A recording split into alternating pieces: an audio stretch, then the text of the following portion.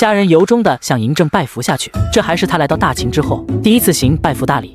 臣为大秦后继有人贺大秦万年，王上万年，太子万年。寡人虽然立了扶苏为太子，但是扶苏还小，寡人又甚爱之，就先让他留在宫中，待他加冠之后再行开府之事。啥？众位爱卿散了吧，把这幅地图扛到我的寝殿去，我要早晚日夜都看到这幅地图。丞相，你留下来是有什么事要禀报吗？王上，臣有疑问，不知道该问不该问。丞相说笑了，你是我大秦的相邦，这大秦的事有什么是你问不得的？有话尽管问来便是。王上既然册封储君，为何又不许太子开府？丞相，非是寡人不愿意让扶苏出去开府，扶苏今年才13岁，年纪尚小，寡人不是心疼他吗？王上所言甚是，既然公子年纪尚小，王上不放心，那又何必给他一个太子的名头？何不等他及冠之后再说呢？今欲先请王上恕臣大不敬之罪，臣有肺腑之言，请王上一听。丞相只管说便是，寡人绝不加罪。王上，立储乃国之大事，王上今欲如此轻率的便立储，本来就是大不该。既然立储，又不许太子开府，这又是何理？太子之所以要开府，就是要培养忠于太子的势力，培养太子处理政事的能力，以便太子登位之后能迅速地掌握国君之权。我王不许太子开府，这个太子册封又有何意义？所以臣请王上，要不然就不要现在册封太子，要不然就给太子开府之权。王上总不会担心太子会篡我王之权吧？寡人怎么会担心自己的儿子？丞相之言，寡人记下了，寡人再考虑考虑便是。既然王上心中有数，那臣就告退了。对了，王上，宗室之中有不少女子已经行了笄礼，臣看霸侯一直未有婚配，王上倒是可以考虑择宗室女指婚给霸侯，这也算是君恩。是啊，倒是可以给先生考虑一下终身大事。虾仁离开大殿后，就前往扶苏居住的寝殿。刚才嬴政的话让他有点懵。按当时天下7国的惯例，太子册立之后要有自己的属官，要有自己的卫队。如果留在宫中，没有自己的属官，没有自己的卫队，更谈不上组建自己的势力，反倒因为太子这2个字，成为了摆在明处的靶子。师傅，你怎么来了？扶苏啊，师傅是来告诉你一件事的，只是不知道这对你是好事还是坏事。师傅，什么事啊？刚才你父王已经下诏册封你为秦国太子。太子？我才13岁啊，这就要出宫开府了？恰恰相反，你虽然被册封为太子，王上却没有允许你开府，而是把你继续留在宫中。不用出宫啊，那也挺好的，我能经常见到父王。哎，扶苏啊，你是好孩子，但是今天师傅不得不告诉你一些人心险恶的东西。扶苏，你被册封为太子，却不给你开府，那你以后将面对3大难题。其一，你不开府就没有自己的属官，成为了太子就是进入了政坛，没有自己的属官，你就只能靠你自己在政坛中厮杀。其二，你将成为你所有兄弟的眼中钉肉中刺，以后将面对无数的明刀暗剑，兄弟亲情在你这里就再也看不到了。其三，你为公子时，你父王可以不用考虑你的存在，但是你为太子，你父王就不得不考虑太子的权威，会影响他的王权，你甚至有可能面对你父王的打压。这些你都做好准备了吗？师傅，扶苏不怕。再说，扶苏不是还有师傅你呢吗？那当然，师傅就是师傅，有师傅在，你万事无忧。扶苏，从此以后你在宫中要谨言慎行，不能像在庄子里那样毫无忌惮。另外，回头我让人给你送点钱过来，你拿着打赏宫女内侍，记住，不是结交宫中内侍，而是人家办了事之后，你给人家的赏钱，明白？明白。以后庄子你继续按时去，不过每次去之前都让人给庄子传个话，我派蒙县带人来护卫你，万不可跟之前一样带几个护卫就过去。明白。行了，该交代的我也交代过了，宫中我不宜久留，我这就回庄子去，万事小心。师傅，你不用了饭再走吗？傻孩子，宫里的饭哪有庄子的饭好吃？虾仁此次不是一个人回庄子，他还把长期在咸阳城中的虾二和虾五给带了回来。扶苏现在成为了太子，哪怕是没有开府之权，他也是太子。他现在要想办法给扶苏储备人才，增加实力。虾家庄有一间密室，这是虾仁特意修建的，专门用来跟自己这些手下开会用。只是修好之后一直没用过，终于派上用场了。扶苏已经被册封为太子，不日就有诏书。咱家侯爷是扶苏的老师，扶苏成了太子，咱家侯爷的地位不也会水涨船高了？扶苏当太子是好事，你怎么不高兴的样子？王上虽然册封了扶苏为太子，却不允许扶苏出宫开府。呵呵，这位秦王倒是好手段。王上的手段不好，也扳不倒吕不韦不是？我今天把大家召集起来，就是想明确我们夏家灭六国前的整体规划。夏2、夏5，你们先汇报一下飞天酒业和鸿宾楼的经营情况。主人，飞天酒业这边成立不到1年，除去给宫中的分红之外，盈利120万斤，已经全数换成了粮食，囤放在咸阳城郊的粮仓，可足够3万人马吃10年的。主人，鸿宾楼这边盈利没有飞天酒业那么多，但是每日流水也有100来斤，日盈利40-50斤是没有问题。另外，我已经派了精细的人去了蜀地，打算在蜀都再开一家分店。不错不错，你们俩干得很好。虽然飞天酒业做得很好，但是我要说的是，未来几年飞天酒业要做好过苦日子的准备。主人，这又是为何？飞天酒业的利润绝大多数来自于六国商队。今天在咸阳，王上已经下令加快灭六国的步伐。你们想想，大秦灭六国，那六国的商队还会不会存在，还是个问题。更加不要说行商了。那些六国商队还有不少定金在咱们这呢，咱们是不是要退回去？你是不是傻？现在钱都换成了粮食，怎么退？你就算退，那些六国商队也带不出函谷关，你这叫资敌，你知道吗？六国商队定金的事情就不要再提了，等大秦灭了六国之后，那些商队如果还存在，再来讨论这个问题。况且飞天酒业虽然赚钱，但是6成分子进了宫，而且扶苏的那2成分子听说也被王上扣下，扶苏那边是没有钱财使唤的。夏2，你回头以飞天酒业分红的名义给扶苏送1万金进去，他现在是太子了，手上不能太拮据。那我回城就去办。另外，我有意再开一个买卖。主人不出手而已，一出手没有一个买卖不是赚大钱的，是什么买卖啊？我这个买卖你们都知道，就是这个文房四宝。师弟，你这买卖做的，文房四宝是任何世子都无法拒绝的，这生意绝对可以让你流芳千古。如果我要是把草纸做出来，那估计就是遗臭万年了。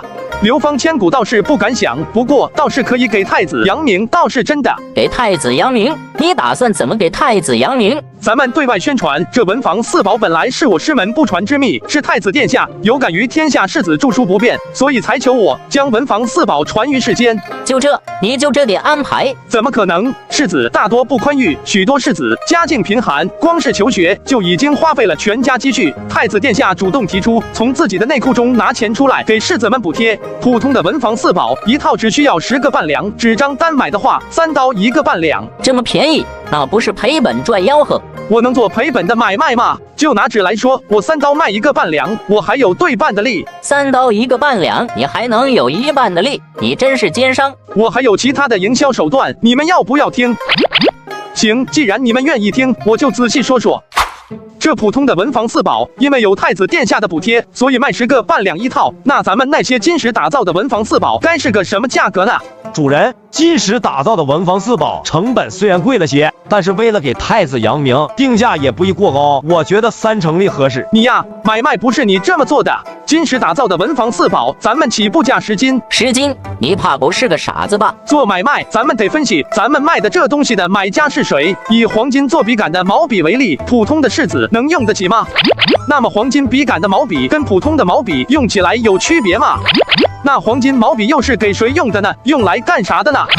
黄金毛笔就是给那些达官贵人炫耀财富用的。既然是用来炫耀财富的，你觉得那些达官贵人会在乎这点钱吗？所以咱们不能降价，而且要高价，不但要高价，还要他们买不着，这样黄金毛笔才会成为他们用来炫耀的东西。你想想，要是平时跟你不对付的某位大臣家里突然拿出一套市面上买不到的精装版文房四宝，你想想你会怎么做？你会不会想尽办法也去买一套来回击一下你的对头？那你买到之后会不会主动炫耀，帮我们扬名？那你们明白该怎么做了？在文房四宝的买卖上，咱们可以将用户分成2种，一种是真的需要，比如说那些普通士子；另外一种则是满足自己的虚荣心，比如那些达官贵人。那么针对每一种客户，就要有不同的销售策略。对待普通士子，咱们就低价出售，还可以替太子收拢民心；对那些虚荣心强的达官贵人，当然要从他们的虚荣心下手。咱们可以把文房四宝搞成身份的象征。高端的文房四宝也分成好几个档次，不同的档次都有限量，卖完就没了。你们要知道，有时候东西多了反而不值钱了。而且你们要知道，你要是把这些达官贵人摆在跟普通士子同样的地位，那就不叫照顾了，那叫侮辱。虾式营销再现陈环，听得众人一愣一愣的。最后还是虾武反应快，毕竟他的鸿宾楼的会员卡就是这么干的。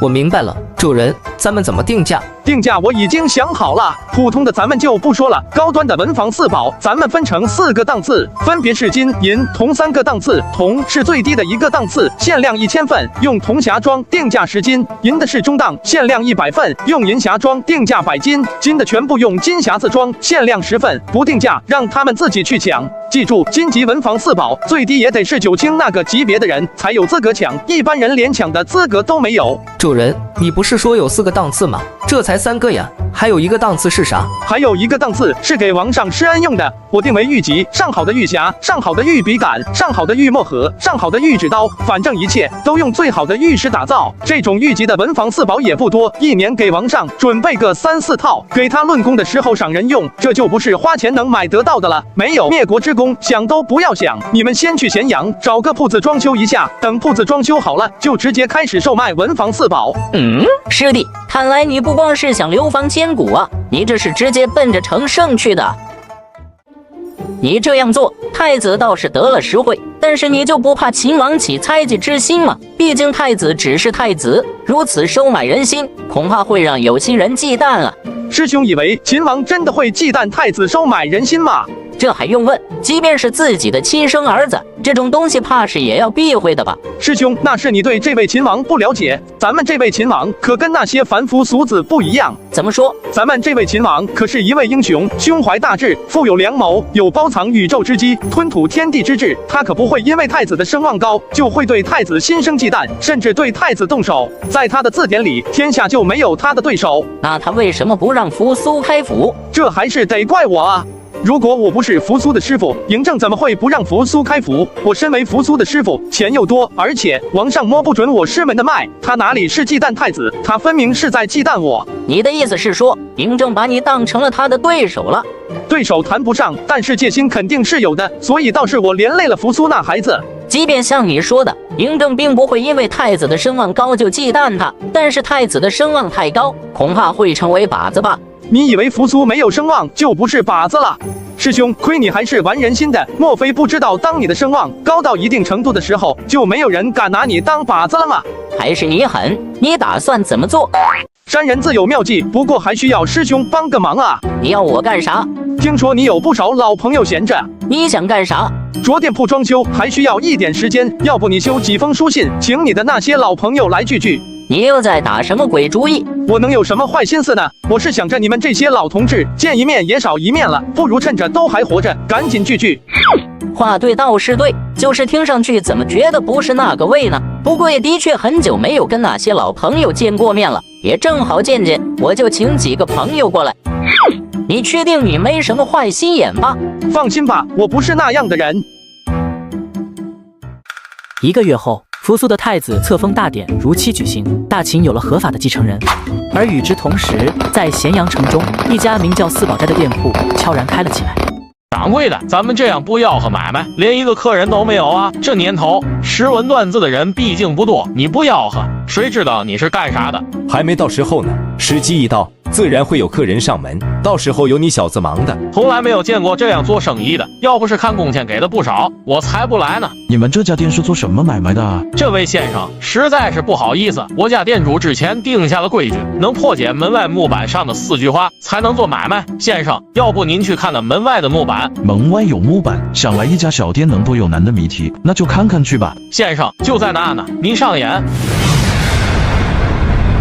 这木板上的字都认识，可是凑在一起，怎么就分辨不出是什么意思呢？先生，你慢慢在这想，我先进店去忙了，等您猜出来，再进店找我便是。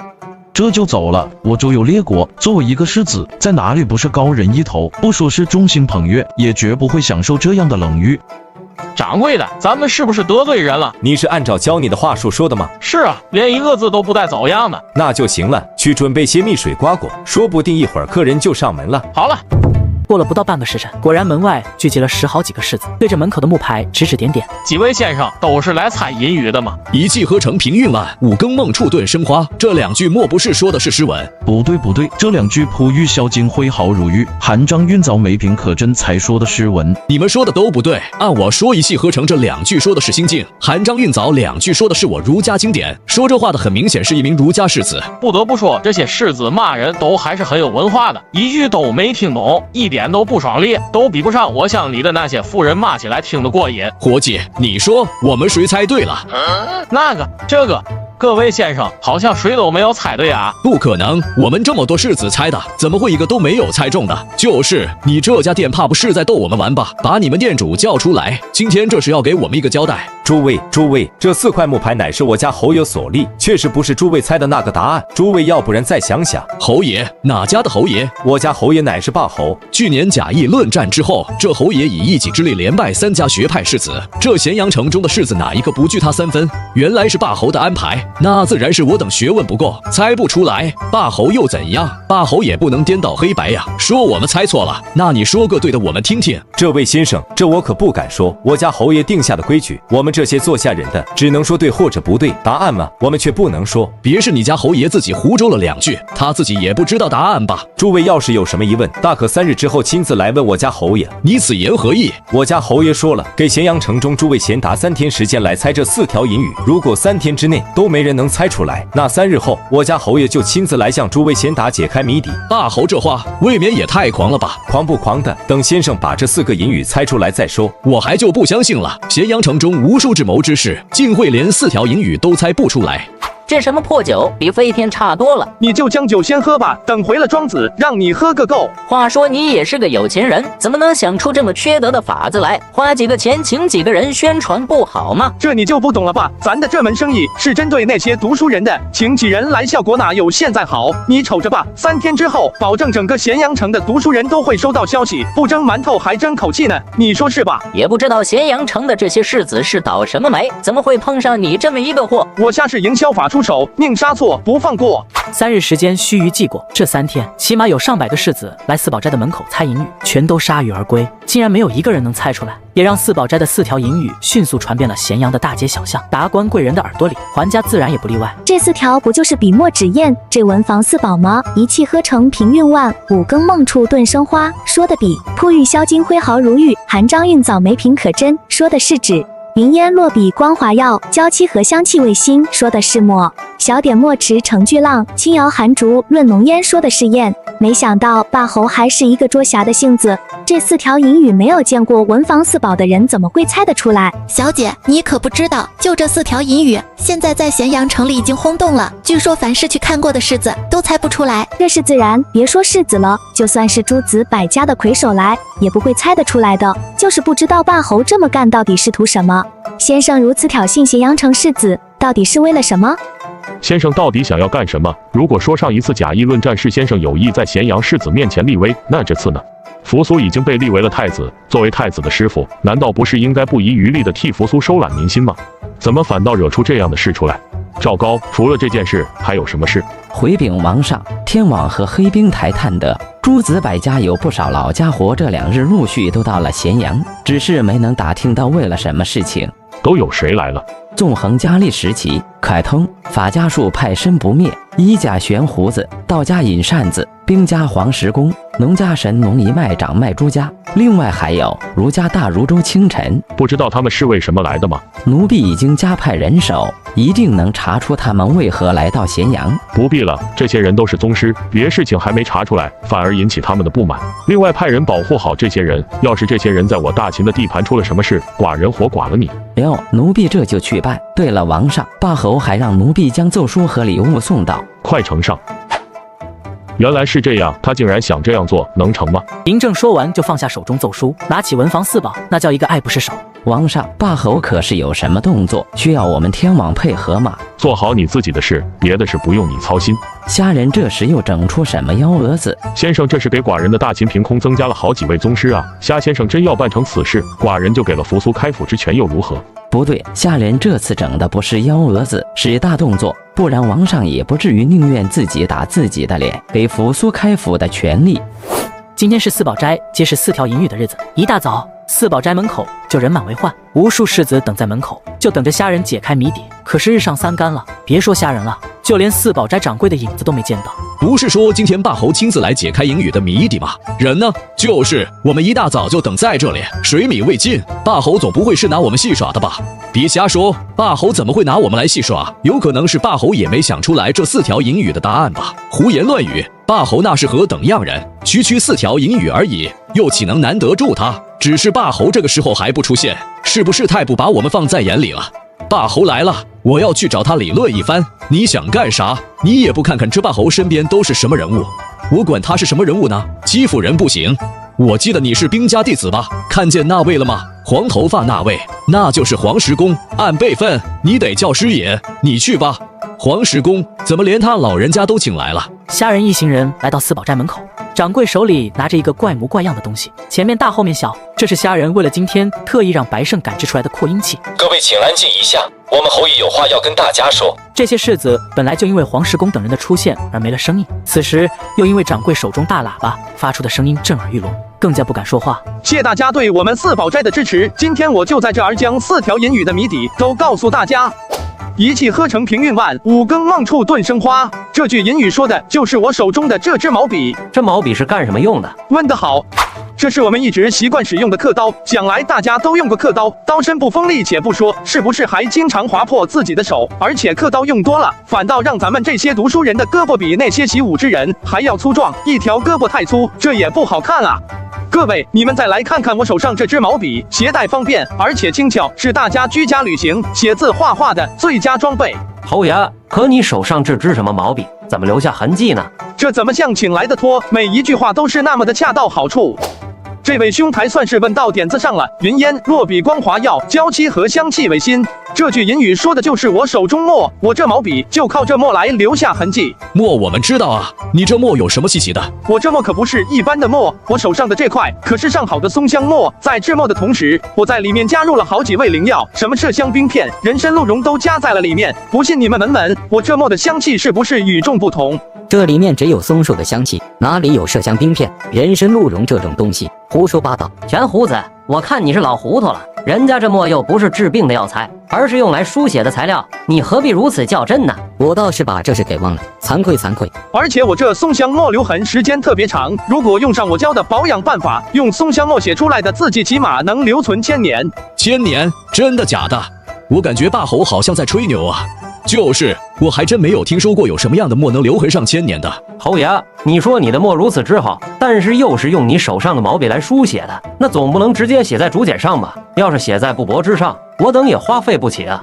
真会给我弟话头，爱死你了！等会一定要找到这个世子，这么知情识趣的人才，一定要收入麾下。这位兄台说的太好了，竹简太重不易携带，布帛虽然轻便，却太贵，一般人可消费不起。但是现在大家有福气了，大家还记得我们四宝斋的第3条隐语吗？璞玉销金，挥毫如玉；韩章运凿，没品可真。对了，这句隐语说的就是我们四宝斋的第3件商品纸。哪位能告诉我一下，现在咸阳城中的白卷，如同我手上大小的，要多少钱？这种大小的白卷，起码要8个半两。对，要8个半两。你们猜猜我手上的这张纸要多少钱？侯爷，听您的意思，你手中的这个纸要比白卷便宜，在下胡乱猜测一下，怕不是要5个半两？5个半两？你想多了，像这样大小的纸张，1个半200-300张。1个半200-300张，这纸张怕是有些问题吧？这还不赔到姥姥家了？看起来这孩子是个心善的，倒不枉我亲自过来一趟。侯爷，你这纸卖的这么便宜，怕不是什么破烂来糊弄我等的吧？拿上来！虾仁大手一挥，从四宝斋里呼啦出来10几个伙计，每人手中捧着一个檀木的盒子，而盒子里竟然整整齐齐地放着20-30本书，这都是虾仁在这1个月中精心制作的线装书。黄老，这是我亲自勘印的《孙子兵法》，您老是兵家前辈，请您给指点指点。没错，这的确是《孙子兵法》，老夫以前看过几章，错不了。其他几个老头急了，也都围着虾仁讨要自家的书籍。虾仁早有准备，给儒家大儒周清晨准备了一本《论语》和《诗经》，给道家宗师尹善子准备了一本《道德经》，给申不灭准备了一本《身子》。纵横家的那2个小辈就不用说了，一本《鬼谷子》直接打发了。虾仁前世的时候可没看过医家著作和农家著作，不过还好记得一首18反19位的歌诀，也聊胜于无了。至于农家，他实在没有了办法，干脆画了一幅屈原离的图画，加上自己的冬麦的种植技术手册，应该也能对付得过去。这几个老头捧着各自手中的书，看的是摇头晃脑，手舞足蹈，有几个甚至开始小声诵读起来，而那些士子则更加疯狂，一个个推推嚷嚷，挤成一团。不要乱，大家不要乱，都是读书人，基本的礼仪懂不懂？大家不要急，我这里都给大家准备好了。今天来的都是客，所以本店免费赠送一本《论语》，希望大家不要介意。虾仁让人从屋子里又抬出来5口大箱子，将书一本一本的发到这些士子手。想起自己之前求学时候，用刻刀一笔一画的不知道刻了多少竹简，现在就这薄薄的一本小册子就完事了。虾仁，你为的我儒家允许，私自刻印我儒家典籍，你是要与我儒家彻底为敌吗？谁规定的没有你们儒家的允许，我就不能刊印你们儒家典籍的？再说了，你又怎么知道我没有得到儒家的允许？老夫身为儒家经主，霸侯有没有得到儒家的允许，老夫会不知道？霸侯刊印《论语》是老夫许的，怎么你有意见？周清晨，老夫才是儒家经主，你有什么资格允许他刊印儒家典籍？你这个儒家经主我又不认账，你平时关起门来自己在家自成也就是了，不要跑到大庭广众之下贻笑大方。周师弟，老夫知道你当年争经主没有争过老夫，心中有气，但是儒家典籍是孔师传下，历代先贤继承发展的，怎能如此轻易示人？当年要不是你用卑鄙手段，你能当上这个经主？今日我给你留下面子，不谈你当年卑鄙的行径，但就说霸侯刊印儒家典籍这事，我来问你，我们儒家什么时候开始敝帚自珍的？当年孔师弟子3000，贤人72，可从来没有听说过有不能轻易示人的说法。你这样说，反倒是违逆孔师本意。你难道想要曲解孔师的意思？我曲解孔师的意思？看大征之事，道统存续第一，除了我儒家弟子，其他人不得擅自学习儒学。各家各派谁又不是这样做的呢？黄石公不是这样做的吗？钱胡子，你又何尝不是？尹善子，你们道家我都不稀得说。文宇老儿，我劝你说话的时候多想想，福盛不在，你可受不了老夫的3拳2脚。周师弟，你这样做才是我儒家的罪人。颠倒黑白是你淳于越的拿手好戏了，我懒得跟你争辩。我还告诉你，我不但同意了霸侯刊印儒家典籍，我还接受了霸侯的邀请，入霸上学宫担任教习。你又能把我如何？霸上学宫？什么霸上学宫？不光是老周，我们在场这几个老家伙都是霸上学宫的教习。文宇老儿，你能如何？你这是私学，大秦禁私学，你犯法了。谁说霸上学宫是私学？谁在说话？寡人说霸上学宫不但不是私学，还是我大秦唯一的官学。淳于大儒有意见。王上万年！我今天事不请自来，诸位莫怪才是。快请起，快请起！淳于大儒好像对我大秦官学有意见啊。这尼玛不是赤裸裸的欺负人吗？当着这几个老家伙的面，那是绝对不能怂的。大秦有了自己的官学，这绝对是可喜可贺的好事。只是这等大事，却为何不见秦王昭告天下？非不通知淳于大儒，我大秦就不能见官学了吗？淳于大儒管的未免也太宽了点，这难道也是儒学之道？秦王，我儒家讲究克己复礼，宽仁待世。淳于越的行为只能代表他自己，并不能代表儒家。可是他是你们儒家的当代经主啊，这还不能代表儒家？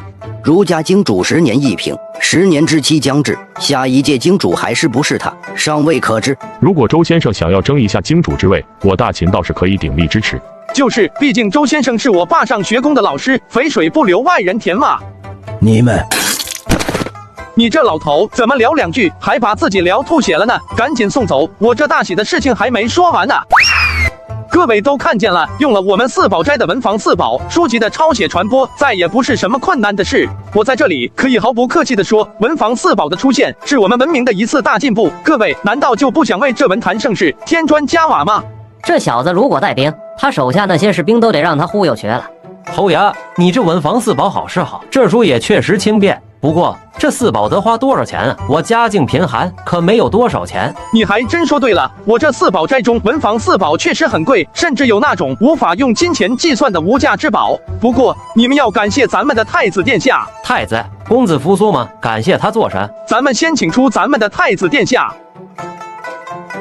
太子殿下知道我店里的文房四宝对天下学子来说都是一件大好事，却也感臣这是小本经营，总不能让臣亏本，于是从自己的内库中拿出钱来给天下士子一个补贴，凡是在我四宝斋购买文房四宝普通版的士子都可以享受5折的优惠，就是一套文房四宝只需要10个半两。那位又问了，你这一套文房四宝普通版都有什么东西呢？今天算你来对了，今天进店购买文房四宝的，除了可以享受太子殿下的补贴之外，可以获得狼毫笔1支、青石砚1方、松香墨1块、宣纸3刀。另外今天我也大出血，另外送10镇纸1对，笔架1副，仅限今天，过了今天以后只有太子的补贴这一项优惠了。不要挤，不要挤，都有。老黄，霸侯如此为太子造势，是不是有些不妥？你还替他担心？这小子一部9个心眼，看着吧，他还不知道给秦王送了什么好处呢。买到四宝的士子先别走，我还有另外一件好事要告诉大家。刚才大家估计也都听到了，大秦官学是霸上学宫，但是对于霸上学宫可能知道的并不多，本侯下面就给大家说说霸上学宫的情况。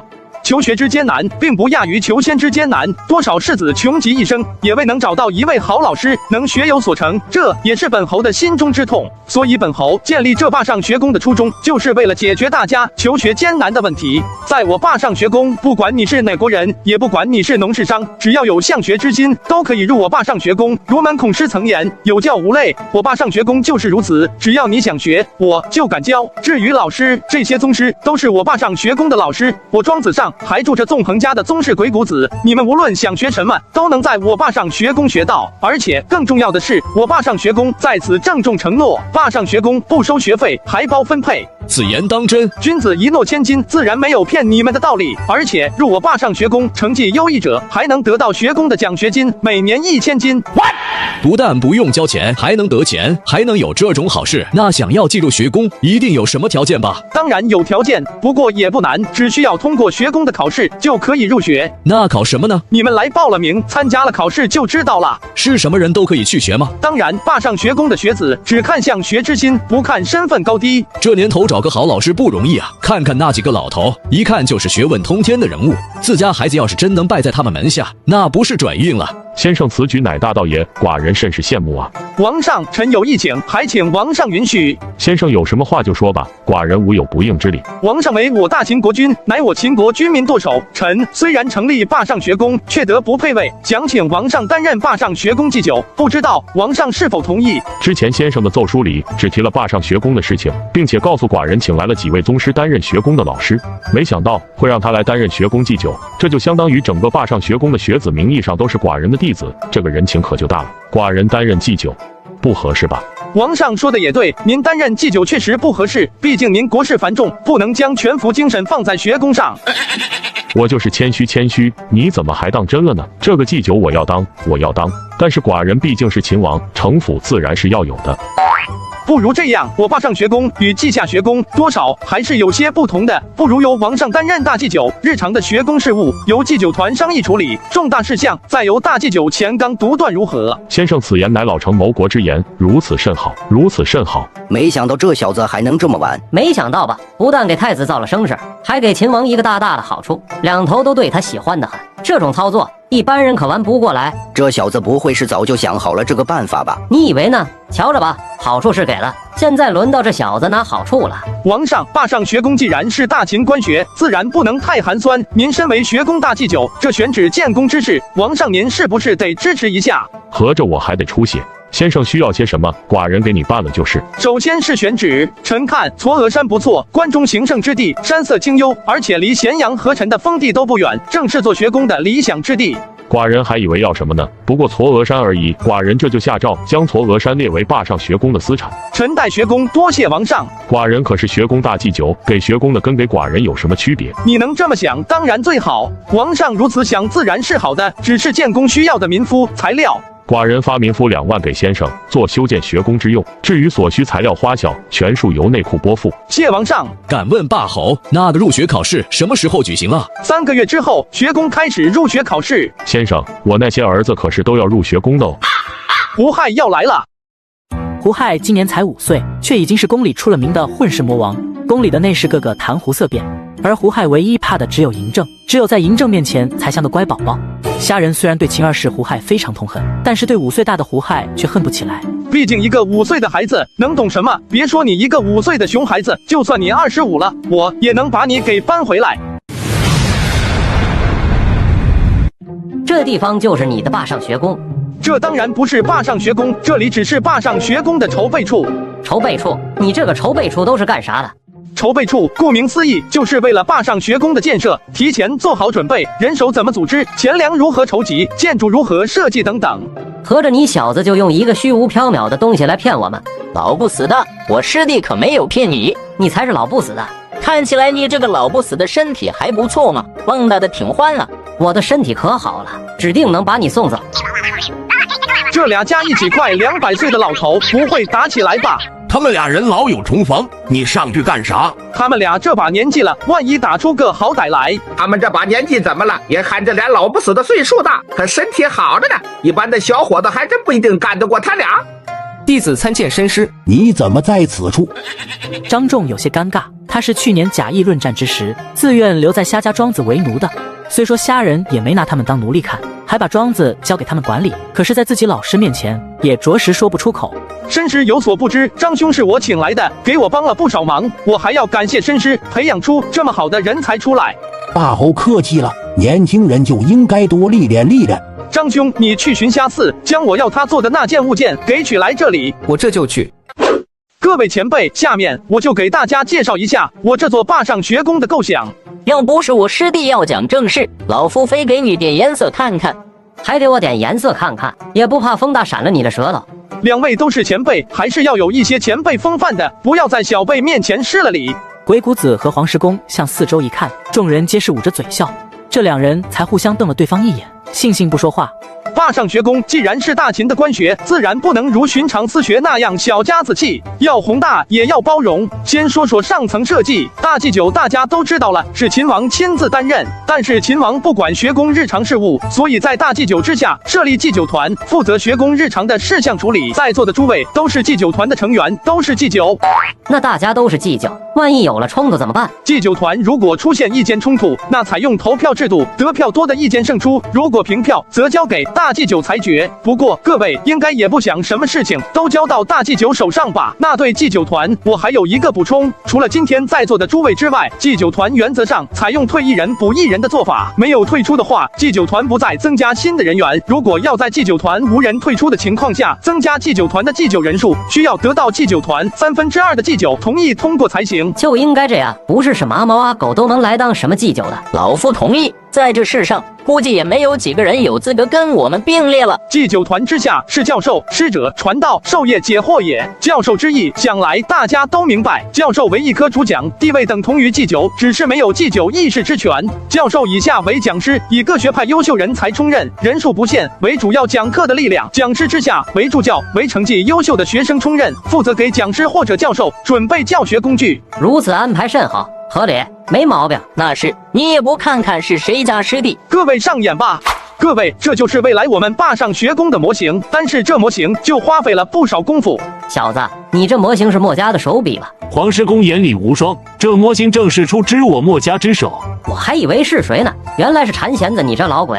坝上学宫如此盛世，没有我墨家参与，岂不是扫兴的很吗？既然这模型是你墨家的手笔，那就给我们解说一下你这模型吧。虽然模型是我墨家所做，但是手稿设计都是霸侯的手笔，跟我墨家没有什么关系，还是请霸侯说说吧。诸位，我来给各位好好解释一下。在我的方案中，坝上学宫分为教学区、学生宿舍区、教师宿舍区3大区域。这里就是教学区，共计普通教室30间，大教室7间，还有一块操场，可同时让900名学生同时上课。另外还有一个区域是化学实验室，因为具有一定的危险性，所以离教学区比较远。这块操场是干啥用的？求学之人不能没有强健的体魄，这里是给学生们锻炼身体用的。我还打算专门给学生们开一节课，名叫体育，由军中将士负责训练，壮其筋骨，强其体魄，有个好身体才能好好学习，不是？那这个化学实验室又是干什么用的？化学实验室分成2个部分，其中一部分是给医家用的，用来研究药效之用，而另外一部分嘛是给方士用的。方士之流，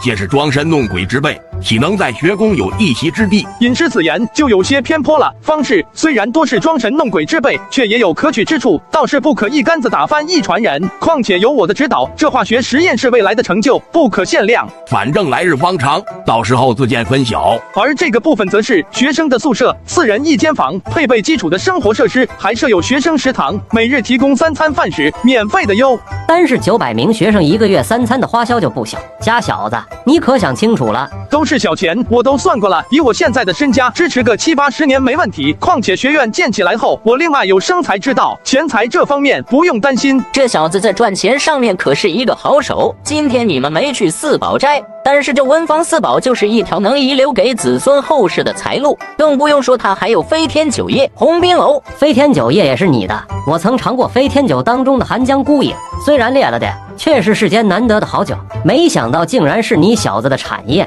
一点小买卖，不值一提，不值一提。这个区域就是教师的宿舍区，助教毕竟还是学生，依旧住在学生宿舍。这教师宿舍区仅供讲师、教授和祭酒居住，讲师2人1间，如果婚配的可另外申请夫妻房居住，而教授和祭酒则都是1人1栋，仆役由学宫统一安排。当然，如果各位有自己用熟了的仆役，也可一起带过来。这栋是我的，谁都别跟我抢。凭什么是你的？学宫是我师弟建的，当然是我第一个先选。哈，你想先选也不是不行，能胜过我就是了。打就打，老夫还怕你不成？两位，我还没介绍完呢。这2个老头，看来未来会是学宫的不安定因素之一，得想个办法把2人给隔开才是。咱们再看看这块区域，这里虽然是学宫的范围，但是嵯峨山毕竟是大秦的国土，咱们也不能这么霸道，不是？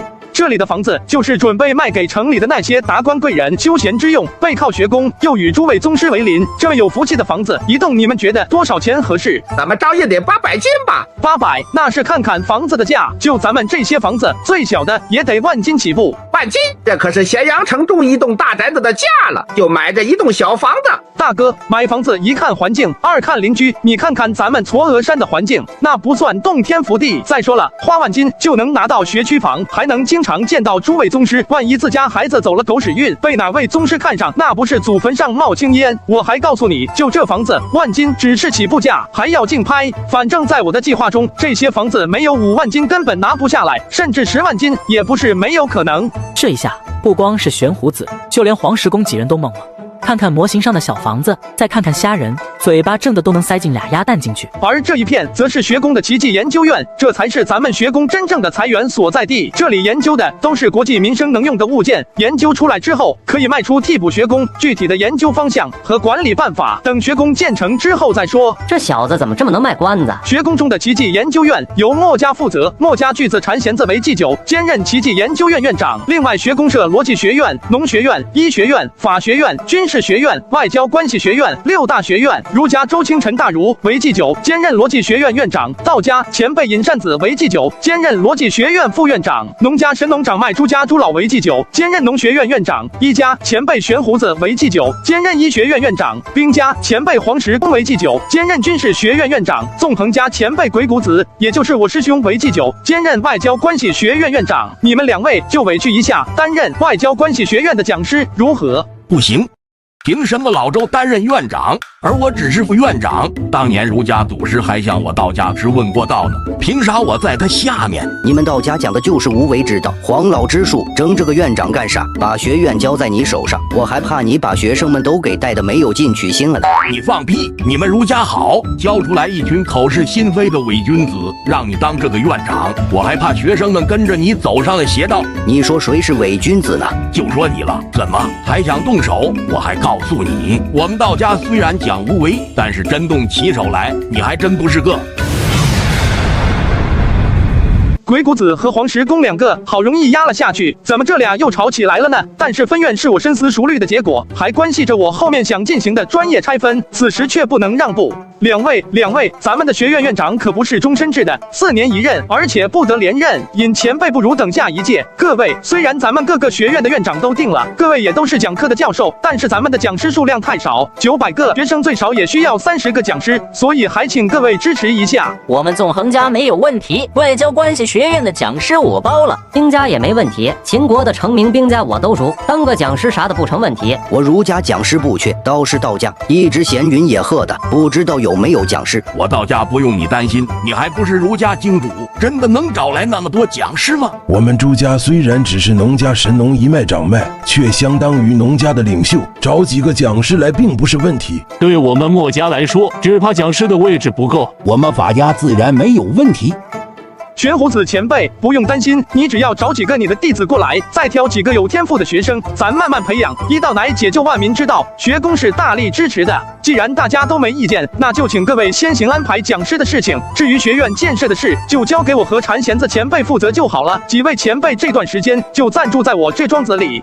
霸侯好大的手笔啊！还记得我们初相识的时候，霸侯还在为一个淳于越头疼，没想到现在却做出如此大事。世事无常，谁又知道哪片云彩有雨呢？不过这次要多谢巨子帮忙了。霸侯莫说这样的话，这霸上学宫建成之后，我墨家就有了正大光明的讲学之地。论起来，还是我要感谢霸侯才是。不过我倒是要提醒霸侯一件事。巨子请讲。霸侯可知稷下学宫？齐国稷下学宫名满天下，谁人不知？那霸侯可知稷下学宫还有一支护宫剑士？护宫剑士，剑士有什么？谁家还没几支剑士？你墨家不是还有18剑士吗？不可同日而语。我墨家剑士修习的是联手合击之术，而稷下学宫的护宫剑士脱胎于齐国的稷姬氏，剑法强悍。但是剑法宗师就有好几位。当年福盛习剑之时，曾在稷下学宫跟随护宫剑士学剑10年，方有所成。但是福盛成为剑圣的那一年，却3剑败在护宫剑士手上。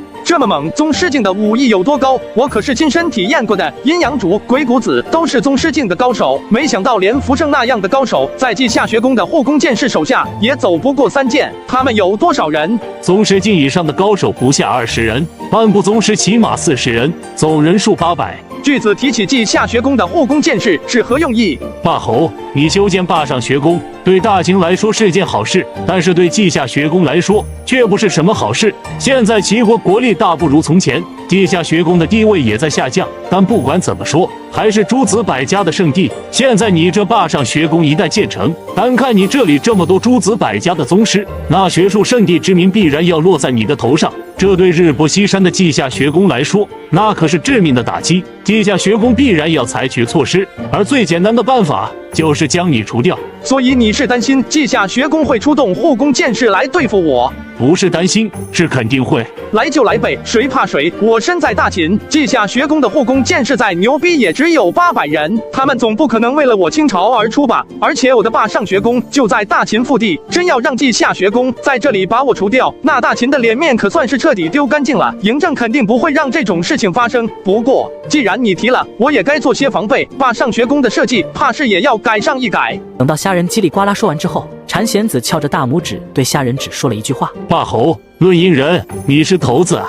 嬴政是个说话算话的君王，答应了虾仁的事情，那必须做到。第二天一大早，现任的咸阳令就将嵯峨山的地契文书送到虾家庄子。侯爷，这是嵯峨山的地契文书，王上还说了，2万民夫已经准备好了，就等您派人去带人回来。至于您需要的材料钱帛，只要您递一张单子到内府，内府立刻拨付。蒙县去把民夫带去嵯峨山，先把民夫安顿好。张仲你去趟咸阳，把这份清单亲手交到内府手上。巨子，请尽快将墨家的建成高手全数派来，3天之内人必然到位。得了馋弦子的承诺，虾仁又一头扎进了书房，还有不少设计图纸、工程计划要做。这份计划里面连每天动用多少人、工程要达到什么程度都写得清清楚楚。霸侯，能不能教我们如何制作类似的计划书？以后学宫中自有教授。让这些墨家高手的心都放在了霸上学宫的建设上。毕竟学宫早一天建成，他们就可以早一点学到这门被虾仁称之为统筹管理学的学问。蒙县已经将民夫带到了嵯峨山下，已经安排给民工修建了临时的住处，而且按照虾仁的指示，顿顿有肉。那些民夫都是被大秦征调惯了的，本来以为来嵯峨山不知道要受多少苦，没想到一来这里，活儿还没开始干，肉倒是先吃上了，搞得这些民夫反倒有些不好意思起来。我倒是不在乎这点肉钱，只要这些民夫干活的时候多卖点力气，就啥都有了。这些民夫倒也是真下力气，原本计划的3天的工程，1天就给干完了。眼看工程进度每天都在以极快的速度进行，按虾仁的计算，原本计划2个月的工程，只需要1个半月就能完成。可是虾仁的好心情并没有维持很久，因为一件突如其来的变故。侯爷，材料不够了。材料不够了？怎么可能？内府那边没有拨付吗？快说，到底是怎么回事？侯爷，内府说内府所有的铁料已经没了，需要半年时间才能调运咱们需要的剩下铁料。3个月之后就要进行入学考试了，学宫修不好，入学考试就是一个笑话。霸上学宫对我来说非常重要，关系到我的身家性命和未来的发展计划，绝对不容有失。况且我当着整个咸阳世子的面夸下的海口，总不能自己打自己的脸吧？备马去内库。大胆！这是王上内库所在，谁敢在此地夸马疾驰，还不速速下马？罢侯，上卿，太子是瞎人道。原来是名声大噪的霸侯驾到，末将见过霸侯，不知霸侯来内库所为何事？我问你，内府可在库中？回侯爷，内府正在库中盘点。既然在，那就好办了。你去告诉内府一声，我在这里等他，让他速来见我。内府哥，拜见霸侯。内府这个职务是掌管秦王的私藏之官，一般由秦王的心腹宗室担任。一听这人自报家门，就知道这人是宗室出身，而且深得嬴政的信任。毕竟没有这点信任，也不可能把自家的钱财都交给他管理。见过内府，不知道霸侯到此因为何事？内府可接到王上让我随意调用内府材料的王诏？自然是接到了。既然接到了王诏，为何不拨付铁料给本侯，耽误了霸上学宫的工程进度？你担得起责任吗？侯爷，不是下官不拨付铁料，是内府已经没有铁料了。不可能，大秦内库历经6世库藏，从孝公起，历代秦王都是只进不出，内库所藏材料，常人根本想不到有多少。我才提了多少铁料，内府就空了。内库虽然藏的东西多，怎奈咱这位秦王是个闲不住的。从扳倒吕不韦，重新掌握大秦权力之后，年年征战，国库不够，就从内府拨付。这几年下来，竟然将内库海一样的物资给花得七七八八了。就连之前给您调拨的那批材料，还是内府东拼西凑才给凑齐送去的。现在是真的空了，我是一个字都不相信。要是内库这么容易被掏空，嬴政又用什么来支持他日后灭6国的战争？内府，你确定内库现在已经没有铁料了？绝对没有了。既然如此，想来内府应该不会拒绝本侯亲自去看看吧？既然侯爷要进内库，下官也不好拒绝。请内府，内库乃大秦重地，无诏不得擅入。他纵然是霸侯，也不能进去啊！万事都由本官担待，岂容你在此智慧？再说，霸侯是太子时，与国朝乃是一体同修之臣，进内库看看又怎么了？退到一边去。这个嬴哥这么好说话，就把我放进了内库，甚至还愿意担上自己无诏而入的罪名。我跟这嬴哥好像没有这个交情吧？难道是知道我要来，所以提前在内库里埋伏了300刀斧手，只等我进去就将我剁成肉泥？这是内库，又不是鸿门宴，我跟他又没有仇，他剁我干啥？但是事有反常即为妖，这事怎么看都透着一丝古怪。你先不要进去，你马上进城，想办法入宫见王上，就说我因为铁料不足的事情，亲自来内府询问。侯爷，张仲已经去请申师进宫了。平时这张仲一直是兢兢业业的做事，没想到竟然还有这等极致。算算时间，如果张仲和申不灭脚程快的话，现在已经进了宫。进库。霸侯如何？下官可没有骗你。虾人不置可否，而是在舱内慢慢踱步。过了好半晌，虾人好像发现了什么，紧紧地盯着地上的某些痕迹。侯爷，您这是发现了什么？车辙。车辙。蒙宪顺着虾人的目光看去，果然在地上发现了2道车辙。侯爷，内库平时输来运往的，有些车辙不是很正常吗？还润着呢。这土润的代表着什么？这代表这车辙是新鲜的，而且就是刚才不久才运的。现在已经是6月了，这日头可毒得很。这土如果不是新鲜的，早就变成干泥了。侯爷，你的意思是内库提前将铁料转移了？有这种可能，跟着过去看看便知。众人顺着车辙的痕迹一路寻了过去，嬴哥也跟在后面。虾人偷偷地向后瞟了一眼，发现嬴哥竟然还面带笑容。内府，此处是囤放什么的？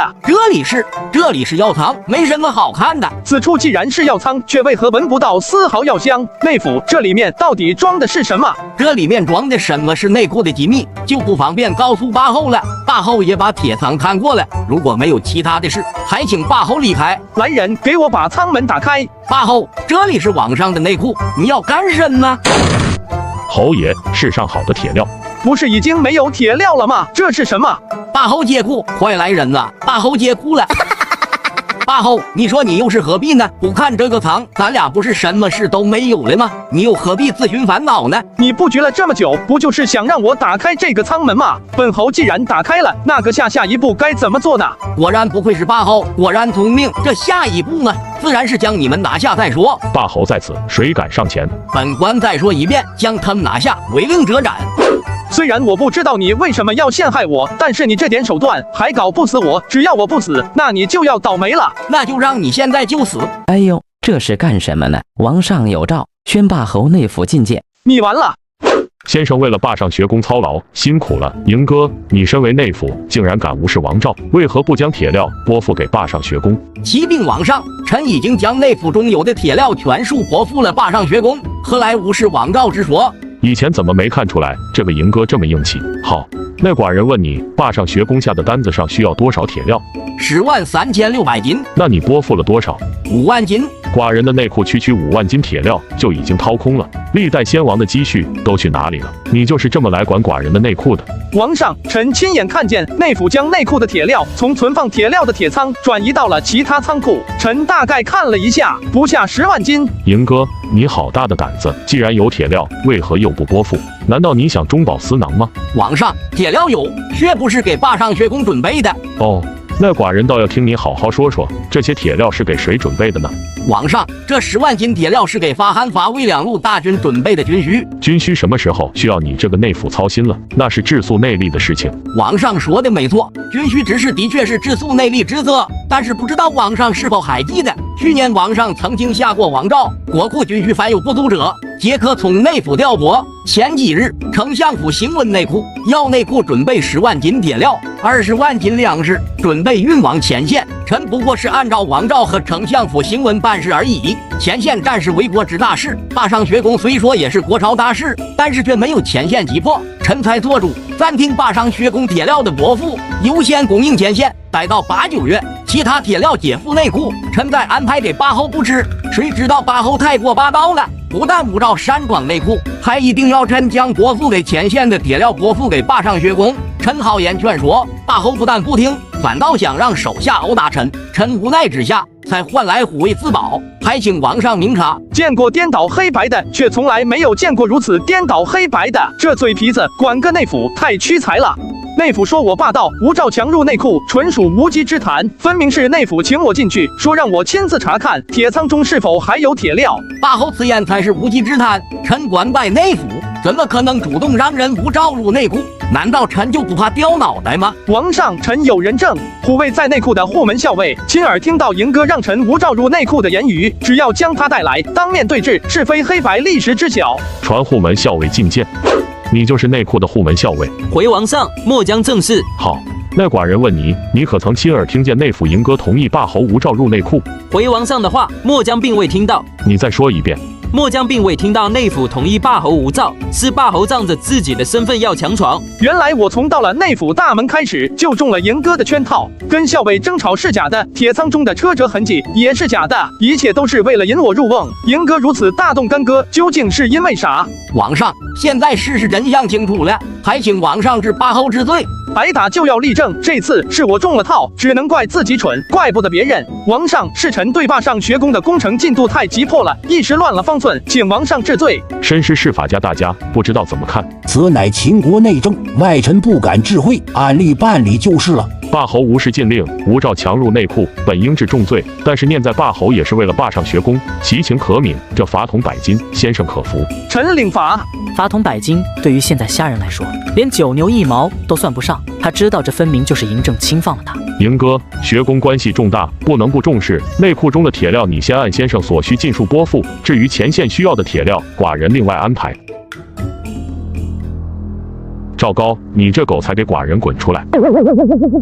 寡人问你，嬴哥是抽的什么风？为什么要针对先生？今天大殿上的这一幕，肯定就是嬴哥阴了虾人一手。对于这种超出我自己掌握的事很不满意。嬴哥管着我的内库，今天敢阴虾人，明天就未必不敢阴我。但是寡人就是不明白，嬴哥到底为什么这么做？赵高管理的天网，现在是嬴政的耳目，他对嬴哥为何如此知道的一清二楚，只是有意的拖了2天，其实就是想让虾人吃个暗亏。此时嬴政暴怒问起，赵高不敢再隐瞒。嬴哥最近不知道从哪里结识了一个女子，被那个女子迷得神魂颠倒，又因为下人之前抹掉了宗室的执法权，让宗室从此必须受到国法的管辖，甚至大宗伯嬴策都辞去了大宗伯的职位。现在大宗伯空置在那里，民也没加一位大宗伯的想法。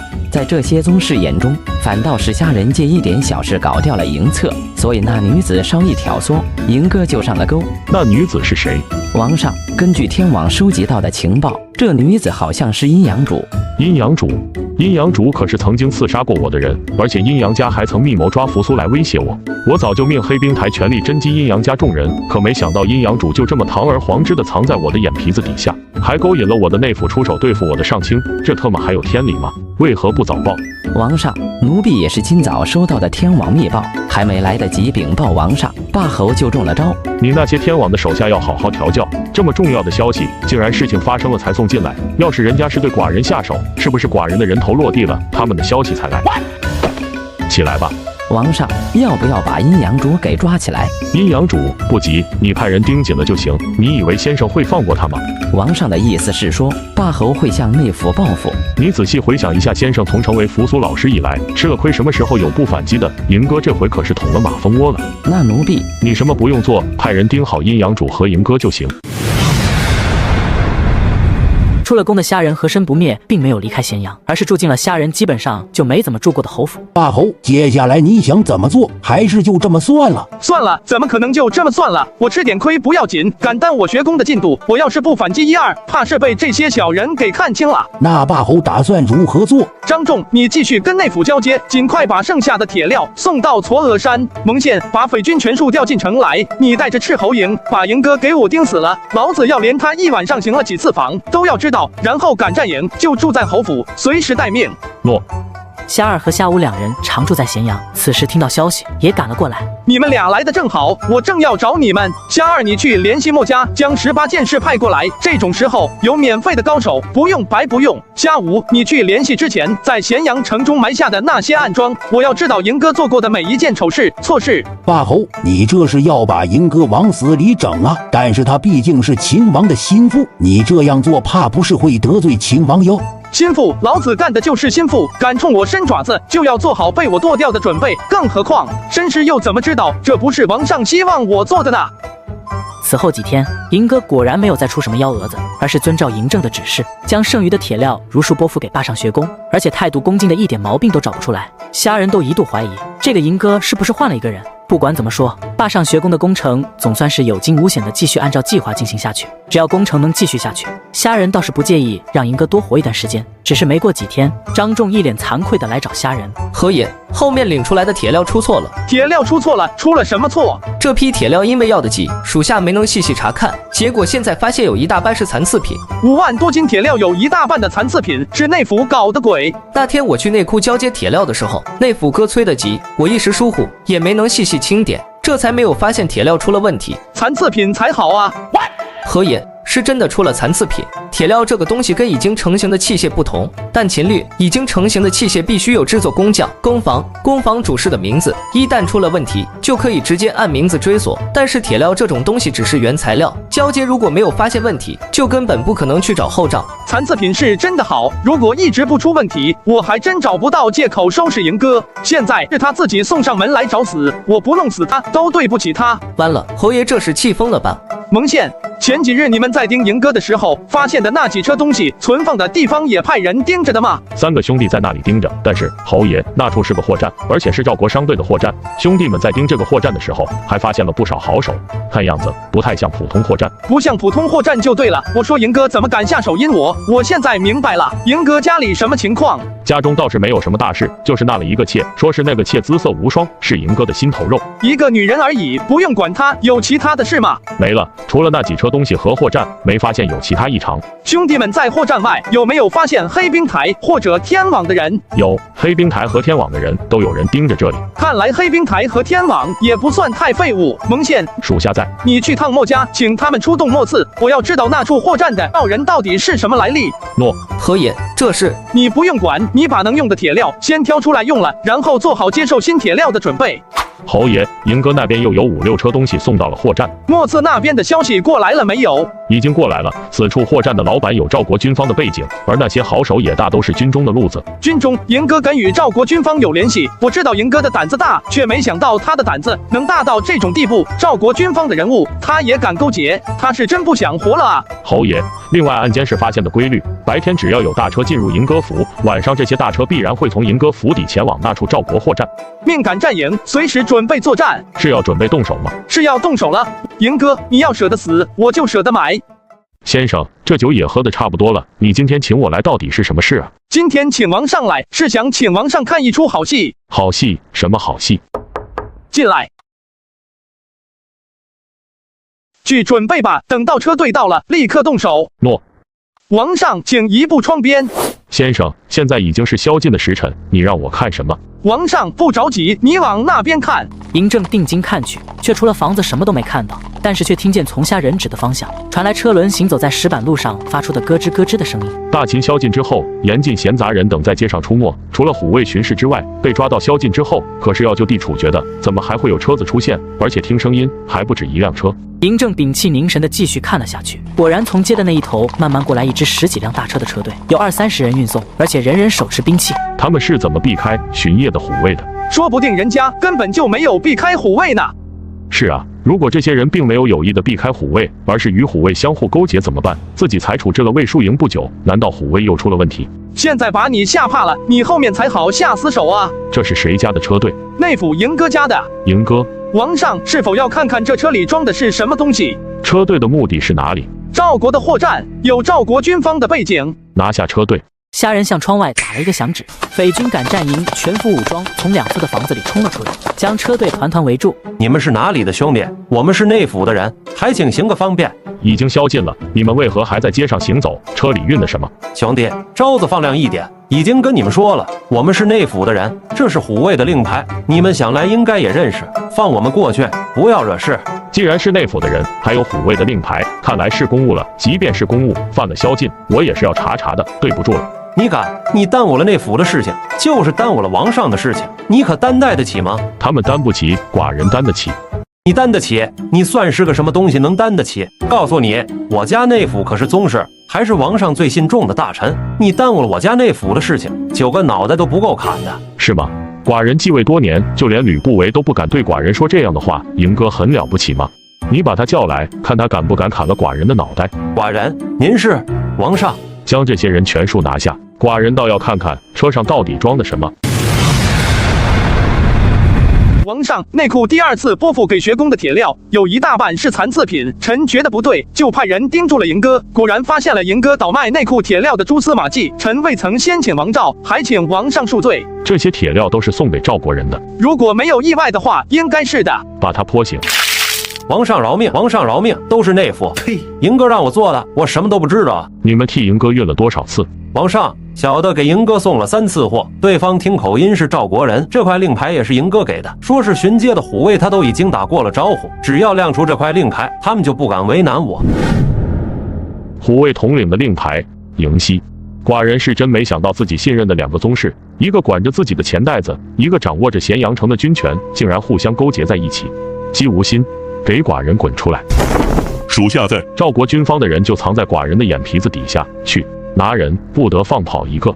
另外派人去把嬴哥嬴熙一并捉拿，全家下狱。诺。等等，你派人去丞相府，让王婉以丞相的名义暂时接管虎卫。诺。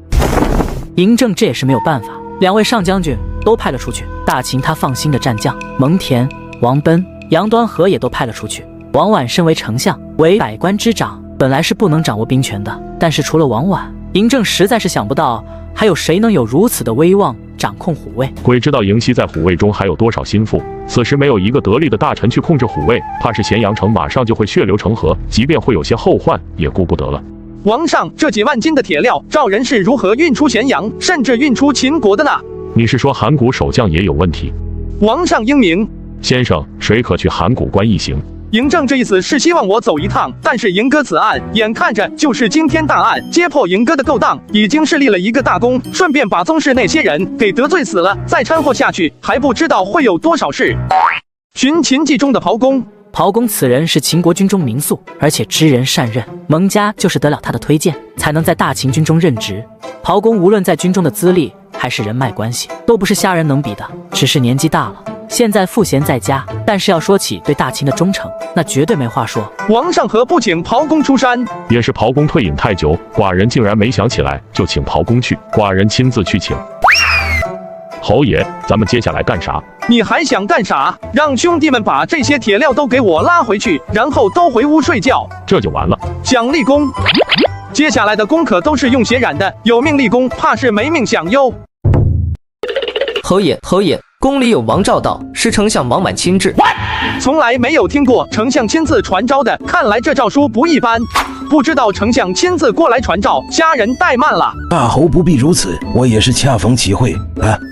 以后要称呼霸侯太傅了。王上因为霸侯成建霸上学宫有功，加上教导扶苏的功劳，特意加封霸侯为太子太傅，这是王诏，我就不宣读了。大侯有空自己看。太傅的官袍随后有人送来，本相此来是有一件事要问太傅，不知道丞相有何要事？太傅对昨夜之事怎么看？丞相说笑了，我昨夜也只是恰逢其会罢了。好一个恰逢其会！既然是恰逢其会，太傅又怎么会提前请王上去赴宴？还刚好就在赴宴的时候，嬴哥派人将铁料送到赵国货站。那丞相就要去问嬴哥了。太傅可知为何王上要册封你为太傅？为了筹功北，我替郑哥抓出了这么2条藏在他身边的蛀虫，郑哥还不奖励一下我？王上乃圣明君主，一言一行皆有深意，也是王上对我的照顾而已。王上对太傅绝对是另眼看待，清言有加。太傅万不可辜负王上之恩典。我怎么会辜负王上？我早已经立誓，此生绝不负大秦。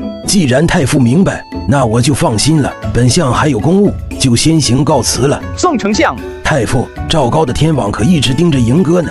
侯爷，王丞相这是什么意思？意思是我又特么被人当枪使了。我以为我是主动向嬴哥反击，抓住了嬴哥的错处，谁知道特么上当了。侯爷何出此言？这还不简单，我来问你，你觉得嬴哥跟赵国货站的交易是从这批铁料才开始的吗？应该不会，赵国货站有赵国军方的背景，没有长时间的接触，是不敢做这么大的一笔交易的。就是啊，而且你没听刚才王婉说吗？赵高的天网一直盯着嬴哥呢。侯爷，你是说嬴哥的事情其实王上早就隐而不发，只是借你的手来除掉嬴哥？我也是刚刚想明白，我估计是王上早就知道了嬴哥的事，只是才将大宗伯空置不久，宗室的敌意未消。要是王上亲自下场，怕是会引起宗室的动荡，所以王上才借侯爷的手除掉嬴哥。这样宗室要怪也只会怪侯爷打击报复。我昨夜之所以匆匆离开，不愿多掺和，就是不想趟这趟浑水。要是知道是这种情况，我他妈会不多占一些便宜。就算让蒙县跟着刨工去函谷关，也是一份不小的功劳啊。所以今天王上才会这么急切的给我一个太傅的虚衔，这他妈就是要把我的功劳给坐实了。王上这心机，我不如也。侯爷，那王丞相也没有必要亲自过来吧？这都看不明白，你以后咋混官场？这是来向我示好来了。丞相府跟咱们侯府向来没有交集，他为何要向你示好？昨夜王上命王婉去控制虎卫军，你以为王婉就凭着王上的一道虎符就能把虎卫给控制下来？没有王家的那些子弟，王婉都不一定能活着走出虎卫军。现在你再去虎卫军看看，我敢保证，实权的将领现在90%以上是王家子弟，而且都是用功劳换来的。就算王上后悔，也最多就是平调拆分，总不会无故降级。王家一直在军中就不得意，谁叫自家出了一个丞相呢？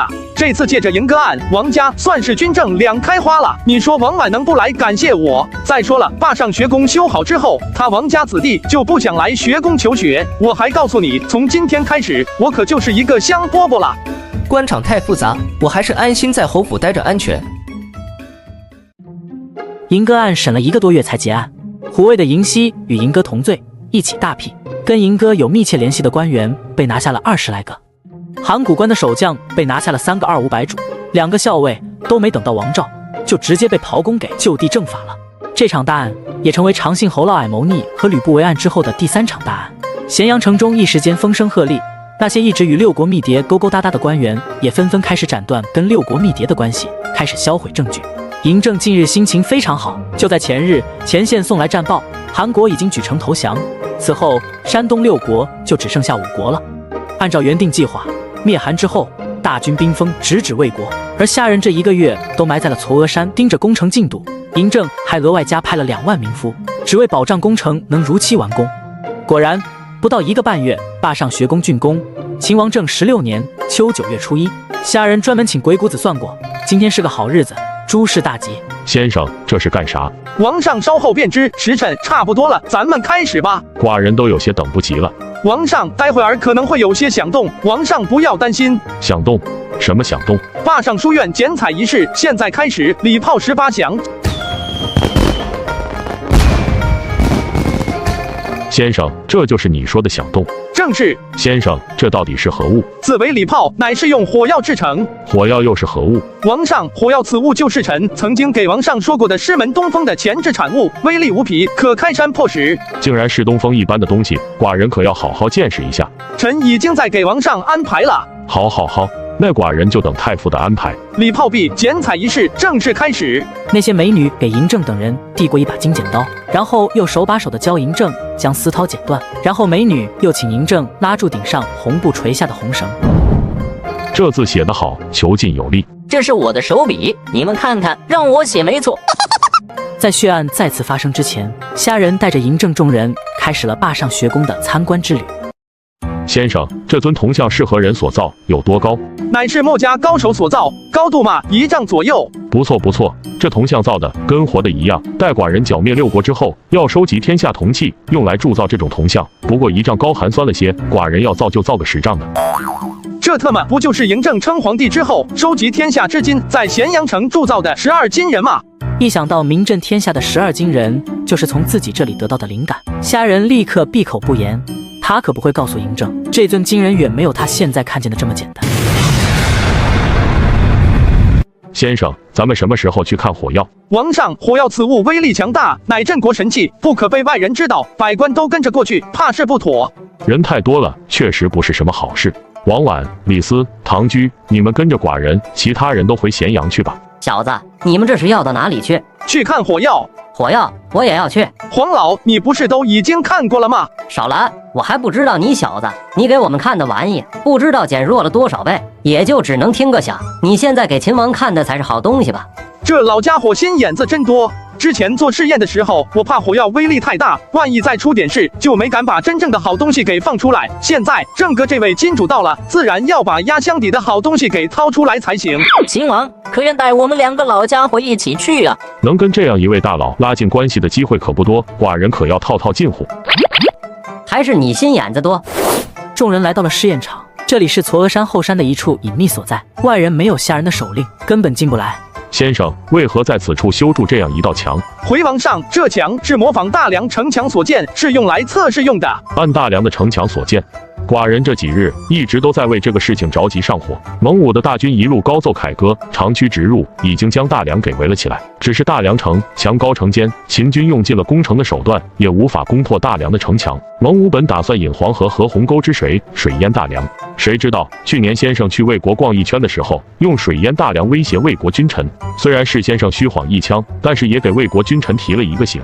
在太子甲的坚持下，魏国不顾倾颓的国力，硬是凑了20万民夫，硬生生的用土把大梁城给垫高了2丈。这下别说引鸿沟和黄河的水了，就是把其他2河的水给引过来，也难以对大梁城造成威胁。蒙武无奈，只得在大梁城下跟魏军耗着。但这样围城毕竟不是办法。虽然韩国被灭，赵国也被王翦给看住，可谁知道齐、楚、燕3国会不会抽风发兵援救魏国？所以大梁城早一点破城，秦军发生变故的机会就越小。那就将功补过吧。先生，你的意思是说火药能攻破这面城墙？王上拭目以待便是。虾仁说完，就让人过来验墙。5个大汉各自手持铁锤，奋力砸向城墙，直到精疲力尽才停手。再看这面城墙，就连墙皮都没砸下一块来。如此坚城，难怪蒙武无法攻破。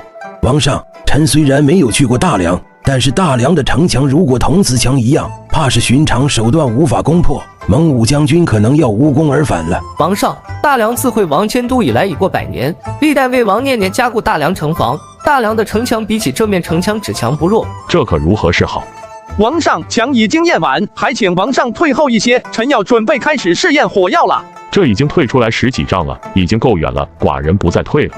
王上，刚才剪彩仪式上的礼炮声您也听见了，太响。现在试验的动静怕是比礼炮还要大。您用这2团布团先把耳朵塞上，以免被震伤耳朵。刚才剪彩的时候不也就是一点动静吗？这有什么？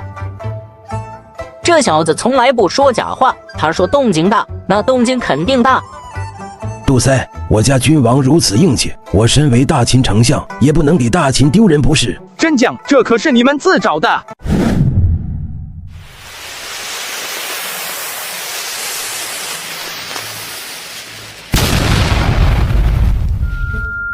怎么了？出了什么事？你看我多英明！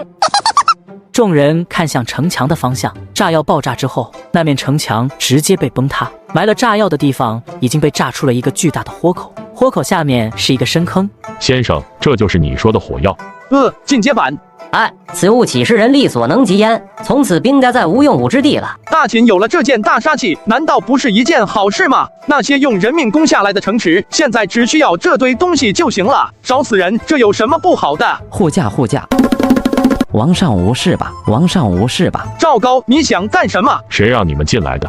王上，奴婢在外面守着，突然间地动山摇，奴婢担心王上有危险，这才带人冲了进来，奴婢就驾来迟，请王上治罪。王上，此物乃镇压一国之宝，赵府令带着这么多人进来，万一消息泄露，狗才，今天的事情但凡要泄露出去，寡人活剐了你！都给我出去，赶紧走！听见了吗？说你呢，还看特么什么看？快给我滚！赵高平时对他的这些下属，貌似不是太好啊。王上，如此神器交给学宫怕是不妥，还是应该收归官府管理才是。王上，王丞相所言甚是，这东西如果不经过官府就流了出去，一旦出了问题，那就是灭顶之灾，不可不防。这炸药虽好，但是似乎还有些弊端吧？黄老，如此神器，在你眼里竟然还有弊端？之前老夫被炸懵了，一时间没有反应过来。现在老夫想明白了，此物应该是怕水。黄老圣明。黄老如何得知这炸药怕水？炸药乃是火中之精，按五行相克之说，应该被水克。按老夫所想，此物在雨天无法使用可对。还有，此物需要贴近目标，再点燃引信才能爆炸。如果换成我是大梁守将，只管用强弩硬弓拦住放置此物之人，此物一样无用。如此看来，此物虽然威力惊人，却容易防备。一旦别人有了戒备，此物很难建功。刚才你不是还想着把这玩意收归国有吗？怎么现在看不上了？不行，还得加把火才行。黄老所言甚是，只不过这些臣都已经有了考虑，不知道王上是否还记得臣封地中还有一个兵器研究所？寡人记得。王上，兵器研究所正在研制一种兵器，可以从100丈开外将这种炸药发射出去，王上以为如何？太傅此言当真？真有这样的东西？当然有，不过现在还在试验当中，估计还有2、3个月就能投入实战当中。还好寡人眼光好，将先生收入麾下，没有便宜山东6国，不然现在有难的就是秦国了。先生，此物的制造方法除了你之外，还有什么人知道？王上，除了臣之外，就只有化学研究院的3位研究员知道。先生，这3个人你可能要交出来啊，放在外面的确太危险了。只要把少虚子3人交出去，那这3人以后要面临的将是暗无天日的生活。虽说不是牢狱之灾，但是却同样的没有了自由。少虚子虽然是骗子出身，但是进了化学研究院之后，也确实在卖力干活。火药能这么快升级成炸药，少虚子功不可没。王上，臣觉得这3个人交出去，于国家并没有什么好处。炸药虽然研究出来了，但是这东西未来还有很大的研究空间。王上难道忘了臣说过的那道东风吗？怎会忘记？自从先生说过一次东风之后，寡人就一直记在心里。那可是可以毁灭数百人的存在，真的可以研究出东风吗？当然可以，不过需要一代又一代人的投入，而且很有可能你我有生之年都无法看到。不过后世子孙能安全了。那即便真的能研究出东风，寡人也看不见了。先生的意思是，如果将这几人交到寡人手上，那么寡人得到的只不过是3个懂得制作火药的人，却斩断了火药未来无限发展的可能性。如果把这3个人留在书院，那寡人乃至大秦的后世子孙就拥有无限的可能性。是要现在的安全，还是要一个希望呢？什么东风西风的？从入秦被吕不韦推荐给嬴政当郎官之后，我从来没有觉得自己跟嬴政的距离这么远过。李斯莫名的心中感觉到了一种危机，这种感觉让李斯很不舒服。不过他知道现在不是想这个的时候，当务之急是要将火药这件大杀器掌握在自己手上。王上，虽然臣不明白太傅说的东风是什么，不过以臣想来，不过是威力更大的火药罢了。既然太傅担心，不如就在宫中成立那个什么化学研究员，这几人一样可以在宫中研究，这样既能防止火药不流出去，也能保证火药后续的研究。你们胆子是真大，连我建造化学研究院的时候，还特地选了封地上一个了无人烟的位置。你这么上嘴唇，一碰下嘴唇，就敢在宫里玩这个？上卿此言不妥。王上，火药的研究是有危险的，稍有不慎，后果不堪设想。如果建在宫中，太傅说的对，这样吧，化学研究员就继续放在学宫，不过内外守卫由黑冰台负责。臣拜谢王上。太傅先不忙谢，寡人再给你一个恩典。化学研究院设院判1人，为同九卿，赐爵少上造。院内另设9名院士，为同郡守，赐爵左更。太傅可将名单草拟一份上报。郑哥真是好手段，不过几个官位就直接将化学研究员这些人的心给收了。像赵虚子这样的一个江湖骗子，现在竟然能混到跟九卿同列，还有个少上造的爵位，这已经不是祖坟冒青烟了，这他妈是祖坟炸了！陈凤照，如果那个武器研究所真的造出太傅说的那种兵器，寡人一样不吝封赏。今天这波剪彩仪式算是值了，赚了2个位同九卿官位，不过好像还差点啥。对了，王上，你还没买火药呢，这威力您也看见了，您看您来多少？寡人怎么知道要多少？你先等几天，寡人只有单子下给你。不过这门生意，寡人要占7成。黑，太他妈黑了！不过谁叫人家是秦王呢？7成就7成，好说。不过这火药中有一味原料是芒硝，臣听闻蜀中盛产硝石，王上是否可命蜀中多送些硝石过来？这是小事，寡人这就下诏让蜀中多进贡硝石就是了。臣谢王上。小子，这下满意了。看您说的，这才哪到哪，接着参观吧。这里在入学之后，学生们就在这里进行军训。军训是何意？军训就是让学生们进行军事训练，增强他们的体魄，强化他们的纪律性。是兵家士子才用军训，还是百家士子都要进行军训？自然是所有的学子都要进行军训。荒唐！士子学些兵法，我倒是没意见，但是让士子跟士兵一样跟着操练，这还是士子吗？没想到第一个站出来的竟然会是我的便宜兄弟李斯。虽说儒家经主淳于老先生有些不靠谱，但是儒家先贤孟轲先生说过的一句话，我倒是认为很有道理的。故天将降大任于斯人也，必先苦其心志，劳其筋骨，饿其体肤，空乏其身，行拂乱其所为，所以动心忍性，增益其所不能。军训也不过是对他们的考验，求学之路本来就坎坷，学海无涯呀。再说军训有什么不好？既可以锻炼他们的身体，让他们的身体不至于那么羸弱，也可以训练他们的组织纪律性，以后能更好的为国效力，又何乐而不为呢？而且经过学宫祭酒团的商议决定，除了入学的军训之外，学生每周最少要安排2节以上的体育课，专门锻炼身体用。李斯虽然对虾仁这样的安排有所不满，但是虾仁不但搬出了孟轲的话，还抬出了祭酒团这尊大神，李斯也只能闭口不言，只是紧皱的眉头告诉别人，他现在心情很不好。霸上学宫的学生要是都能如同军士一般如臂使指，天下还有谁能挡得住自己的千秋霸业？寡人的孩子也要参加这个什么军训吗？没有人可以例外。好，寡人那几个儿子，除了扶苏懂事之外，都是不争气的家伙，正好送过来让太傅好好给寡人训训。要不是你说要把你那些熊孩子送过来，我还不愿意这么折腾呢。众人穿过操场，来到了学子的教学区。原来丛林茂盛的地方，此刻已经被一栋栋拔地而起的房子取代。房子采用的是虾仁前世记忆中学校的风格。这里是学子的教学区。太傅也是才华横溢之士，怎么这房子这么丑？莫非也出自太傅之手？李斯今天是吃错药了吗？怎么一直在给我挑毛病？这是要疯了！诚然，这4方的房子正是我的手笔，不过我这么设计是有道理的。我经过详细的测算，只有这样的房子利用的空间才是最大。霸上学宫用的都是王上拨付的材料，我总不能拿着王上的钱粮材料专门干那种雕龙画凤、铺张浪费的事情吧？更何况学宫乃是教学之地，整那些浮华之事，与求学合意，洗去浮华，返璞归真才是正道。李斯无语，再次不说话。嬴政开始打圆场。行了，李上卿也是好意，咱们继续参观哈。王上，现在学宫有教授11人，其中祭酒团、祭酒6人，讲师17人，都是祭酒们通过自己的门路找来的博学之士。臣敢说，纯以师资力量来言，6国官学，包括稷下学宫在内，都不如咱这霸上学宫。寡人竟没想到有这么多人才加入，这多少年了，大秦终于摆脱了世子荒漠的阴影。如此盛况，还只有当年吕不韦召集世子做《吕氏春秋》可堪一笔。可是吕不韦召来的都是世子，却没有这么多宗师。但是先生，这些教授讲师待遇如何？人家千里入秦，可万万不能亏待了人家。你曾经说过，学子入霸上学宫求学，分文不取，还有什么奖学金、钱财可还凑手？我王仁慈，学宫虽然不收取学子学费，但是教授讲师他们的待遇却不低。教授年薪3000金，讲师每人年薪800金。另外，教授附送学宫房产1座，仆人2名。教授讲师的饭食由学宫负责，每年还另送4季常服3套，所有开销皆不需要他们出钱。所以待遇方面，王上大可放心。至于钱财嘛，臣虽然家底还算殷实，但是学宫毕竟是大秦官学，臣也不方便投入太多私产。好在学宫组建之时，臣就已经给学宫找了一些产业，足可让学宫存续下去，就是不知道这些产业王上有没有兴趣加一股进来。先生赚钱的能力，寡人是看在眼里的。光是一个飞天酒业，就让寡人赚得盆满钵满，多来一些产业也不是不行。太傅，此事稍后再谈，咱们先参观吧。一路看过学生宿舍、讲师宿舍，来到山顶的教授宿舍区的时候，大家这才停下脚步。这几栋房子是教授宿舍区，设计者是那几个老头。先生，这几栋房子的材质好像跟其他房子不太一样。此乃水泥，不是什么稀奇的东西。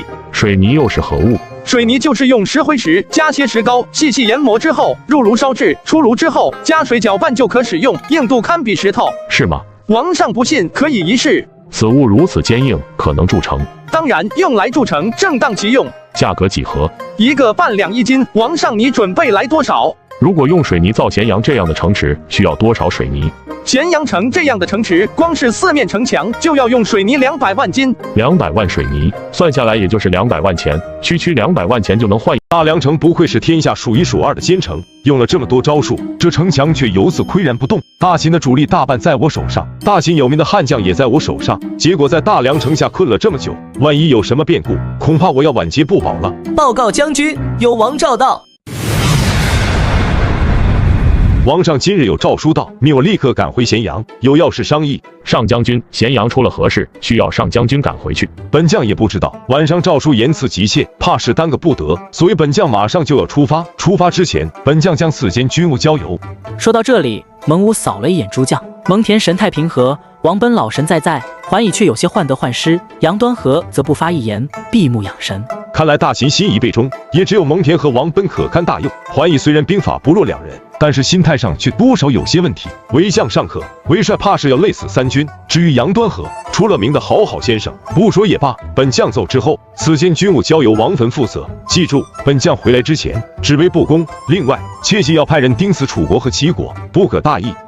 蒙武安排好军中之事，马不停蹄的就往咸阳赶。一路上人不卸甲，马不离鞍。原本半个月的路程，蒙武只花了不到4天就赶了回来。蒙武兄，等等我！王姐，你怎么也回来了？蒙武兄，你也是奉诏而回？怎么王兄也是？你可知道出了什么事？竟然让我们把大军抛下，轻骑赶回？我也不清楚，我还想问你呢。那就先进宫吧，看看王上怎么说。2位上将军一路奔波，旅途辛苦了。王上究竟出了何事？急召我2人赶回。嬴政讪笑2声，诏书发出，他就后悔了。无故召回前线大将，万一主将以为国都出了什么事，导致大军战败，即便寡人是秦王，也很难背负这样的责任。那可是要去太庙向列祖列宗谢罪的。不过蒙武和王翦都是久经沙场的老将，经验之丰富，在秦国不做其他人想，一定能妥善安排好军中之事。王将军、蒙将军，前线战事如何？王上，我军已经将大梁困住，河北的魏军也被我军定死，不能过河。齐楚2国通道也被我死防住，短时间内大梁不会有援军。王上，李牧确实为我大秦劲敌，我军刚到边境就被李牧偷袭，若不是我军人人奋战，怕是一场大败在所难免。而现在李牧必营不出，与我军对峙，不知打的什么主意。这次急召2位回来，寡人是有一件大事要跟2位上将军商议。王上，出了何事？可是有人谋逆？并无人谋逆。前几日，霸上学宫给寡人献了一件宝物，寡人觉得你们应该会更需要它，就把你们给叫了回来。王上，军国大事不是儿戏，王上如此行为，不怕寒了将士的心吗？王翦虽然没说话，但是他脸上的表情显然对嬴政口中的宝物不屑一顾。嬴政知道，在没有看见实实在在的东西之前，自己说什么他们都不会相信，索性懒得解释，直接将2人带到了祈年宫后殿花园中。这里原本种植着奇花异草，此时已经全部夷为平地，只有一面比平日学宫城墙小了3倍的城墙耸立在那里。这花园是王上最喜欢的地方，怎么现在变成了这个样子？这堵墙又是用来干啥的？蒙武也有同样的疑问，不过嬴政没有让2人等得太久，直接叫来一个穿着白色长袍、长得贼眉鼠眼的人，抱着一个大箱子过来。这人是少虚子的徒弟，也是化学研究院火药3人组当中的一员。嬴政今天让他过来，就是让他给2位上将军演示一下火药的威力。在一声轰隆巨响中，2位上将军明白了嬴政口中的宝物是一种什么样的存在。王上，臣围攻大梁，9攻不下的情况你是知道的，这东西肯定要优先派给我们啊。这什么话？虽然大梁固若金汤，但是在我军的强力围攻下，也支撑不了多久，何必浪费这么宝贵的宝物？还不如给我。李牧可是我大秦的劲敌，只要把这宝物给我，我布下一个陷阱，管教李牧尸骨无存。李牧现在又不敢对你发起攻势，你何必去招惹他？现在齐楚2国态度不明，随时都有可能支援大梁，夜长梦多啊！王上，梦多你个头！你个老家伙，不要在这里危言耸听。齐楚2国短视之辈，自顾不暇，怎么会去救援魏国？你就是想独吞这件宝物。王姐，你不要以为你打了几场仗就能在此大放厥词。你儿子王奔还在我军中，回头我就让他当敢死队去。当兵为国捐躯是常事，你以为我会怕吗？你说的好像蒙毅不在我军中一样。2位上将军都是为国征战，何必如此？这火药足够你们2军使用，都不用争抢。都有。大秦的此宝物，天下再无敌手。臣为王上贺，为大秦贺。看到2人好像跟没事人一样，嬴政狠嘬了一下牙花子。感情刚才你们俩是在逗寡人玩是吧？觉得自己被戏弄了的嬴政并没有大发雷霆，他其实知道这2人是在用这种方式在提醒他不可在军中厚此薄彼。对于2人对火药的需求，嬴政也并不意外。在这个世界上，没有人会看到火药的威力之后还能嗤之以鼻，当然虾仁除外。这次回宫之后，虾仁派人送来了3000斤炸药，这已经是化学研究员所有的家底，并且还告诉嬴政，最少3个月内是没有炸药供应的。嬴政看着眼前一派和睦气象的2位上将军，心中无奈。2位，这火药虽然威力惊人，却有2个弊端：一是怕水，2是只能近距离安装，装好之后还需要点燃引线才能使用。2位上将军可要想清楚。还有就是，寡人现在手上也只有3000斤这样的火药，只有3000斤。鉴于蒙上将军所攻的大梁城确实困难挺大的，寡人决定分2000斤火药给蒙武上将军，1000斤给王翦上将军，如何？其实我也明白蒙武的作战难度有多大，王上真要把所有的火药都给蒙武，我其实也没意见，只是会哭的孩子有奶吃，不争上一争，下次说不定还真就没我的份。现在还能落下1000斤，这已经属于意外之喜，还要啥自行车？刚才就那么3、4包，就能折腾出这么大的动静，现在一下子有了2000斤，何愁大梁城不破？2位上将军，这些火药危险性极大，而且事关军国大事，你们不得向外透露一个字。另外，我会一人给你们派1位化学研究院的院士给你们，指导你们如何使用这些火药。但是这些火药就是出自这2位院士之手，你们2位一定要保护好他们的安全。臣谨奉诏。负责护送火药的人不对，别看了，都是黑冰台的隐卫。黑冰台明面上有卫士，暗地里有暗卫，实际上只有寥寥几个人知道。黑冰台还有一支神秘的武装，叫隐卫，因为平时不参与黑冰台的任何任务，只有在和国运相关的任务之时才会出手。若非国运，就连秦王都指使不动他们。没想到这次竟然连隐卫都出动了，看来火药的秘密果然非同小可。此行一定要小心谨慎，就算我死了，也不能让火药的秘密泄露出去。2人互相道别之后，各自带车队去往自己的军中。而关系着火药这个大秘密的真正知情人主事者虾仁，此时也已经忙得不可开交，交了3000斤火药出去。嬴政那边是消停了，但是却对虾仁口中那种能在100丈之外将火药发射出去的兵器十分在意，隔3差5的就到嵯峨山来询问进度，搞得虾仁不厌其烦。而且每次嬴政来，他还不能不见，最后只能搬出祭酒团的那些老祭酒来做挡箭牌。此时的虾仁正在忙着给入学考试出试题。出试题确实是太为难我了，除了一本《道德经》和一本《鬼谷子》以外，我就属儒家的《论语》记得最熟，还只记得半本。在先秦这个时代，我其实就比文盲好一点。如果我循规蹈矩的出些诸子百家的题目，很容易贻笑大方。而且入学考试的试题最后是要由祭酒团集体审阅后才能通过的，我可不想给鬼谷子和黄石公嘲笑我的机会。闷头憋了3天，虾仁终于憋出一份自己觉得很满意的试题。但是等到祭酒团开会审阅试题的时候，几乎所有祭酒团的成员都把虾仁骂了个狗血淋头，就连祭酒团中脾气最好的道家宗师尹扇子都气得不行，就应该将这种不学无术的家伙赶出祭酒队伍，也不看看是谁的师弟。本来一开始虾仁还有些不好意思，到后来虾仁牛脾气也上来了，非用自己的试题不可。后来还是虾仁以断了祭酒团成员飞天酒的来源，才让祭酒团妥协。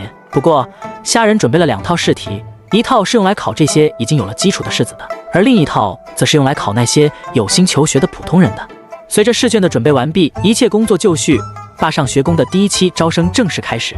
招生报名只有3天，嵯峨山下的报名地点被闻讯而来的人们围了个水泄不通。法甲世子齐国蒋顺前来报名，纵横家世子楚国苍文前来报名。俺叫甘二柱，俺爹让俺来报名的。俺木有名字，要不然先生你直接给我取一个呗。连名字都没有的比夫也敢来求学。现在没名字，等入学了不就有名字了吗？这有什么的？比起那些有名字却没有向学之心的人，不知道强多少。去看看怎么了？今天是学宫招生的第一天，万万不能出什么乱子。侯爷，就是这3人在报名处吵闹。今天是学宫招生的大日子，你们竟然肆意搅乱报名，该当何罪？学生乃楚国世子宋义，拜见霸侯。宋义这个名字好熟悉，一时间却又想不起来在哪里听过这个名字。你是楚国世子，如何知道我是霸侯？咸阳四宝斋开业之时，宋义曾有幸见过霸侯一面，因而使得。你们2人又叫什么名字？从何处来？某家楚国游侠刘季。当虾仁听到刘季这个名字的时候，心里着实被震惊到了。毕竟没有几个人会不知道大汉高皇帝刘邦原来的名字叫刘季。难道眼前这个游侠模样的人，真的就是未来开创大汉400年江山，并且给一个民族冠了名的汉高祖刘邦？只不过我记得刘邦的籍贯是丰邑中阳里，是魏国人。等到秦国灭了6国之后，刘邦才到了沛县，后来才当上了泗水亭长。而眼前的这人却自称楚国人，也许是同名同姓的人吧？你呢？你又叫什么名字？学生，秦国世子张邯，拜见霸侯。虾仁是真的惊到了。张邯作为强行给大秦续命的最后一位名将，以20万行徒军为根本，扫灭天下。当时的那些造反头子，大半败在他的手上。如果不是在杀了项梁之后，轻视了楚国，转头去攻打赵国，而是直接率领大军讨伐群龙无首的楚国，那还会不会有后来项羽一战成名的巨鹿之战，还尚未可知。这货是真正的以一己之力挽天青的主，只是最后败在了刘邦的汉军手上。好像当时汉军的主将就是已经成为了汉王的刘邦，历史是真的很奇妙。以后成为生死仇敌的2人，现在却同仇敌忾的面对同一个人。我家中还有一个陈平，这是要在霸上学宫提前上演楚汉争霸吗？这个叫刘季的不简单。这面相是王者之相，鬼谷子都说他有王者之相，那就10有8九就是我记忆中的那个刘季了。但是此时却不是，先把刘季掐死在萌芽中的最好时机。今天是霸上学宫招生的好日子，不宜见血。更何况刘季再牛逼，那也是以后的事情，现在也只不过是一个普通的游侠而已。为何搅乱报名现场？回霸侯的话，刚才报名的时候，学生不过是跟这位游侠开了一句玩笑，谁知道这位游侠气量如此狭小，竟然就要动手打学生。还好学生身边有些仆役，这才没有吃亏。然后这个人又不知道从哪里跳了出来，非说学生欺负人，这才闹了起来。你这人为何颠倒黑白？适才在报名的时候，是你出言嘲讽，说这位兄台只是一个游侠，有什么资格来学宫求学？这位兄台不过是反驳了你2句，你就换来家奴要打这位兄台，我看不过眼，这才出言相帮。怎么从你嘴里说出来，反倒成为了我们欺负你一样？这他妈不就是前世大冢小白文里主角被欺负，然后奋起反杀的套路吗？要是自己这时不明是非，真的偏帮了宋义，我还真怕刘季嘴里突然冒出一句30年河东，30年河西，莫欺少年穷。人家萧燕说这话是小说，但是刘季这货是真他妈做到了。刘季，你如何说？季怎么说不重要，重要的是侯爷对某怎么看。为何如此说？此事要知道是非真相非常简单，只要侯爷去那边随便找几个在现场的人就能知道。但是知道真相之后，侯爷打算怎么做呢？这位宋世子看穿着就是富贵人家，还有家奴跟随，想必家中有钱有势，而某只是微不足道的一个游侠。两相比较，高下立判。如果侯爷不愿意的权势处置了某，某也无二话可说。只是侯爷，你曾经说过要效仿孔师，有教无类的话，那岂不成了放屁一样？那这霸上学宫的名声。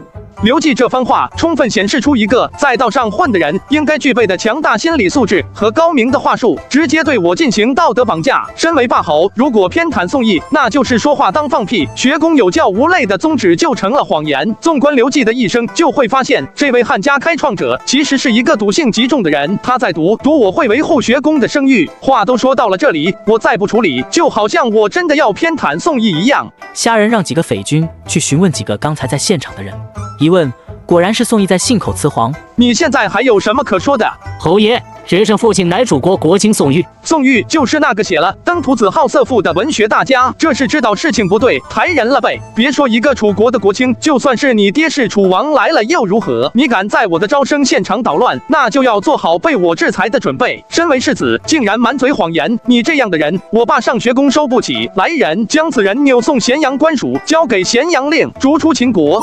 侯爷，我爹是宋玉啊，宋玉。霸侯明便是非，某佩服。先不说佩服不佩服的事情，现在到你了。侯爷，道某什么？您不是已经处置了这个说假话的宋义了吗？虽说宋义挑衅在前，但是你为何不去找学宫现场的管理人员，而是选择自己跟宋义对上，丝毫不顾忌场合，搅乱招生现场？你也难辞其咎。你只是一个游侠，游侠这个阶层在秦国基本上属于无业游民，被官府抓到是要带家游街的，跟世子的地位比起来，那真是一个天上一个地上。以你刚才表现出来的话术，如果不是有心为之，绝对不可能把事情闹到宋义要出动家奴的地步。不得不说，你的计划成功了，你成功的引起了我的注意。刘季的小心思被虾人看破，此时被问得瞠目结舌，无法回答。宋义已经被本侯逐出了秦国，不过本侯倒是可以给你2个选择：一是打了你10仗留下，你还可以继续入学宫；二是跟宋义一样，马上离开秦国。你怎么选？侯爷这话好没道理，某又不认识什么人是学宫的人，如何能去找管理人员？侯爷如此处事，怕是不公，难道不怕引起公愤吗？你说对了，本侯还真就不怕什么公愤。你出去打听打听，如家京主淳于越被本侯气吐了几回血了，本侯要打你，你还敢不服？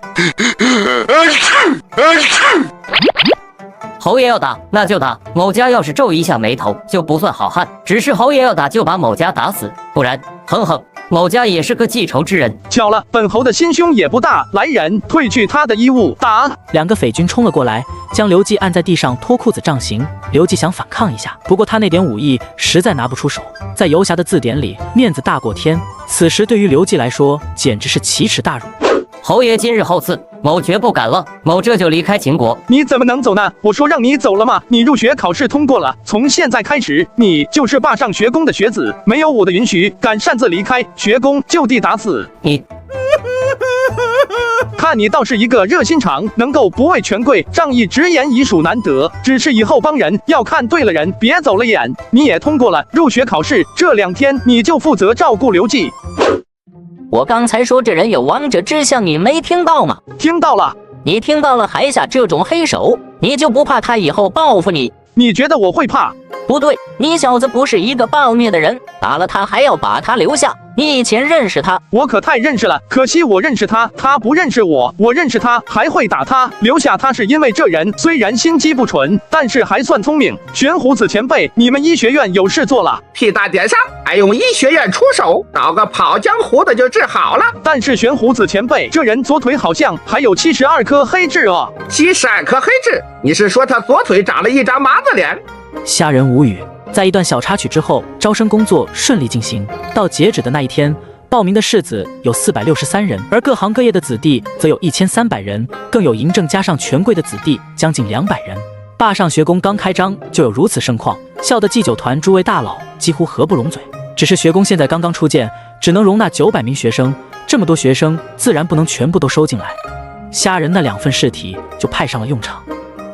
怎么来上个学还要考试？考就考吧，听昨天先考的那些普通人说，就是一些简单的认字，还有一些算术题。所谓的入学考试，也不过是走一个过场罢了。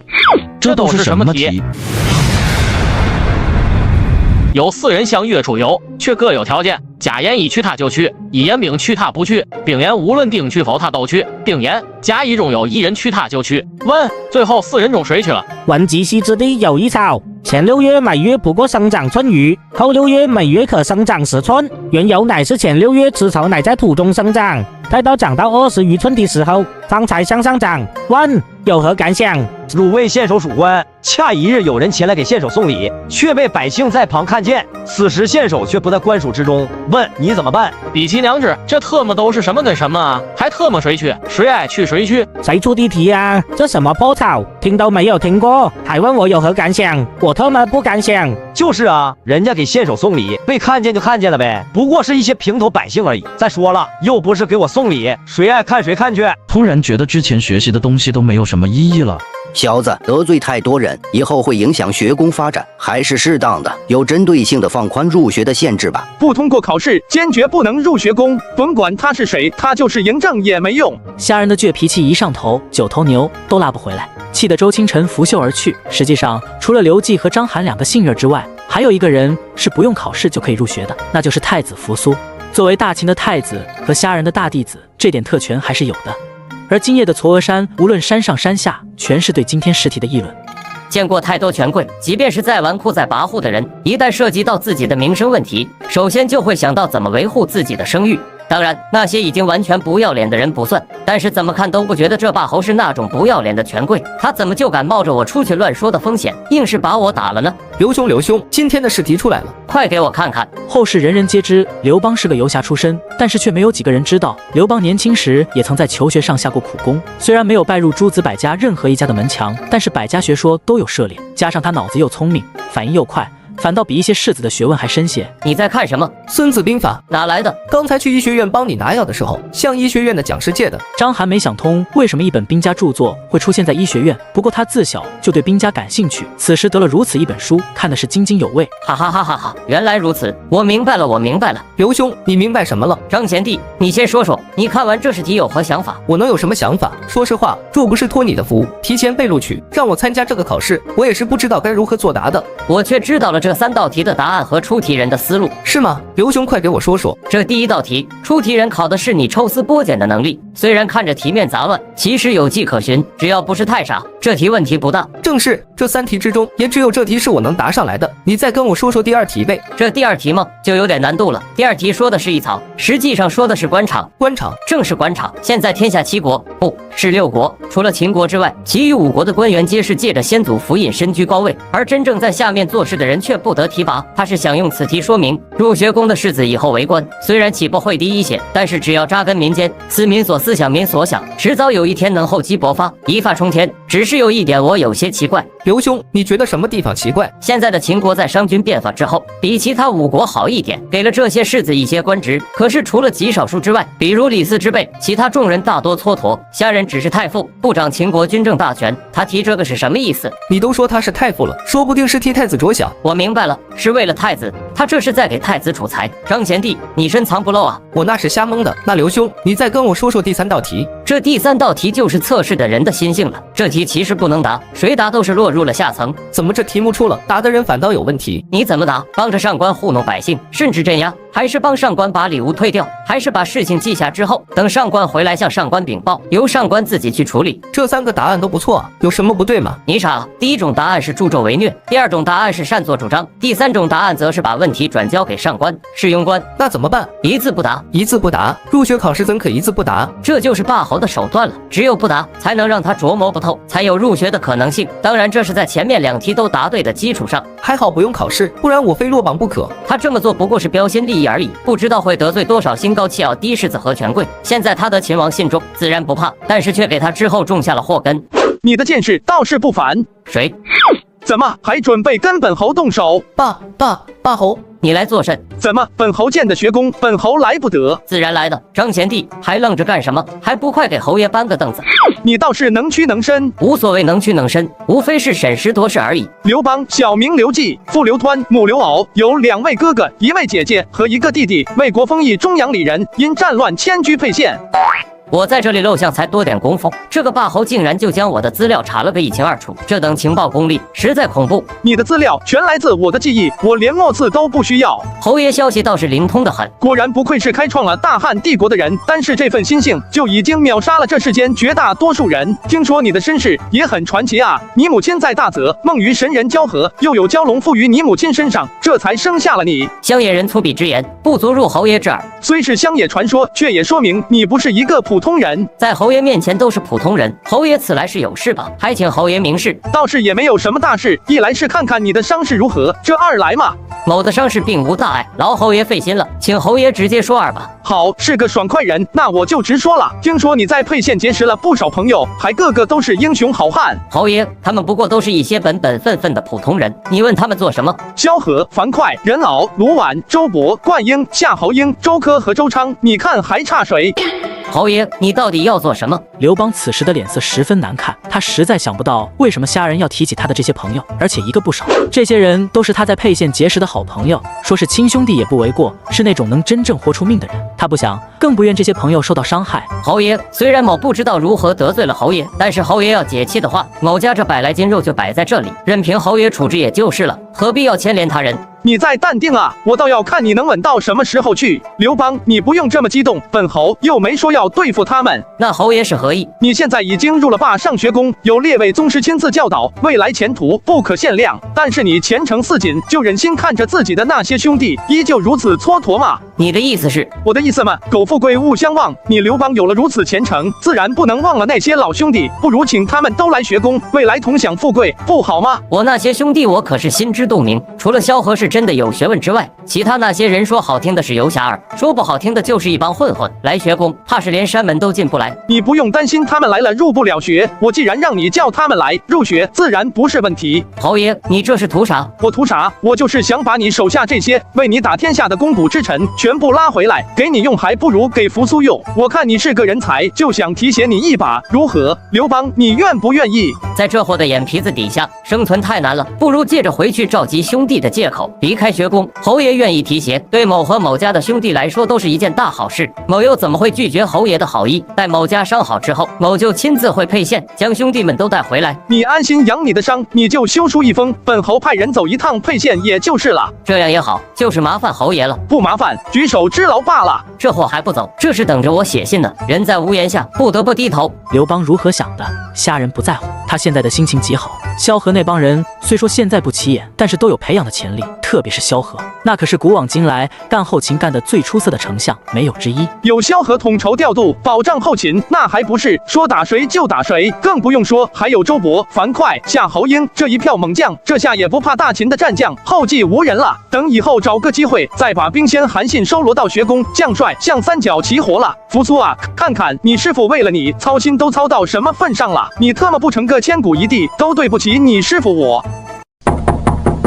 师弟，你起来没有？太阳都晒屁股了。师兄，这么早就这么吵，咋的？开启第二春了？你小子嘴里没好话，山脚下考试的学子都快把山门给挤破了，都等着放榜呢，你还睡得着？放榜就放榜呗，又不列名次名单，咱们昨天不是都已经定下来了吗？让他们贴出去不就好了？你倒是新的，你这份名单贴出去，怕是那些世子立时就要枯燥起来。你身为学宫祭酒，你不出去坐镇怎么行？你不也是祭酒，你就不能出去坐镇？你是霸侯太傅，我们都是白衣，我们可镇不住他们。再说了，你也不看看我们都多少岁数了，万一有个好歹，你的良心就不会痛。娘，我通过了。张二狗，你的名字在这里，哈哈，我的名字在这，我们都入学了。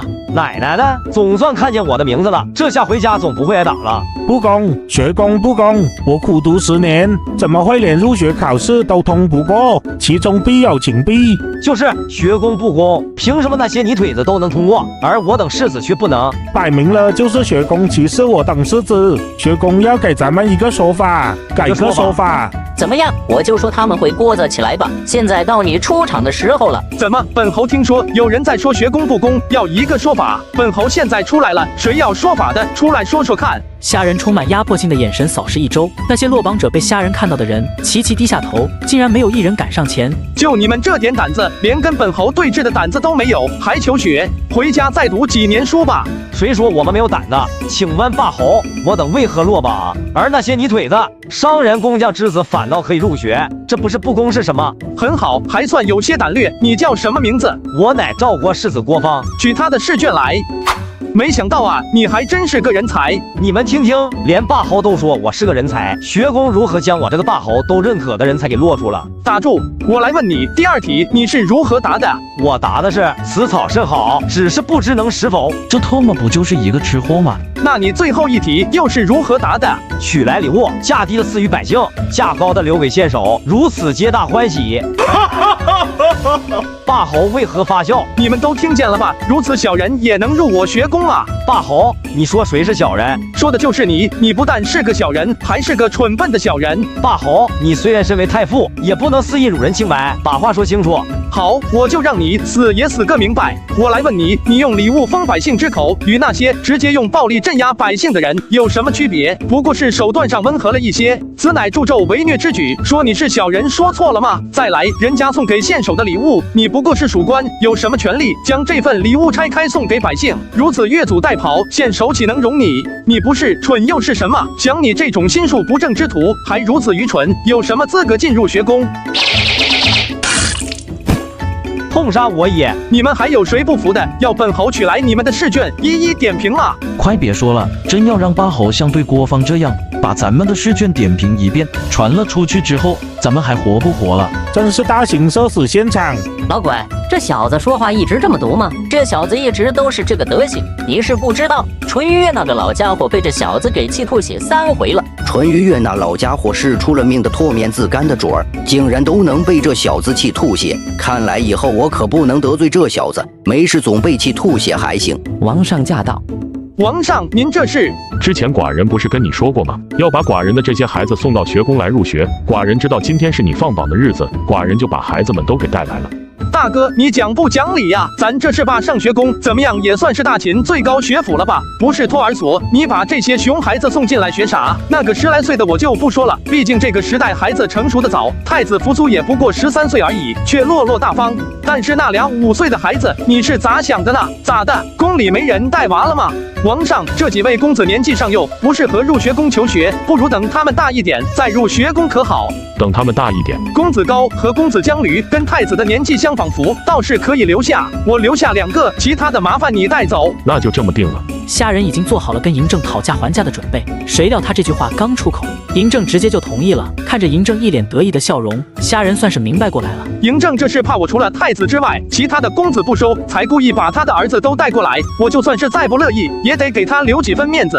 这一招以退为进，玩得贼溜。王上英明。太傅，不知道这次学宫已经定下有多少人入学？启禀王上，本次入学宫的学子一共267人，加上2位公子就是269人。士子有多少？士子79人。这么少？已经不少了。太傅，学宫只收这么点士子，怕是有些不妥吧？王上是怕得罪那些士子。如此求学圣地，只留下这么一点士子，反倒是那些商户、工匠、农户之子登上了大雅之堂。这要是传了出去，我大秦怕是要成为天下的笑柄了。王上多虑了，现在咱们大秦兵锋正盛，韩国已灭，魏国也不长久，剩下4国又能支撑多久？等到大秦一统天下的时候，还有谁会来笑咱们？拍得一手好马屁。王上，臣以为国家4民，士农工商各司其职，为何君王唯独后代士子？无非是士子有学问，有研究天地治理的能力。但是王上是否能想到，如果给其他4民之子一点机会，这些人所能迸发出来的力量，未必会小到哪里去。再说，天下4民是士子的人数多，还是其他3民的人数多？自然是士子的人数少。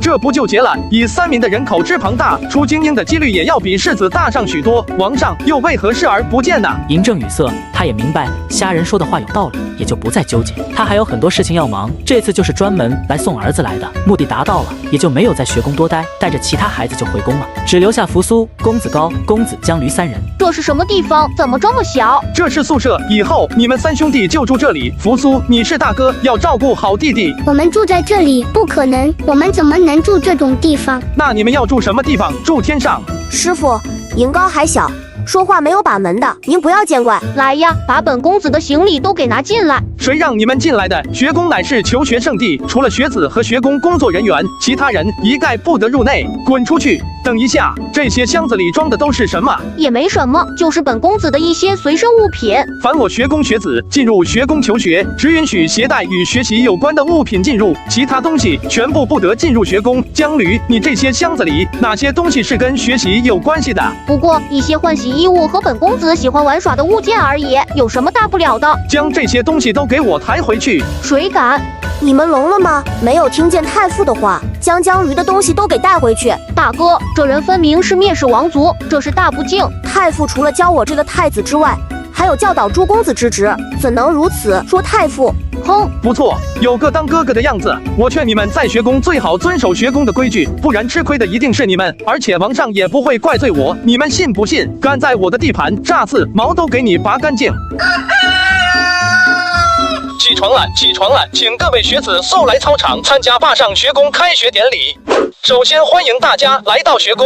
我不知道你们在进入学宫之前都是什么人，我不关心也不重要。从你们通过了入学考试，进入到学宫的那一刻起，你们身上就有一个统一的标签，那就是罢上学宫的学子。成为我罢上学宫的学子，对你们来说也许不是什么好事，因为你们的噩梦开始了。从明天开始，你们将会接受为时1个月的军训，而负责训练你们的是学宫特聘的教官蒙宪。不过你们以为军训是按照现在大秦的军队练兵的那一套来的吗？不，在我看来，现在大秦练兵的那些科目都是垃圾。你们将接受前所未有的训练方法，觉得苦就给我忍着，觉得累就给我受着。凡是有违反军训要求的，我也不打你，也不骂你。小黑屋禁闭3天，相信我，小黑屋绝对是会成为你们噩梦的存在。说完了军训，再来说说你们的学业。学工的课程安排了4年，你们在这4年里会接受学工的精心教导。你们可以选择自己喜欢的专业入学，每一个专业都有自己的学分，拿满学分，你就可以从学工毕业。学工负责推荐你工作，可以做官的啊。当然，如果你天赋异禀，能提前将学分拿满，也能提前毕业。我刚才说的东西，包括学工的规矩，都记在学生手册里，待会儿会给你们1人发1本，你们要烂熟于心，不知者不怪罪这套在我这里不好使。都听明白了吗？明白了。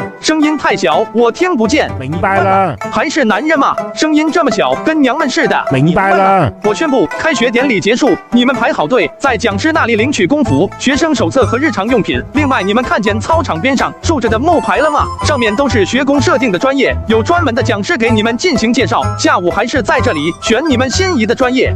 这就完了，不用祭奠嵯峨山神，不用3生祭品吗？就这么简单？你让我们几个老家伙起这么早，不就是一个开学典礼吗？搞那么复杂干啥？再说了，都这把年纪了，还睡那么久干啥？没听过一句话吗？生前何须久睡，死后自然长眠。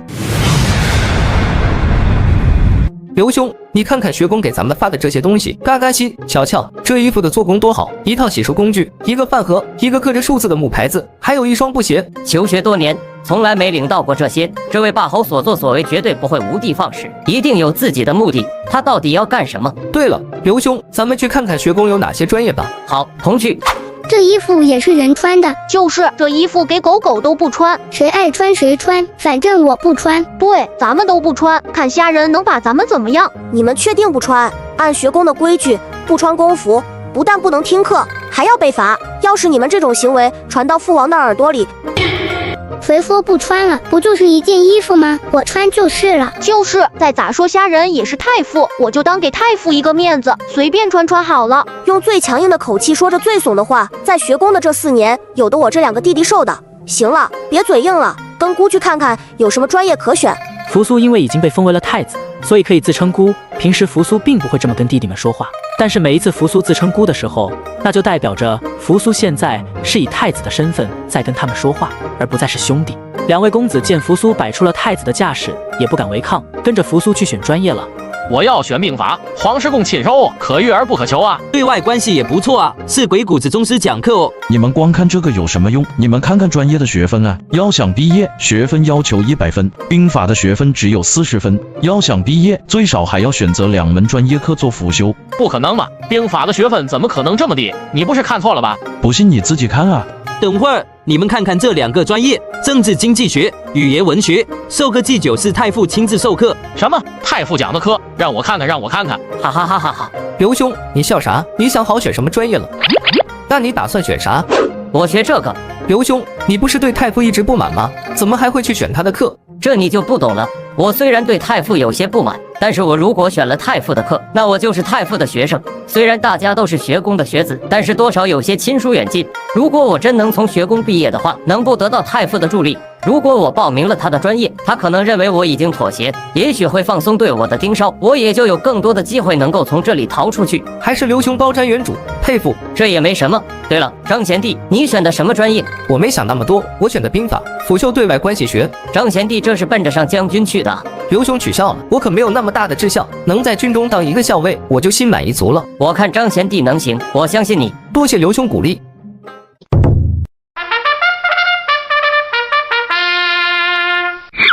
明天就是军训开始的时候，以号角为令，3声号角后不到操场者将受罚。刘邦和章邯都不愿意当整个学宫第一个受罚的人，于是马上穿好衣服，一路小跑来到操场。到操场的时候，也已经是第3声号角过去大半了。而此时的操场却只有寥寥数人，其中就有太子扶苏。扶苏听到号角声后，也是第一时间穿好衣服，但是他那2个弟弟却死活叫不起来。扶苏无法，只能自己来到操场，等3声号角声过，来到操场的学子也只有一大半。军训教官蒙宪铁青着脸看着面前稀稀落落的学子，一言不发。手一挥，他身后的匪军手提大棒就向宿舍区冲去。不多时，就听见从宿舍区那边传来一阵鬼哭狼嚎，而跑在最后的就是公子高、公子江驴。我可是公子，你这是犯上！敢打我，不要命了！等我奏明父王，杀你全家！大哥，他们打我，你要为我做主啊！大哥，你快下令把这些打我的人都给杀了，让你们俩不要犯了学宫的规矩。结果军训第1天就犯事了，让我救，我怎么救？给姑站起来，哭哭啼啼的像什么样子？你们犯错在先，姑有什么理由杀人？昨天已经有专人告诉过你们军训的规矩，你们第1天就不按时集合，那你们就不能怪我不教而诛了。所有3声号角位置的人，操场5圈，立刻开始。2位是没听到我的话吗？我乃秦王公子，你敢这样对我？在学宫没有什么公子，我就问你一句，你跑是不跑？这操场是虾仁按前世的足球场建的，1圈是500米，5圈就是2500米，算下来也就是5里地。对于那些普通百姓之子来说，区5里倒也不是事，但是对于公子高和公子江驴这样的四体不勤的公子来说，着实是一件难事。不跑了，打死都不跑了！哎呀，你看你！箱子里是沙袋，1个沙袋5斤，1人2个沙袋绑腿上，操场3圈，跑不完的不许用午饭。如此训练，怕是要把靴子给练坏了。放心吧，师兄，这算什么？这点训练量可练不坏他们。再说了，真要有什么事，医学院那边还等着人练手呢。你还真是肥水不流外人田啊！那是，你也不看看我是谁。对了，有个正经事问你，你把火药给交了出去，难道就不怕秦王对你起忌惮之心？这有什么可怕的？火药这种东西，即便没有我，早晚也能研究出来。虽然这早晚是近1000年的时间。再说了，我不交火药，秦王对我就不忌惮了吗？从秦王把我从牢里放出来的那天起，他就一直没有掩饰他对我的忌惮。比如扶苏封太子不开府，就看出来了。那你为何还要筹建霸上学宫？虾仁没有回答这个问题，而是直接把话题转到了另一个方面。不知道火药到了大梁没有？起风了，魏国也该灭了。上将军是从哪里找来的这些护卫？车上到底装的什么东西？吾上将军手令靠近车队者斩。大胆！我乃将军王奔，你敢拦我？吾上将军手令靠近车队者斩。王将军谨慎，这些人好像是隐卫。隐卫出动必有大事，这车上到底装的是什么？竟然会出动隐卫？只是被这护卫如此无视，另外还有这么多士兵看着，这咋下台啊？如果不是上将军巨将，本将绝对要你血溅当场。本将不在军中的这段时间，各位都说出各自的情况吧。上将军，这段时间魏军依旧不敢出城与我军征战，我军也并未攻城，不过围困大梁甚严，末将敢用脑袋担保，就连一只鸟都没有飞出大梁城。甚好，河北的魏军有什么动态？回上将军的话，河北魏军这几日却有些不对劲，之前是死命想要过河，这几日却不着急，每日就是派一些人，有一搭没一搭的装样子，感觉就好像咱们围的不是大梁一样。上将军，末将奉令监视齐楚2国，也发现2国这几日调兵极其频繁，好像有出兵的迹象。看来是齐楚2国要出兵了，说不定赵国也会来掺和一手。上将军，如今怎么办？不如明日我亲自带兵，将大梁给硬吃下来。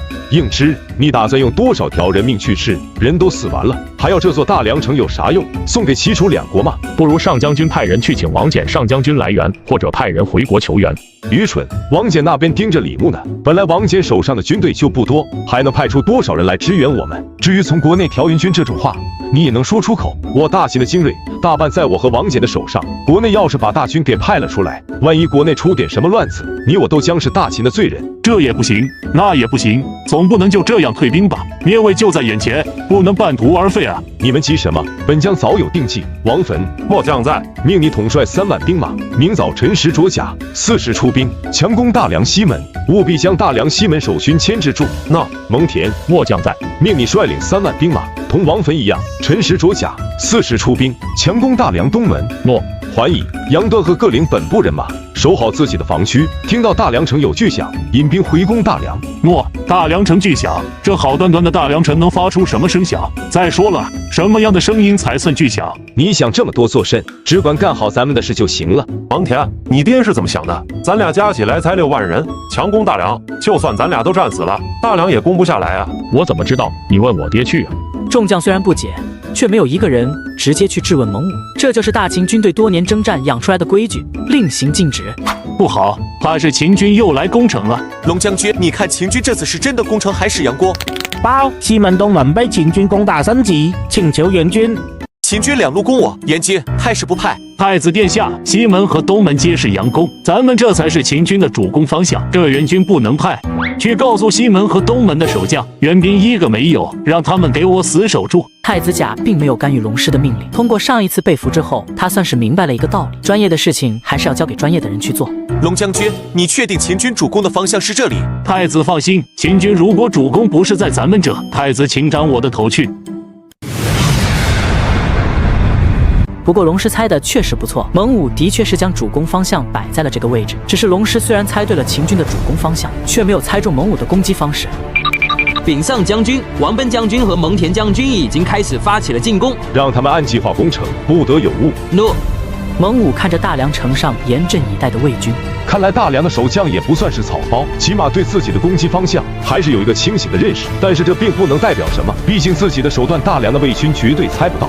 蒙武手中拿着一面小红旗，然后猛地向下一挥，从阵列整齐的秦军阵地马上冲出无数秦军，手持剑盾，扛着云梯向大梁城冲去。秦军还是没有长进啊，就这点手段能攻破大梁，痴心妄想。龙师命几队弩手守在城墙上，待秦军靠近，全力放弩箭，一时间箭如雨下，许多秦军格挡不及，当场毙命。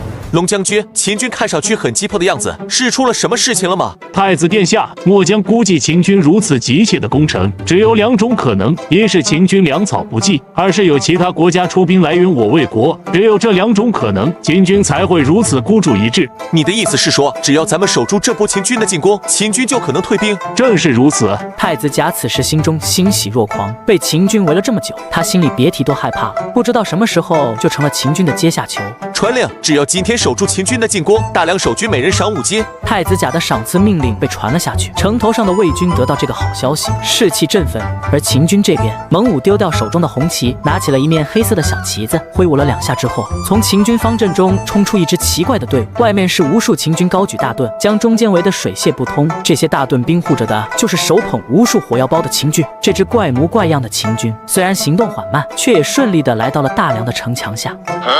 龙将军，秦军这是什么攻击手段？从来没有见过，天下列国也从来没有听过这样的阵型，不会有什么诡计吧？太子殿下放心，只要秦军上不了大梁的城墙，就奈何我不得。太子甲半信半疑，却也没有提出什么意见，只是那些列成乌龟阵的秦军，在贴近城墙之后就没了动静，任凭城墙上的守军如何攻击，他们就是举着大盾守在城墙下，一动不动。过了好一会儿，只见这些大盾兵竟然纷纷向本阵跑去，那速度就好像后面有狗在追一样。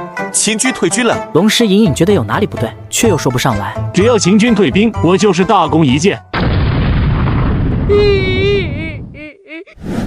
军训已经进行了3天，这日早上按照惯例跑完圈之后，学子们都瘫软在操场上。这日子到底什么时候是个头啊？我这2条腿多快不是我的了。听说特么还有1个月，再这么训下去，说不定我还活不到军训结束的那天。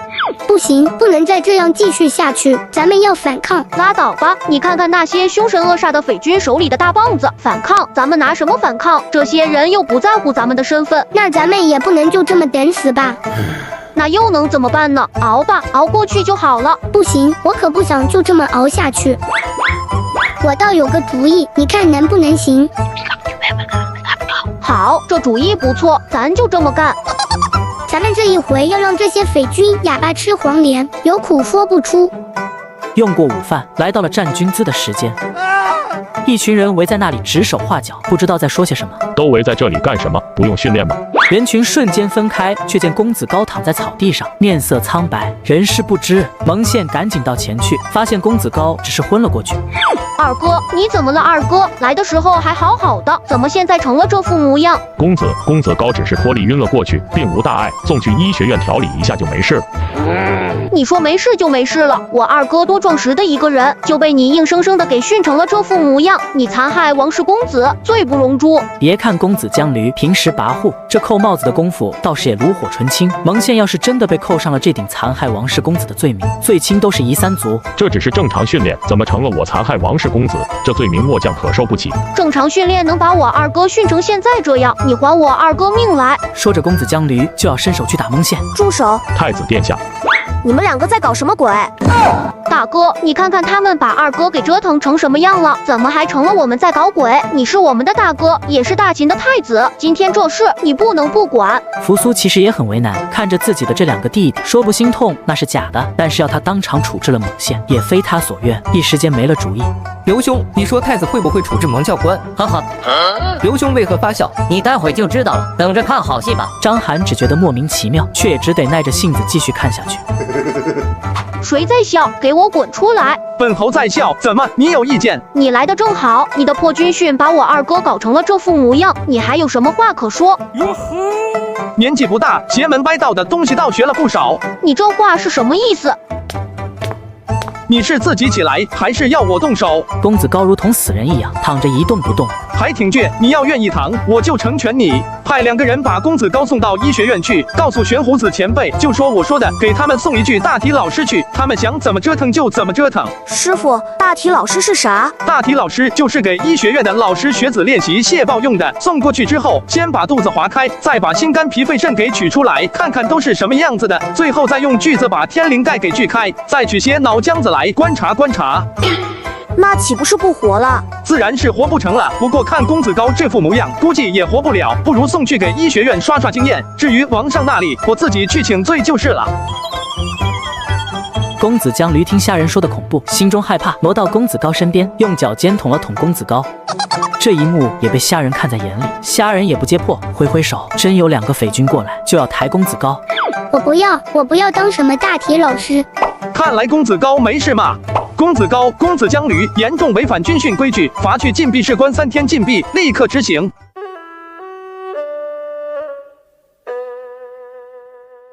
小样，跟我玩这花火，去小黑屋好好享受一下吧。看到2位公子被匪军给带了下去，这些学子无不噤如寒蝉。这时候，即便是再蠢的人也明白过来，公子高的突然倒下和公子将驴的突然发飙，都是演的一场戏。刘兄，你是怎么看出公子高有问题的呢？谁见过已经晕过去的人手指头还在地上动的？虽然动作幅度不大，但是你只要仔细看就能看出来。刘兄观察入微，我不如也。我这算什么？虾人才叫厉害，你没发现吗？虾人可一来就已经判断出个公子高是装的，这才叫目光如炬，神目如电啊！刘兄所言极是，太傅那双眼睛是真的毒。只不过咱们这位太子也可就有点……太子我看挺好的，待人又和气，一看就是明君的胚子。贤弟，你还是单纯了。身为上位者，优柔寡断，当断不断是大忌。比如说今天太子殿下又想保住兄弟亲情，又不愿意得罪虾人，世间岂有两全的道理？如果太子殿下在虾人来之前就能快刀斩乱麻，无论是处置2位公子，还是处置咱们的那位蒙教官，我都还敬他几分。可是太子的这种性格可跟秦王大不一样啊！你不要命了，竟敢议论秦王和太子殿下？我又不是秦人，有什么不敢说的？不过张贤弟，这段时日多谢你的照顾，我要走了。刘兄为何要走？你不是还报名了太傅的政治经济学吗？实不相瞒，我报名虾人的课就是为了放松他的警惕。不知道为何，我总觉得虾人对我有些恶意，现在又去了劲，要把我的兄弟们给一起搞来，我岂能让他如意？所以我是一定要走的。但是你怎么走？他们说学宫守卫森严，易进难出啊！你放心，这几天我借着休息的时间，已经将学生宿舍外面地形已经都查看过一遍，匪军的巡查路线我也了如指掌，你就放心吧。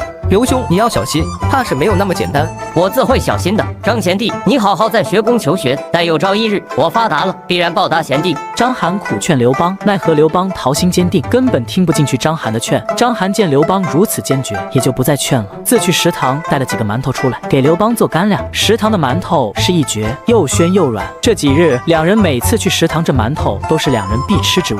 回到宿舍，刘邦收拾好行装，看了熟睡的章邯一眼，悄悄地窜了出去。刘兄保重。从宿舍出来的刘邦果然已经将匪军所有的巡查路线都给记清楚了，一路上竟然真的没有碰上一个巡查的匪军。虾人的布置也不过如此，穿过教学区就是山门所在，只要能从这里出去，那就是天高任鸟飞，海阔凭鱼跃。虾人，你给我等着，等我有朝一日发迹之后，我一定要报10丈之仇。看来并没有什么埋伏，进了，山门就在眼前。这小子可真有耐心，老子跟了他一路，不知道被蚊子咬了多少个包。是个做吃后的料，只是放着好好的学宫不上，非要逃走，也不知道是怎么想的。要说还是咱们侯爷高瞻远瞩，知道有人要逃，要是一个不小心，还真有可能让这小子跑了。行了，把他带回去给侯爷处置。原来我的一举一动都落在了虾人的眼里。怎么还晕了？没想到这小子还是个烈性子的人。走吧，回侯爷那里去。你说你好好的学不上，大半夜的干嘛往外走？我是起夜迷路了，没找到回宿舍的路，怎么把我带到这里来了？这是哪里？原来是迷路了，我还以为你是逃走呢，这是怎么话说的？不过你起夜带馒头干啥？边拉边吃嘛。按照学宫的规矩，未得祭酒允许擅自离校者，剥夺学宫学子身份，交官府议罪。我正愁无法离开学宫，只要不在学宫之中，哪怕是到了咸阳官署，我也能有办法逃走。但是念在你是初犯，就不剥夺你学子的身份，去禁闭室蹲3天禁闭吧。秦王政16年，秦军攻破魏国大梁，大梁城破之后，其余诸国都在很短的时间内收到了消息，说秦军使用了天雷炸开了大梁的城墙，这才能如此迅速地攻进大梁。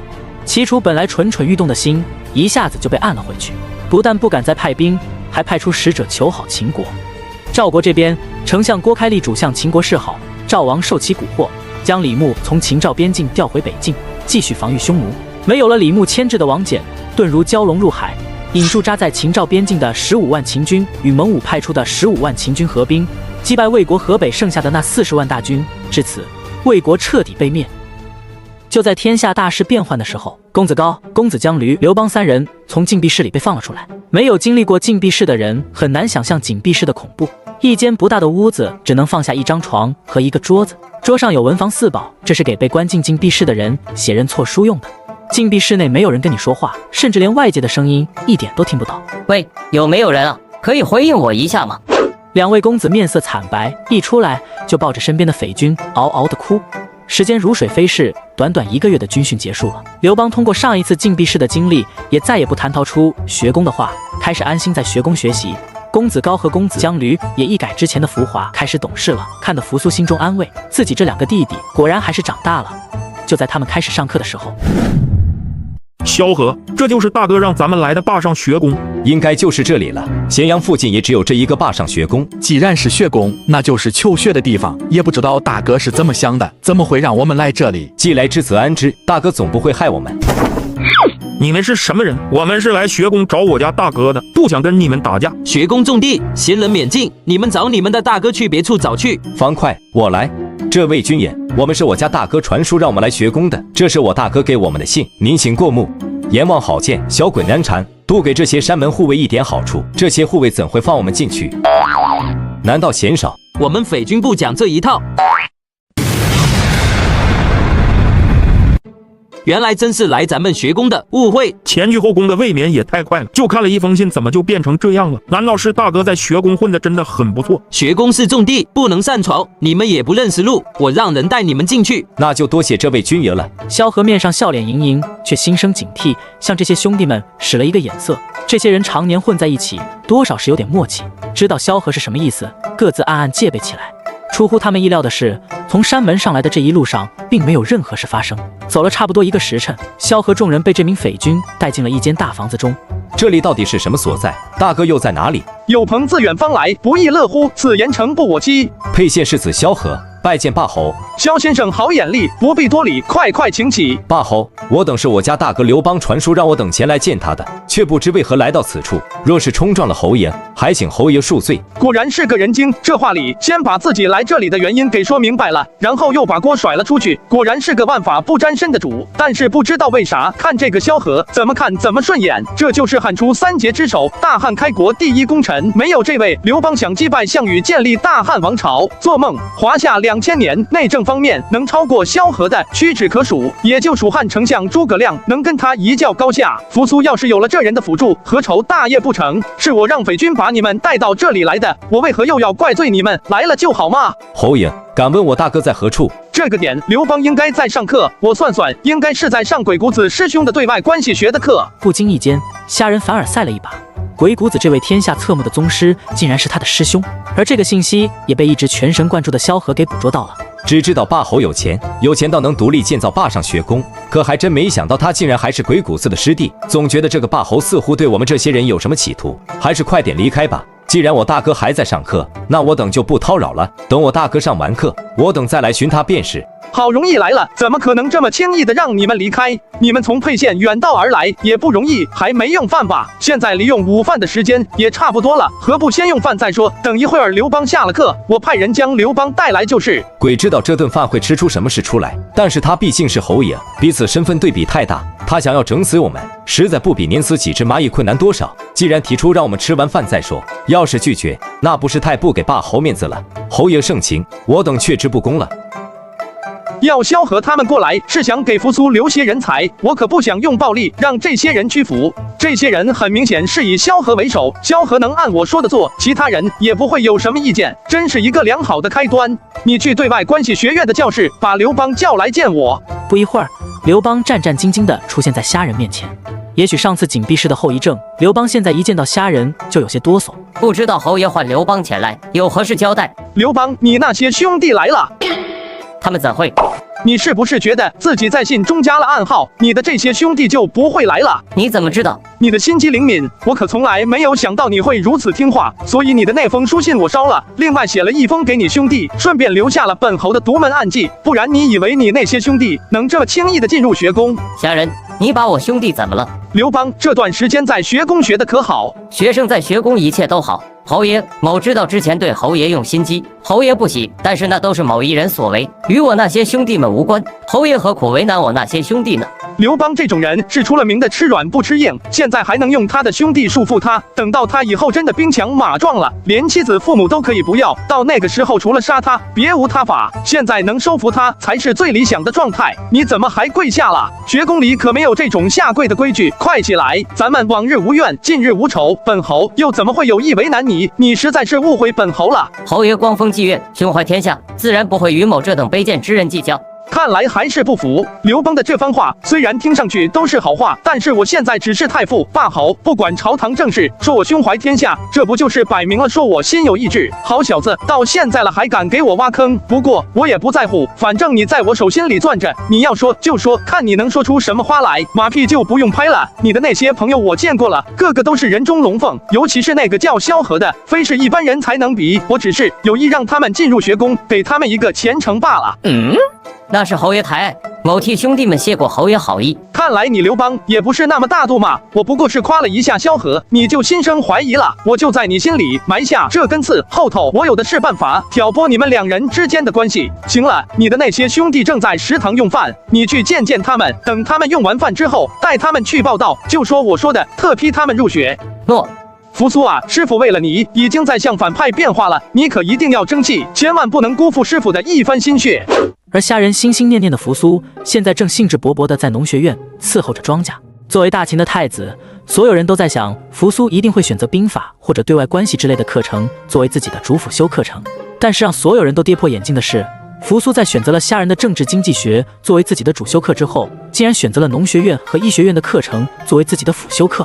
一国太子不研究如何治国，就跑来研究如何伺候庄稼和治病救人，这是分明是本末倒置。这要是让嬴政知道，那还不火冒三丈？扶苏，你说说为什么要选这2门课程？大秦的主要战争在父王这一代应该就会结束了。我继位之后将要面临的局面是如何与民休息，恢复国力。父王虽然还算不上穷兵黩武，但是大秦的国力显然处于透支状态。如果不经过一段时间的休整，大秦这根紧绷着的弦迟早要断，到那时再去收拾就晚了。这番言论把虾人都惊到了。扶苏所说的跟虾人记忆中的大秦发展轨迹何其相似。当年的大秦不就是因为嬴政的滥用国力，导致大秦的那根弦一直绷得紧紧的，最后病死在沙丘。结果秦二世又是个不靠谱的主，大秦瞬间土崩瓦解。扶苏今年才13岁，竟然能有这样的想法。那扶苏，你为什么选择农学院和医学院？农乃万民之本，百姓的想法其实挺简单，只要能吃饱穿暖，你就是让他造反，他都不会造反，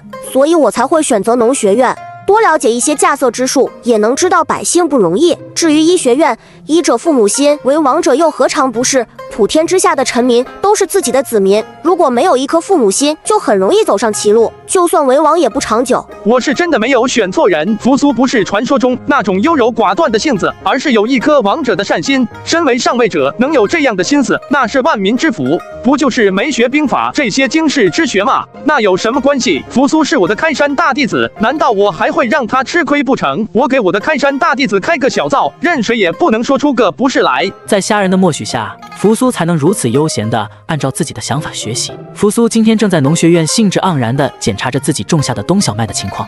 这里的5分田，所有的小麦从耕地到播种都是扶苏独立完成的，这也是农学院的课程之一。手都不知道磨出来多少水泡，扶苏却乐在其中。他期盼着这些小麦通过他的精心伺候茁壮成长，到最后收获的那一天。他们怎敢如此？怎么了？这是被欺负了？大秦敢明着欺负太子的人，估计还没生出来，更何况这是在学宫。师傅，这事你管不管？扶苏，啥事我就管不管，你还没说什么事呢。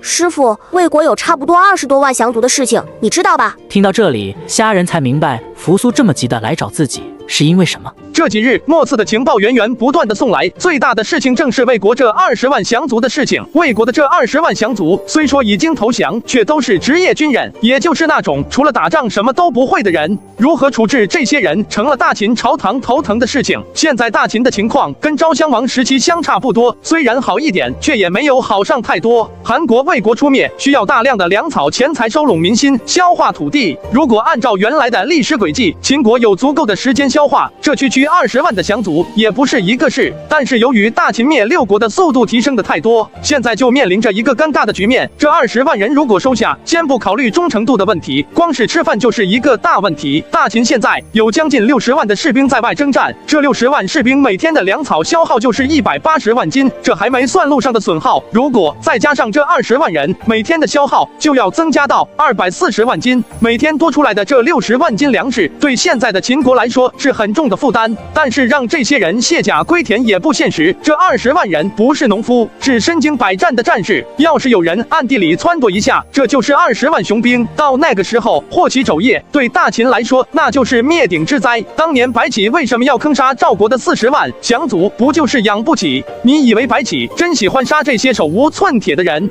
现在朝堂上就有一种声音，那就是防武安君白起故立，将这20万魏国降卒全数坑杀，甚至还成了朝堂上的主流声音。这件事我知道你的想法是，这些人当然不能杀，要是杀了，以后谁还敢投降我大秦？必然人人死战到底，那不是平白让我大秦将士多流血吗？但是这些人留下吃什么喝什么，粮草如何供给，人员如何管理，怎么办？你想明白了？扶苏一时语塞，他接到消息之后怒气上头，就急匆匆地赶了过来，还真没有仔细考虑过这些事情。现在虾人问他，他还真没想好如何回答。身为王者，万事谋定而后动，你啥都没想明白就来找我，是想师傅直接帮你解决了？那不是师傅厉害吗？人家都是师傅有事，弟子扶其老，你倒好，你有事，师傅扶其老，这事还会争论一段时间。你要真想救下这些降卒的命，就回去好好想个条陈出来，然后亲自上奏给你的父皇，这才是正道。弟子明白了。孩子，你还是没看明白啊！其实大秦并不是真的没有土地能养活这些降卒，现在灭了韩魏2国，就算把这20万人分开到大秦的国土上，那是连水花都掀不起来，更加不要说什么串联不串联的话，有能耐你串联一个。现在真实的情况是，这些新占下来的土地已经被秦国的权贵给盯上了。他们早就将这些土地看成了自己的禁脔，除了秦人之外，其他人一概不得染指。按商均变法之后的规矩，士兵作战是可以分土地的，而他国降卒也有土地分，只是没有秦军分得多。但是当数量提升到20万这个数字之后，量变就产生了质变。大秦立国这么多年，大秦的国土早就被这些权贵分得差不多了，就连巴蜀之地都已经被瓜分完毕，哪里还有足够的土地来养活这20万人？所以要杀降卒的真正原因是这些权贵的吃相太难看。要救这些降卒，实际上就是在这些权贵嘴里虎口夺食。扶苏这个太子刚册封不久，说实话根基还浅，根本不会被这些权贵放在眼里。他就这么直眉瞪眼的横冲直撞，我真怕他被搞死。看来还得我亲自出手。扶苏回来之后，在房间里待了2天2夜，连吃饭都是公子高和公子江驴给他送来的。2天之后，扶苏捧着厚厚的一摞纸出关了。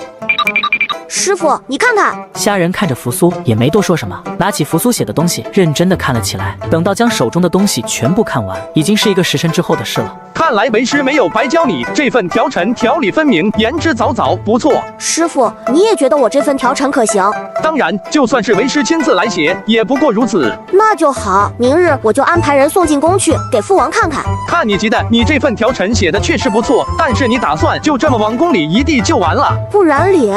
你要记住，这天下任何事情都不是一个人可以完成的，一个好汉还要3个帮嘛。师傅的意思是，你这份条陈不如以太子的名义往王满和2位上将军那里送一份，和你相熟的九卿也可以送一份嘛，让他们多提宝贵意见。师傅，我跟丞相和2位上将军都不熟悉，贸然投书，怕是不妥吧？一回生2回熟嘛，你怎么知道人家不想跟你熟呢？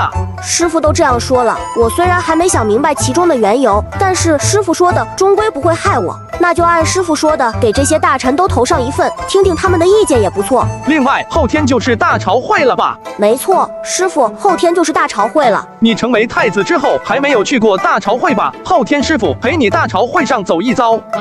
师傅，我还小，去大朝会是不是不合适？没什么不合适的，你是太子，未来的秦国之主，参与政事正是你的本职工作啊。秦王政16年秋10月念6，咸阳大朝会。今天是秦国自从发兵攻打韩魏2国之后的第1次大朝会，就连蒙武和王翦都从前线赶了回来，只留下王贲等人主持军务。刚到营时，百官就已经聚集在宫门外，等着大朝会的开始。王将军有事？朝会马上就要开始了，我看你有些走神，小心殿前事宜。王将军，我实在是心里有事。昨天太子殿下向我府中投书，里面皆是如何安置魏国将族之事，我一直在想着这件事，所以才有些走神。太子也向我府中投了书，说的也是此事。太子也给你投了书？可能还不止我们2人。王将军，那此事你怎么看？你想我怎么看？你别跟我打哑谜，我是真心求教。太子说的对，自然要尊重太子的意见。但是太子根基尚浅，怕是斗不过那帮人。那你以为太子为什么要给你我投书？蒙武恍然大悟，没想到太子小小年纪竟然就有如此城府，自己根基不够就找帮手。这件事情太子即便斗不过那些人，但是也不会妨碍他的太子之位。但是我要是不跟太子站在一起，怕是要被太子记恨。我虽然不惧，但是蒙家此地怎么办？我难道真要跟太子站在一边？身为太子勾连统兵大将，这是大忌。难道太子就不怕王上有什么其他的想法？蒙武心里这个纠结啊，百转千回，百抓闹心，那叫一个难受。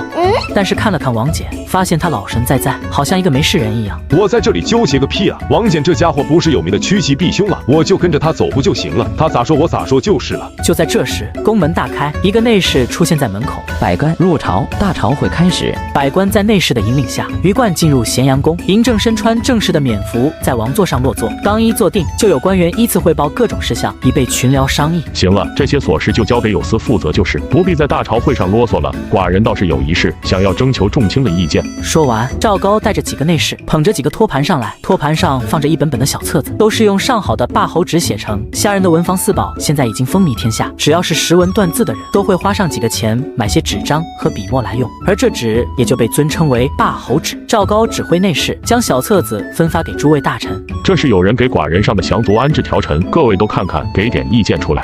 蒙武手上也有一本小册子，翻开一看，这正是太子昨日给他府里投下的条陈。原来太子已经上奏给王上知道了，那王上到底心意如何？是赞同还是不赞同？蒙武还在琢磨，却不知道有人已经坐不住了。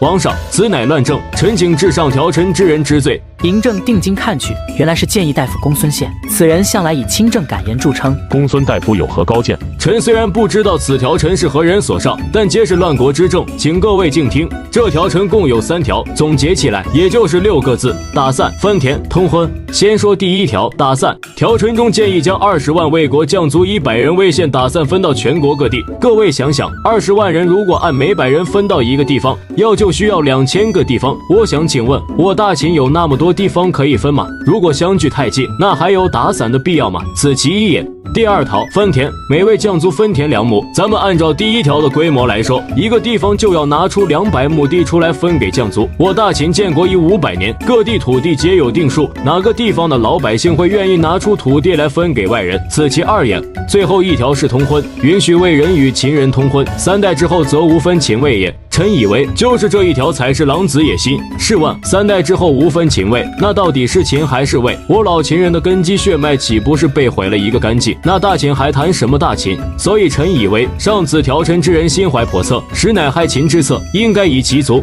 彝族这话一出口，满殿寂静。公孙宪有点懵，他原以为自己这番慷慨激昂的话会引发大家的赞同，纷纷对这份条陈群起而攻之，却发现除了少数几人点头之外，其他人包括丞相王绾、上卿李斯、上将军王翦蒙武在内的一众大臣，却在用一种看死人的眼神在看着自己。这不对啊，怎么跟我想的不太一样？既然公孙大夫对这份条陈有意见，那就让上这份条陈之人亲自来回答公孙大夫的问题。问题？我提问了，我特么这是提问吗？我这是定罪啊！听你这话，直接把定罪改成了提问，包庇的意味也太明显了，好吧？咱就说大朝会上就这么赤裸裸的包庇，真的好吗？太子也扶苏入殿。赵高这声呼喊，让公孙陷入坠冰窟。难道献此条陈的竟然是太子殿下？我刚才是不是说一族了？我特么要移太子的族，我特么是不是活逆位了？应该不会是太子献的，太子才13岁，能懂这个？等到扶苏穿着太子冕服，昂首挺胸地走进殿中，儿臣拜见父王。我儿免礼，公孙大夫对你的这份条陈好像有些疑问，你给他好好回答一下吧。儿臣谨奉诏。扶苏见过公孙大夫。真是怕什么来什么，这份条陈果然是太子上的。不过，即便你是太子，想如此轻易过自己这关，也是休想。臣拜见太子。既然条陈是太子上的，那就请太子回答一下刚才臣的3个问题。对了，太子来得晚，需要臣重新说一遍吗？刚才吾已经在殿外听得很清楚了，就不劳公孙大夫重复了。先说公孙大夫的第1个问题，说我提出的打散的做法不妥，说我大秦没有这么多地方可以安置，此言大谬也。以100人为伍，分散出去，只需要相隔10数里即可。再说，公孙大夫怕是没有仔细看完孤的条陈，孤的条陈上说的是最低以100人为限，却不是说只能100人。比如贾谊这样的大县，去了1、2千人又有什么关系？孤的本意就是要将这些降族的指挥打乱，所有的军官全数留在咸阳，士兵才分出去，这样在地方有我秦明为眼线，又没有领头的，想要造反，怕是没有那么容易。关于第2点，一个降族分2亩田，诚然公孙大夫说的对，关中之地早已被秦民占完，实在难以划分。但是孤什么时候说过要在关中给他们分地了，让他们到北地郡去？那里因为有林胡和匈奴人的骚扰，一直不能开发。那里有无数良田，让他们去北地，与林胡作战，与匈奴作战，与外族作战，都是为我华夏作战，怕啥？扶苏一提到北地郡，众位大臣释然了。北地郡就是原来义渠的故地，昭襄王灭义渠，夺其地设为北地郡，但是由于大秦始终采取东出的国策，北地郡兵力不多，所以一直在被林胡和匈奴骚扰，不胜其烦。有了这20万魏国降族过去，北地的形势必然大变，反倒可以为大秦卫戍边疆。至于你说的第3个问题，孤只能评价为可笑。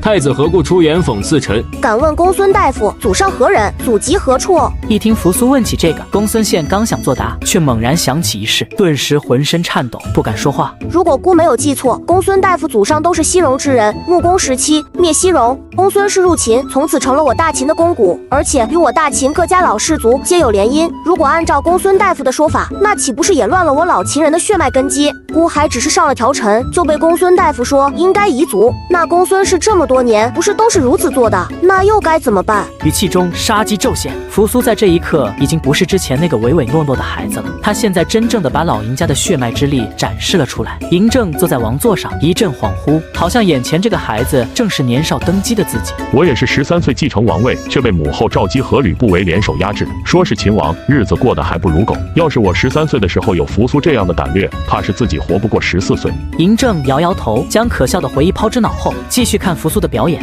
诸位都知道，我大秦的国策就是灭6国，统一华夏。现在只是灭了韩魏2国而已，未来还要灭其他4国。诸位想想，未来有可能投降的士兵还会少吗？恐怕不少。难道我大秦都是这样闭门不纳？那估计用不了几年，我大秦又会被逼得退回函谷关内，甚至连这份祖宗基业都保不住了。扶苏以为只要真心入秦，那就是我大秦子民，就应该无分你我。扶苏这番话说的丞相王绾频频点头，李斯也面露笑意。我跟扶苏几乎没有接触，以前只听说这个孩子过于人心，而且优柔寡断，但是现在看来，扶苏说的话条理清晰，层次分明，重点是语气中的那种自信，王者之风扑面而来，这岂不是天生王者？再偷偷看了一眼王翦，发现王翦脸上满是欣赏的表情。看来王翦这货八成是准备站在太子这边的。就在这时，朝堂之上又出现了变化。公孙宪虽然是谏议大夫，其实就是一个出头鸟。出头鸟的锐气被灭了，自然有人坐不住。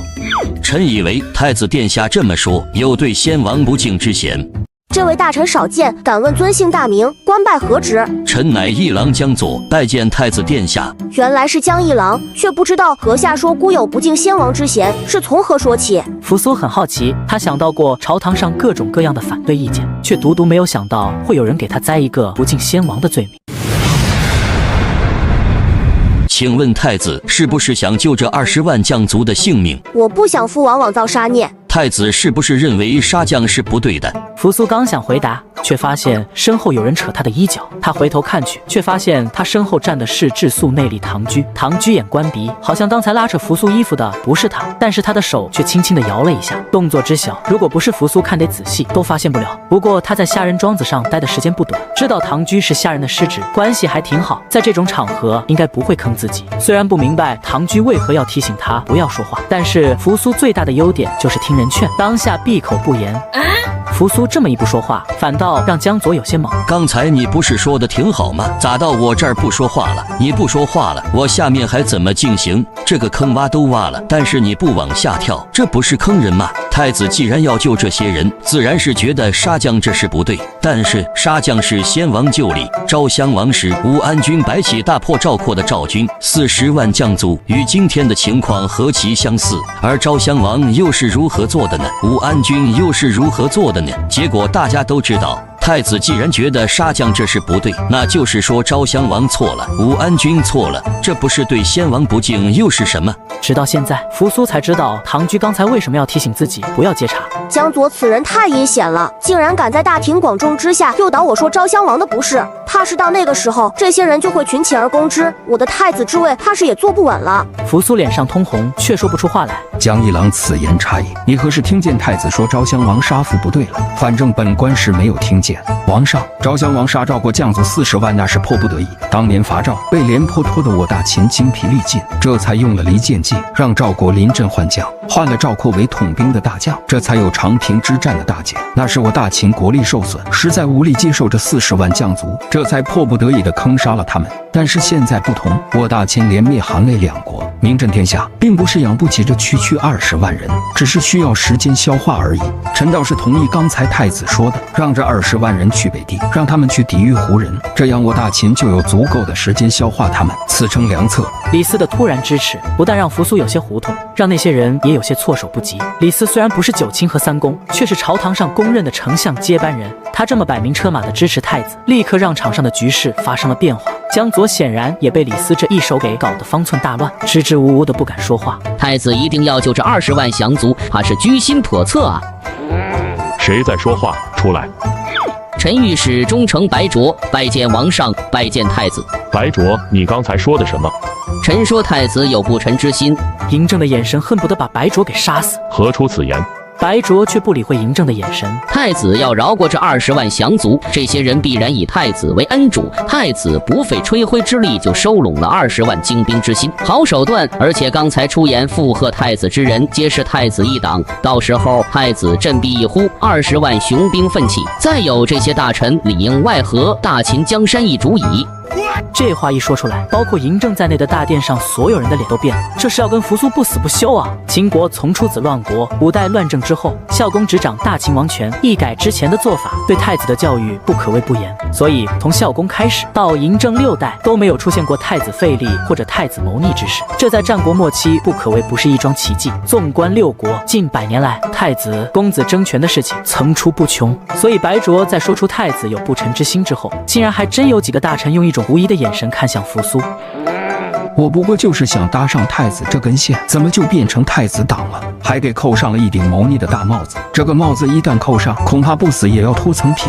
老匹夫，你这是构陷，无中生有。丞相王婉这时候也不沉默了。大胆，竟敢构陷太子，还不速速退下去！丞相总掌一国朝政，协调百官，在唐宋之前几乎算是君王的合伙人，所以丞相之权最重。他一发怒，即便是嬴政也不好阻拦，更加不用说嬴政根本就没想拦他。嬴政现在杀人的心都有了。白卓是白家的人，孟西白三家是大秦立国的时候就扎根在秦国的老氏族，子弟遍布朝堂上下，而且500年来大肆联姻，在整个秦国盘根错节，牵一发而动全身。而且白卓身为御史中丞，本就有纠察百官之责，虽说太子并不在他的纠察范围之内，封县官可封文奏事，这个制度从周延续到了清末，绵延了整个封建王朝时代。就算他冤枉了太子，你也不能怪罪他，还得夸他宫中体国。所以现在嬴政心里别提多逆位，按照规矩，这个时候太子就应该解下太子印信，交还君王，回府等候处理结果。白中丞，你说孤有不臣之心，那请你拿出证据来。太子殿下，臣是封县官。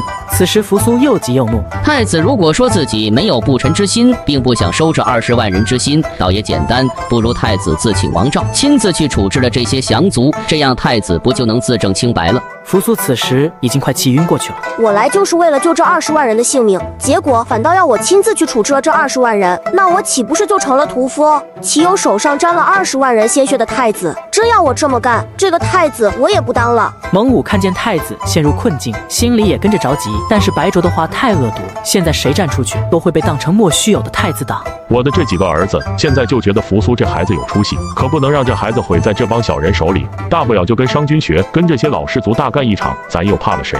嬴政正准备下令将白卓压下去，就见从殿门外一路小跑冲进来一个内侍。嬴政本就心里窝着火，看见这个小内侍，顿时无名火起。一个内侍竟敢擅闯大朝会，拿下乱棍打死！太傅求见！快传太傅！宣太傅，霸侯虾仁上殿。臣虾仁参见王上。免礼，先生来的正好。千算万算，没算到他来了。他不是在坝上学宫吗？孩子被欺负了。他说我就这20万降卒是有不臣之心，还说帮我说话的大臣都是我的党羽。我还以为怎么了呢？不就这点事吗？刚才是谁说太子有不臣之心的？是本官所言。太傅有何指教？你是何官职？本官御史中丞白卓。秦王9年，白卓为吕不韦宾客，曾对吕不韦说过“君上年幼，丞相大才，可取而代之”的话。秦王10年，王上论吕不韦之罪，白卓首发上书言吕不韦实罪，封官。秦王11年，白卓为北地郡郡守别驾，因家族利益，以卒兵灭临胡3部落。临胡怒而兴兵，犯北地郡，白卓知情不报，反而以族长寿辰为由离开北地，致使北地郡生命涂炭，北地郡郡守战死。朝堂上嘈杂的声音越来越小，到最后就只剩下虾仁朗朗的诵读声。白卓也止住了悲愤的叫喊，而是瞪大了眼睛盯着虾仁。这是白卓一直藏在心底的秘密，从来不敢对外人说。此时他越听越惊，越听越慌。秦王14年，白卓为御史中丞，上郡郡守贪赃，上郡监御史，上奏弹劾郡守罪。白卓收上郡郡守美女2人，金10箱，扣下上郡监御史奏书，不予上报，且伙同上郡郡守坑杀监御史，全家11口。这事竟然是你做的！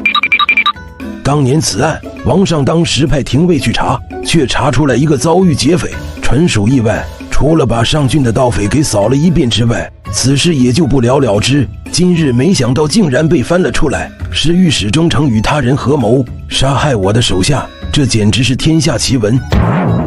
蔡老，你慢点。太傅，你刚才说的可有证据？蔡老，白卓府上现在应该有2位操着北地口音的夫人，其中一位最近才给白忠诚诞下一子，不知道算不算证据？有2个北地的媳妇也是正常，这算不上什么证据。那当年亲手坑杀上郡监御史的那名领军校尉的证词算证据吗？如此算是铁证。你说怎么这么巧？我这里恰好就有这样一份证词。至于证人，我已经让人送进黑冰台了。白卓，你干的好事。这是假的，虾仁找人害我。蔡老，你要相信我啊，我真的没有。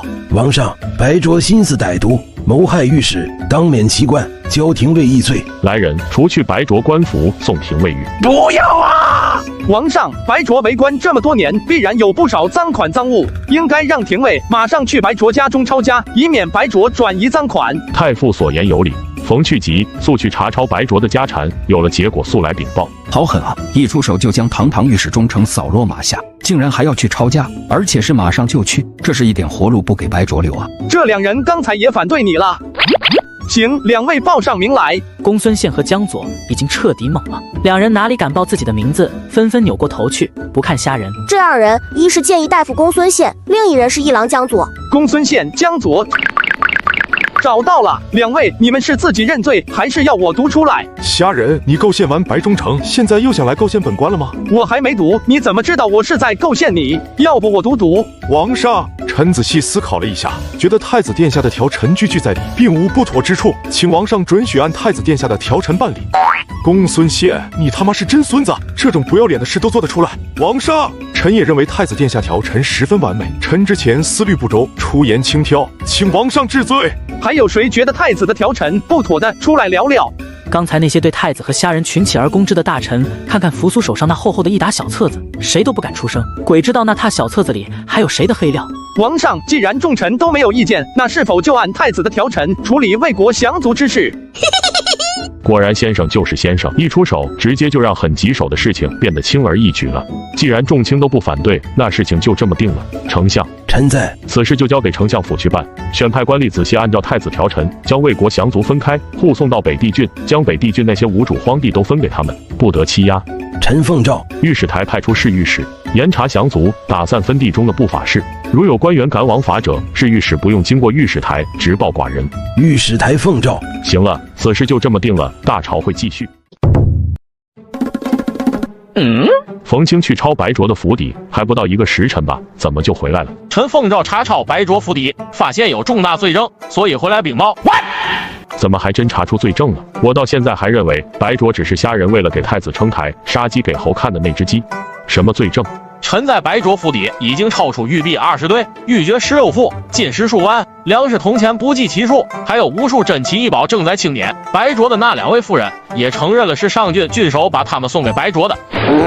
竟然有这么多钱，白卓还一直在寡人面前扮清廉，寡人还多次给他赐金，就怕这个御史忠诚饿死。细细查抄，不可放过一处，让白卓交代这些财物都是谁送给他的，凡是行贿者，不问地位高低，全数拿下问罪。小子，好好学着点。王上，白卓不过御史忠诚而已，竟然能收到如此家财，这样的财富在咸阳城怕也是数1数2的了。臣以为大秦重法，官员皆是清廉自守之辈，没想到竟然如此贪婪，此诚为臣可耻也。所以臣以为官员也是人，不可寄托于人心。大秦乃以法立国，应该以法来管束官员。太傅此言让我不得其解。太傅是说我大秦的律法对官员还不够严格吗？上卿误会了，我不是那个意思，只是现在大秦的律法皆是从后果出发，你有了这个后果才会受到惩罚。但是既然有了结果，自然就已经造成了损失，此时追究，除了图个痛快，还能挽回什么呢？那太傅的意思是？臣的意思是，为何不防患于未然？如何防？臣以为，为了防止官员贪污，何不让官员做个财产登记？财产登记？正是，所谓财产登记，就是官员在授官的时候，向朝廷上报自己的家产多少。朝廷安排人员1年或3年一查，如果财产超过了原来登记的数字，并且与自己收入不符合的，必须解释来源。解释不清楚的，那就犯了财产来源不清之罪。轻者罚没非法所得，重则除官下狱。自3皇治世、武帝定伦以来，什么时候当官还要先汇报自家有多少钱了？这他妈上哪儿说理去？那现任官员呢？当然也要登记啊，怎么能例外呢？新任官员是登记，现任官员是查。凡是解释不清财产来源的，统统以巨额财产来源不明罪论处。这有些不太好吧？这他妈是直接站在百官的对立面了。皇上不要怕官员的抗拒，真正为国为民的官员是不会抗拒这种事的。真正怕查的正是那些贪官污吏。皇上只需要看谁最抗拒，那他家里8成就贪污了不少。丞相，你怕登记吗？老夫行得正，坐得直，何惧之有？那莫非李上卿怕？我自然是不怕。丞相和上卿都不怕，你们呢？怕吗？不怕，不怕。皇上他们都没意见。既然众卿都没有意见，那要不试试？就他妈这么办，这个办法总比再出白卓这样的白眼狼强。只是这种得罪人的事，要交给谁去负责呢？嬴政看了一眼虾仁，发现虾仁现在跟个泥塑的雕像一样，眼睛都闭上了，分明只提建议，不管执行。丞相，此事你看丞相府。王上，丞相之职协理百官，并不适合做这样的事，这种事应该交给御史台去办，监督百官正是他们的职责。我是年纪大，又不是傻子，你丞相府不想得罪人，凭啥让我御史台去得罪人？本来监督百官是御史台应有之义，只是御史台刚出了白灼这样的败类，臣实在无颜领命，还请王上另外安排人员，顺便连御史台一并查了。老臣倒要看看御史台中还有多少蛀虫。嬴政把目光投向了冯去疾，冯去疾此时头低低的，眼神看向地板，就好像这咸阳宫的地板上能开出花来一样。得，廷尉也靠不住，总不能交给军方去办这个是吧？主意是你出的，你总得给我救个场，不能把我晾在这儿吧？我能有什么建议？我就负责出主意，你找谁都行，反正我不行。不知道太傅对于此事交给哪个官署去办有何建议？王上，臣倒是真觉得有个官署合适。是哪个官署？臣以为，既然是官员财产登记，那交给任何官员都不妥当，难免有关官相不知事，何不将此事交给不是官员的人负责呢？不是官员，太傅，你说的是谁？臣看中车府令赵高就很合适嘛。什么？王上，奴婢蒙王上恩典，赏了奴婢一个中车府令的职务，也算是官员，实在是不合适。赵府令这么说就不对了，你虽然是中车府令，有品义的官员，但是你却是在王上身边伺候的人，也没有听说你在外面有什么府邸财产，可以说是将全部心思都用在如何伺候好王上身上。而且赵府令手下天王，乃王上耳目，人数众多，本身也有监察之能，跟各级官员也没有太多牵扯。你来主持这件事情，那是最合适不过的了。好像先生说的还真不错，现在看起来赵高好像还真合适。赵府令主持此事正合其意，臣等附议。没想到你还是众望所归啊！王上，奴婢是真的不合适啊。行了，别说了，就这么定了。登记官员财产的事情就交给天网负责，以后新任官员都到你那里去登记。见嬴政已经下了诏，赵高不敢再推脱，再推容易把自己的小命给推没了，只得含泪接下了这份光荣而艰巨的工作，心里却将虾仁恨得要死。师傅，我刚才准备接下官员财产登记的事，你怎么把我拦下来了？你先告诉我为什么要接这个活？因为我觉得师傅你说的对啊，那些一心为国为民的官员肯定不会抗拒这样的事，而抗拒的都是贪官，我就可以把这些贪官全都绳之以法。抓起来以后呢，空出来的官谁来做？扶苏愣了一下，显然他还没有想这么多。扶苏，你记住，政治斗争不是请客吃饭，那是要见血的。你把那些贪官都抓了，你自己家代理又没有能顶上的人，那这些空出来的官位不都便宜了别人吗？这种既得罪人又没好处的事，自己千万不要上。王婉、蔡贤他们能做到今天这个官位，难道不懂这个道理？没见他们都跟避瘟神一样的推脱，你怎么还上杆子的去争呢？再说了，谁告诉你愿意配合登记的就一定是好官？判断一个官员的好坏，只能从他做的事情上看，并不是单单看他有多少家产，懂吗？我只是想替父王分忧罢了。师傅既然叫我不做，我就不做，这才是好孩子。但是师傅，你推荐赵高去主持这件事情，那些空出来的官位岂不是都到了他的手上？他已经管着天网了，再有这些官员，那权力是不是太大了些？师傅，我怎么感觉你在坑赵高？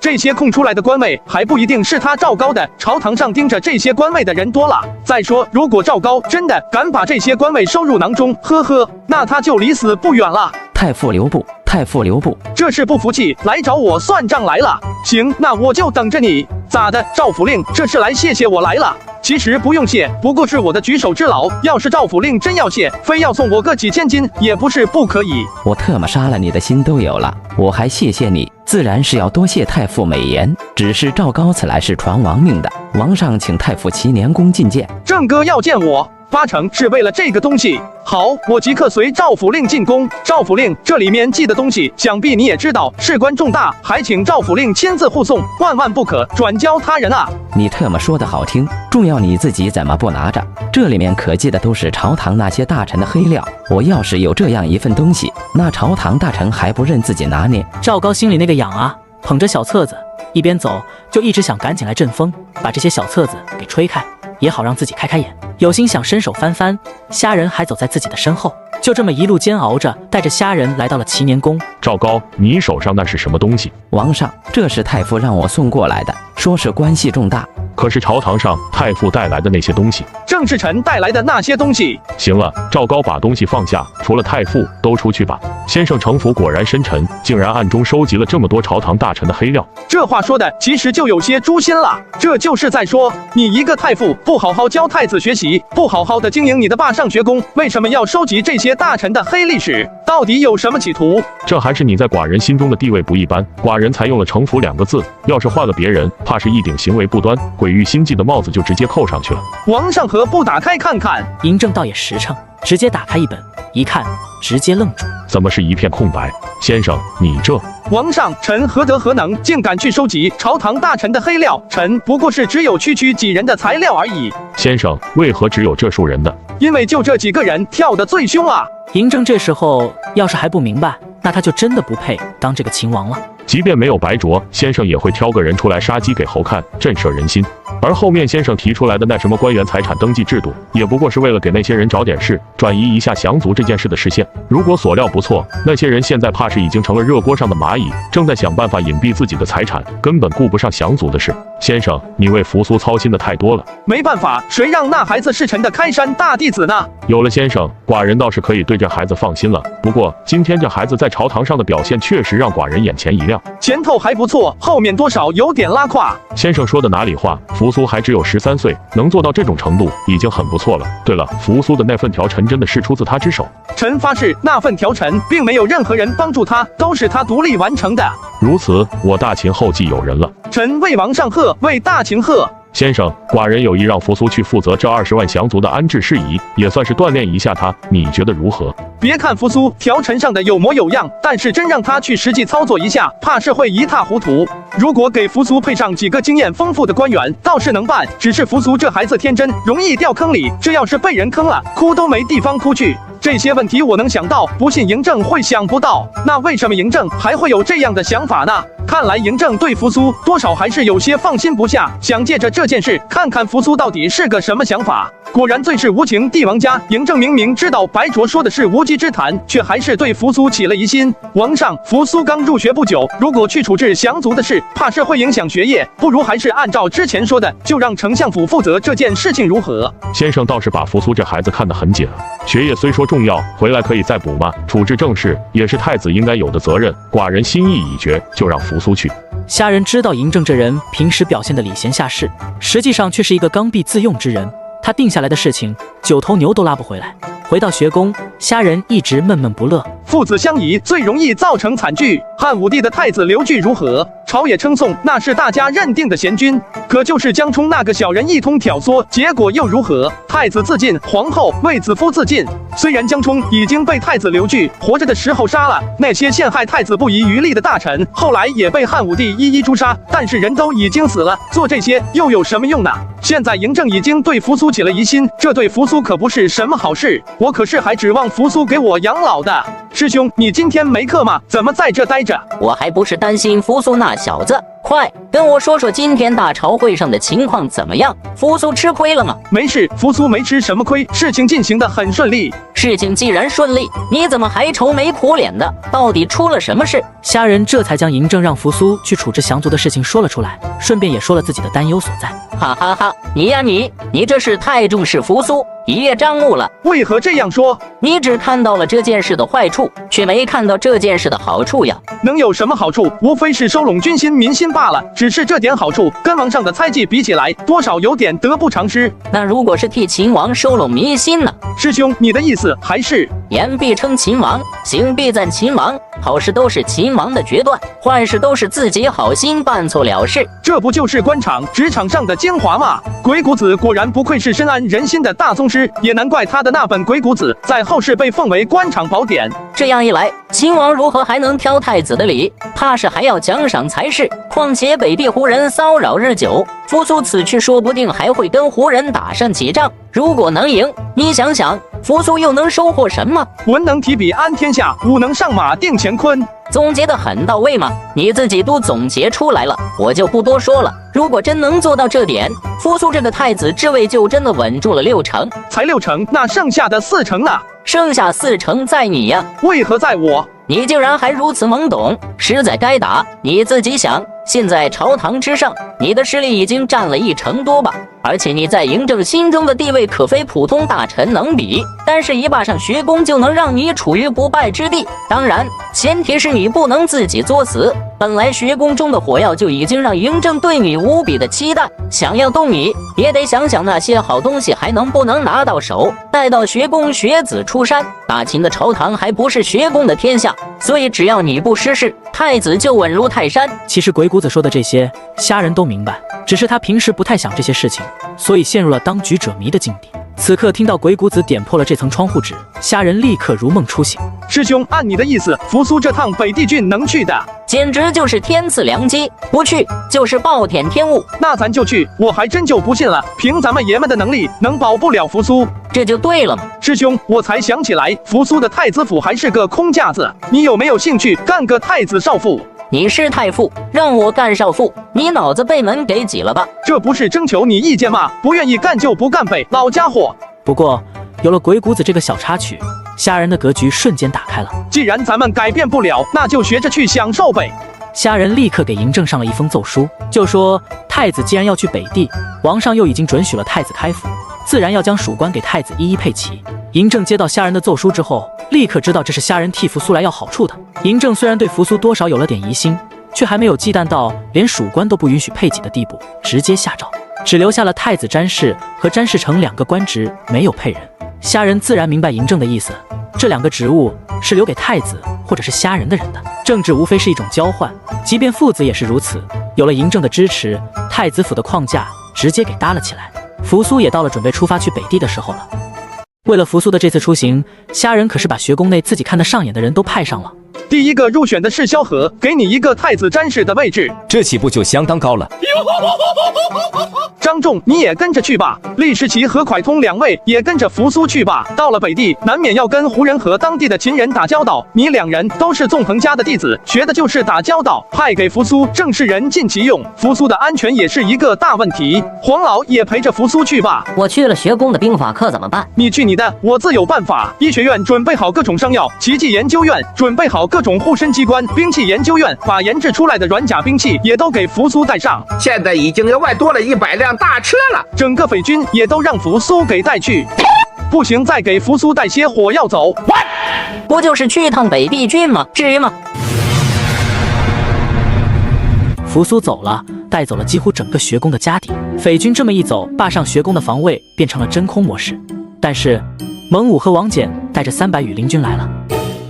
这是虾仁用2套最好的文房4宝换来的。我可还记得记下学宫的护宫剑士，万一真进来几个，光靠这几个宗师可能还真有点危险。而且学宫的机关虽然威力强大，但大部分都是一次性的，比如那尊嬴政雕像下埋的300斤火药，我可不想来几个贼就要重建一次霸上学宫。蒙武和王翦此来一是应虾仁之邀，在黄石公不在学宫的时候把兵法课给带起来；2就是给虾仁送人来的。一见虾仁，2人显得都很热情。太傅，你那个化学研究员研究出来的火药真是太管用了，这次我能攻破大梁，全靠了火药之力，我可真的好好的谢谢你。谢谢我，还收我一套顶级的文房4宝，那可是我命人精心制作的，一共就做出来7套，号称7星捧月，价值连城。火药确实管用，我倒是没像蒙老头那样浪费，我只用了500斤，就让李牧吃了一个闷亏，估计他现在还猛着呢。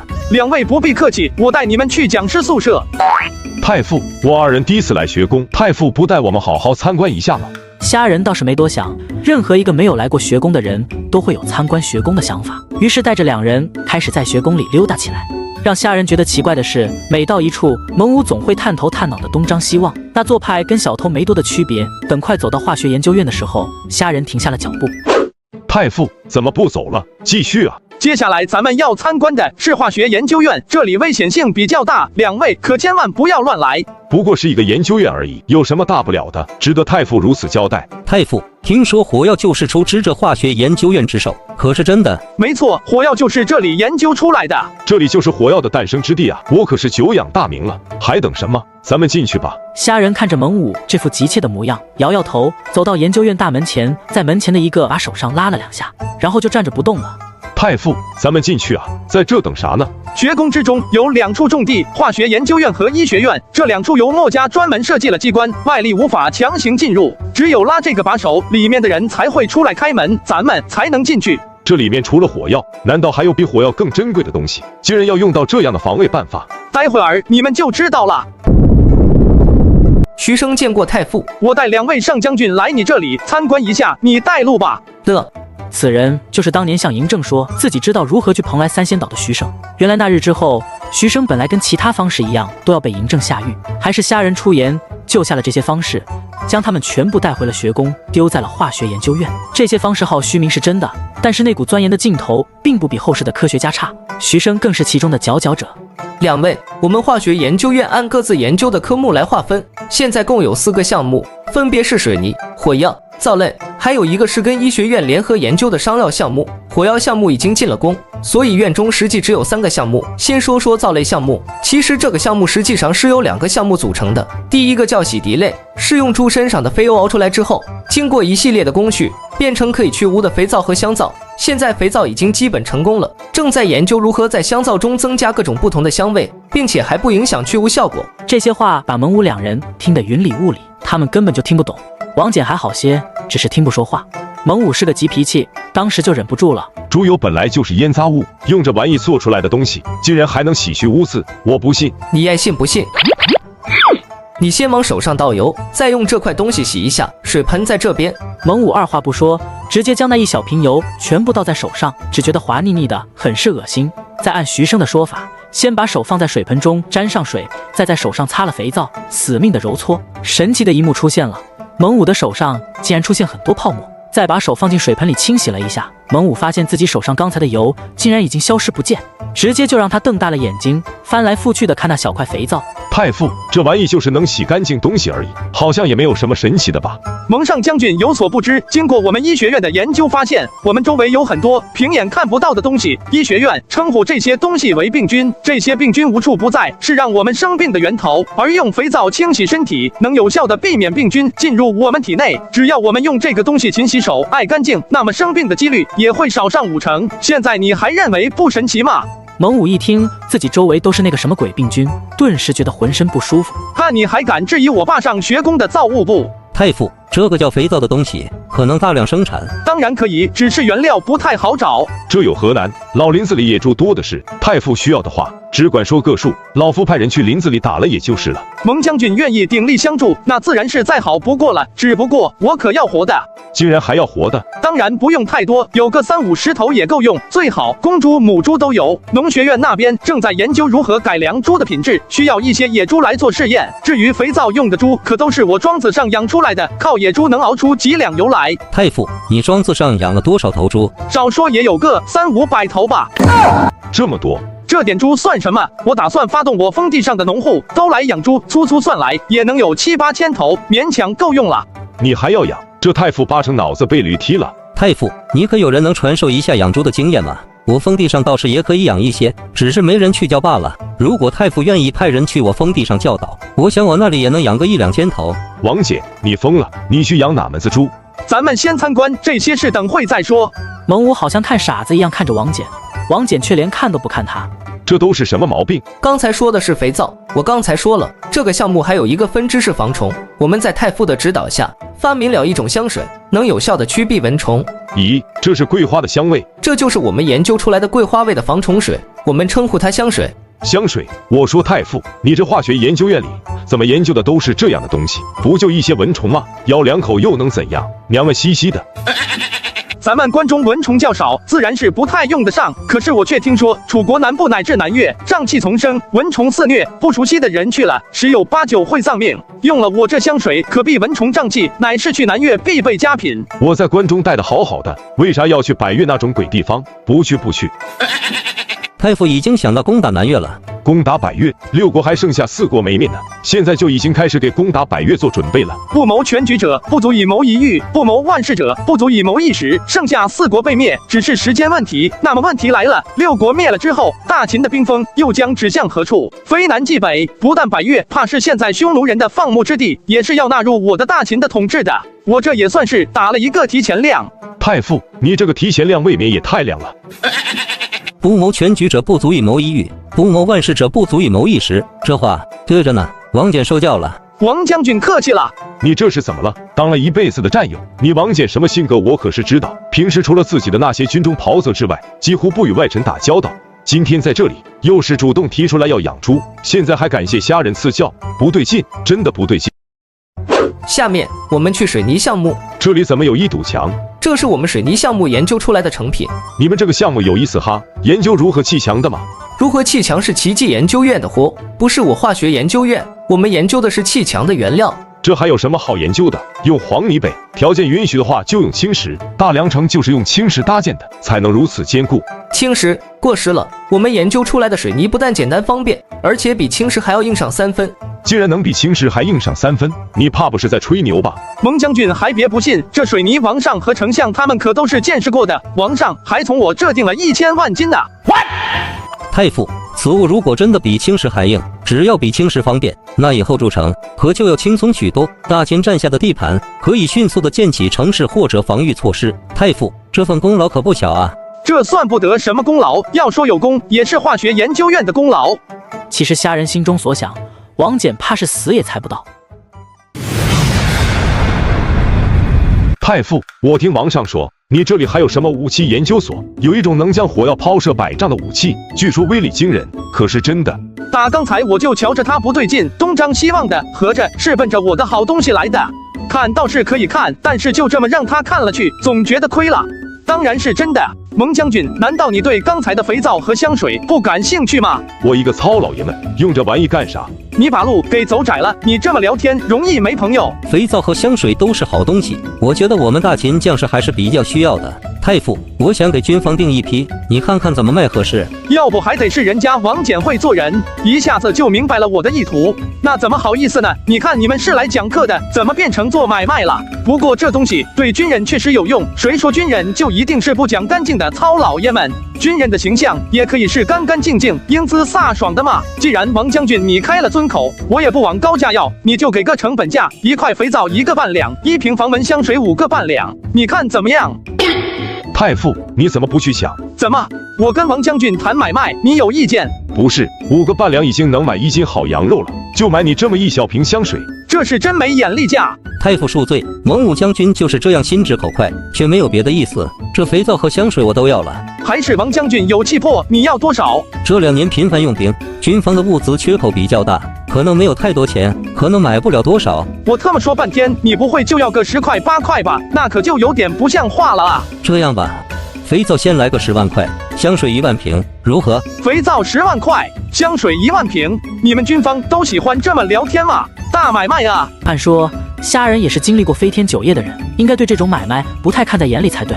10万块肥皂也不过10万钱，这点钱在虾人这里还叫钱？但是虾人知道，肥皂和飞天酒业的区别可太大了。飞天酒业再怎么说也不算是必需品，但是肥皂是啥？那是生活日用品。现在在大秦可只有我这一家，只要宣传得法，以后富可敌国都是往谦虚了说。可是军方的物资采购可不是上将军一句话的事情，采购物资的权利在丞相府。太傅有所不知，负责采购军需的是我王家子弟，我回头跟丞相打个招呼就行。擦，你们这种官官相护的人，我可真是太喜欢了。既然如此，10万块就10万块吧，总比没有强。太傅，现在买卖谈定了，可以带我们去看看那件武器了吧？当然可以，2位随我来。从化学研究院里出来，3人3马就向兵器研究所而去。兵器研究所其实就是白胜的那间在李家庄子上的铁匠作坊。虾人也曾经想让白胜把这间工房搬到学宫附近，可白胜说自己是个匠人，去学宫怕是会亵渎了读书求学的圣地，死活不愿意搬去。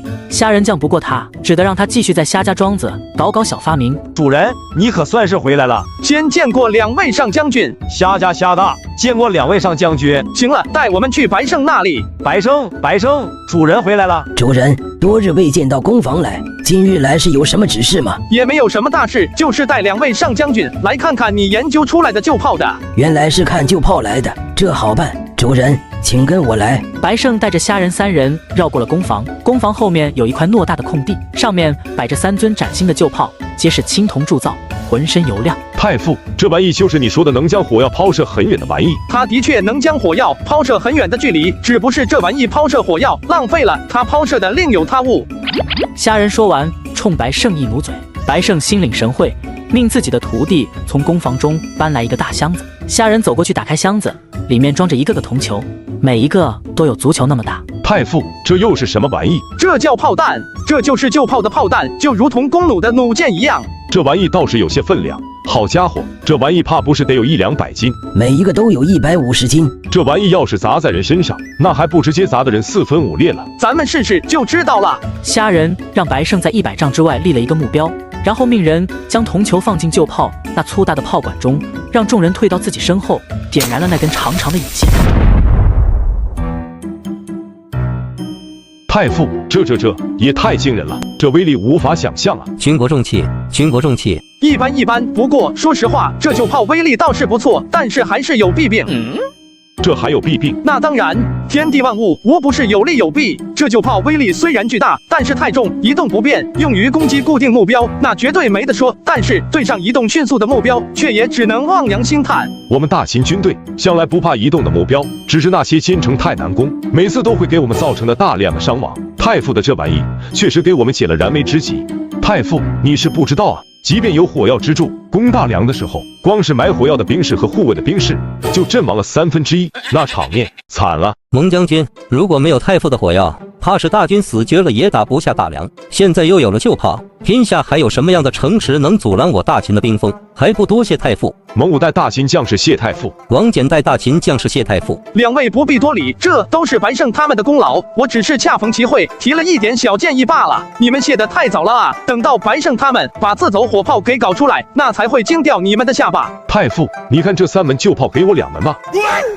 什么？就3门炮你特么要2门？蒙武，你好意思要2门炮？你大梁都已经打下来了，还要炮来干什么？照我说，这3门炮不如都给我，我马上向王上申请领命灭赵。赵国都城邯郸可是不逊于大梁的坚城，我好歹还给你留了1门，你特么的要独吞？谁说灭赵就一定是你的事？我不能带兵灭赵吗？谁还不是个上将军？你打不过李牧，你说的你好像打得过一样。我能跟他打平手。两位上将军不必争吵了，这3门炮我谁都不给。这旧炮可是有大学问在的，如何选择合适的安放地点，如何调整角度，都有大学问在。这可不是一般的士兵能够直接上手就用的，需要经过系列的学习和培训。我已经上奏王上，成立旧炮营，先抽调各军中那些识文断字的兵士，统一培训，等到成军之后，再看前线的情况出击。所以您2位在这抢得再凶也没用。看来这旧炮是没戏了。不过那个旧炮营倒是可以争取一下，至少管营的主官可以是自家的子弟嘛。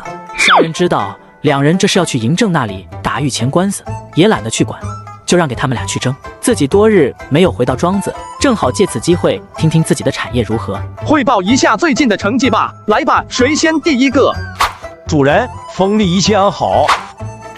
这就完事了，你特么这德行，要是混职场，怕是1天都混不下去吧。虾二，你飞天酒业最近如何？主人，最近飞天酒业的生意倒是挺好，不知道为什么4国商队都加大了采购量，几乎增加了3成，而且在大秦，特别是巴蜀和北地，销售量提升了最少4成，总体盈利跟去年刚开业的时候基本持平。这可能是最后的繁荣，等到明年赵国灾情起来，粮食就成了大问题，而且大秦必然会趁机灭赵，到时候再想像现在这样大量的弄来粮食，怕是不容易了。那时候飞天酒业的盈利水平必然会直接大幅度下滑，不过也不能打击手下的积极性，不是？干得好，多注意飞天酒业的粮食储备。那你代管的4宝斋生意如何？主人，4宝斋的生意那就太好了，现在官府已经彻底改成了用咱们的文房4宝办公，每月官府的采购单子我都数到手软，而且咱们文房4宝已经传遍了列国，那些商队每次到咸阳，有1半的货装的是咱们的文房4宝。你将飞天酒业和4宝斋的利润分出1半来，交给学工，剩下的留着，我有大用。鸿宾楼生意如何？咋了这是？可是鸿宾楼出了什么事？回主人，鸿宾楼一切安好。那你板着脸干啥呢？回主人，我在咸阳城中的暗桩给我传来一个消息，我正想亲自去禀告主人。什么消息？接到消息，说是咸阳城中有人勾结灵狐，要对去北地郡的太子不利。什么？勾结灵狐？可曾知道灵狐出动多少人马？听说灵狐大头领聚集了2万空闲之士。2万？还以为有多少人呢，才区2万。主人，那可是2万骑兵，如果真的让2万灵狐骑兵就这么轻易的进入大秦的腹地，只有2种可能：第一种可能就是北地郡的驻军全是猪头；第二种可能是北地郡的驻军已经全部叛国，这才有可能对这么大一支军队视而不见。而且扶苏如果真的被围攻，只要扶苏能坚持2天，咸阳就能得到消息，咸阳的大军顷刻即至，这就是在自己找死。所以即便灵狐想要动手，也不会选在这时候。至于等扶苏到了北地，就有了北地郡自己的驻军保护，灵狐人想要动手就更加没有可能。唯一动手的机会只有一个，那就是王贲押送20万魏国降卒到达之后，有人在这些降卒里鼓噪闹事，然后灵狐趁机动手，如此里应外合，祸其肘腋。扶苏就算有天大的本事，恐怕也难以逃脱升天。不过你以为我那100车东西是白带的吗？主人，怎么办？要不要禀告王上，请他调派大军？当然要禀告王上，只是王上恐怕也不会派出大军去保护扶苏。这是为何？王上让扶苏去北地，本来就存了讨教的心思，如果真的派出了大军，那还讨教什么？所以这关扶苏只能靠自己，我都不能出手。靠他自己能行吗？当然行，你也不看看他是谁的弟子。当然，消息还是要传的，放出飞鸽，将消息告诉扶苏。而虾仁引以为傲的弟子，此刻却有些放飞自我。扶苏从来没有离开过咸阳这么远，他去过最远的地方就是虾家庄子。对一个13岁的孩子来说，此行无异于放虎归山，蛟龙入海，对什么都感兴趣，看见什么都要停下来看一看，问一问。这也导致了这支队伍3天时间走了还不到200里。太子殿下，咱们可能要加快一些速度，还有不少事要办呢。北地那里分给将族的土地、财物、粮食要提前准备好，安置将族的官吏要提前选派。原来北地郡的秦人要提前打招呼，总不能等王贲押着20万将族到了，北地这边还一点准备都没有吧？急什么？不是都已经交代北地郡守去办了吗？太子殿下，诸事繁杂，他是北地郡守拿不定主意，还需要太子殿下张总才是。太子如果迟迟不到，怕是有心人会用此事做一些文章。做文章，那必然是一篇锦绣华文，孤导师想看看。大哥，你是真听不懂还是假听不懂？你还想看看？等他们真的把这篇文章做成了，怕是你就不想看了。张先生，麻烦你去前队看看，看看咱们还有多少路程才到义渠县。这他妈不是蒙县的活儿吗？这是嫌我烦了，赶我走呢？既然你听不进去，那老子还不说了。小子，你这样怕是会凉了他们的心啊！皇室爷爷，让您见笑了。你还打算拖延多少时日？是有人要对你不利吗？皇室爷爷，你在说什么呀？什么拖延？什么人又要对我不利？小子，在老夫面前就不要玩这些花活了。我还不知道你的脾气秉性，要是没事，你怕是早就日夜兼程赶赴义渠了，还敢这样走走停停。果然瞒不过皇室爷爷。刚离开咸阳不久，蒙县就密报我说发现有人一路尾随，并且总有快马向北地郡方向奔去，像是有人在盯着咱们这支队伍，并且在发出消息。这次虽说得师傅相助，最终还是救下了这20万降卒，但是却也得罪了不少人。临出发的时候，师傅就提醒过我要小心那些人的下作手段。现在看来，那些人还是不死心。我有意拖延行程，是想要看看那些人到底想用些什么手段。昨夜接到师傅派人发出的飞鸽传书，那些人原来是勾结了灵狐，想要对我下手。既然是这样，就不能这么赶到北地郡去了。谁知道北地郡有没有被那些人给渗透？我们就这2000来人，要是北地郡的驻军也有歹意，就相当于羊入虎口。只能等王贲将军押送降卒的10万大军到了北地，咱们再赶去才是最安全的。皇室爷爷不过是一些跳梁小丑罢了，倒也没有什么大事，您放心。你这小子跟你师傅别的没学到，心眼倒是学到了不少。算了算了，你既然心有定数，老夫倒也不用多说什么。不过老夫倒是要给你提个醒，世间万事没有绝对安全一说，与其被动等候，不如主动出击，何必要被别人牵着鼻子走呢？对啊，我在这里待得越久，不是给他们商议对我的时间就越长吗？记得师傅曾经对自己说过一句话，乱拳打死老师傅。我管你有什么阴谋诡计，只管一力破万法就是了。加速行军，2天之内赶到义渠。扶苏如何行事，虾仁并不知道，他只知道自己这个徒弟其实也不是一个善茬。谁要是觉得扶苏年纪小就忽视他，那就是自找倒霉。内廷派人来传召，说是宫中的楚国夫人身体不适，听说学宫风景秀丽，又有一家大宗师坐镇，所以想来学宫调养一段时间。楚国夫人其实姓郑，乃是当年楚国进贡的美人，深得嬴政的宠爱，所以赐了夫人的位阶。不知为何，嬴政一直没有立王后，而这位郑夫人就成了内廷的实际的掌权人，除了没有一个王后的身份之外，跟真正的王后也没有什么区别。而且这位郑夫人还有一个最重要的身份，她是扶苏的老妈。既然是我开山大弟子的母亲要来学宫，倒也没有什么大问题。只是学宫之中都是男人，该叫谁去招呼这位郑夫人是个大问题。环映雪，只是从上次给环映雪送去文房四宝之后，就再也没有见过环映雪。这样匆忙的去请，怕是人家不会给面子。竟然想不出第二人能解我的燃眉之急，算了，死马当活马医，先去个信试试，万一人家同意了呢？虾仁当即修书，派人送去咸阳环府。出乎虾仁意料的是，上午传的信，下午环映雪就到了。来了，哪有这么对人家说话的？也不知道说几句客气话。来了，来了就好。你就让我一直待在这吗？是我疏忽了，环小姐请。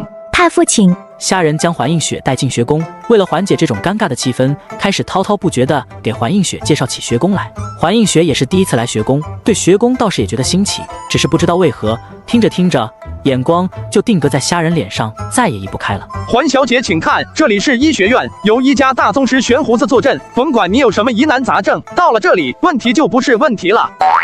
环小姐，环小姐啊，太傅唤我何事？环小姐，你没事吧？没事，可能来得及，有些不舒服。不舒服？你可不能不舒服，你要是病倒了，谁来招呼楚国夫人？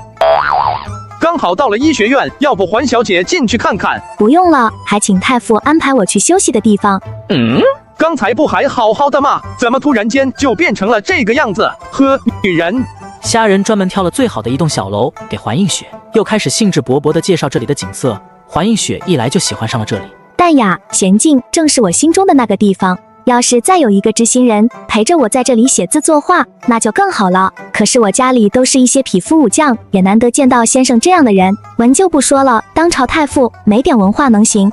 至于武先生，也是带兵去大梁绕了一圈，还能全身而退的主儿，用文武双全来形容一点都不为过。而且宅心仁厚，无私地贡献了屈原梨和冬小麦种植技术，让天下农户都得其利。朝堂之上一怒拿下御史中丞，这样的奇男子，就算是打着灯笼都难找。这些日子，我不断地派人打听他的点点滴滴，就想更多地了解他。这次他派人给我送信，我想都没想就来了。没想到这家伙就是个不解风情的傻子。好了，太傅就不用介绍了，待会儿我自己看。太傅还是想想明天如何接驾吧。我看他一直没说话，还以为他喜欢听呢，看来是我话多了。是，环小姐劳顿，还请好好休息。这个傻子竟然也不知道说些好话哄哄我，难道他真以为自己魅力惊人，一封书信就能把我换来？那个环姑娘，楚国夫人那里需要准备什么东西吗？你早些说出来，我也好安排人提早准备。这是怎么了？我又说错了什么话了吗？呵，女人。环映雪虽然没给虾仁好脸色，但是该办的事却一件没落下。需要采买的物品清单，不一会儿就送到了学宫后勤。现在管着学宫后勤的是文卢，虾仁家代理实在是没有人了。这个曾经的小说家弟子，纯属赶鸭子上架。要真按单子上的东西买下来，起码要花掉学宫3个月的钱粮。太傅，你快看看吧，环家大小姐下的单子，说是接驾要用的物品，要是按这上面买齐，咱学宫可就揭不开锅了。没那么严重吧？怎么就扯到揭不开锅去了？拿来我看看。接驾竟然要用到这么多东西，虽然我家底厚实，可是厚实也不能这么折腾啊！这钱花在学宫学子的身上，我一点都不心疼，但是要花在这个楚国夫人身上，我就觉得成了冤大头，纯大怨种。嬴政，你说你老婆不舒服，想来学宫住几天，这都不叫事，来就来呗。但是你人来还得我花钱，这就没道理了吧？虾仁让文卢先行离开，这件事交给自己处理，然后提笔就开始给嬴政写奏书，一匹快马将这封奏书送进了咸阳宫。哈哈，夫人，太傅可有些不欢迎你去哦。扶苏能成为太子，离不开太傅的鼎力支持，我怎么会把他给得罪了？这要是影响了儿子继承大统的事，那就亏大了。原来如此，皇上，太傅这哪里是不欢迎妾身，这分明是来哭穷嘛！哈哈，先生现在的家产可是雄厚的很呢，怎么跑来跟寡人哭穷了？这是生怕你去了之后把学宫给吃穷了。这还不是皇上的意思，不然我怎么会想到去学宫？现在却来怪罪妾身？呸！妾身这个夫人难当啊。寡人这不是也担心太傅那边没人照顾吗？对了，让你准备的人，你准备好了吗？王上有诏，妾身怎会不准备？王上放心吧，各国美人我准备20人，就连宗室那些适龄的女子，我也挑选了7、8人，保证太傅满意。那就好，那就好。王上要赐美人给太傅，真是好事啊！怎么不直接下旨赏赐，还要妾身装病亲自带着人去学宫？太傅有惊天伟地之才，是我大秦栋梁，他到现在不成婚，必定有他的原因。如果寡人亲自赏赐，甚至赐婚，怕的是太傅心中反感，反而坏事。你虽然不是王后，去行王后之实，这家中后院的事，你去比寡人何事？原来是这样，那妾身明白了。王上放心，我定叫太傅琴瑟和鸣。这时，赵高在一旁却有些尴尬，犹犹豫豫的想说，又不敢说。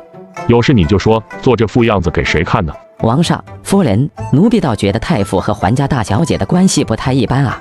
哦，怎么个不一般法？奴婢收到消息，太傅在知道夫人要去学宫的事之后，直接修书给桓家大小姐，请她来主持接待夫人的事项。而桓家大小姐二话不说，直接就住进了学宫。虾仁，这个时候不给你上眼药，更待何时？王上，桓家可是统兵大将，他家大小姐要是嫁给太傅，那可真是门当户对，假有天成呀。赵高，最近你辛苦了，赏你10斤，给甲2日。奴婢谢王上赏赐。爷，多赢了！王上果然对下人起了疑心，不然怎么会平白无故的赏赐我？行了，下去吧。王上，妾身也觉得太傅和桓家大小姐合适，只要王上给个恩典，想来太傅和桓家都会对王上感恩戴德，之后一定能为国效死。夫人，你去学宫的时候，也仔细看看桓家大小姐的脾气秉性如何，也替太傅把把关嘛。太傅年纪不大，知好色择慕少爱，那是人之常情，却不能知贪图美色嘛。终究还是起了疑心。这天一早，虾仁就带着桓映雪和玄胡子2人去山门外迎接楚国夫人。桓映雪对于虾仁没有按他的要求购置东西，还耿耿于怀。虾仁却不以为然，不就是嬴政的一个夫人吗？又不是正宗的国母王后，来可以好吃好喝伺候着也没问题，但是要花这么多钱，休想！虾仁像没有看见桓映雪这负气鼓鼓的表情，有一踏没一踏的跟桓映雪说着话。桓映雪也爱答不理，2人这副状态，看得2人身后的玄胡子尴尬癌都犯了。楚国夫人到，臣虾仁恭迎楚国夫人。太傅是国家重臣，又是我儿的师傅，应该是妾身向太傅行礼才是。太傅乖乖免礼。果然是嬴政最喜欢的女人，长得如此漂亮也就罢了，情商还高。不过见面的一句客气话，就直接拉近了2人的关系。果然在后宫混的人就是不一样，这等手段，扶苏只要学到3成，我也就不用替那小子操这么多心了。如此，臣就失礼了。言语间，楚国夫人瞧见了虾仁身边的桓映雪，顿时眼前一亮。今天的桓映雪格外的漂亮，这才是神仙眷侣，天生的一对。但是王上的意思又摆在那里。映雪，多日不见，没想到今天在这里见到你了。这段时间怎么也不进宫去陪我说说话？我这也是受人之托，忠人之事罢了。多日不见，夫人还是那么年轻，映雪还是那么会说话。太傅，这位老人家是？夫人，这就是学宫医学院院长一家大宗师玄胡子。郑荣拜见玄胡子先生。夫人最近是不是心中发闷？然后晚上睡觉胆道汗，头皮上还有红疹的发痒。先生还没诊治，就看2眼就知道妾身的病症了。双目赤红，气血疲弱，还用诊治，看都看出来。先生，那妾身这个病可难治吗？需要1个月，那是需要1年。玄胡子前辈说的是1顿饭的功夫，就1顿饭就能治好？1顿饭？你这是瞧不起谁呢？我说的是1炷香。怎么感觉这位医甲大宗师跟个江湖骗子一样？宫中的医官给我开了那么多药都不见好，你这1炷香就解决了？看我这个脑子，怎么能让夫人等在这里？先进去，住的地方我都已经安排好了。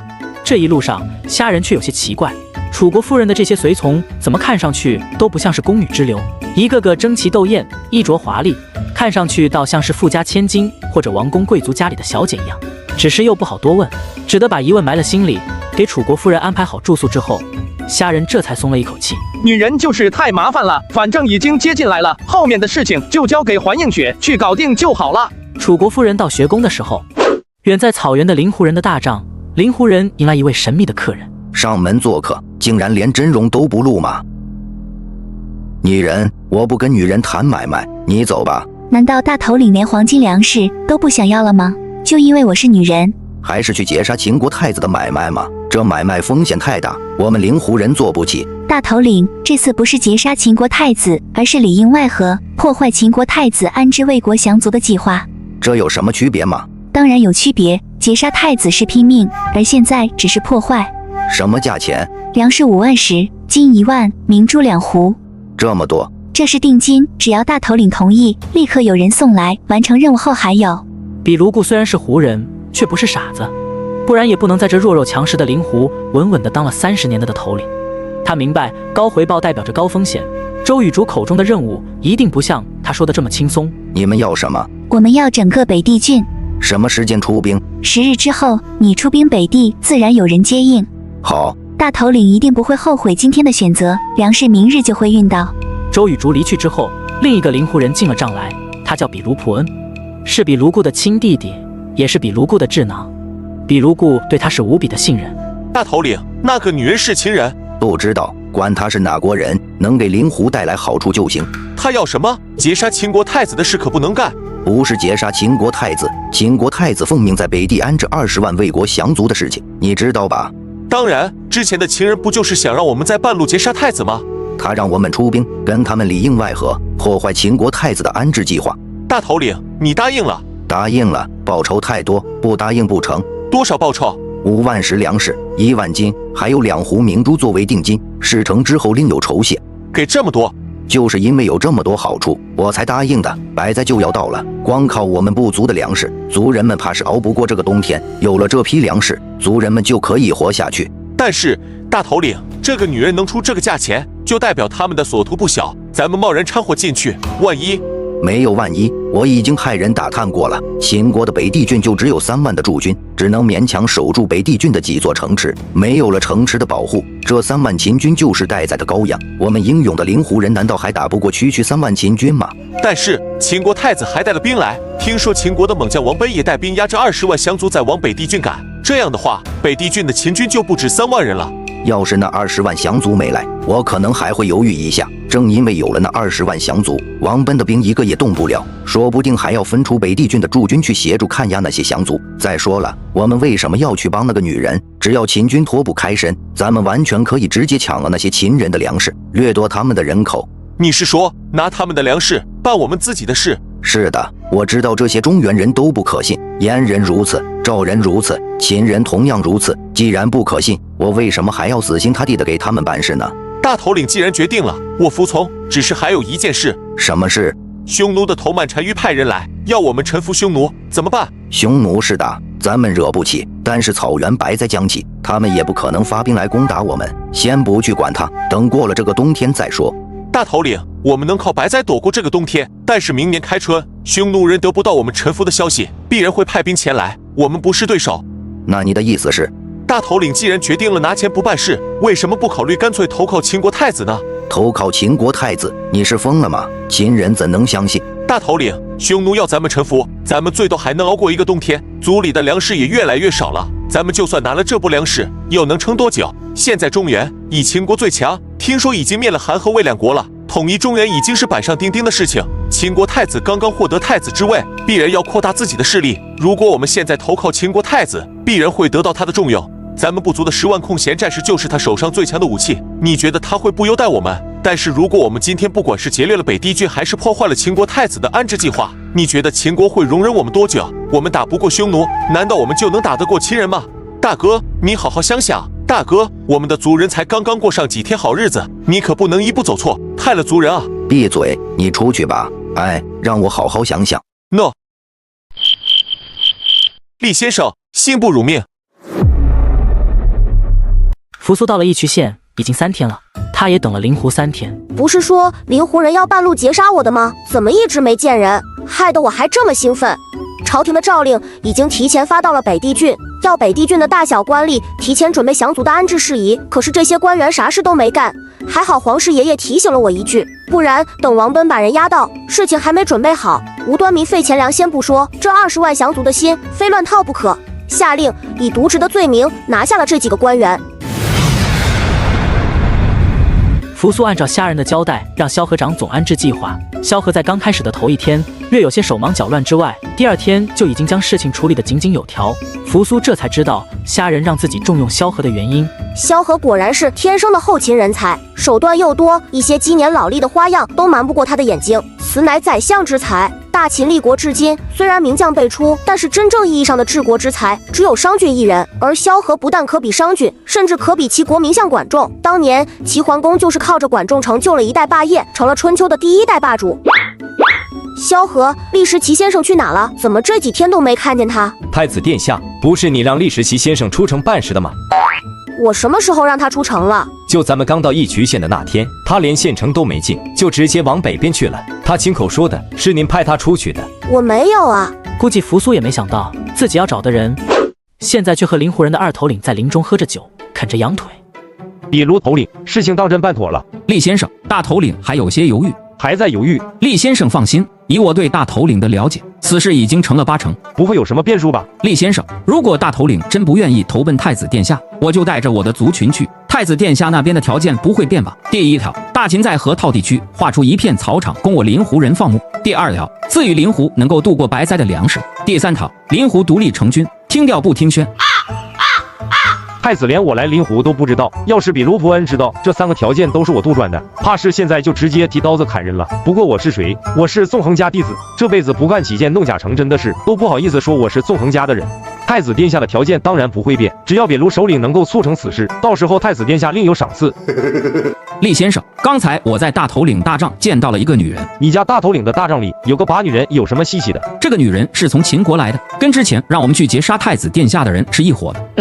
这个女人死刑来干什么呢？还是让你们去劫杀太子殿下吗？不是，她要我们据帐点兵，10日后去北地破坏太子殿下安置降族的计划。如何破坏可曾说了？只说是有人在北地郡结印，然后里应外合，具体怎么办却没有提到。那些人的计划无非就是2种，一种是煽动北地的秦民，另一种就是煽动北地的秦军。一旦让这些人成功的煽动起来，再加上灵狐人的策应攻击，怕是太子殿下的安置计划真的有可能被破坏。比卢头领，你说的这是非常重要，我要马上赶回北地郡，将此事禀报太子知道。这么急？必须马上走。对了，比卢头领派个信得过的人跟我一起走，我安排他面见太子殿下。比卢伯恩大喜，之前是都听厉时齐用嘴说，要是能得到太子殿下亲口承诺，那才是板上钉钉的事。我让我儿子跟你去，既然我已经决定要投靠，那就要把诚意给展示出来。有什么能比让我的亲儿子更有说服力的呢？这怕不是个傻子吧？中原人管这个叫什么？质子。好，请公子来吧，我们马上就走。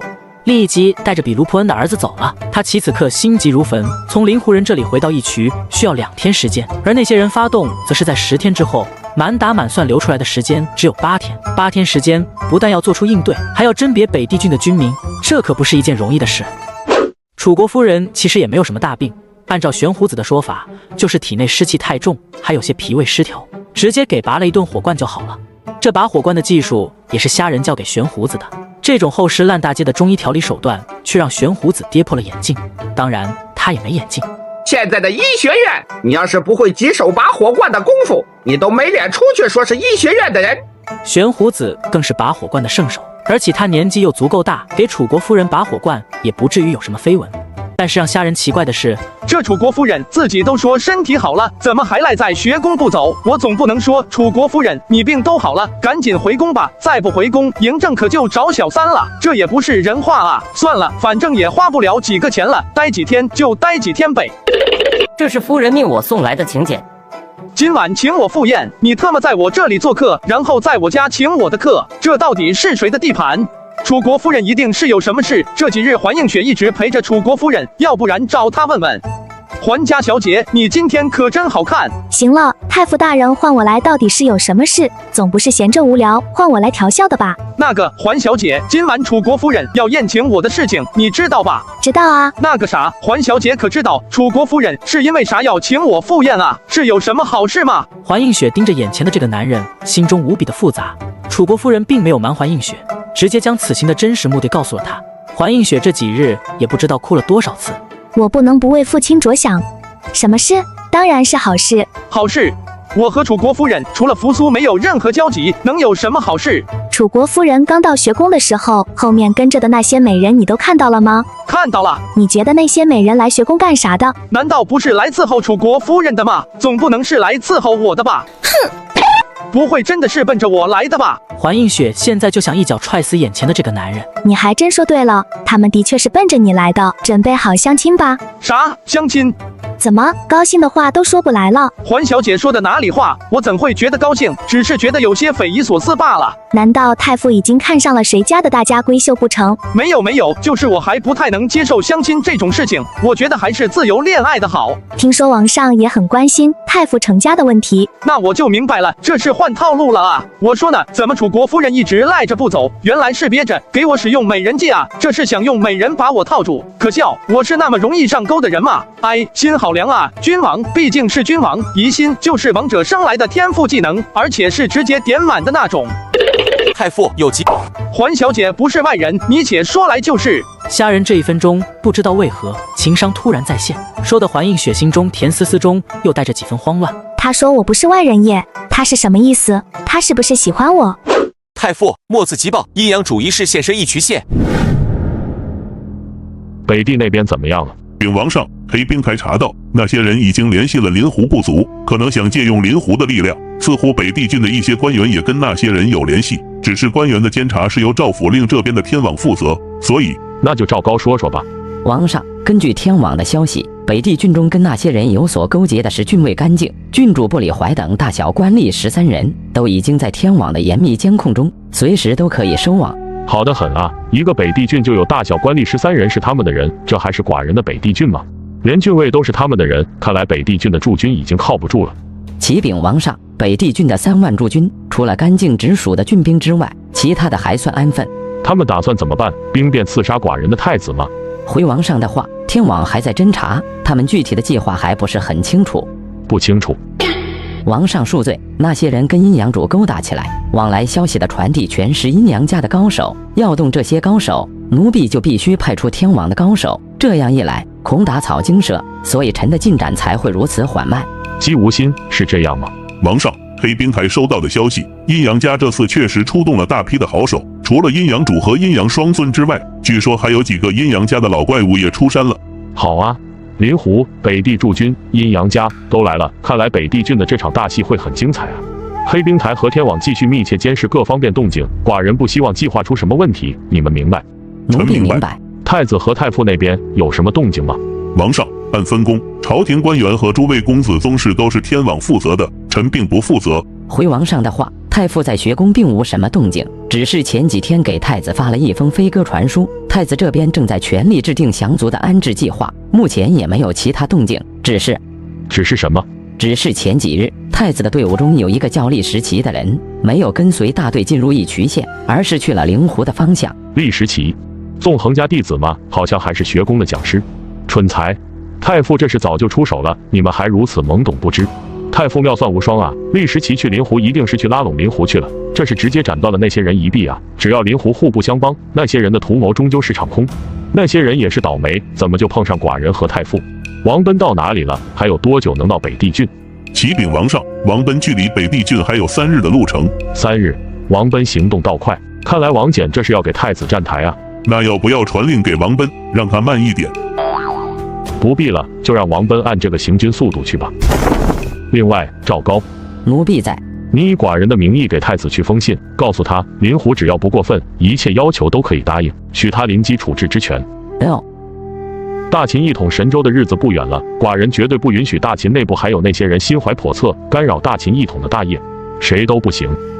嬴政并不像是这么放心太子的人啊，竟然能给太子这么大的权力，难道？1天之后，义渠县令官署，太子扶苏拿着从咸阳来的急信，一脸懵逼。皇室爷爷，父王这封信是何意？太子又是如何看的呢？父王信中说，许我临机处置之权，可以答应临湖的任何要求。可是我没有派人去临湖啊，临湖也没有人过来。父王这话又是从何说起？你的确没有派人去临湖，但是说不定有人派了人去临湖呢。有人？您是说厉时奇先生？是师傅派他去的，还不算蠢。我说，怎么厉时奇先生从到了义渠就没有见到过？原来是被师傅派去了临湖。可是师傅让厉时奇先生去临湖干什么？父王又是怎么知道的呢？太子殿下，厉时奇先生回来了。太子的问题有人解答了。先生瞒得扶苏好苦啊，去灵湖也不说一声，倒叫扶苏好生着急。在下不告而别，倒叫太子挂念了，是在下的罪过，请太子治罪。先生说的这是哪里话？先生一路奔劳辛苦，姑感谢先生还来不及，怎么还能怪罪先生？厉小子，说正事。见黄石公发话，厉一基也不再废话，直接将这次去灵湖之行的结果说了出来。纵横家弟子的胆子都这么大吗？一个人不带就敢去灵湖人的地盘，而且还成功的说动了灵湖的二头领。先生说的那些条件都不叫事，父王可是给了我临机处置之权的，只是胡人的信与能信。太子殿下多虑了，今年草原白灾的迹象已现，白灾已然不可避免，而且兄弟人势大，灵湖已经没有别的选择了，不投靠太子，要么被白灾吞掉，要么被兄弟人吞掉。与之相比，还是投靠太子划算啊。至于胡人的信誉，太子殿下也不必疑虑，比卢普安的信子也跟着在下一起回来了，现在就在屋外，太子可愿一见？什么？连质子都给我带回来了？比卢普恩的儿子叫比卢锤，跟他爹那样的老狐狸相比，倒显得淳朴很多。一番交谈之后，扶苏对这个灵湖小伙子倒是很有好感。姑答应厉先生向灵湖提出的3个条件，授予你公圣的爵位。谢太子。别看比卢锤没有比卢普恩那么狡猾，却也是个精明的小子。得了扶苏的许诺，直接冲到门外，把自己骑来的那匹马给宰了，提着马头冲进屋来，倒把扶苏吓一跳。这是灵湖人的风俗，杀马立誓，事成之后，双方如果有任何一方反悔，就会遭到天神的惩罚。这是我的佩剑，送给你。此剑不是凡品，那是我大秦武器研究所铸造的金刚剑中的精品，比我师父献给父王的还要好上几分，称之为天下至宝都不过。真是把好剑，我能留在你身边当个卫士吗？如此重要的人物，扶苏怎么可能让他留下当个卫士？直接让他先回灵湖，给自己带一支灵湖卫队回来。厉一基怕事情有变故，跟着比卢锤一起去了。扶苏小子，你打算怎么办？只有8天了。扶苏想了想，直接把萧何和张仲找了过来，将厉时奇探听到的消息告诉了2人。太子殿下不可身处险境，应该马上转回咸阳，调集人马再来北地郡。属下正要向太子禀报一事。属下在检查北地郡郡仓的时候，发现有一半的粮食不翼而飞。臣为请令，直接拷问了仓官，仓官说是郡尉干净提走了，说是驻军集训，粮食消耗增加。竟有此事？萧何，军队训练量增加，士兵的饭量增加也是正常的，不必惊讶吧？太子殿下，一名士兵一天的口粮最多3斤，就算是训练量增加，顶天了也是5斤罢了。郡尉干净的直属郡兵满打满算也只有8000人，直接提走5万石粮食，有这个必要吗？5万石？之前厉时奇提到有个女人在灵湖大头领比卢固那里许下了5万石粮食，不会就是这批粮食吧？提走了几日？已经提走了3日。3日都快出了北地郡的边了，大胆干净！太子殿下，以属下浅见，太子殿下当立刻让干净将这批粮食交出来。万万不可！太子殿下，干净手下可有8000人马，全部都在义渠县、城门等各处要害都在干净的掌握中。如果此时逼干净交出粮食，必然会狗急跳墙，万一对太子不利。殿下，王贲将军的人马还有3日就到义渠，属下已经调集了足够粮食进入官署，咱们有2600律，还有太傅的匪军300员，干净的8000人就算要吃下咱们，也不是一时半会就能吃下的，说不定还能崩掉干净一口牙。但是如果太子就这么回去，降族安置的事情成了泡影不说，怕是太子殿下在王上面前也不好交代。太子殿下，此刻不是考虑安置计划如何完成的时候，先要保住太子殿下不出危险。萧何，你竟然让太子身处险境，到底是何用心？萧何根本就不解释，眼睛紧紧地盯着扶苏。是就这样灰溜溜地逃回咸阳，还是鼓起勇气跟那些人好好的斗一场？小子，你好好选选。张先生不必再劝，姑哪里也不去，就在此地。萧何，你以姑的名义行文干净，询问粮食的去处，让他3日内将粮食交出来。能。皇室爷爷，统兵之事并非扶苏所长，就要劳烦您老人家了。不过几千人而已，跟过家家一样，也用得着我出手？交给蒙县那小子就够了。张先生，太子府属官那边就要麻烦您了，一旦情况有变，速速撤回义渠官署。诺。萧何，你派人持姑的符节，快马赶到王贲将军军中，就说姑说的，请他加快行军，实在不行，派一旅偏师提前到也行。属下这就派人去。姑不过是想好好的将这20万人给安置下去，怎么非要跟我作对呢？我不是跟你作对，环小姐，我是真的不想去楚国夫人的宴会，又不是刻意跟你过不去。你还说不是跟我作对？现在楚国夫人认为我在其中挑唆，你才不去参加她的宴会的，我多委屈！你看看你找的那个借口，农学院的改良猪种要下崽子了，你要盯着脱不开身。太傅，我怎么不知道你什么时候改行养猪的？这个借口确实挺扯淡的，但是一时情急之下也顾不得再想什么其他的借口，都是我的错，行了吧？你说吧，要我怎么样你才能不生气？你是太傅，我能要你怎样？难道我还能让你带我上天不成？上天这也不是不可以。什么？你再说一遍。我说也不是不行。你不是在跟我开玩笑吧？我瞎人说行，那就肯定行。你给我一点时间，我带你上天。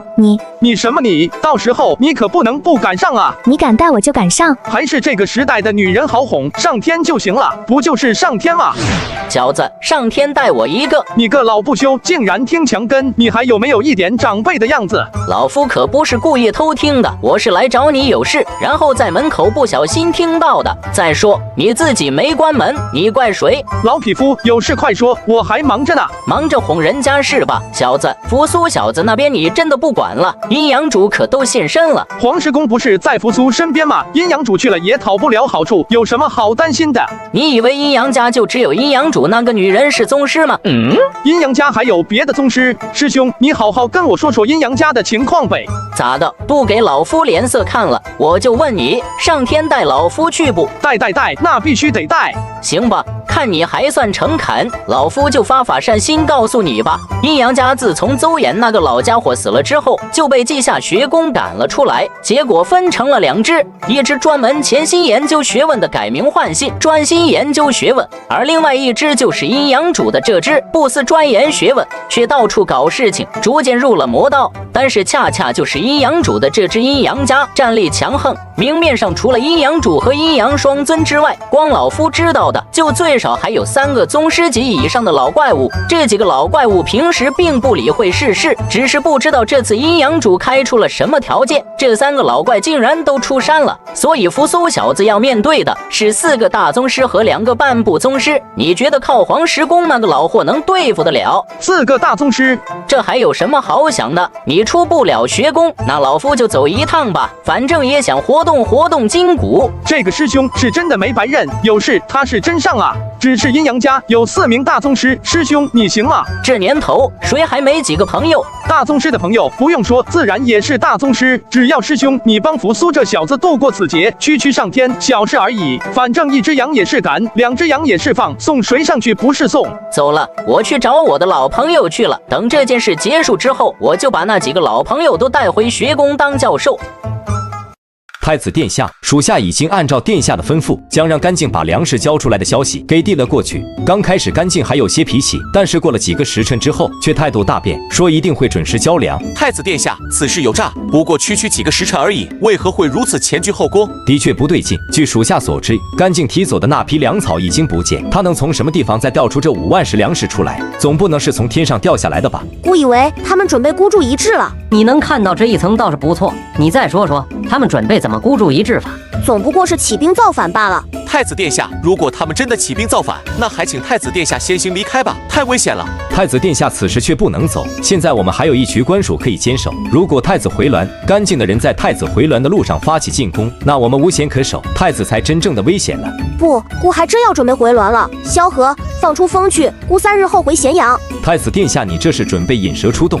与其一直担惊受怕，还不如直接将这些人给引出来，毕其功于一役。太子殿下，这可是兵行险招啊！太子殿下要不要再考虑考虑？不用再考虑了，就这么定了。姑乃嬴氏子孙，最不缺的就是面对强敌的勇气。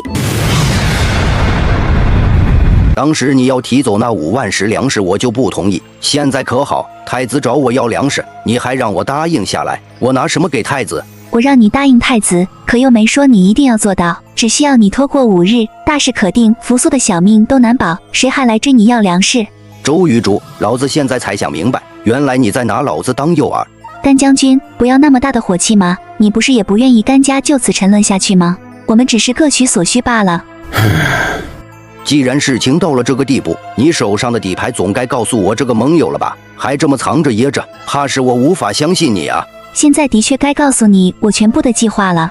5日之后，临湖的大军就会进入北地，你以拒敌的名义接管城防，不得放走太子一人。5日，哈，2日之后王奔的人马就到义渠了。你觉得我一个郡尉能跟王奔抢城防重任？王奔不过一个莽夫罢了，我的人已经在煽动那些降族闹事了。我保证，王奔的人马到时候动弹不得，没有人马，他凭什么跟你抢掌控城防的责任？到时候你只需要放灵狐的人马入城就行了，剩下的事就不用你管了。但是就算太子死了，那王上不会震怒。万一大军讨伐，就靠我这8000人和灵狐那些散兵游勇能守得住北地？当然不能。所以在那20万降卒和灵狐人之外，我还准备了一个后手。什么后手？赵国李牧。你这个疯女人，你竟然敢联系赵国李牧？当今天下列国有勇气有能力能与秦国一战者，只有李牧。我不找他，又能找谁？可是李牧不是被赵王调去云中地狱匈奴去了吗？怎会成为你的后手？可是赵国如果能得到北地郡，赵国大军就能出从云中穿九原，直接从北地郡扑向咸阳。秦国引以为傲的函谷关天险就成了笑话，所以李牧来了。李牧亲至，与太子扶苏的争斗无非是秦人之间的利益争斗，但是李牧这一来就成了叛国，如果失败，不仅我全家倒霉，整个甘氏家族都会受到牵连。甘郡尉现在想退出，怕是晚了。嬴政的天网和黑冰台早就盯上了你，此刻窗外就有一双眼睛在看着你我。我劝你好好搜查一下此人，你会有意想不到的收获。天网的令牌，赵高早就盯上你了，只是不知道为什么还不收网而已。你以为你还有退路吗？妈的，早晚也是一个死，我跟你干了。这就对了，事成之后你就是北地郡的郡守。谁？不要紧张，是我的人。属下拜见阴阳主。起来吧，什么事？刚才从义渠官署传来的消息，扶苏以身体不适为由，让萧何、张仲继续主持降卒安置计划，自己准备2日后返回咸阳。完了，太子这一走，那岂不是前功尽弃？慌什么？逢大事当有静气。你让我怎么有静气？你那些后手都要5日后才能到位，现在扶苏要逃，我们怎么办？扶苏就算要走，也只有2000来人，你手上有8000郡兵，难道还打不过扶苏的2000东宫的老爷兵？你是说要我带人去截杀扶苏？不然呢？眼睁睁地看扶苏回到咸阳，然后发动的大军来攻。我们现在要尽量的拖延时间，只要李牧将军的大军一到，秦军就算反攻也奈何我们不得。行，就按你说的办，我亲自带队截杀扶苏。你带3000骑兵连夜出发，先行赶到义渠县外埋伏，然后派人告知太子，等候太子的命令。切记，万不可被其他人知道你们的行藏。哥，这是干啥？难道有人要对太子不利？谁是你哥？这是军中。将军是末将失言，只不过义渠县不是还有8000驻军吗？难道还护不得太子殿下周全？你懂得了，老子防的就是义渠县的郡兵，他们胆子也太大了吧？哼，胆子不大，能想着对太子下手。行了，赶紧去，记住，不可泄露行藏。那希望赶得上。消息都传出去了，已经发出去了。甘靖手下的2个2-500主已经带兵出城了，剩下的还没有动。看来甘靖也不算是一个蠢货，起码知道8000驻军一起出城会引起咱们的怀疑，还知道分兵出城。蒙教，地方选好了吗？太子殿下，末将选择的地点在这里。于家园，原因呢？于家园东边就是马连河，我们没有缺水的危险。其次，于家园的北边和南边都是崇山峻岭，步骑兵翻越的难度太大。我匪军斥后营翻越这2座山都花了整整2天时间，更何况那些普通士兵，甘靖是不会浪费这么多时间的。所以在于家园，甘靖只能从西边的平原地带进攻，我军只需要防守一面之敌，防守难度会大幅度降低。别说只有8000，就算再来8000，我们也能守住。另外，我们从学宫带出来的东西正适合在这样的地形发挥最大威力，所以选在这里。好极了！大秦果然将星云集，就连蒙宪这样一个名不见经传的无名之辈，胸中竟然也有如此韬略，眼光如此毒啊！就算我也找不到比蒙宪选的这个于家园更好的地方。大秦出了一个虾仁这样的妖孽还不算，扶苏又是一个圣军胚子，还有如此多的将星，看来6国被灭的不冤。即便是嬴政灭不了6国，也难逃扶苏的毒手。2位先生，孤亲自带人马出城，城里就交给2位了。孤给2位先生留下560律保护2位先生，有劳了。愿为太子殿下笑死！此战灭贼！风起了，我儿要小心啊！扶苏，切莫让为师失望。扶苏已经出城了，咱们什么时候动手？不着急，我的人告诉我，扶苏的人马还带着许多大车，走不快，让他们先走一会儿，然后你带兵出城追杀，选一个风水宝地给扶苏就是了。正该如此。加快行军，务必在甘靖军追上之前赶到于家园布防。甘靖之前派出城的2支军队，死死地咬住太子队伍的尾巴，并且不停地将扶苏队伍的行进情况通报甘靖。半日之后，甘静引6000大军出城追击扶苏。于家园离义渠县城不足20里，甘静刚引军出城，扶苏的人马已经急行军赶到了这个地方关。刚一到于家园，扶苏的6旅就忙碌了起来。扶苏整个营地的西面都被扶苏带来的那100辆大车给围了起来，然后另一队人在阵线的前方不停地挖着什么，然后好像又把什么东西给埋了回去。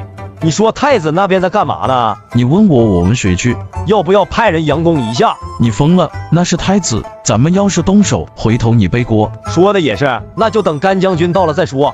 启禀太子殿下，防御工事已经完成，就等甘静过来了。交代将士用饭休息，以备大战。诺。时间还是少了点。什么时间少了点？按师傅教的兵法，如果再给姑1天的时间，姑就能在前面挖出最少3道交通壕，实现立体狙击防御态势。如果那样的话，就算5万大军，也别想吃掉姑的这2000人。我怎么一句没听懂？什么叫交通壕？什么又叫立体狙击防御态势？这是你师傅教你的兵法？是的，师傅教我的兵法分成战略和战术2种。刚才我说的都是防御战术中最简单的东西。这还简单？那复杂的是啥？疏散队形、分队配合、小群突击、大规模战术穿插，那才复杂。既要求领兵者有足够的大局观，也要求士兵有密切的默契，轻易用不出来。至于战略，师傅说我精力不够，还没到学习的时候。这都是兵法，怎么感觉我学了这么多年的兵法都学到狗肚子里去了？还有什么？师傅在教我兵法的时候，总是喜欢说一句话：穷则战术穿插，富则炮火覆盖，此生无悔入华夏，来世还在种花家。种花家又是什么鬼？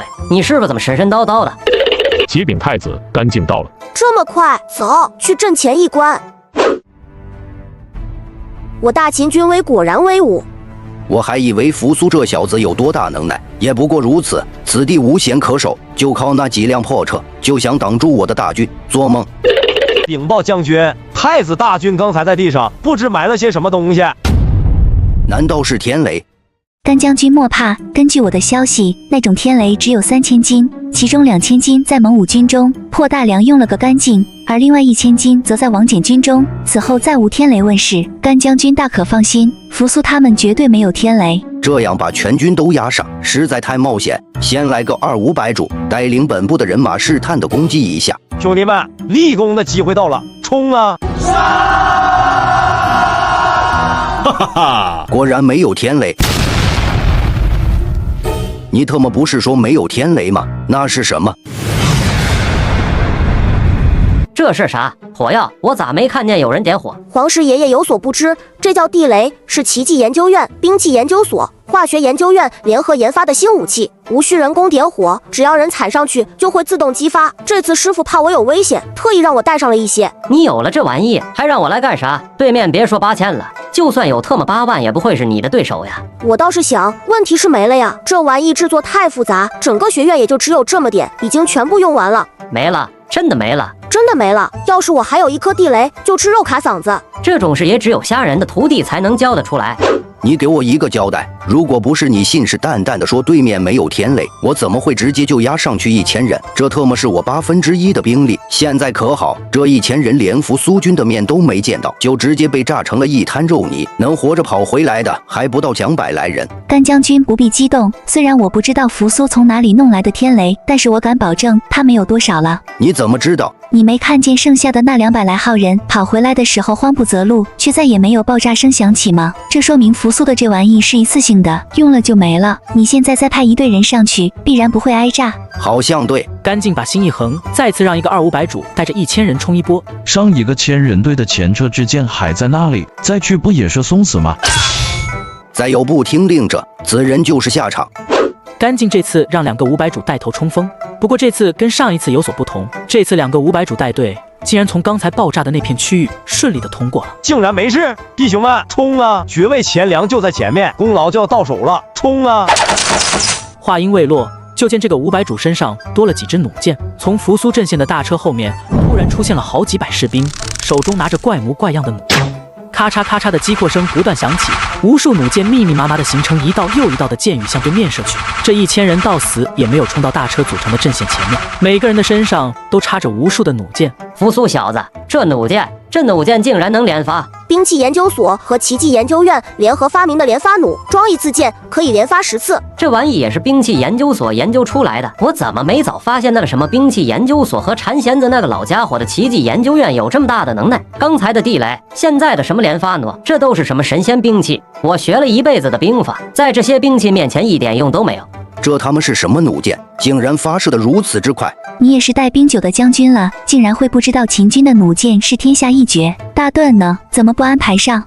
我特么是真的蠢，明明知道秦军的弩箭天下无双，竟然还不安排大盾。但凡刚才的这1000人里有200人准备了大盾，任凭对方的弩箭射速再快，也难以穿透大盾。甘将军，我觉得你现在可以全军压上了，大盾前列，步兵随后，好像你还有1000骑兵吧，策应2翼吧。刚才那2波进攻，死伤了2000人，连对面皮都没有蹭到。现在就全军压上吗？对面会不会还有一些奇怪的兵器还没拿出来的？甘将军，咱们再这么试探下去，怕是你现在手上的6000人也难以保全。回头要是让扶苏跑了，咱们怕是死无葬身之地了。你率领大军压上，我与我阴阳家的几位宿老一同出手，说不定还能生擒扶苏呢。既然如此，那就杀吧。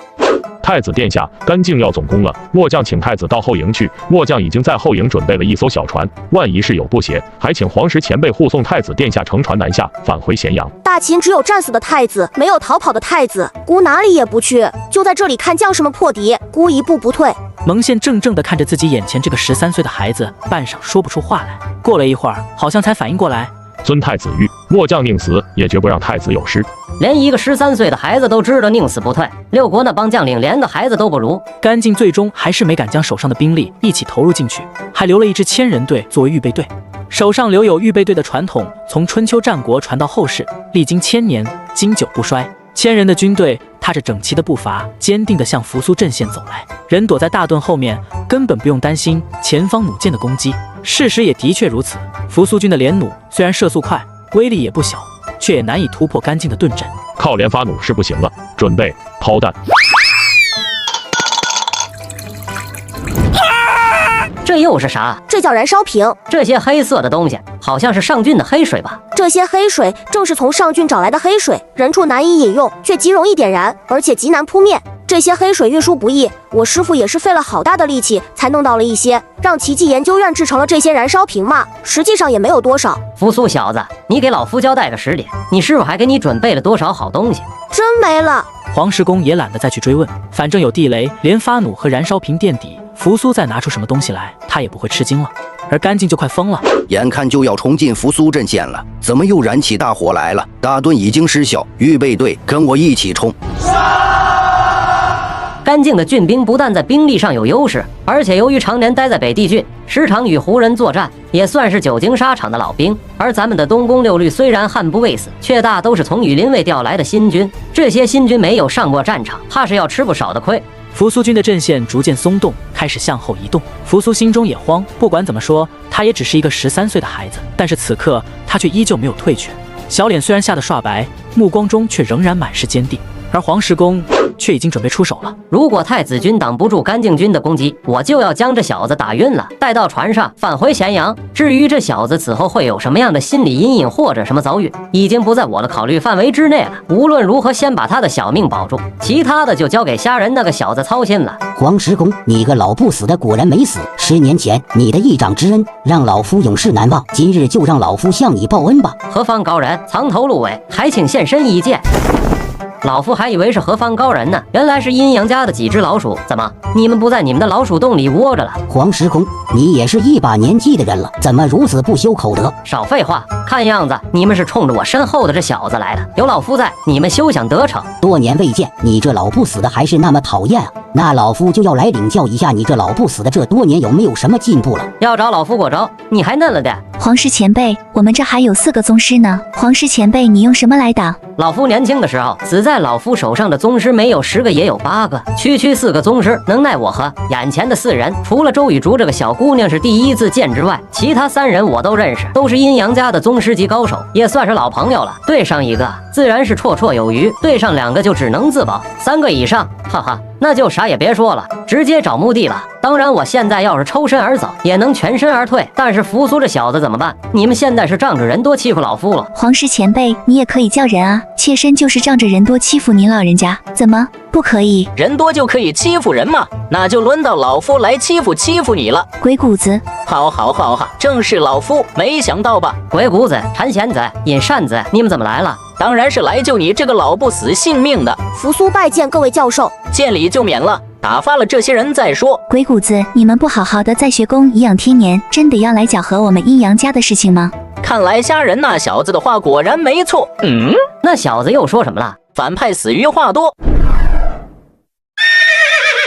将军，怎么了？让大家休息1个时辰，给马喂些草料和水。取地图来。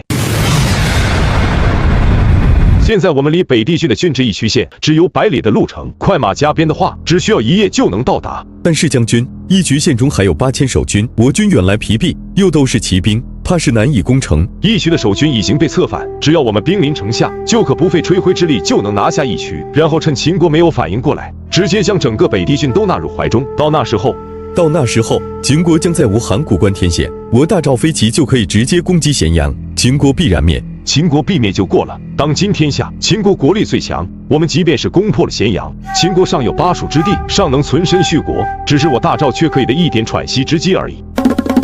报将军，前方发现秦军斥候，我们围剿，杀6人，走脱1人。糟了，秦军斥候走脱，我军动向必然被秦军知晓，我们不能再休息了，必须马上出发。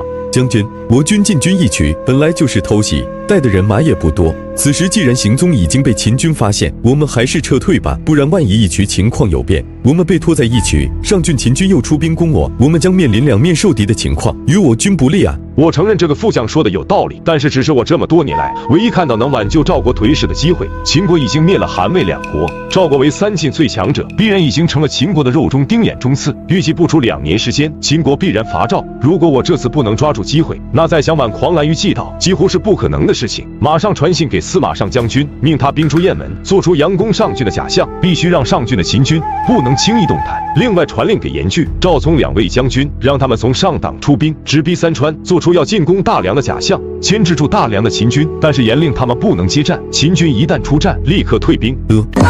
将军，你已经不是大赵的大将军了，怎么能擅自调动大赵军马？为王上所知，必然怪罪，将军三思。我虽然不是大将军，却还是大赵的相国，何况将在外，君命有所不受，不必多言，就按我说的办。大军上马，立刻出发，是要赶在秦军增援义渠之前赶到义渠。李牧虽为良将，却不将赵王放在眼里，以后必有大祸。将军，调引小路发现赵国飞骑，此行带了10万大军，却看压着20万魏军降卒，不能在义渠情况不明的时候，就贸然将这20万人带过去。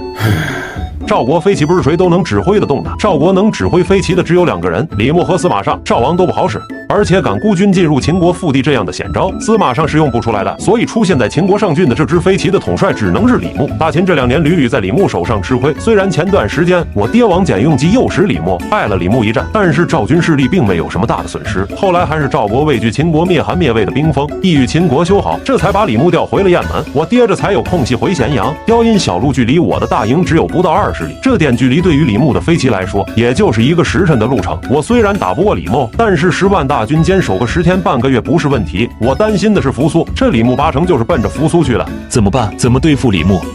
现在除非我爹和蒙武率领大军赶到，否则谁也救不了扶苏，不能再等了。通知下去2路800里加急，一路直奔函谷关。函谷关常年有10万驻军，虽然这次灭魏从函谷关抽调了5万大军，但是包公在函谷，他如果亲自率领2、3万秦军拦截李牧，那还有一丝希望。另一路直接奔咸阳，如此紧急军情，必须急报王上。太子呀，这次就看你的命了。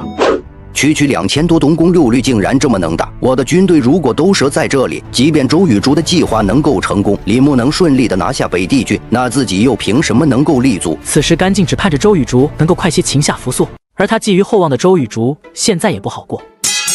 不打了，不打了，我降了。12说不打就不打了。你说不打就不打了，休想！黄石老鬼，住手！周雨竹虽然行为不端，却也是诸子百家中的一家之主。现在人家都投降了，还将他杀掉，这未免就有点过分了。如果放走，谁能想到这个疯狂的女人又会做出什么样的事情出来？几位爷爷，要不先将此女擒下，回头交给师傅处置吧。去取来牛筋绳，将周雨竹和地上躺着的大宗师一起给捆起来。黄石老鬼，你也就是仗着人多，有能耐来单挑啊！你们刚才不是就仗着人多想欺负我吗？怎么轮到我就不行了？你想要单挑也不是不行，回头等你伤好了，老夫就跟你单挑一场，也断了你的念想。太子殿下是极意，还请太子赶紧去后营，我让匪军保护太子。蒙教，你受伤了。多谢太子殿下关心，这些血都是那些郡兵的，我没事。前面顶不住了，那些郡兵不知道怎么了，一个个悍不畏死，六律已经挡不住了。现在只有匪军尚未出战，还保持有战力，所以就让匪军护着太子殿下南下，必然保得太子殿下周全。如果事有不协，就动用最后那10辆大车上的装备给匪军，必然有救。蒙教，那10辆用黄布罩着的大车在哪里？怎么问起了这10辆大车的事情？太傅给扶苏准备的这100辆大车的东西，除了这10车装的什么东西不知道之外，其他装的东西我都知道。回禀太子，都在后营。好，蒙教，你让匪军去10辆大车上，将师傅准备好的装备都给换上，必有奇效。太子，现在还想什么装备不装备的事情？赶紧走吧，再不走就真的来不及了。那可是师傅留给咱们的杀招，你难道还信不过师傅不成？我知道虾仁的本事有多大，既然是他留下的杀招，那必然有用。各位前辈，太子的安全就交给各位了。扶苏小子，你真的不走？大师傅，我不走。哼，你有男儿雄心，大师傅必然成全你。今日我们几个老家伙就护你周全。8000郡兵还没开始正式进攻，就折损了2000多人。现在正式进攻之后，虽然六律战力强悍，却拦住自己人多势众，已经开始后退。可是退而不乱，战场上到处都是自己郡兵的尸体，再拿不下太子，自己的8000郡兵就会全部折在这里。这可是我最后的本钱。再等1刻钟，如果1刻钟之后还没有周雨竹的消息，就立刻撤兵，剩下的事情就等李牧到了再说。甘静刚这么决定，突然看见自己的郡兵组成的战线竟然出现了松动，甚至还有人往后跑。怪兵，怪兵！鬼兵？怎么会有鬼兵？只见从扶苏军中冲出来一票人马，这票人马浑身都笼罩在一副亮银色的盔甲之中，个个手持一种奇怪的兵器。这他妈怎么打？难怪这些士兵要大叫鬼兵。但是此时撤兵，立刻就会演变成一场溃败，到时候我怕是也难以逃脱升天。卫队迅速组成督战队，不准逃跑。匪军装备果然非同凡响，岂不是天下无敌了？小子，你不是说没有什么好东西了吗？那匪军身上穿的盔甲和手中的兵器又是啥？我是真的忘了，刚才想起来，匪军身上的盔甲叫明光铠，兵器叫陌刀，都是兵器研究所的杰作，只是制作工艺十分复杂，所以这1年多也就制作出来这300副。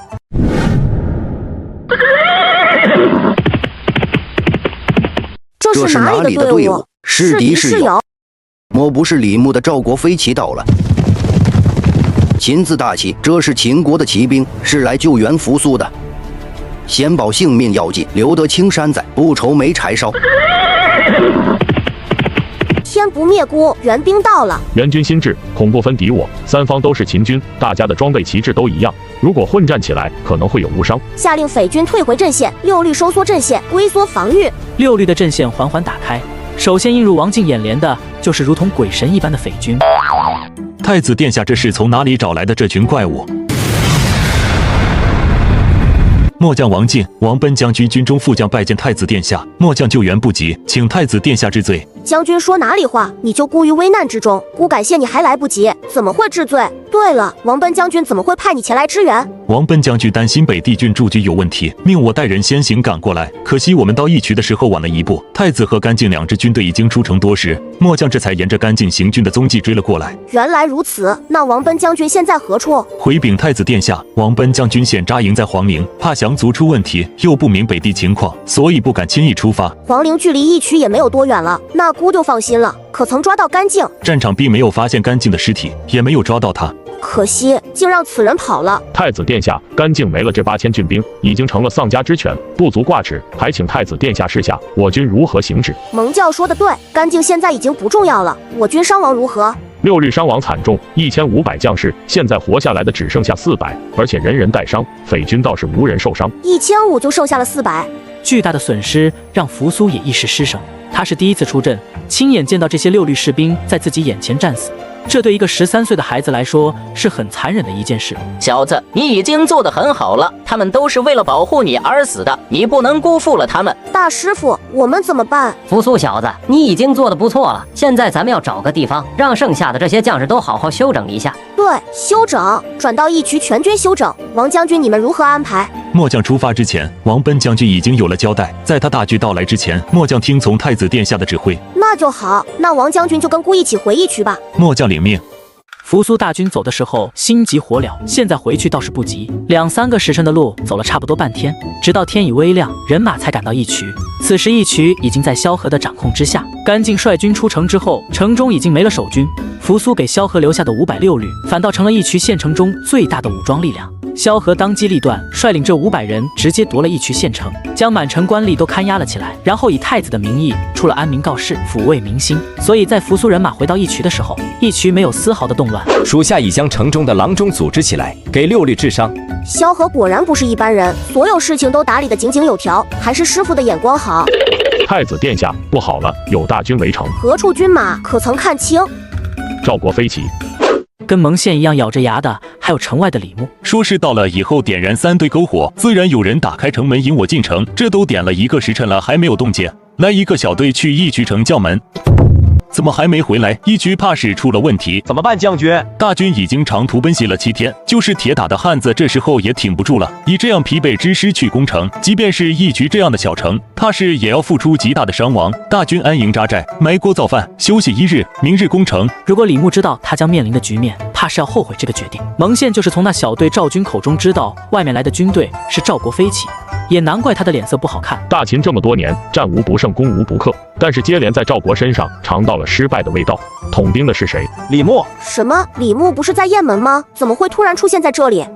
我知道阴阳主为何要投降了。大师傅，你说为何？阴阳主的阴谋还真是一环接着一环，先使用干净搅乱你们的视听，让你们以为干净是他们的武力依靠，又用煽动降族为手段，拖延王贲大军到达北地的速度，其实都是给李牧在做嫁衣。干净攻打扶苏，胜了，李牧可以无惊无险地拿下整个北地；败了，李牧无非就是多花点功夫，一样能拿下北地。毕竟大秦现在大军在外，从咸阳和其他各郡调兵也来不及。而且我估计阴阳主现在已经跑了，义渠现在的虚实怕是已经传到了李牧的耳朵里。不可能，周雨竹和邹恒公被押回来之后，第一时间被我下了重手，想要恢复武功不费点时间是不可能。不可能，我已经将全城大小官吏全数拿下，周雨竹2人又被关在义渠大牢之中，除了狱卒，根本没有人可以接触到这2人。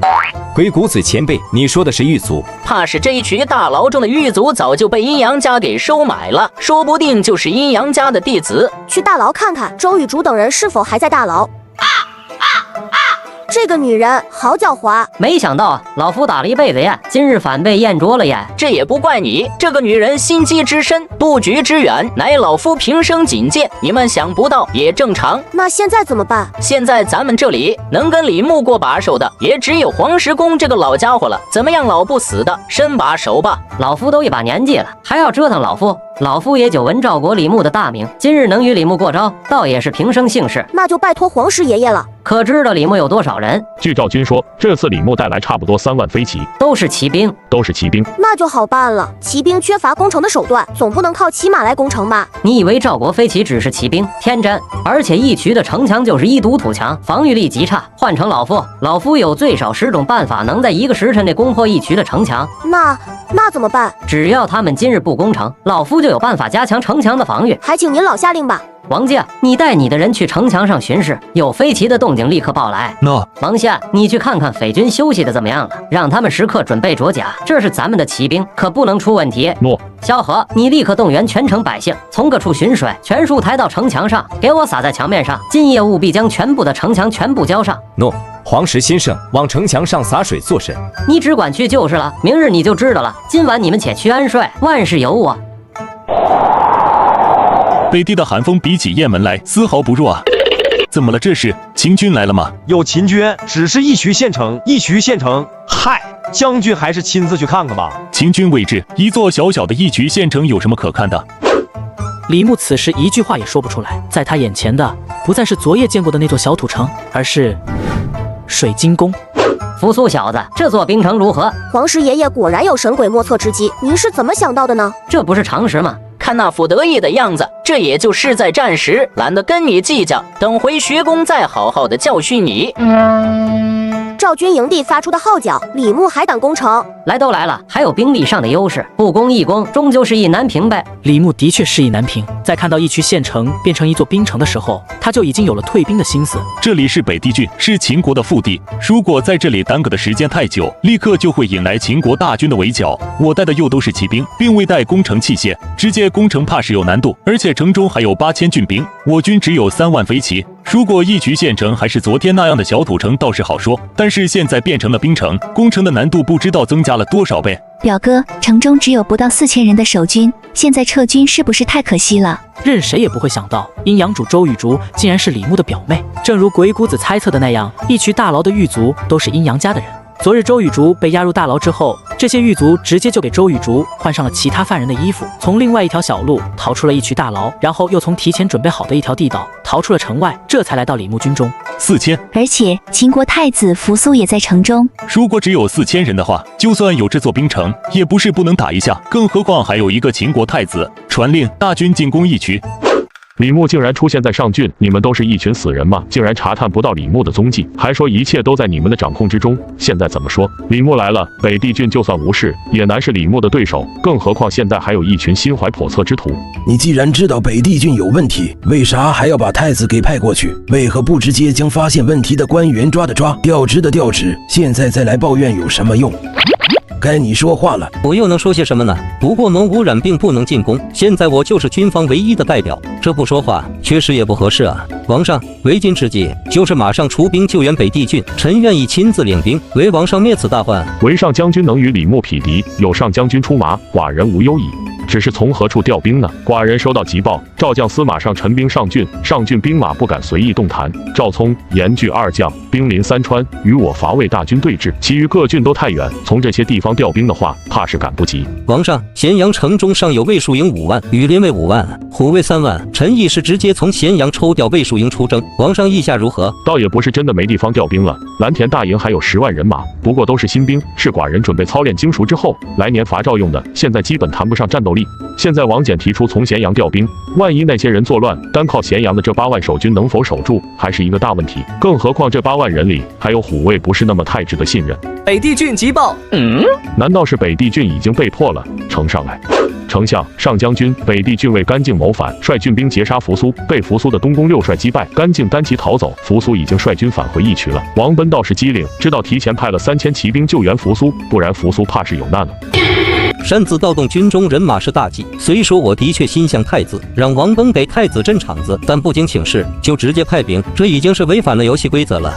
王奔未经请示就擅自调兵，臣有罪。王奔救了寡人的儿子，秦国的太子，何罪之有？寡人还要大大的赏赐他呢。上将军请起。此时还要靠王翦去对付李牧，实在不好过于责怪，敲打一下也就是了。王上，太子殿下返回义渠，很有可能跟李牧对上，此事刻不容缓，已经不能再耽搁了。儿子自然是要救的，但是最重要是的北地郡不能糜烂。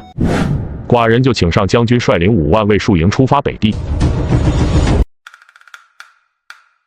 霸上学宫这2日，虾仁算是被楚国夫人逼得走投无路了。楚国夫人也不知道是抽了哪根筋，天天带着那些莺莺燕燕在虾仁面前转悠，而且总是有意无意的给虾仁创造跟自己带来的这些美人单独相处的机会。别说吃饭、教学这种正常的邂逅，就连虾仁如测出来都能碰上1个2个的假作偶遇。虾仁真的想逃，却怎么样也逃不掉。鬼谷子带着学宫最强战斗天团去帮扶苏了，玄胡子只关心医学院的事，别的事情一概不管。我又不能将学宫交在周清晨手上，不管怎么说，他都是儒家宗师，而我对儒家恰恰最没有信任感。我也只能每天在学宫跟楚国夫人的美人玩起了躲猫猫的游戏。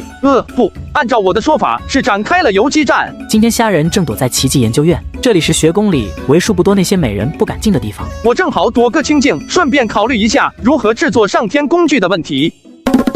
太傅，末次急报。好个周雨竹，倒是我小看你了，竟然连李牧都搬了出来。不过我也不是没有后手啊，历史起胜败就看你能不能带回灵狐的人马了。将军，墙上的冰面很滑，我军临时打造的云梯在城墙上根本架不住。飞射，这飞射说白了就是骑在马上射箭。这一手还是李牧跟那些胡人作战之后学到的。李牧这次也不客气，直接派出2万飞骑，跨马张弓，在义渠城墙下张弓搭箭，无数弓矢如同雨滴一般落在城墙上。义渠县城本来城就不高，刚好在赵军的射程范围之内。黄石爷爷，赵军弓箭厉害，我们挡不住啊！这干净也真不是人，竟然将武库里的东西搬得干干净净，连耗子屎都看不见一粒。萧何，你速去城中收集木板，不管是棺材板还是门板，全部搞到城墙上来。这时候如果任由飞骑射下去，城墙上的人怕是等不了木板过呀，就要被飞骑全部射杀。扶苏小子，你是否给你准备的那些连发弩呢？拉上城去，跟他们对射，看看是他们弓箭快，还是我们的连发弩快。猛将，你带着没有受伤的6旅，装备好连发弩，冲上城楼，与赵军开始对射。一开始赵军仗着自己人多，弓箭还能压制秦军，但是连发弩上城之后，弩箭又快又狠。数不清的赵军被连发弩箭射落马下，秦军渐渐挽回了一点颓势。秦军的弩箭牛逼我知道，但是射速如此之快的弩箭我却从来没有见过。不过我自己的兵力是城中的8倍，就算是1换1，我也占着便宜。但我还要考虑自己攻下了这座城之后，如何抵御秦国大军的问题。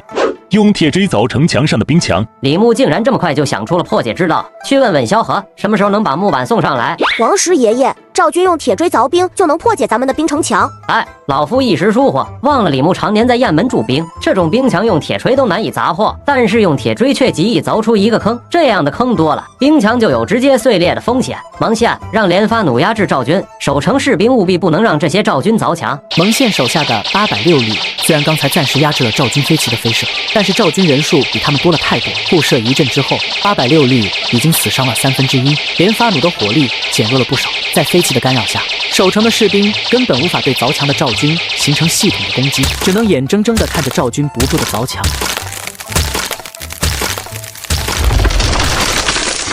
城破就是时间问题了。表哥，你果然不愧是天下名将，这样一座冰城就这样让你破了。侥幸，若非我在雁门见过百姓出兵，怕是一时半会儿也想不到如何破城的办法。表哥，你的飞骑为何身上要带着那种铁链？我飞骑长于奔袭，短于攻城，这才想出了这个办法，用这种铁链的上面的铁锥砸进这种土墙中，然后用马力带动，万马奔腾之下，像一局这样的土城墙立刻就会被拉倒。但是表哥，咱们要是把这墙给毁了，回头咱们怎么守？有了秦国太子在手，我还要什么北地郡？萧何终于带着人上来了，各种木板流水一样送上城楼，算是暂时缓解了飞骑给守城部队造成的伤亡。现在继续下去，我们将要面临的局面就是城墙被毁，3万飞骑冲进城来屠戮。但是我发现有这种铁链的飞骑并不多，也就那么3、5千人，其他正在奔射的飞骑腰中好像并没有这种东西。看来这铁链在赵国还是个稀罕物。既然这样，那就好办了。匪军着甲是到时候出城冲杀一阵了，可惜匪军只有300，要是有3万这样的军队，别说飞骑了，就是神仙也不是不能一战。只要城墙一破，立刻全军压上，一局的攻防战瞬间就从试探性攻防转成了决战。大将军，北边发现有大队骑兵向义渠行进，看人数不下10万。10万？这么快就筹集了10万骑兵？不可能啊！可看清是什么军队？好像是灵狐人。表哥，咱们的援兵来了。援兵？你说这些灵狐人是援兵？表哥，之前我亲自去过灵狐，这些灵狐已经被我收买了，是我请他们来的。非我族类，其心必异，灵狐人怎么可以信任？表哥，有了灵狐人的加入，你还愁无法守住北地郡吗？到时候秦国太子和北地郡都在你手中，想跟秦国提什么条件，那还不是随便提。命副将带一部分人马向灵狐人来的方向做出防御姿态。我对胡人知之甚深，即便表妹告诉我这是盟友，我也不能不防。扶苏小子，又有一支人马到了，怕不是咱们的人，这城可能守不住了，要不你还是先逃吧。城在扶苏在，城破扶苏亡。我家大头领赴约而来，前面是哪位将军？回去告诉你家大头领，前日与他签订密约的人在此，请他过来一见。灵狐的那10几骑听到周玉竹这样说，扭头向灵狐的本阵跑去。不一会儿，灵狐的本阵中又冲出来10几骑，为首的正是灵狐大头领比卢布，身后跟着灵狐2头领比卢普恩。我已经按照约定带兵前来，下面要我怎么做？大头领真乃信人也，切身佩服，还请大头领派人马跟我们一起攻城。我是信人不假，但是你这个人却不太老实。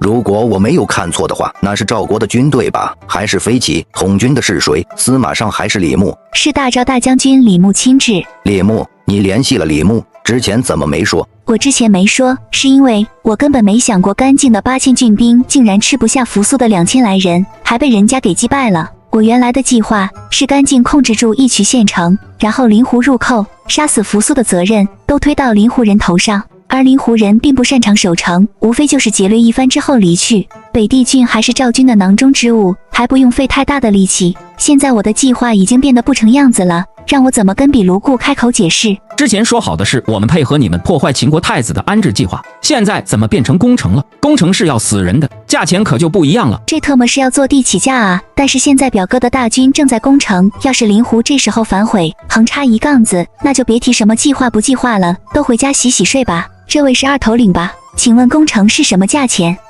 二头领这是何意？30万石粮食，我们灵狐替你攻城。30万石，之前给灵狐的5万石粮食都差不多搬空了义渠的府库，现在又要30万石，把我卖了也凑不出来啊！但是现在的首要任务是攻下义渠，擒杀扶苏。好，我答应你。我们这就回去准备攻城。说完，和比卢固回到自己的大军。大哥，看出来了吧？这个女人没有丝毫诚意。我看这女人也就是在敷衍我们。一旦我们真的帮她攻下义渠县城，她是李牧的大军，下一个攻击目标就是我们。那好啊，当年李牧带兵将我们从雁门水草丰盛之地驱赶至此，我灵狐就跟他李牧结下了大仇，刚好就趁这个机会跟李牧做上一场。大哥，咱们这次来投靠太子殿下的，先要保住太子殿下的命再说。况且飞骑战力强悍，咱们可不能硬碰硬啊！投靠太子比卢固其实一开始是犹豫的，但是当比卢垂带着太子亲手写下的手书以及给比卢爵位的保证书之后，比卢固就彻底下定了决心。这位太子对自己的子侄辈尚且如此优待，对自己这个灵狐大头领岂不是会更加优渥？这才举杖点兵，倾巢而出。那你说怎么办？咱们不如……好，就这么干。表哥，灵狐人动了，行动的方向正是义渠县城。我不相信灵狐人会如此听话，但是如果真的灵狐人能帮我攻城，那么我军将士的伤亡就会大幅度的减少，这也是一件好事。我倒要看看灵狐人到底怎么打。不一会儿，就见灵狐人阵中分出2支人马，叫喊着向义渠县城冲杀过去，看人数不低于2万人。黄石公也紧张了起来。我们以不到4000人的兵力硬扛李牧的3万飞骑，已经非常吃力，现在又多了灵狐人，这城怕是守不住了。让城中的匪军和其他战斗力量做好准备，随时突围。在赵国飞骑面前想要突围是一个笑话，但是我也不能真的就看着扶苏这样送死，该跑还是得跑。黄石公趁着扶苏全神贯注地盯着战局的时候，悄声跟鬼谷子三老说了几句话。鬼谷子三老听完之后点点头，成品自行将扶苏围在当中。扶苏对大秦多重要，我倒没所谓，但是对学宫有多重要，我却是知道的。只要扶苏不死，作为学宫的弟子，日后继承王位之后，必然会对学宫有所照顾。无论如何都要保住扶苏的小命。灵狐人的军队行进的速度飞快，不一会儿就冲到了城下，跟赵国飞骑成2个方向向城楼上射箭。只是这箭射的歪歪斜斜的，连一点准头都没有，尽数射在城墙上，只有少量几支箭射进城楼，还绵软无力，根本没有对守城的秦军造成任何威胁。情况好像有些不对，难道灵狐人真的投诚了？这是演戏给李牧看呢？听着，除了6旅的连发弩继续跟赵军对射之外，其余部队全数撤下城楼。灵狐人的骑射之术，我是领教过的，绝对不会这么拉胯，这是出工不出力。李牧扭头看看灵狐人的阵线，离自己的本阵竟然不知道什么时候只剩下不到1里的距离。坏了，命攻城的飞骑全数回阵。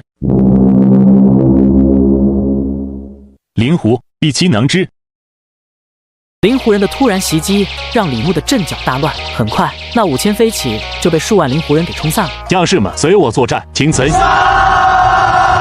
时机到了，蒙县打开城门。王健，你带着骑兵和匪军衔尾追击，绝对不能让攻城的这些赵军这么顺利的回到本阵。诺。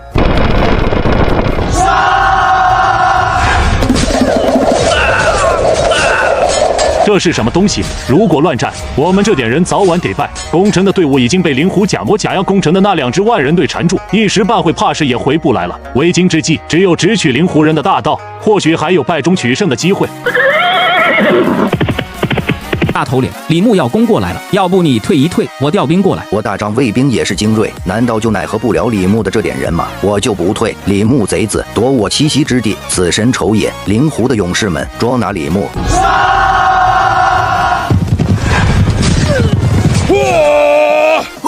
我命休矣。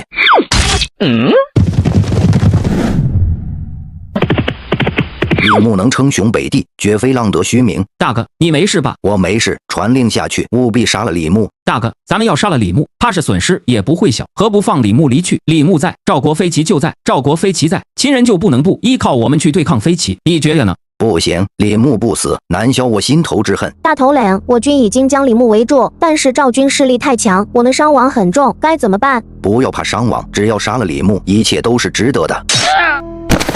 你已经当了太久的大头领了，也该轮到我爹坐一坐这个位置了。大头领，你干了什么？爹，这灵狐大头领的位置也该你坐了。这老家伙压制你这么多年，现在总算让我找到机会了。放屁！说实话，为什么要这么做？我们投诚秦国太子，总要给点东西取信太子吧？比卢固的人头就是我们取信秦国太子的信物。厉义齐先生说了，这叫投名状。还投名状？李牧杀了大头领，为大头领报仇啊！刚才那一个只杀了比卢固的马，怎么说是我杀了比卢固呢？难道是从马上摔下来摔死了？还以为杀了比卢固之后，灵狐人就会树倒猢狲散，没想到灵狐人反倒成了一支哀兵，不能再纠缠了，撤兵。赵国飞骑的实力的确强悍，任凭灵狐人如何围追堵截，最终也没有将李牧留下。报告将军，3万大军冲出来的不足2万。可恶，日后必要剿灭灵狐。人数已清点完毕，王靖带出去的2000人阵亡了700余人，匪军的一个阵亡的人都没有，唯一有一个受伤的是追敌人的时候被脚下的坑绊了个大跟头，脚给崴了。今日一战，终于可以让秦军知道李牧也并不是真的不可战胜。师傅果然神机妙算，如果没有师傅提前派人去灵狐，今日我等必然死在这里。这等攻心手段，这等大气魄大格局，非兵家宗师不能为也。虾仁这小子，行，那是你也不看看是谁的师弟？你拉倒吧！你以为老夫不知道你是如何坑蒙拐骗让虾仁拜进你们纵横家的吗？怎么还给你脸了？砰！老夫今天心情好，不与你斗嘴。不过现在还不是松懈的时候，灵狐人朝秦暮楚，不可深信，一渠城防必须继续加强。不过让扶苏他们奇怪的是，战斗结束了1个时辰之后，也没有见到灵狐人派人过来拜见，然后远远看见灵狐人竟然分成2个部分，一小部分北去，而另外一大部分则留在了原地。诸位爷爷，你们说灵狐人这是怎么了？谁知道呢？看看待会儿灵狐人会不会派人来，到时候就知道了。厉义齐和比如锤将这10几骑给放进城来。末将拜见太子殿下。快起来！太子殿下，这位是我的父亲，现在已经是灵狐部族的大头领。比卢仆恩见过秦国太子殿下。之前灵狐人的大头领不是比卢固吗？怎么成你父亲了？太子殿下，比卢固大头领在跟李牧交战之时不慎战死，现在是比卢仆恩为大头领。大头领绿灵狐救援扶苏，扶苏感念在心，必有厚报。你们暂时在城外扎营，一切粮役供给由义渠县城供应，待孤向父王禀报之后，自有封赏。谢太子。厉先生，这到底是怎么回事？怎么灵狐的大头领换人了？上次比卢锤跟我回去的时候，我就发现比卢锤是个有野心的人。临出发前，太傅就交代过我，一方面是要收灵狐为太子所用，而另一方面则是要分灵狐人的势力。所以我就开始在比卢锤面前挑拨离间，言语中多有对比卢固的不屑和对比卢仆恩的惋惜，这让比卢锤心中的野心迅速的滋生，萌生了把比卢固给干掉，让自己老爹上位，然后自己继承大统领之位的想法，并且在战斗中付之行动。果然，比卢固身死，比卢锤如愿以偿的让比卢仆恩当上了大头领。不过，比卢固的儿子也在这次出征的队伍中，加上比卢固的一些心腹，并不赞同比卢仆恩做这个大头领，于是灵狐人直接分成2部，一部由比卢固的心腹奉比卢固的儿子为头领，北去就地自行游牧，而剩下的则奉比卢仆恩为主，留在了这里。虾仁这小子还真是不拘机神啊！扶苏小子还没出发，他就已经安排好了一切。这下子灵狐人分成2部，势力大损，比卢仆恩也只能死心塌地的跟着扶苏小子走了，不费吹灰之力就给扶苏小子备下了一支强兵。师傅对我是真的太好了。禀报太子殿下，又发现一支大军向义渠县逼近。又来！义渠刚刚经历一场大战，如果再来一次，是绝对不能守住的。加上灵狐人也不行。这支人马打的是秦字大旗，此前干净部也是秦字大旗，不是一样想要置扶苏于死地，所以不能大意。命人马上传信给灵狐人，让他们戒备，另外关闭城门，各军上城。大秦上将军王翦在此，速速开城。有王翦将军在，天王老子来也翻不起水花了，另解除戒备，迎王翦将军入城。老臣王翦奉王诏前来救援，太子殿下受惊了。上将军来援，扶苏感动莫名，快快请起。臣在咸阳得闻李牧将至，臣率精兵先至，大队人马还在后面，怎么李牧没来？李牧乃天下名将，不可小觑，趁他未至，赶紧加固城防。另外城外的那些灵狐人是怎么回事？上将军，李牧已经败走了。太子殿下，你说什么？李牧已经败走了。李牧败了？这不可能吧？难道是自己撤的？扶苏笑着把事情的经过一五一十的都告诉了王翦，把王翦听得一愣一愣的。还好我是站太子这边的，不用跟太傅做对手，不然我还真有可能干不过他。灵狐人又派人来了。厉义齐先生，你去接待吧。灵狐人希望您先给他们一块安置的土地，他们好将不足的妇女儿童给接过来。北地郡的土地都是有主的，唯一剩下的荒地还是留给那20万降族的。这一时半会还真找不到合适的地方来安置灵狐人。太子不如将灵狐人安置在这里。不行，这里是甘家的封地，老氏族在秦国的势力雄厚，不可节外生枝。太子殿下，甘靖谋反之事，王上已经知道了，王上震怒，再加上李牧入寇，甘靖是脱不了干系的。这时太子要甘家的封地，那是给甘家留了一条生路。甘家只要有一个聪明人，就不会拒绝，反而会抢着将土地送给太子。我明白了，甘靖谋反已经是板上钉钉的事情，现在问题的重点是甘靖到底是不是李牧的内应？如果是，那甘靖就是里通外国，是大秦的叛逆，那么甘家也肯定要受到牵连，到时候不但这块封地保不住，怕是还有更大的损失。但是如果直接把这块地交出来，那就是主动配合太子，撇清甘家跟甘靖的关系，性质完全不同。张仲，你派人去这个地方告知甘家，这块地太子府征用了。太子殿下，我还有军务，先行告退。扶苏小子，你猜王翦为啥要给你指这块地？那不是这块地是最适合的吗？你跟虾仁那小子学了这么久，怎么还这么天真？王翦是上将军，平日里你什么时候听过王翦在政事上发过言，提过意见？好像还真没有。那不就结了？王翦必定是甘家的说客，这块地就是甘家的投名状，你只要收下了这块地，就代表甘家成了你的附属。按虾仁那小子的说法，这就是甘家的投名状啊！另外，王翦敢在你面前给甘家做说客，就是有意的将甘家跟他的关系暴露给你，这也是王翦的投名状。不过我劝你，这些事情最好一五一十的都用密信告诉你父王，你只有跟他坦诚，你的太子之位才能做得稳。这等心思也就是你这鸡年老鬼才能这么快的搓磨出来。感谢大师父，如果不是大师父在我身边，我肯定弄不明白这中间的弯弯道道，回头怕是真的要跟父王生出嫌隙。扶苏也不敢耽搁，赶紧亲自执笔，将如何击败李牧、灵狐人现在的情况，王翦又是如何跟自己说的，全数写了上去，并且派人800里加急送到咸阳。已经翻来覆去的看了小半个时辰，太子信中到底写了些什么，能如此吸引王上的心神？你也看看吧。李牧竟然败走了，太子立下如此军功，又有甘家成为附庸，王翦也摆明旗帜投入了太子门下，还有灵狐人的部族唯命是从。在朝中，列色、唐军、冯去疾都是太子的拥趸，更不用说霸上学宫里还坐着一个下人。太子势大，不能置疑。你愣着干什么？奴婢见太子爷立此大功，好生欢喜，因此失神，请王上治罪。太傅啊太傅，看来寡人还是小看你了。太傅最近在忙什么？好像在忙着上天。你再说一遍，他在干啥？太傅正在忙着上天。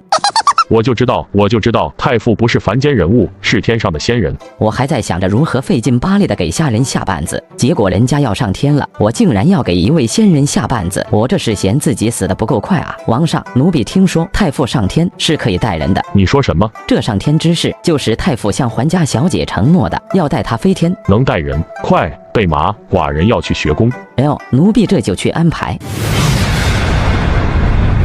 虾人能带人飞天的消息也不知道怎么就传了出去，而且在短时间内开始向天下扩散，每日都有权贵大员、富贵人家前来拜访，搞得虾人不厌其烦。直到环映雪来找他才知道事情的原委。我在楚国夫人那里的时候，把你要带我飞天的事情当成了一个笑话，告诉了楚国夫人。我的原意是让楚国夫人看看，你为了我竟然愿意许下飞天的承诺，就是告诉楚国夫人，她这次的相亲之旅失败了，不行就赶紧回去吧。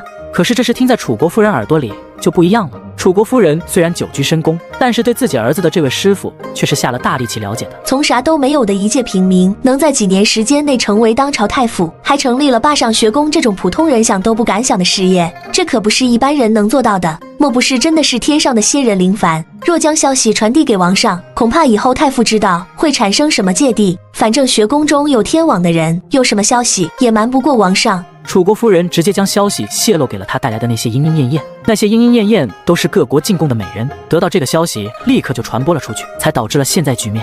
从一开始的虾仁要带环映雪飞天，传成了虾仁功德圆满，要回归天界。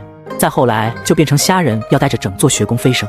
我他妈还带整个学宫飞升，我他妈有这个能力吗？太傅，你就原谅妾身嘛，大不了妾身给你洗衣服。别，千万别，我哪能让你给我洗衣服？以后咱俩之间的话少传就行。好的，要不咱们不飞天了吧？不飞，那些人还不直接把我的学宫给平了？那怎么办？咱飞，不但要飞，还要大张旗鼓的飞，学宫也没有多少余粮了，刚好赚一笔。这还能赚钱？当然，这种事情你听说过吗？除了上古时期皇帝乘龙飞升之外，还真没听过有人能上天的。那不就结了？那咱们飞天应该算是个新鲜事了吧？何止是新鲜事，简直就是闻所未闻。那来看咱俩飞天，交个1斤的门票钱，应该不过分吧？还要买票？卖票是初级阶段，反正你就交给我就行了，保证能赚大钱，到时候咱俩分账。你要和我分钱吗？当然，这事本来你就是发起人，自然要跟你分账。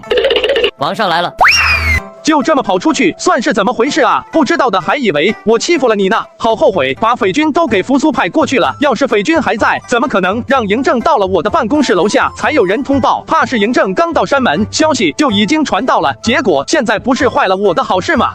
太傅可接到扶苏的消息？接到了。扶苏这孩子在北地干得不错啊，就连李牧这种天下名将都败在了他手里。王上说的是，太子此行功劳不小。但是如果没有太傅提前派人去临湖，说动临湖人来降，扶苏也难见此功。太傅论功当是首功，臣不过提了一点建议罢了，全赖大秦声威，这才能让临湖心甘情愿来降。要说功，乃是王上之功才对。这个太傅果然还跟以前一样滴水不漏。听说太傅要飞天，是有这么一回事。听说还能带人一起飞，倒是能带几个？那能带寡人一起飞吗？可以。当然，要是不可，等会太傅你刚才说的什么？我说可以呀。这就答应了，没有什么条件。这要啥条件？这不是捎带脚的事吗？合着飞天这种事情，在你眼里竟然只是捎带脚的事情？咱就说飞一次天就这么轻松吗？有什么能比秦王亲自飞一次天更好的宣传啊？即便他不来，我过2天也得去找他，趁他还迷糊着，干脆多要些好处。王上，臣以为飞天这种事，除了皇帝姬轩辕之外，再无人王飞天。王上得配天地，飞天乃是理所应当，所以臣以为王上飞天，这是一件大事，理应办理一场庆典仪式才对。对，太傅说的对，应该办一场仪式。但是飞天之事之前也没有过啊，这仪式该如何办？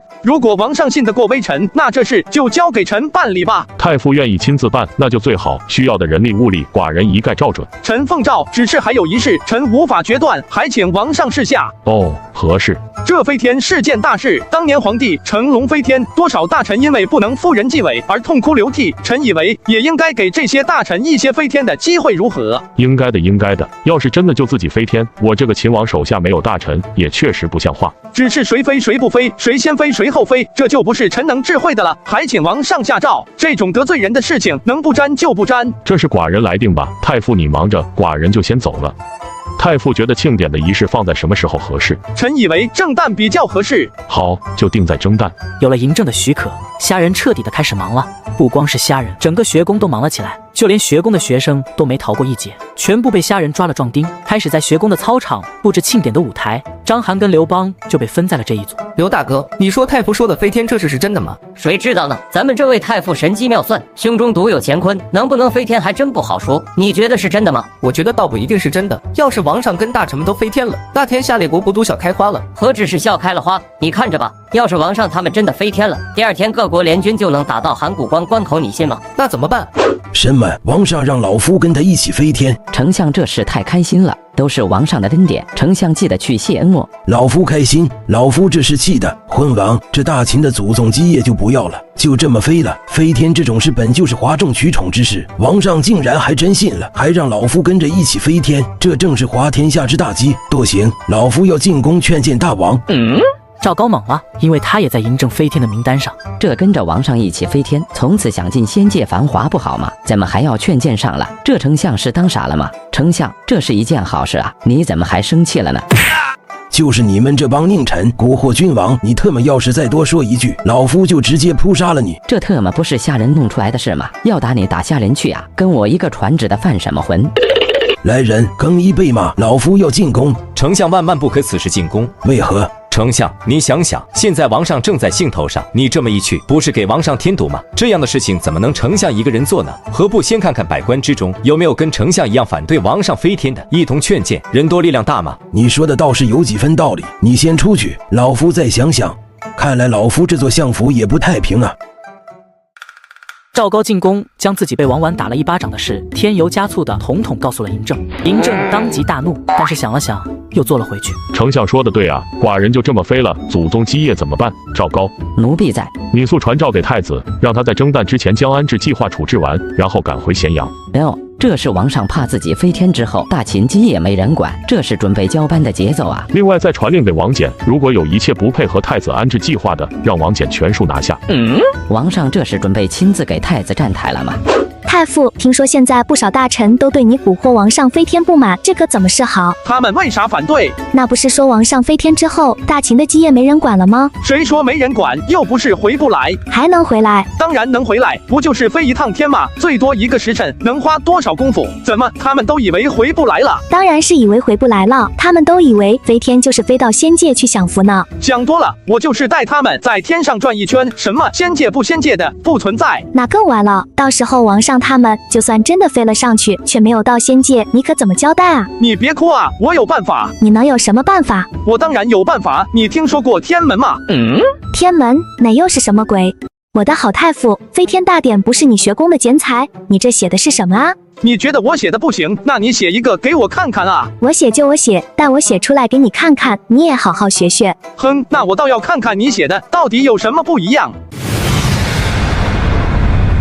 主人，环小姐写了。我略施小计，环映雪就上钩了。有她执笔，飞天庆典的流程算是没问题了。主人，这样真的好吗？要是日后环小姐知道，怕是主人你的日子不好过啊。此事你不说，我不说，她怎么会知道？她如果知道，那一定是你说的。我不好过，你也别想好过。怎么还待这么晚的？把你从咸阳叫回来，是另外有事要你去办。这件事你回去马上就办，正旦前务必要办妥。主人三思啊，你确定要做这么多这玩意？当然，我还指着这些玩意贴补一下学宫的用度呢。至于赚不赚钱，呵呵，你什么时候见我做过不赚钱的买卖 ？No。太傅，莫自急报。难道是扶苏那边又出了什么问题不成？原来不是扶苏那边的事情。4国使者这时候来干啥？齐、楚、燕、赵4国使者都下榻在这里，他们来秦国的理由都一样，都是为了朝贺秦国正旦来的。咱们都到了3天了，按理秦王应该第一时间接见我等，可是3天了，秦王却连面都不露，这分明是蔑视我等。蔑视我等？那你找秦王拼命去啊！用你的血找回燕国的尊严如何？我国与你燕国是世仇，燕国曾经被我齐宣王灭国，后来赵武灵王出兵送燕昭王归国，燕国这才得以复国。而且复国之后的燕昭王以乐毅为将，与5国联军，破我国70余城。如果不是即墨守将田丹力挽狂澜，先用离间计让燕国换将，然后又用火牛阵打破联军，趁机收复失地，我齐国复国。所以我国与燕国的血海深仇，见面还能说话，而不是直接抽剑砍人，就已经算是我很有涵养了。我怎么敢去找秦王玩命？我想引起他们同仇敌忾的心理，没想到却被看穿。行了行了，这些事都别说了。我想各位来秦国应该是都有自己的使命的，万不可因为口舌之争意气用事，误了大事，你我万死难辞其咎。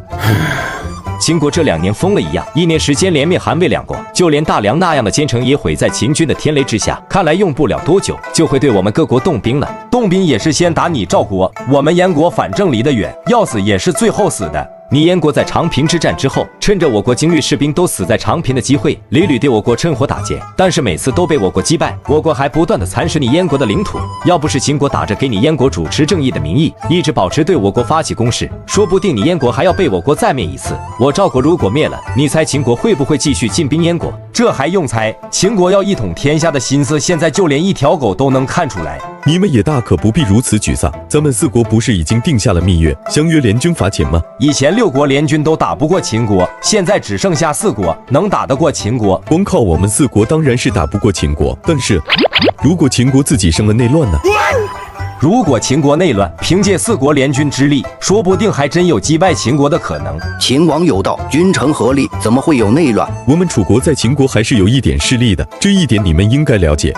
秦国自芈八子成为太后之后，我们秦楚2国联姻不断，历代秦君都有夫人来自楚国。嬴政的父亲子楚归国，能顺利的登上王位，除了吕不韦的大力支持之外，跟华阳夫人的支持也是分不开的。而华阳夫人也是楚国人，所以我们楚国在秦国埋下的暗桩比其他各国都多。所以秦国的内部情况，我们楚国一清二楚。现在太子扶苏横空出世，却得罪了秦国的那些老氏族，已经给秦国埋下了不安定的因素，全靠秦王嬴政强行给粘合在一起。但是裂痕已显，如果嬴政死了或者消失了，凭扶苏那个孩子是不可能掌握秦国的朝堂的，内乱必生，到时候就是我们4国灭秦之时。说的还真像那么一回事。问题是嬴政活得好好的，而且没病没灾的，怎么会就突然死了？这纯属异想天开。桓映雪不愧是大秦有名的才女，用了不到半天时间，就出了一份几乎堪称完美的大典方案。如果按照桓映雪这个方案来出操办大典，那大典会有多么轰动的效果？就用这套方案了。我的辛苦没有白费，这小子还是识货的。虾人却没有想过桓映雪是怎么想的，而是开始紧锣密鼓地操办起大典起来。飞天大典的准备工作已经基本完成了，大典的举行地点，虾人定在了学宫中。从2天前开始，嬴政就已经派羽林卫接管了学宫的防卫，整座嵯峨山被羽林卫守得水泄不通，让许多想一探飞天大典的人望而却步。而今天正在忙碌的虾人却见到了意想不到的。扶苏，你怎么回来了？师傅，我想死你了！你这一走就是几个月，从师傅第一次见到你开始，你就没有这么久的离开过我身边。什么时候回来的啊？怎么不提前给师傅消息？师傅也好给你准备点饭食。师傅，我是昨晚回到咸阳的，见了父王，今天就赶回学宫了。因为王诏下的急，让我务必在正旦之前办完手里的事赶回来。是郑哥让扶苏回来的，这是让扶苏回来参加飞天大典的。看来你父王是想你了。父王确实是这么说的，不过父王对我说的话有些奇怪。我怎么奇怪法？父王跟我说，让我以后要以祖宗基业为重，不要忘记大秦东出的使命，灭6国之后要与民休息，不可滥用国力，还要小心外域各国。师傅，你说父王为啥要跟我说这些？郑哥这话头也不对劲啊，这他妈跟遗言也没有什么区别了吧？你父王还跟你说了些什么？父王还把姬无心叫来跟我见了面，还当着姬无心的面说我以后就是黑冰台的主子。郑哥这是在安排后事啊，看来郑哥是真的以为这次飞天就回不来了，难怪会这么着急的把扶苏给喊回来。师傅，你说我父王这是怎么了？这还真是个美丽的误会，回头郑哥要是知道，就是上天逛一圈回来不得把我生吞了。放心吧，你父王没事，他就是想锻炼一下你，让你承担起更多的责任来。来吧，跟师傅说说你的安置计划搞得怎么样了？师傅，已经基本上办完了，降族的地都顺利的分了下去，有一部分不愿意种地的，愿意继续当兵，也已经收编进了王翦将军的军中。我大秦凭空多了5万精锐战兵，有5万人想要继续当兵，这些人都算是职业军人，一下子变成农夫，确实不好接受。但是竟然有差不多1/4的降族愿意为秦国征战，这确实是我没想到的。对了，师傅，我给他们分的地是甘家的地。哪个甘家？就是那个甘家呀。甘家怎么会这么顺利的让你分了他家的地？王翦上将军来做的说客，然后大师傅说只是王上将军和甘家给我的投名状，让我放心收下，只是要告知父王知道就行。鬼谷子这是做的什么事？大秦自商鞅变法以来就一直在抑制老氏族的势力，到了郑哥这一代，老氏族的势力已经折损的差不多了。眼看郑哥统一6国之后，借助灭6国的惊天威望，老氏族的势力就会彻底消亡。但是甘家这么一投诚，反倒让这些老氏族看到了活下去的希望。在扶苏还是太子的时候，又投靠扶苏，那扶苏继位之后，总不能学着他爹那样直接对老氏族动手吧？要是那样，岂不让扶苏的其他支持者寒心？而且扶苏现在收纳那么多势力干什么？是要造反吗？现在扶苏的势力已经不小了，再来一波老氏族，郑哥想不疑心都难。我就奇怪了，鬼谷子是研究人心的大行家，怎会连这点都看不清楚？你大师傅呢？没跟你一起回来吗？没有啊，他说还要去见几个好友，要晚2天再回来。来，反正不会耽误飞天大典。这是躲出去了，看来鬼谷子是有意让扶苏这样做的。不过不要紧，跑得了和尚跑不了庙，就不相信你鬼谷子不想飞天。这事要是不给我一个交代，飞天是绝对没有你鬼谷子的份。对了，萧何他们呢？萧何呀，我把他留在北地郡了，还剩下一点收尾的工作，还需要他来操办。师傅，萧何还真是个人才啊！我的安置计划如果没有萧何，起码还得再干3个月，根本不可能推进的这么快。那是师傅给你推荐的人能有错吗？但是你也不能往死里用啊！萧何可还是学宫的学生呢，他可是还要回学宫学习的。是，事情办完之后，我就让萧何回来入学。两人又聊了一些闲话，扶苏就准备回自己的宿舍休息一下，顺便等会好到食堂吃一顿好的。临走的时候，扶苏偷偷瞄了一眼在虾仁办公室埋头写着什么的环映雪。师傅，那位是？那是桓家的大小姐，师傅请来帮忙操办飞天大典的。只是来帮忙的吗？我以为是我师娘呢。师娘好像也不是不行。嵯峨山现在已经被密密麻麻的帐篷给彻底占领了。明天就是正旦飞天大典举行的日子，上到秦王，下到百官，都提前赶到嵯峨山，好多做准备。而在众多帐篷中，有一顶最大的帐篷，这是秦王嬴政的朱庇之处。你不是去了北地吗？怎么回来了？王上下诏书召我回来的，理由呢？飞天大典岂能少了我王翦上将军？人间的事情还没整明白，现在突然说要飞天，这不是扯淡吗？两位上将军都准备好了吗？王上，臣与蒙上将军已经都安排好了，羽林卫已经将嵯峨山的防务给接了过来，明日大典必定万无一失。臣也已经将蓝田大营的兵都调到了20里之外，一旦学宫有变，蓝田大营的3万铁骑就会赶到。赵高，那些人和4国使臣接上头了吗？启禀王上，那些人已经跟4国使臣接上头了。一旦明日飞天礼成，那些人就会立刻谋逆，并且4国使臣会立刻归国，让4国联军一同伐秦。难道飞天大典还有阴谋？王上，既然知道了有人吃里扒外，里通外国，何不立刻派人去将人擒来？何必等到明日飞天大典？两位上将军，寡人如此安排，自然有寡人的用意。两位只要按照寡人的安排，做好应变的准备就是了。王上，臣敢问，明日王上身边是哪支人马在护卫？当然是羽林卫。现在咸阳的驻军，寡人除了羽林卫之外，也没有其他军队能信任了。臣等失职，请王上恕罪。起来吧，寡人又没有说你们，不必那么敏感。这言语中怎么透着几分寒意？臣以为王上不如让太傅的匪军来近身保护王上。臣在北地见识过匪军的强悍，别看只有300人，但是有他们在，轻易1-2万人也能突破他们的防御。匪军，太傅的那支私兵是吧？寡人记得太傅不是把这支队伍交给扶苏了吗？正在太子殿下身边，护卫太子殿下的安全。那就让他们继续保护扶苏吧。寡人飞天之后，大秦的基业也是要交给太子的，他的安全现在比寡人可重要的多。丞相那边有什么动静？启禀王上，丞相那边这几日人来人往，不少大臣都往丞相府跑，意图请丞相带头劝说王上放弃飞天大典。哦，看来我大秦的忠臣不少吗？丞相如何应对？丞相一概不见，只让主簿出来答话，说他身体不舒服，概不见客。这个老狐狸，怕是他也嗅到了什么风声，这倒是他一贯的作风。上次去丞相府传旨，被王婉狠狠地扇了一巴掌，结果王上却没有任何处罚王婉的意思，那我这个亏岂不是白吃了？此仇不报非君子也。奴婢以为丞相毕竟还是反对飞天大典的，虽说概不见客，但是说不定暗中已经有了串联，在明日大典之上抱起发难，再有那些人推波助澜，怕是就一发不可收拾了。王婉是不会那么做的，他要是会跟那些人搅和在一起，那些人也不至于之前吃那么大的亏。丞相的事不用去管了，寡人就不相信王婉会做出不利寡人的事情。明日大典就是寡人与那些人最后的决战，寡人赢了，则大秦万事不宜的基业就成了；如果寡人输了，还有扶苏和太傅收拾残局，寡人也能放心。那些跳梁小丑又岂是王上的对手？王上必胜。就你会说话，行了，寡人这里不需要你伺候了，出去吧。明日你把人都给寡人盯紧了，不能放走一个。请王上下诏，许纯。放手去做就是了。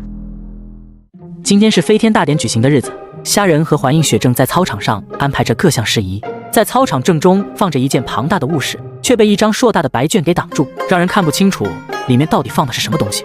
百官和被嬴政诏令参加飞天大典的宗室老氏族都已经到了指定的位置，就等着嬴政出场。只听礼炮声响，从山门外走进一支人马。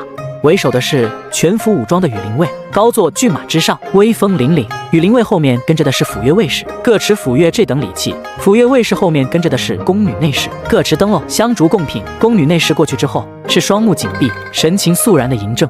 嬴政后面跟着的是太子扶苏，在后面则是全身笼罩在钢甲之中的匪军。扶苏回来之后，也曾经要将匪军还给虾仁，但是虾仁却不干，非要等飞天大典结束之后，扶苏回学宫上课，再让匪军回来。扶苏虽然年纪小，但是在经历过北地郡之事之后，也多少有了些敏感。他一进山门，就发现空气中都是不安定的气息。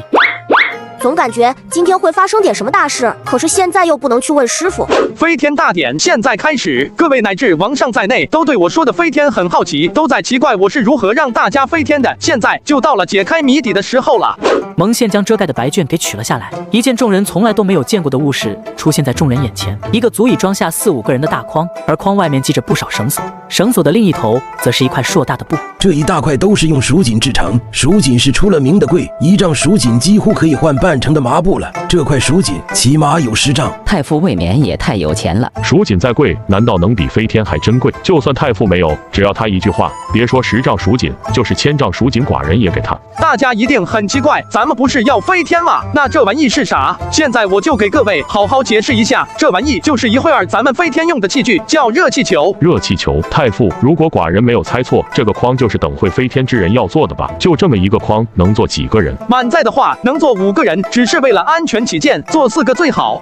只能坐4个。那寡人乘他飞天之后，其他人做啥？看来他现在还以为飞天就是飞升天界，是一次性的旅程，再不解释，怕马上就要出事。王上可知绝天地通？怎么会不知道？当年颛顼绝天地通之后，人神分野，人也再无可能前往天界，至今如此。但是上天有好生之德，设下天门一座，凡是有功德冠于天地的，都有机会破开天门，飞升天界。但是如果功德不够，连天门的样子都看不到。太傅，寡人已经灭2国，功德可够。你上套了，难。那寡人一统神州可行？还是难。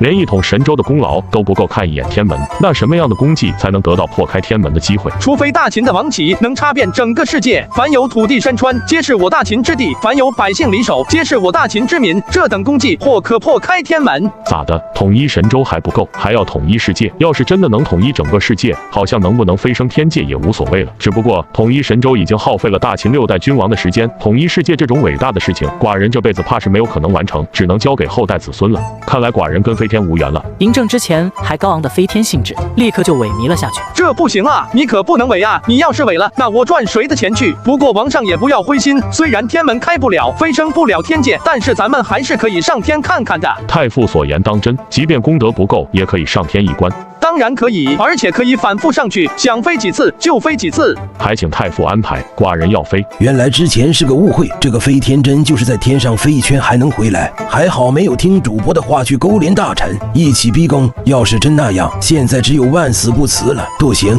王上，臣以为这毕竟是飞天啊，谁知道上去了会发生什么事？不如先请太傅安排别人先上去，王上确认安全之后再上，如何？老丞相说的对，这样吧，我先上，王上先看看。老臣是让你安排2个士兵先上，不是要你亲自上去，你还要操持学宫。丞相说的对，确实应该让人先上，我是飞天的发起者，就应该我先上。我要是没事，你们再上，万一有事也是我有事，这是应该的。王上和丞相都不用再说了，我这就去。虾仁话一说完，都没给嬴政和王婉说话的机会，径直走到热气球那里。这热气球飞天本来就是我讨好应雪的手段，要是让你们都上去了，我们最后上去，那还有什么意义？咱就得做第一个。起飞！10几个奇迹研究院的人撑开蜀锦，然后一人点燃了筐中的一个器械，一股热浪蒸腾而起。那块蜀锦竟然被热浪带着飘了起来。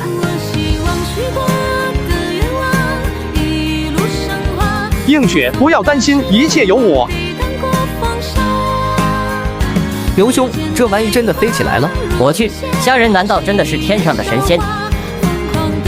映雪，你快看，学宫的人都变成蚂蚁了。是的呢，确实变成了小蚂蚁。你看都没看，怎么知道变成了蚂蚁？谁说我没有睁开眼睛？我刚才看了。映雪，要不你嫁给我吧？什么？我还需要父亲同意才是。需要还以同意，那意思是你不反对呗？那不就是同意了？竹筐在蜀锦的牵引下越飞越高，在竹筐底下有一根手臂粗细的绳子拴住，这是用来防备热气球放飞自我的。又高了，又高了！你们估计一下，现在飞了有多高了？这谁知道？怕不是有100丈了吧？100丈！我的老天爷，这也太神奇了！真的飞起来了啊！下一个飞的就是我了。天上会有什么呢？天宫、仙女、神仙。对了，刚才太傅说过，此时天门封闭，等我飞送上去，估计也看不见天宫、仙女、神仙这些，但是能看见天门吗？要是能看见天门，那靠太傅的火药能不能将天门炸开吗？嬴政正想着，却见一阵大风吹过，将热气球吹得东飘西荡，他顿时就惊出了一身冷汗。同样惊出冷汗的还有蒙宪，他今天专门负责热气球的安全问题。昨夜虾人给他连夜培训过，热气球升空的过程中，一旦出现问题，该如何解决？蒙宪立刻呼啸一声，几十名奇迹研究院的研究员冲了过来，抓住连接竹筐的大绳，死命的拽住。天上风景再好，也不能继续在这里待着了。虾人从竹筐中拿出一块红色的绢布，向筐外放了下去。这是他与蒙宪他们商量好的信号。见到红布，就立刻拉紧绳子，把热气球给拉下去。他又启动机关，本来3个火焰喷射口的，直接关掉2个。蒙宪一直盯着热气球，见到红布，心领神会，马上跟几十个研究员一起用劲，不停地拽着绳子，要将气球给拽下来。热气球飞上去的时候挺快，但是下来的时候却费了老鼻子劲。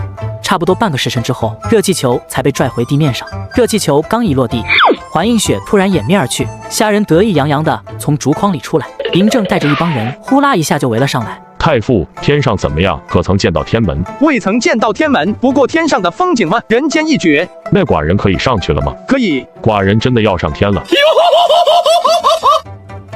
本来王婉是下一批的，但是老丞相死活不愿，非要跟嬴政一起飞。虾人包括嬴政在内都犟不过王婉，只得同意让王婉提前1轮进筐。虾人怕有什么问题，特意安排了蒙宪跟着嬴政飞一趟。就在嬴政准备上天的同时，一个人的举动却落入了刘邦的眼中。大家都兴高采烈看飞天，怎么还会有人向外走？刘邦悄悄地跟在那人身后，那人好像对学宫的地形很熟悉，一路避开巡逻的羽林卫，来到学生宿舍后面的山中。这人肯定有问题，这不是学宫的人，在学宫这么久，学宫上下人等我全都记得。刘兄，你不看大典，到这里来作甚？小声点，我发现一个可疑人，我跟上去瞧瞧。可疑人？要不通知讲师吧，或者赶紧通知羽林卫。你还真是个木鱼脑袋，这事怎么能这个时候通知？万一是个误会呢？那咱们这就叫谎报军情，必须要先弄清楚了再说。那也不能你一个人跟上去啊，万一有什么危险怎么办？我跟你一起去，人多反而会暴露。张贤弟，你马上去找樊哙他们，带上家伙前来接应我就是了。快去啊，别傻站着了。好，刘兄你小心点。萧何在北地军入了太子扶苏法眼的事情已经传遍了学宫，现在的这个事是我立功的好机会，你跟着太子算什么？要是我真的侦破了一起谋逆大案，那我就是秦王的救命恩人，这前程难道不比你跟着太子强？怀着强烈的胜负心，刘邦才决定找自己的这些兄弟帮忙，而不是通知羽林卫和学宫讲师。见章邯走远，刘邦知道自己耽搁不得，前行继续向山中摸去。沿着那人留下的痕迹，刘邦倒是没有把人给跟丢。这手绝活他还是从匪军斥候营的人学来的，花了他5个学分。匪军斥候营里的斥候都是1等1的寻迹觅踪的高手，刘邦就凭着学来的这些三脚猫的功夫，竟也像模像样。攻城弩，操场的方向，难道他们是想刺杀秦王，竟然还出动了攻城弩？这本钱下的够大的。攻城弩是军中天雷出现之前威力最大的武器，攻城弩也是大秦军方严格管制的武器，所有的攻城弩都登记在册，绝对没有可能遗失。而这种最没有可能出现在这里的武器，竟然真的出现了。难道是军方？这要是一弩射死了嬴政，我就算立下了功劳，又给谁看去？刚才没让章邯去通知羽林卫，现在再去通知也已经来不及了。你们是什么人？意欲何为？完了，这特么分明是军中的架势，难道真是军方的人？就他一个，没别人，那就把他做了，别耽误了大事。你别过来，羽林卫马上就到，识相的就赶紧弃械投降。是吗？我好怕啊！不过先把你解决掉，再一箭射死嬴政，我们就逃。别说是羽林卫，就是神仙来了，能奈我们何？来人啊，快来人啊！有人要刺杀秦王！你不要过来啊！刘邦叫声之凄厉，叫人汗毛都竖了起来。那人却丝毫不为所动，依旧向刘邦走去。难道我今天真的要葬身在此地吗？休伤我大哥！一时半会是死不了了。快动手，来人了！快去破坏那张攻城弩，他们是想刺杀秦王。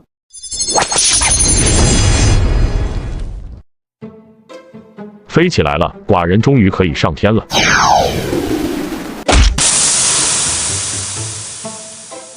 我刚进筐里就有人来刺杀我，哪怕你等我从天上回来也行啊！大搜学宫，抓到刺客，寡人要活剐了他。这枚工程弩的出现让现场陷入了混乱。除了组成人墙护住嬴政之外，在王翦的指挥下，羽林卫分出一部分向工程弩射来的方向冲去，而蒙武则第一时间发出响箭。怎么感觉这一切都跟排练好的一样？这未免也太行动有素了吧！虾仁让环映雪藏在学宫祭酒团身边，除了鬼谷子不在之外，其他的宗师都在。有这几位宗师保护，天下间除非出动大军，否则谁都不可能伤害到他。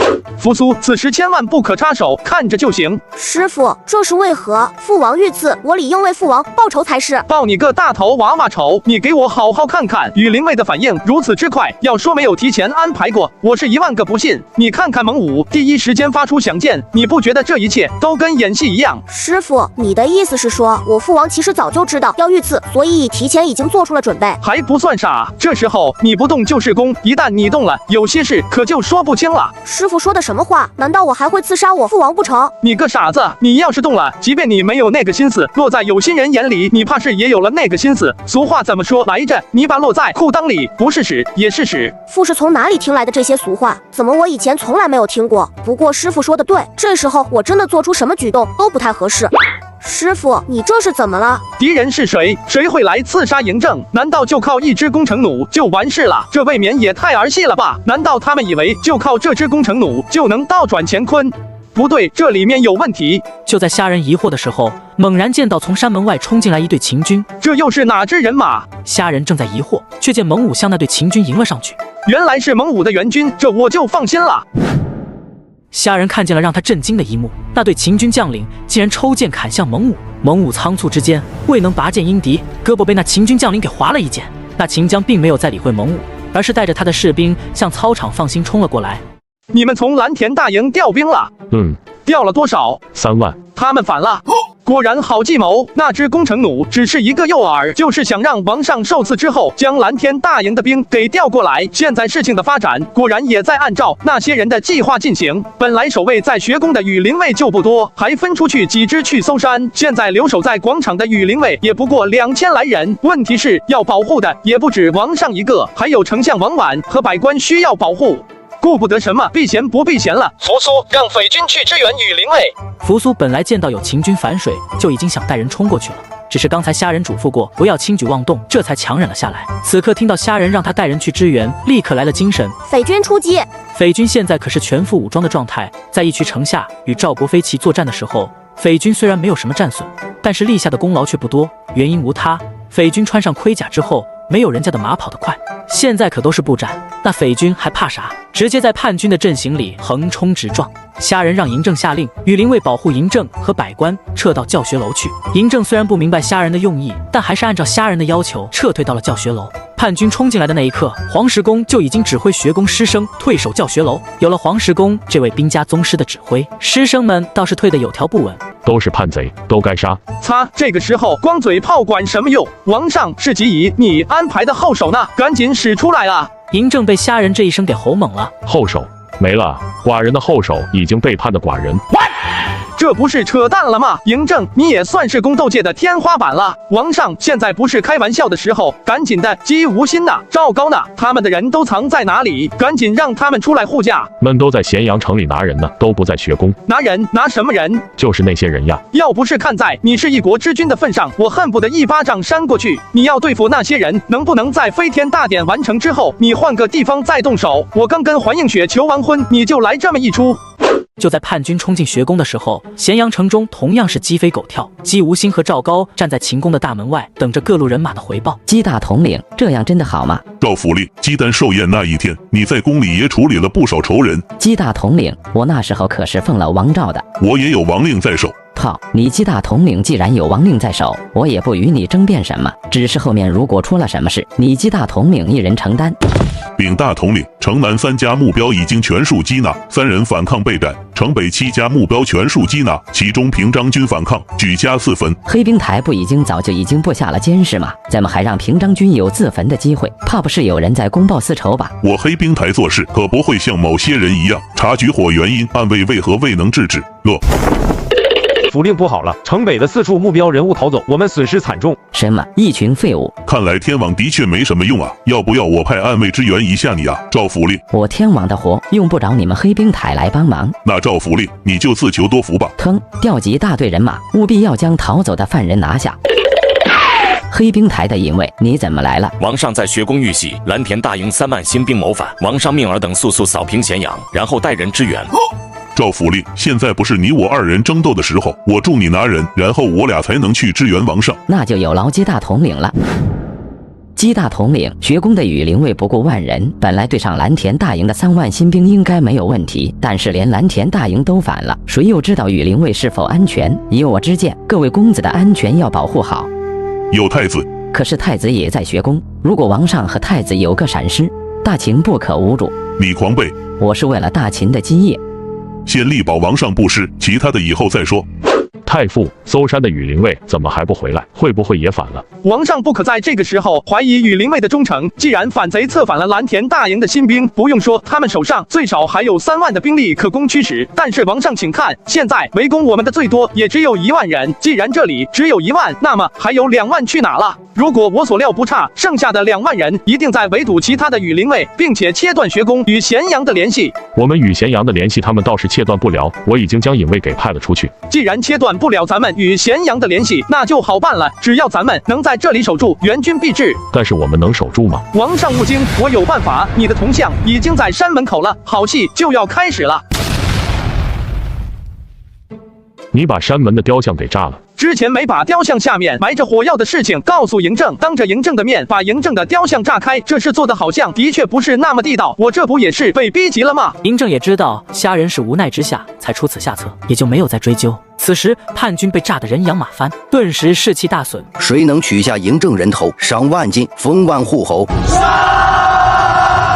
太傅怎么办？王上勿惊，交给臣好了。叛军的攻击速度很快，不过几息，先头部队就冲到了教学楼。此时困守教学楼的羽林卫和学子并没有远程攻击手段，只能与叛军展开肉搏。当然，肉搏的主力是匪军，毕竟他们那一身装备是这个时代最好的装备。匪军如同一道钢铁巨墙，矗立在教学楼的入口处，任凭叛军如何冲杀，都无法冲破匪军的防线。这样下去怎么行？这要是继续这么拖下去，等到其他的秦王军到，所有的计划都会付之东流。去找巨木。瞎小子，你还有别的办法吗？匪军虽然防御无双，但是移动不便。如果叛军用巨木冲击，那匪军的阵线就要被破了。找巨木，给他们找。嵯峨山周围都是百年大树，学宫建设的时候，虾仁也有意的交代过，不能过分的破坏嵯峨山的绿化。没想到学宫建设没有砍伐的那些大树，现在反倒遭了叛军的毒手。趁着他们去砍伐巨木，咱们冲出去，在战场上收集兵器。太傅，这是什么？燃烧弹。啥？这又是啥奇怪玩意？那黑乎乎的东西是啥？那叫原油，你们叫黑水，极易燃烧，并且不好熄灭。发起进攻，用这些巨木将这些铁罐头给冲倒。点火。王翦大喜，当即就准备指挥羽林卫冲上去，却被虾仁拦住。上将军不可，这燃烧弹的火焰没有那么容易熄灭，咱们的人现在冲出去也会被这些火焰给点燃，平白造成伤亡。终于明白了诸葛亮火烧藤甲兵之后的感想，这是造了多大的杀孽。黑冰台和天网爆发了前所未有的战斗力，在2个时辰内将所有要捉拿的目标全部拿下。鸡大统领，咱们这就出发去学宫。这还用问吗？赵府令有什么想法？莫不是你根本不想去救王上？我一个做奴婢的，能有什么想法？只是救驾是大功不错，但是叛军明面上有3万，暗地里却不知道有多少。就凭咱们俩的这点人手，怕是不好救啊。好像有点道理。黑冰台虽然监控天下，但是在咸阳城中的人手却不多，满打满算也只有2000来人，还要分出人手看守人犯，真正能抽出来去救驾的也不过1000来人。而且战场厮杀其实并不是黑冰台的长处，这1000来号人去跟正规军作战，那就是去送菜。即便这支正规军是新兵，至于天网，哈哈，那就是一群地痞流氓，还不如我的黑冰台呢。赵府令所言极是，但是王上在学宫危急，我等总不能不去救吧？当然不能不救，但是光靠我们2人的这点手下去也没用。以我之见，不如调护卫。护卫？我们没有调兵的护虎符，调不动虎卫的，而且虎卫中是否有叛党，我们也不知道。万一鸡大统领都略了，虎卫中如果有叛党，此时估计已经杀进来了，怎会让我们如此安心的拿人？不过虎符倒真是个问题，没有虎符王诏，虎卫是不会听命的。不如访王翦上将军故事。当年嫪毐作乱，率兵攻打咸阳宫，并且安排自己的亲信持虎符坐镇蓝田大营。当时的王翦还是军中的偏将，在一没有王诏，二没有虎符的情况下，悍然从嫪毐亲信手中夺了兵权，带兵从蓝田大营赶回咸阳，这才剿灭了嫪毐一党。没有王翦的当机立断，怕是王上也坐不稳这个王位。而且事后王上并没有责怪王翦，王翦从此平步青云，没几年就当上了秦国的上将军。但是王翦能做的事情，并不代表我们也能做。我的鸡大统领啊，这时候还有什么可犹豫的？咸阳城中已经没有别的军队可以调了，虎卫就是我们最后的选择。要不然向函谷关求援，让函谷关派援军。如果彪公还在函谷关坐镇的话，倒也不是不行。但是你忘了吗？前段时间李牧入寇，彪公带着函谷关一部去堵截李牧，此时不在函谷关，此时函谷关的守军不足2万，难道不要函谷关了？赵高的这番话成了压垮姬无心最后的一根稻草。姬无心牙一咬，心一横，当即下了决断，就找虎卫。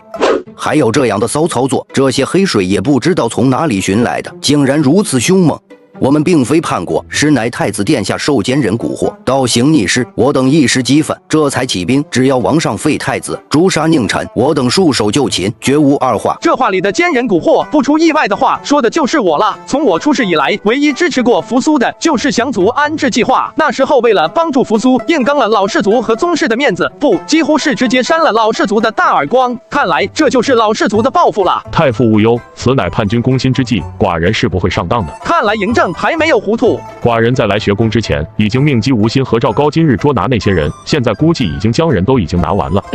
大哥，你特么都决定拿人了，为啥不在大典之前拿人，非要玩这样的花活？咋的，还想用自己做诱饵，引蛇出洞北？这不是开玩笑吗？现在怎么样，玩砸了吧？要不是嬴政是秦王，还是扶苏他爹，虾仁现在就想指着嬴政的鼻子骂一顿。但是现在骂是没用了，事已至此，骂又解决不了问题。皇上有诏，面儿等也是大秦之兵，这次叛乱只诛首恶，只要你们幡然悔悟，将主事之人拿下，愚者既往不咎。造反哪有跟着正统香？这让叛军中的那些普通士兵心动了。凡是想要反水的，全数斩杀！哈哈，太傅笑什么？我笑叛军军心乱了，叛军将领必受反噬。但是现在面临的最大问题就是没有粮食，其他人倒还好，毕竟没有什么体力运动。但是匪军和羽林卫就不行了，剧烈的厮杀让他们消耗了大量的体力，特别是匪军困守教学楼后的这6个时辰，基本上就是匪军在独立作战。再没有食物给匪军补充体力，匪军就完了。早知道是现在这种情况，还不如退守食堂呢。太傅，眼下还有别的办法吗？王上，如果你确实没有后手的话，那我也没有办法了。要不是你玩脱了，咱们至于会落到这步田地吗？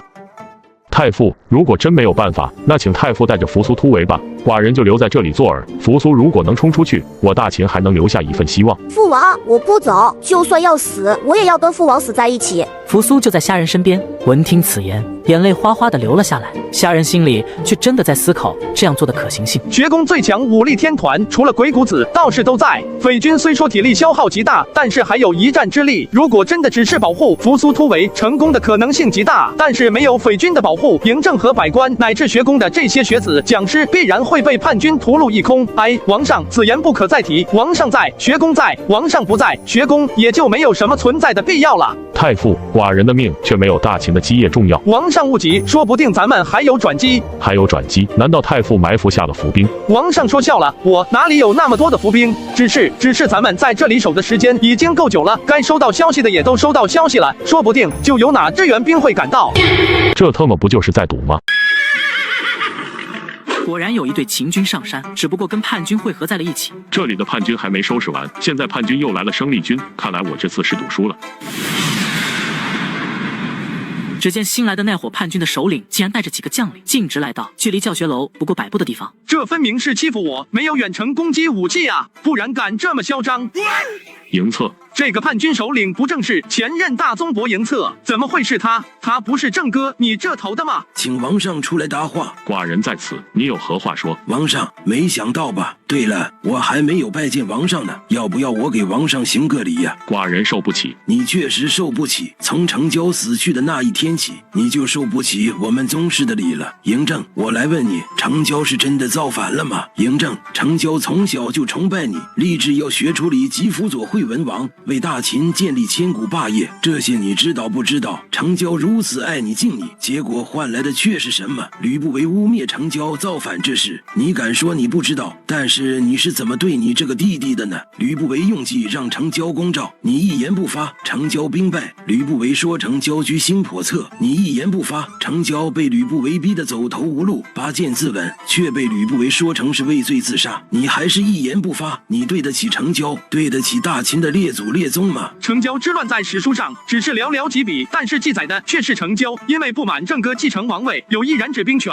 然后借机谋反，被吕不韦给镇压下去。现在回过头来想想，如果没有吕不韦的放纵，成交就算有天大的本事，也没有办法能拿到兵权。这分明是吕不韦有意的坑了成交一把。而且从嬴策的话中可以知道，成交对嬴政却是十分崇拜的，应该没有谋反之心，这就是一桩冤案。而在这桩冤案中，嬴政却没有替自己这个弟弟说过一句话，大秦的秦王却成了害死自己弟弟的帮凶，这也难怪郑哥不说话，想来这也是郑哥的心结。从成交自杀的那一刻起，我就知道你嬴政就是一个刻薄寡恩的君主，是个没有血脉亲情的毒妇。于是我开始布局，8年了，我布局了整整8年，终于让我找到了机会能够除掉你，嬴政。迎策，成交之事，寡人确有愧疚，但是并不代表寡人就觉得自己做错了。吕不韦权倾朝野，我若不从，怕是连秦王的位置都坐不稳，我有什么错？而且我除掉嫪毐吕不韦，将王权收回，现在又攻灭韩魏2国，寡人这个秦王当得很差劲吗？寡人又有什么不敢去见列祖列宗的？你这个吕不韦的孽种，窃据王位已经是天理难容，还敢说自己敢去见我嬴氏先祖？完了，这不是戳郑哥的肺管子吗？郑哥最大的阴影就是身世问题，他老爹为了他的身世亲自给他做保，郑哥也用逼死吕不韦来自证清白，从此郑哥的身世问题就再也没有人敢提起。现在嬴策这位前任大宗伯又提起此事，分明是想激怒郑哥。王上冷静，他这是要激怒你啊！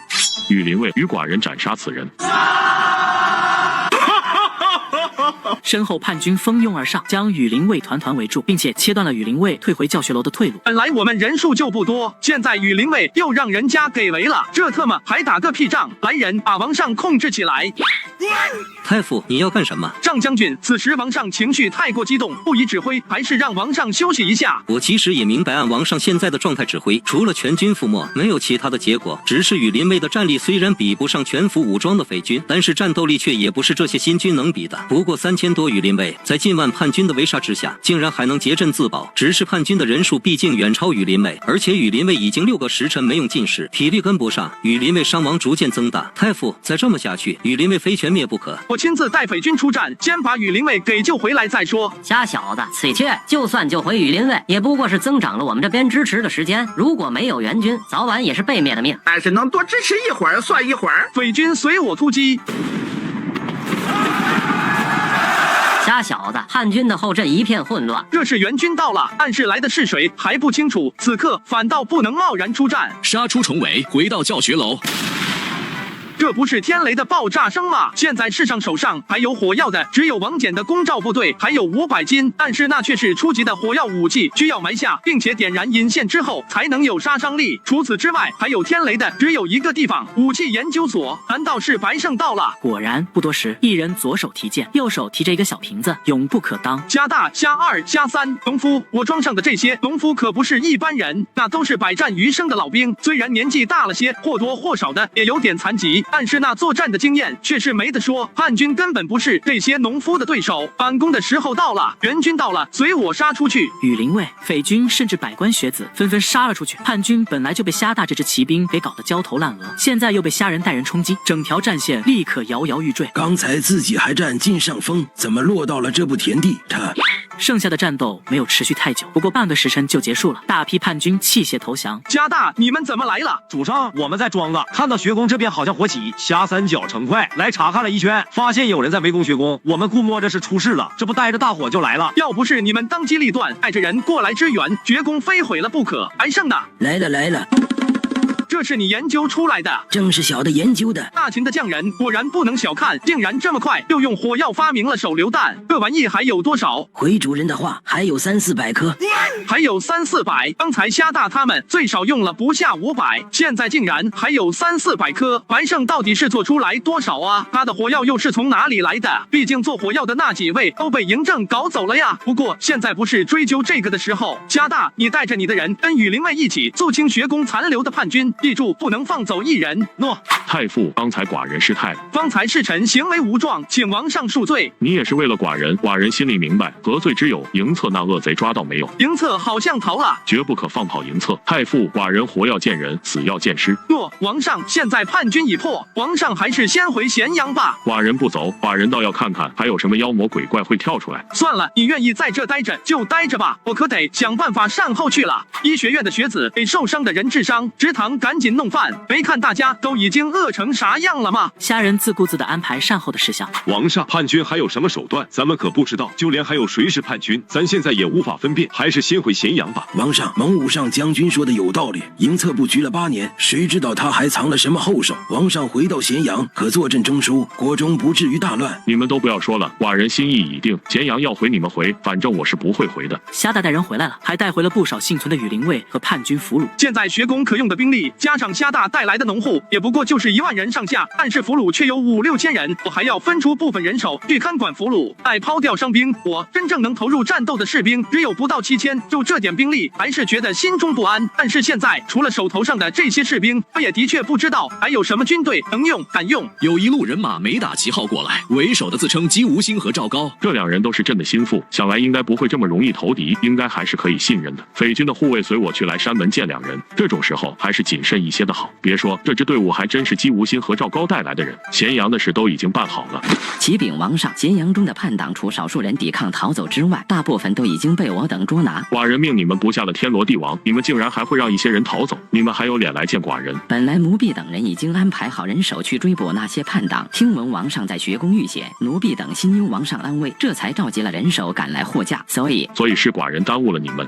奴婢绝对没有这等丧良心的心思，王上明鉴了。你们没有兵符，武卫是怎么调出来的？姬无心此时心中已经将赵高祖上18代都给骂完了。要是自己真的立下救驾之功，那么无诏调动虎卫这事也就不了了之了。但是来晚了，救驾之功没有了。现在王上问起调动虎卫的事情，自己还真不知道该怎么回答。姬无心干脆也跟赵高一样，一言不发，就是磕头。看到2人的样子，我其实心里也明白，赵高和姬无心2人也是为了救我才调动的虎卫，但是没有诏书，没有虎符，就敢擅自调兵。不管是因为什么事，如果此事不处置，那么以后大秦的制度将形同虚设。大秦的军队要是谁都可以去调动一下，那这天下还是我的天下吗？这2人到底该如何处置？动了怕手下的人寒心，轻了又起不到作用。王上，姬无心和赵高虽然有无诏调兵之罪，念在2人也都是为了王上的安危，不如从轻处置。那你说该如何处置？王上，不然这样吧，罚2人各万金，用来奖赏救驾有功的将士，如何？就按丞相的意思办。2个狗才，还不快谢谢丞相？谢丞相。行了，起来吧，让虎卫配合羽林卫清剿叛军，黑兵台和暗卫护卫寡人和百官的安全。太傅，北军还是继续保护扶苏，务必要保证扶苏的安全。臣必保太子无事。嬴政满意的点了点头。就在大家都认为事情已经告一段落的时候，虾仁却猛然发现黑兵台卫士中有几人的行动不对劲。这几人越过其他的卫士，不断的向嬴政靠近。嬴策8年的布局，该不会是连黑兵台都给渗透了吧？王上小心！捉拿刺客，留个活口。玄胡子前辈，救命啊！失血太多，需要马上手术。那还等什么？赶紧送医学院！虾仁抱起嬴政就往医学院冲。这一刻，他特别庆幸自己当时修学宫的时候，有意将医学院修的离教学楼比较近，把嬴政送进医学院的手术室，虾仁才退了出来。这间手术室从建成之后就一直没有机会启用，谁都没想到嬴政却是第一个使用手术室的患者。政哥，你还没有统一6国呢，千万不能死！我只问你一句，让你刺杀王上的是不是营策？快说，是谁指使你来的？来人，用刑！姬大统领，此时你也不适合再审刺客。你什么意思？羽林卫匪军何在？将黑冰台天网众人拿下，敢反抗者格杀勿论。太傅，我对王上忠心耿耿，你要拿我？姬大统领何必激动？毕竟刺客是从你黑冰台冒出来的，我也只是以防万一罢了。姬无心，刺客来自黑冰台，你身为黑冰台大统领，难辞其咎，赶紧束手就擒。如果你真与此事无关，自然会还你一个清白。罢了罢了，拿了我去就是。将这些人严加看管，稍后我与丞相、上将军自有审理之法，望你好自为之。因为怕打扰玄胡子动手术，众人就在医学院外等着玄胡子的消息。过了差不多1个时辰，玄胡子才从手术室里出来。前辈，王上怎么样？王上难道不行了？谁说王上不行了？我就是脖子酸了，活动脖子，看把你吓的！要不是看你岁数大，非给你一个大笔斗，让你明白花儿为什么这样红。那王上现在情况到底怎么样了？刀子虽没扎到要害，已经手术缝合了，但是失血太多，需要输血。医学院中藏的血不多了，怕是不够。敢问前辈，输血何意？就是从别的人那里抽出血来，灌入王上体内。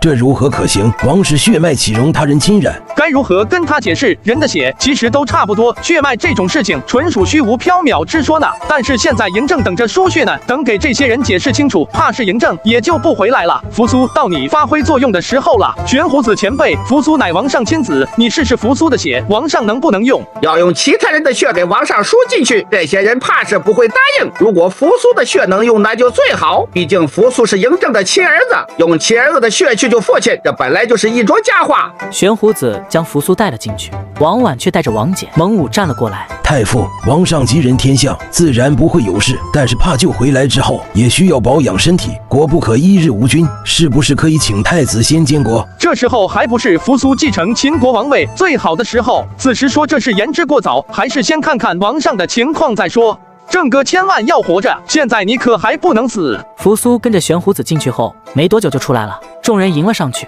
发现扶苏脸色惨白，却面露笑容。配上了，让厨房赶紧弄些补血的东西过来。各位请放心，玄胡子前辈说姑的血型与父王完全可以匹配，父王应该会逢凶化吉，平安无事的。小子，秦王活了说要见你，你跟我进去吧。怎么只见虾仁？在这种时候，谁单独去见嬴政，都会引起别人的怀疑。但是玄胡子的态度很坚决，除了虾仁，谁都不让进。眼看众位大臣就要跟玄胡子吵起来，虾仁立刻打起了圆场，让丞相跟我一起进去吧。王上如果要怪罪，就怪罪我好了。来了，王上，还没死呢，这么喊跟叫魂似的，也不嫌晦气。太傅，臣在。寡人怕是不行了，太傅要辅佐好我儿，继承祖业，万不可坠我大秦声威。王上不要想太多，玄胡子前辈说了，王上你没有大碍，只需安心静养就是，自有好起来的一天。国不可一日无君。丞相，臣在。待会你去拟诏，寡人传位于王上。不是传位，是监国。嬴政显然有些诧异，艰难地看了看虾仁，却发现虾仁眼中都是真诚。就依太傅，丞相，拟诏，命扶苏监国。臣马上去办。太傅，扶苏还小，国事还需要你多操心，太傅当为相国。这话一出口，虾仁和王婉都愣住了。大秦制度，官职的最高领袖是相国，丞相不过是相国的副手。但是吕不韦被嬴政逼死之后，大秦就再也没有拜过相，而是用左右丞相处理相国的事情。而且相国与丞相的最大不同就是，相国位在上将军之上，也就是对军方有法理上的管辖权，而丞相却只能管理百官。现在王上让虾仁当相国，实际上就是把秦国的军政都托付给了他。王婉心里也有那么一点不得劲，自己当了这么久的丞相，却突然空降了一个顶头上司。好在王婉并不是心胸狭隘之人，也知道相忍为国的道理。臣立刻拟诏，马上拜相，下官拜见相国。丞相快请起。你先出去吧，寡人还有话要对相国说。那相国，寡人今日身遭此恶，乃寡人太过阴郁而至吗？扶苏万不可重走寡人的老路。王上此言，臣不敢苟同。王上雄才大略，虎视六国，乃华夏千年不出的英主，怎可用阴郁二字？这次不过是王上一时大意而已，不算什么。相国果然会宽慰我心，多的我就不多说了。相国要保护好扶苏。王上放心，我绝对会保护好扶苏。如此，相国且去，帮寡人唤扶苏进来。拜谢相国。嬴政还在里面躺着呢，整这一出是准备给谁看？各位快请起，免礼免礼。恭喜相国了。上将军莫要打拒我，我哪有当相国的能力？相国的能力大家有目共睹，莫要再自谦了。上将军还真有事要上将军去办一下。相国请吩咐。叛贼营策既然已经布局了8年，连黑兵台中都有他的人，那其他地方也未必没有。现在当务之急是召回在外的秦军，除了韩魏2国故地需要留兵驻守之外，其余大军全数撤回函谷关内。相国所言甚是，只是没有王诏，我私自去信的话，怕是不妥。王诏好办，回头我请监国太子颁下诏令就是。上将军再附上你自己的书信，可保万无一失。另外，劳烦上将军再去看看蒙武将军，如果蒙武将军没有大碍的话，也请蒙武将军同样修书一封。我现在就去。等到王翦走了，扶苏从楼里出来，眼角还挂着泪珠。百官一见扶苏，立刻齐刷刷的跪拜在地。扶苏有些不知所措，让百官各行其事。免礼，百官免礼，各自去忙吧。这孩子还是没明白我说的话。百官慢慢散去，虾仁将扶苏带回了自己的办公室。今天他要好好的给扶苏上一课。扶苏，现在你是监国太子，想怎么干？师傅，我想办几件事。第一，先把那些尸位素餐、不能勇于任事的官员给撤掉，换上一批能干的官员。第二，精兵。大秦的军队太多了，百姓早已经不堪其负，现在天下无不惧我秦国，不敢犯我疆界，正好可以让一部分士兵卸甲归田，只留下那些百战老兵来维持我大秦军队的战斗力。第三，师傅生气了，难道我说错了什么吗？扶苏，你这样做是在给自己招灾。师傅，为何如此说呢？我不都是为了大秦吗？扶苏啊，我来问你，你现在是什么身份？我是太子啊，监国太子。那你父王驾崩了吗？没有，玄胡子前辈说只需要疗养一段时间就可以恢复了。扶苏啊，你现在只是一个监国而已，你父王还没有驾崩。如果你现在就大动干戈，你觉得放在你父王的眼里，他会怎么想？他会认为你是在迫不及待的夺权。你要是真的这么干，等你父王恢复之后，你所有的举动都会成为你的把柄。不但你推荐的人官位不保，你的太子之位也不稳，甚至还有性命之忧。师傅，你过虑了吧？父王不会这么对我的。孩子，最是无情帝王家，以后你会明白的。你现在最好的做法就是以不变应万变。朝廷政事原来怎么干，现在还怎么干。军权除了东宫6帅之外，其他的碰都不要碰，全部交给2位上将军就是了。那还要我监国做甚？那我不就成了泥塑木偶了？你以为监国是让你干什么，你就当好你的吉祥物就是了。听了虾仁的话，扶苏显然有些沮丧。虾仁倒是很明白他现在的想法。好容易手上有权力了，却只能看不能用，这的确有点憋屈，还得想办法开解一下扶苏，免得这孩子钻了牛角尖。扶苏啊，你今年还小，太子也没当上几年，现在你要在秦国大动干戈，朝廷上下的官员有几个能听你的？朝廷自有法度在，他们敢不听？孩子，你这就有点想当然了。这天下间阳奉阴违的事情多了，想做事很难，但是想要不做事，那能想的借口就太多了。朝堂之上盘根错节，你还想清理那些尸位素餐的官员？你知道这些人背后都站着什么人物吗？你父王是雄主，他都没有把人给撤了，自然有他的道理。你要做的就是揣摩你父王的道理。师傅，我有点明白了。那我现在是要静观其变吗？孺子可教也。你现在又没有自己的人，就算把那些人给撤下来，权力也落不到你的手中。你真以为有个监国的名头就可以为所欲为了？当然，相安无事最好。但是要真有人不把你放在眼里，有意挑战你这个监国太子的权威，你放心，师傅收拾他。那就多谢师傅了。你虽然是监国太子，但是朝廷之中文有丞相，武有上将军，军政之事都有人负责，所以你的学业不能断，每月起码要在学宫上半个月的课。没问题。师傅，你不回咸阳吗？你现在可是相国呀。我这个相国跟你这个监国太子一样，都是个摆设，所以我也不打算回咸阳开府，就在学宫挺好。真要有啥军国大事送到学宫来，也不是不行。这样真的好吗？没啥不好的，就按师傅说的去做就是了。相国，丞相派人来询，说诏书已经拟好，请您过目。通知王婉，他定了就行，让羽林卫和虎卫护送扶苏和百官回朝。安排好一切，虾仁才真正有空开始复盘最近的事情，一桩桩一件件事情摆了出来。还是觉得哪里不对？明面上看，幕后的黑手是嬴策，但是嬴策又是如何跟阴阳家勾搭起来的呢？而且嬴策既然都在黑冰台埋伏下了人手，随便找个机会把嬴政刺杀了不就是了？那为什么还要等8年？嬴策究竟在等什么？算了，想不明白就不想了，万事不钻牛角尖。反正不管幕后黑手是谁，总归会露出蛛丝马迹的。现在要做的事情就是重新修缮学宫，回头等嬴政好了，非要嬴政赔不可。这他妈都是为了他，他不掏钱谁掏钱？我的好师弟想师兄我了吗？师兄，你可回来了，我还担心你是不是出了什么事了呢？毕竟也是黄土埋到脚脖子的人了，真要出点啥事，我可得后悔死。你这小子说话还是那么损，亏我还为了你连心心念念的飞天大典都错过了。进来吧。刘邦，你怎么在这里？这小子跟几个兄弟发现了刺杀秦王的攻城弩，跟操弩的干起来了。本想立个功，谁知道叛军来了，这几个小子被叛军追得上天无路入地无门，要不是碰上我，小命就没了。再怎么说也算是立下了功劳，自去找太子领功就是了。太傅，我们不想立功，我们是有一个重大发现要来禀报太傅的。什么发现？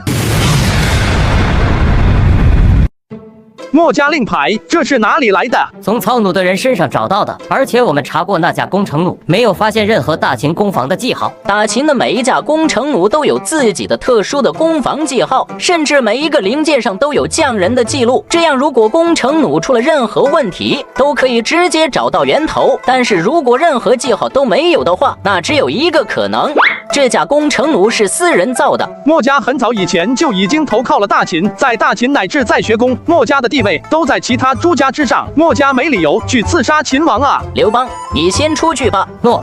怎么想不明白？想不明白，如果墨家与嬴策勾结在一起，那墨家图啥呢？既然想不明白，那干嘛不找馋弦子那个老货来问个清楚？他是墨家巨子，墨家刺杀王上，他能跟我说实话？问问又有什么关系？我那边事情还多呢，啥事非要把我喊到这里了？墨家馋弦子，见过大秦相国。小子，你啥时候又成了秦相了？这种小事待会再说。巨子，请看这个。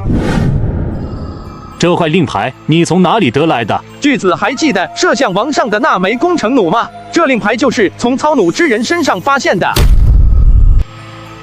行了，馋弦子，别吓着我师弟。合着你们2个老货在逗我玩呢？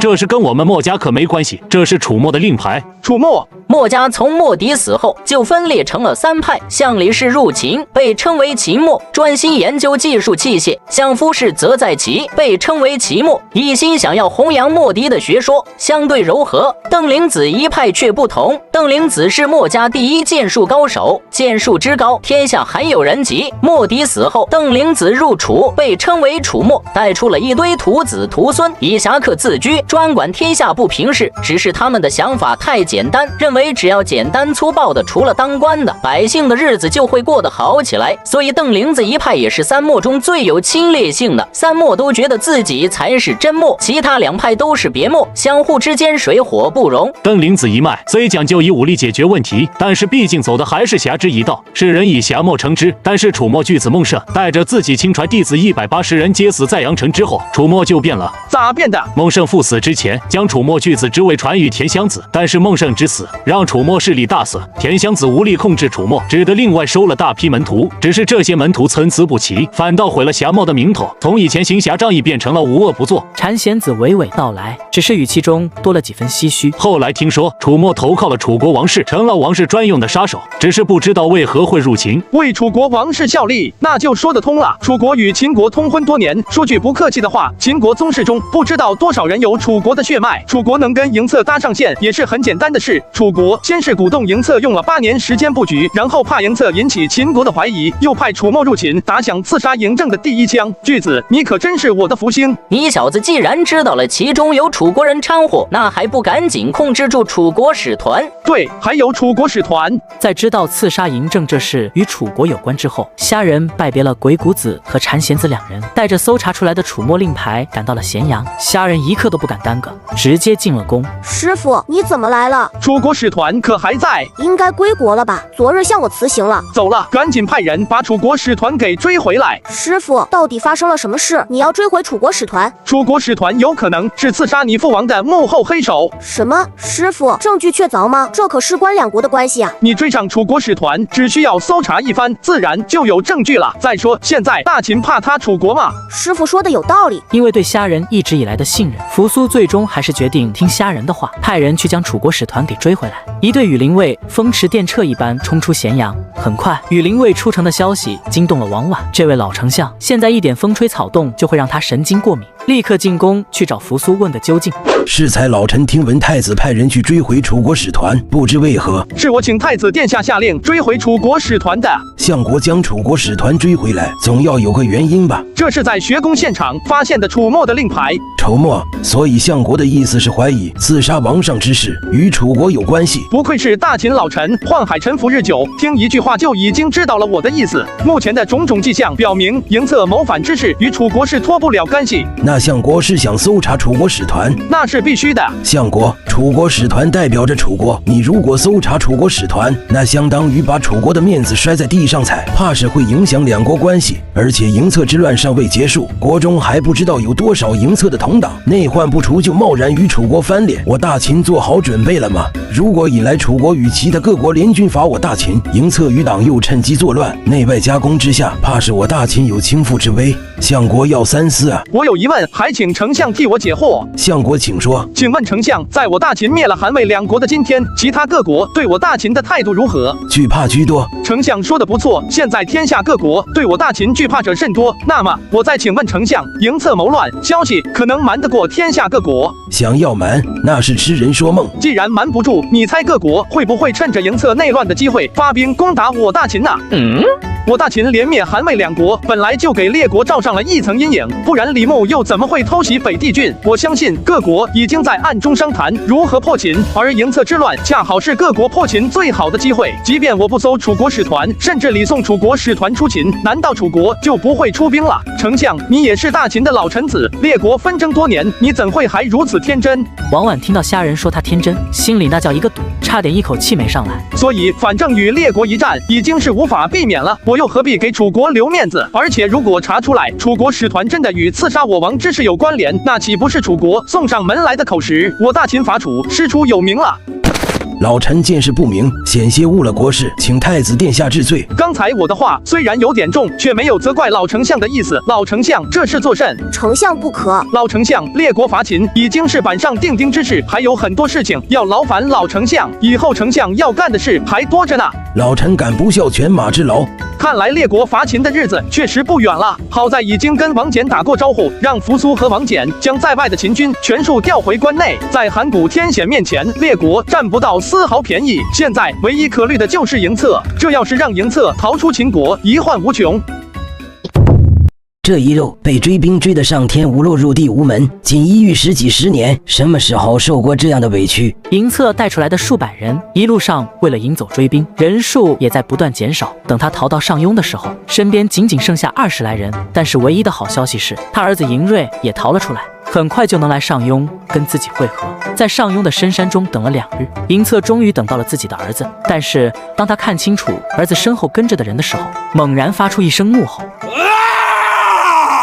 你这贱人竟然还敢来见我！我的大宗伯，火气不要这么大吗？贱人，若不是你，我怎会落到这般田地？还有，我早已经不是大宗伯了。大宗伯说的哪里话？怎么是我让你落到这步田地的呢？你我认识也不过1年多时间，但是你老人家可是在8年前就开始布局了啊！我只是给你提供了一个动手的机会而已。你还好意思说？若不是你在中间牵线搭桥，我又怎会跟楚人联盟，却又怎会失手？楚人一向做事不牢靠，大宗伯是第一天认识楚人吗？你牢靠？你跟我说引李牧攻北地郡，结果如何？李牧被扶苏那个毛头小子给击败，反倒让扶苏减了偌大的声望。我看你办事也不是很牢靠。北地郡之事只是一个意外，虾仁心机之深，我也没有料到。大宗伯不是也没有料到吗？虾仁。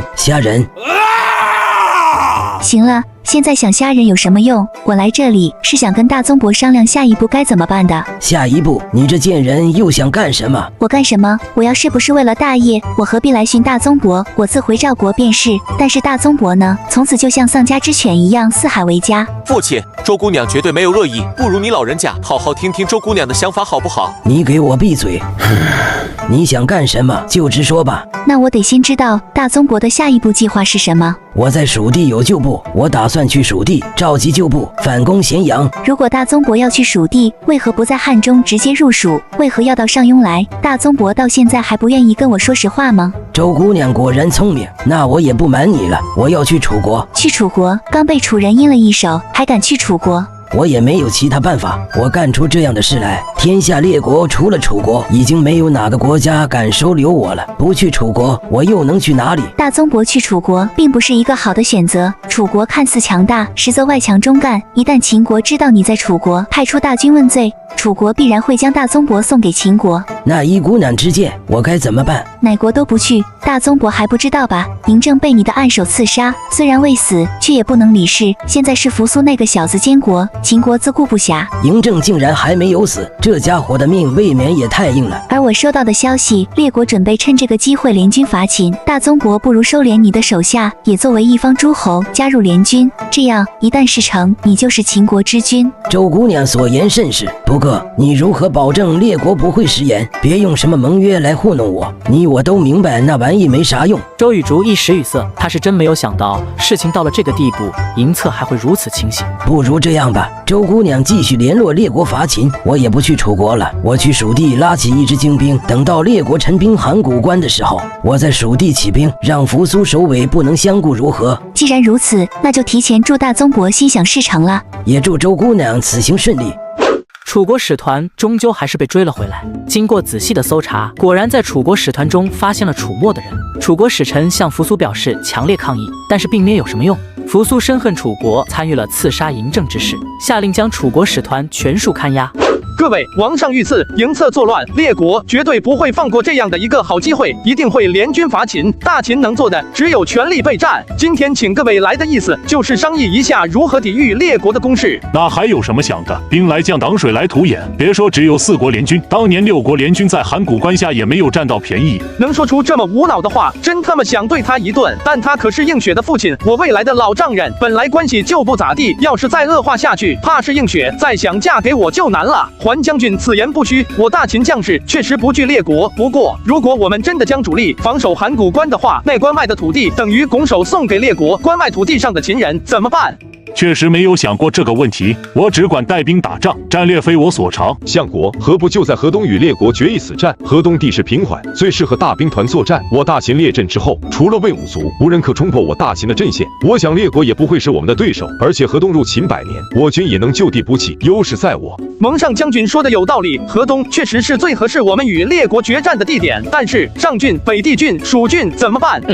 是在讨论如何应对列国伐齐吗？怎么提起了这3个郡？相国所虑正是我所虑。老王，不要故弄玄虚，赶紧把你的顾虑说出来。王翦上将军，你就给大家说说吧。如果我是李牧，我不会率军去河东郡与我军对战，而是会袭击上郡和北地郡，这样可以绕过函谷关，兵锋直指咸阳。蜀的是我大秦的粮仓，我大秦能持续保持对山东列国的战略优势。蜀地出力不小，如果我是楚军主将，我也不会让主力去河东，而是袭扰蜀郡，不求能攻下蜀郡，只要让蜀地糜烂，蜀的粮食不能送到关中就行。如果列国如此进军，我大秦如何应对？这还怎么打？不过就列国那些人的脑子，能想出这样的作战方法。其他各国主将如何想，我不知道，但是我知道赵国一定会按王翦上将军说的那样做。李牧用兵起诡，之前偷袭北地郡，就让我们大秦措手不及。如果不是临湖临战反水，北地已经落入李母的手中。所以这次列国伐秦，赵国出兵一定会偷袭我们的上郡和北地郡，不可不防。我这脑子也懒得去想了，反正一切按相国和2位上将军说的去做也就是了。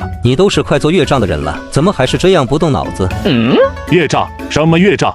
完了，说错话了。所以我的想法是各个击破。相国，如何各个击破？糊弄过去了。我大秦现在可以动用的战兵起码有60万，请王翦上将军、蒙恬将军率10万驻守上郡。另外，我将临湖人调给上将军，务必不能让李牧前进一步。诺。楚国如果攻蜀，必然要从加盟走。杨端和将军，末将在。我与你和李信将军10万人马驻守加盟，不可放楚军过来。诺。蒙武上将军，伤势可有妨碍？这点小伤算什么？不妨事。那就好。蒙武、王奔、彪公还矣。末将在。命蒙武为主将，王奔、彪公为副将，统兵30万，在河东与列国对峙。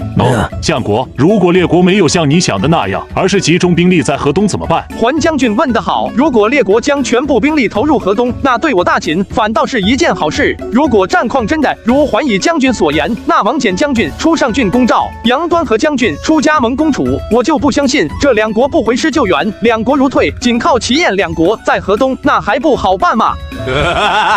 还是相国滑头，你才滑头，你全家都滑头。这要是换做别人，我已经上去给了好几个大逼兜了。但是说话的是桓乙，我能怎么样？桓映雪还没过门，我总不能先把未来的老丈人给打一顿。算了，就当没听见吧。杨端和是秦军将领中不多的稳健派，他打仗讲究的就是稳扎稳打，绝对不会轻易冒险。什么骑兵险招，在他这里都看不到。每一次统兵都是以堂堂正正的兵力与敌人作战，所以他作为镇守的将领最为合适不过。而李信则不同，李信是秦军年轻一辈的将领，身上一股子年轻人风风火火的冲劲。我将他们2人组在一起，就是想用李信的冲劲与杨端和的沉稳组合一下。杨将军，此去蜀地，你任重而道远，蜀郡关系我大秦的后勤供应，万万不能出错。相国放心，末将绝对不让蜀军出事。另外，你在加盟驻兵抗楚，但是蜀郡不能乱，你还要分出点精神，关注蜀郡内部的情况，万不可让有心人搞乱蜀郡。相国，你是说营策会流窜到蜀郡去？关中都快翻过来了，都没有发现营策的踪迹。他只有2条路，一条就是逃到外国，以宗室之名成为他国的傀儡，而另一条路就是入蜀，在蜀地招兵买马，搞乱我的大秦的后方。所以我现在最担心的反而是蜀郡。杨将军，你尽快出发吧。诺。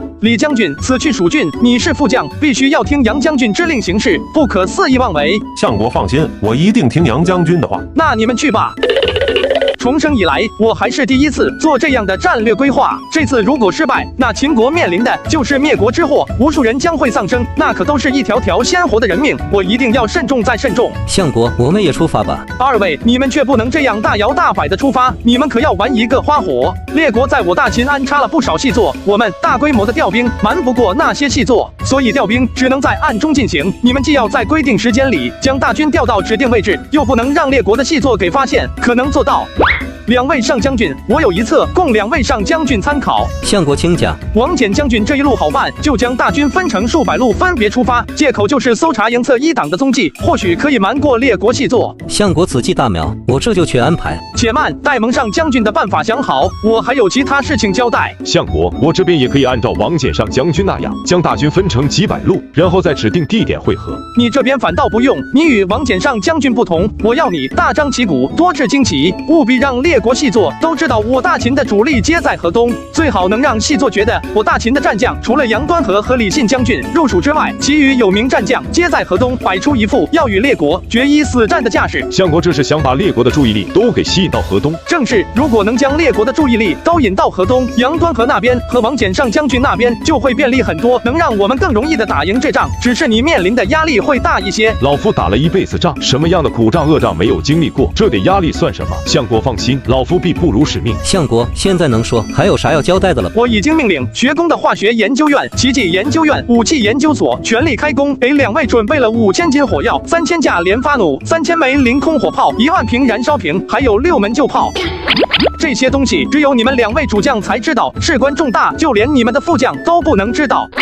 相国，有了这些东西，莫说1个李牧，就算是3个李牧也讨不了好去。要是给我机会，我能直接打到邯郸去。上将军好气魄，小心使用，各自安排去吧。开完了军事会议，虾仁并没有放松。将士们在前线厮杀，最重要的还有后勤保障。将领们走了，如何对前线将士保持充足的后勤，却成了重中之重。虾仁一步来到另外一间会议室，丞相王绾带着官员正正等在那里。拜见相国。我刚跟将军们商议完军务，来迟一步，各位恕罪。相国操劳国事，我等又怎会怪罪相国？军事会议可开完了吗？已经开完了，各位将军各自按令行事。下面就到我们后勤这块了，谁先来介绍一下我大秦现在能动用多少粮食？相国，大秦国库中尚有存粮1600万石，各地粮仓尚有存粮2000万担，可供60万大军1年之用。1年足够了。我预想中这一仗最多3个月，3个月之后，要么秦军大胜，要么秦军大败，那能动用多少民夫？相国，此乃国战，如果在不动摇我大秦根基的前提下，我大秦能动员民夫130万人。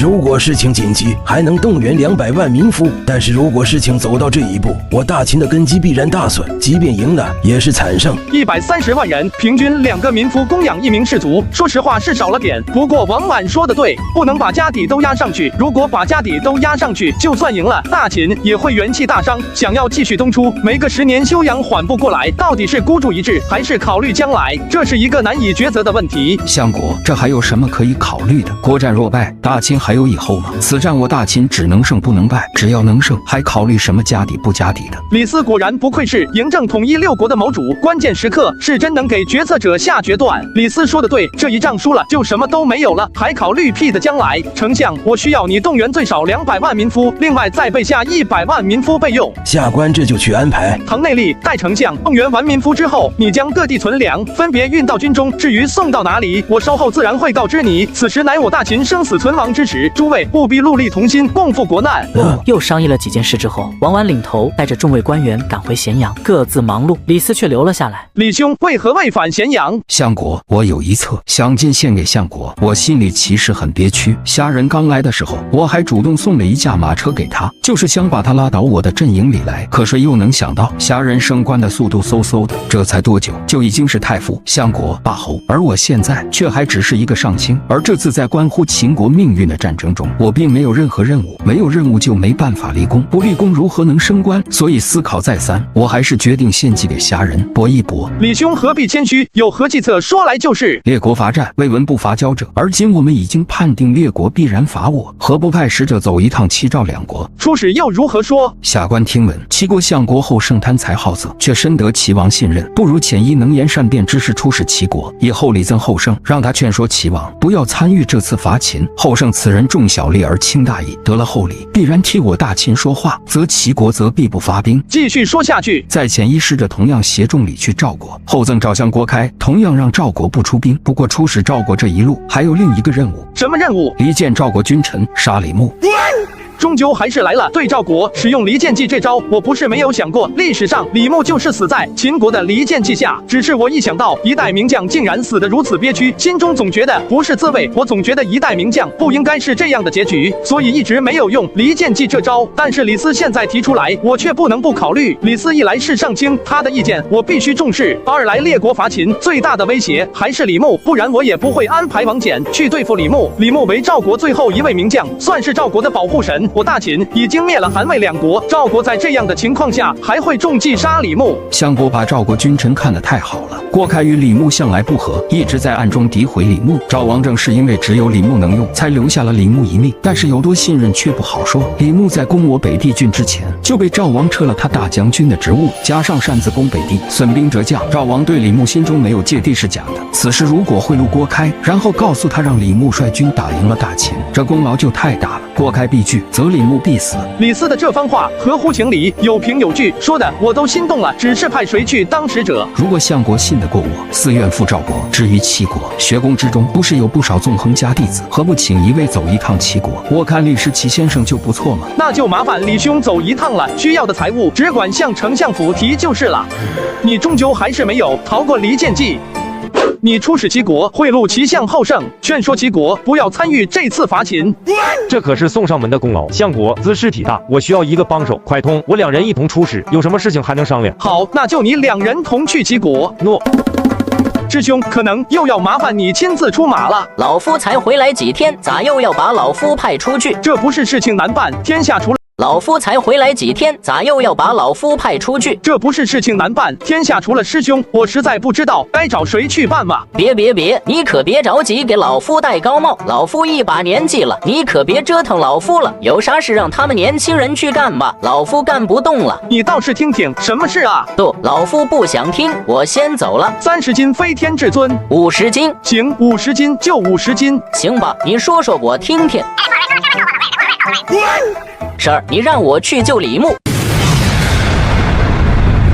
你小子能做个人吗？你又让人驱使离间计，又让我去救他，好人坏人都让你一个人做了，你咋不亲自去救他？我这不是走不开吗？拉倒吧，你特么就是没脸去见李牧。反正你要是把活的李牧给我带回来，从此以后你的酒我包了，你自己想想吧，爱干不干，你不干我找黄石公去。我也没说不去啊，我去就是了。早这样不就没事了吗？唧唧歪歪的，我还拿捏不了你了。虾仁，我怎么看见鬼谷子前辈气冲冲的走了？没事，我只是请师兄去帮我办点事，他有点不情愿，我说了他一顿。你惹到他了？不是我说你，鬼谷子前辈都多大年纪了，你还要折腾他，就不能让他安心过几年好日子？以他的岁数还能活几年？这事可就是你做的不地道，回头你得找鬼谷子前辈赔礼道歉去。听着环映雪的碎碎念，虾仁不自觉的嘴角洋溢起笑容。多少年了，没有人在他耳边如此唠叨。映雪，等最近的这些事搞完了，我就去你家提亲。可是我爹爹还不知道是否同意呢。你与他之前有些误会，要是他记恨在心，不同意将我嫁给你怎么办？那好办，我现在是大秦相国，他要是不同意把你嫁给我，我就治他的罪，看他嫁不嫁。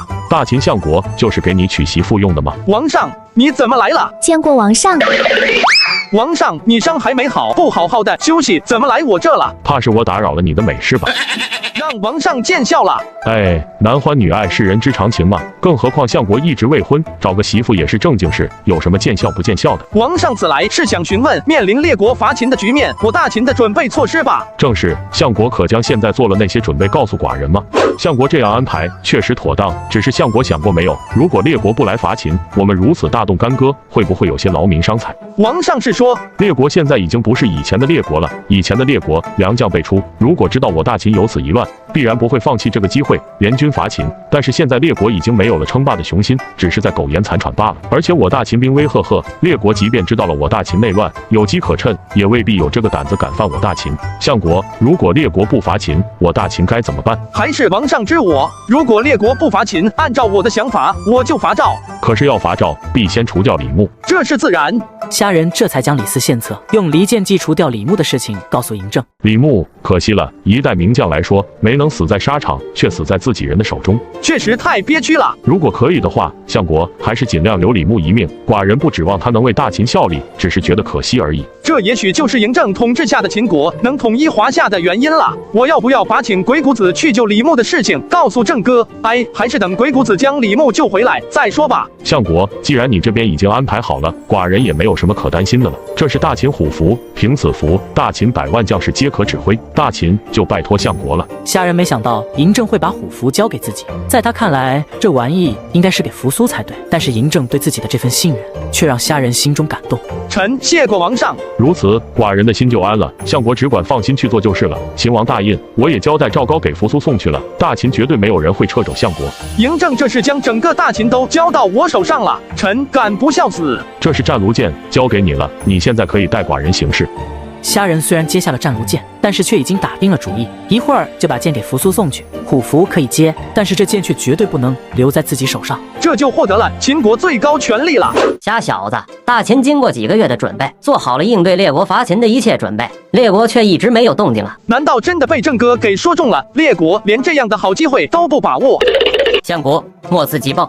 瞎小子，什么情况？看来我还是高估了列国。四国君王为了伐秦，搞了一个会盟仪式，谁知道为了谁当盟主，齐王跟楚王干起来了。两人都想当带头大哥。齐王说我势力最强，我最有钱。楚王说你强个屁，刺杀秦王，这事是我手笔。两人互相争执不下，赵王煽风点火，唯恐天下不乱。只有燕王是真的想伐秦。燕国虽然离秦国最远，但是国力最弱。秦国如果缓过劲来，灭燕不过是轻而易举的事情。但是就因为齐楚两国争执不下，这次会盟无疾而终，列国伐秦就这样不了了之。这也行，既然列国不伐秦，那就轮到我们秦国不客气了。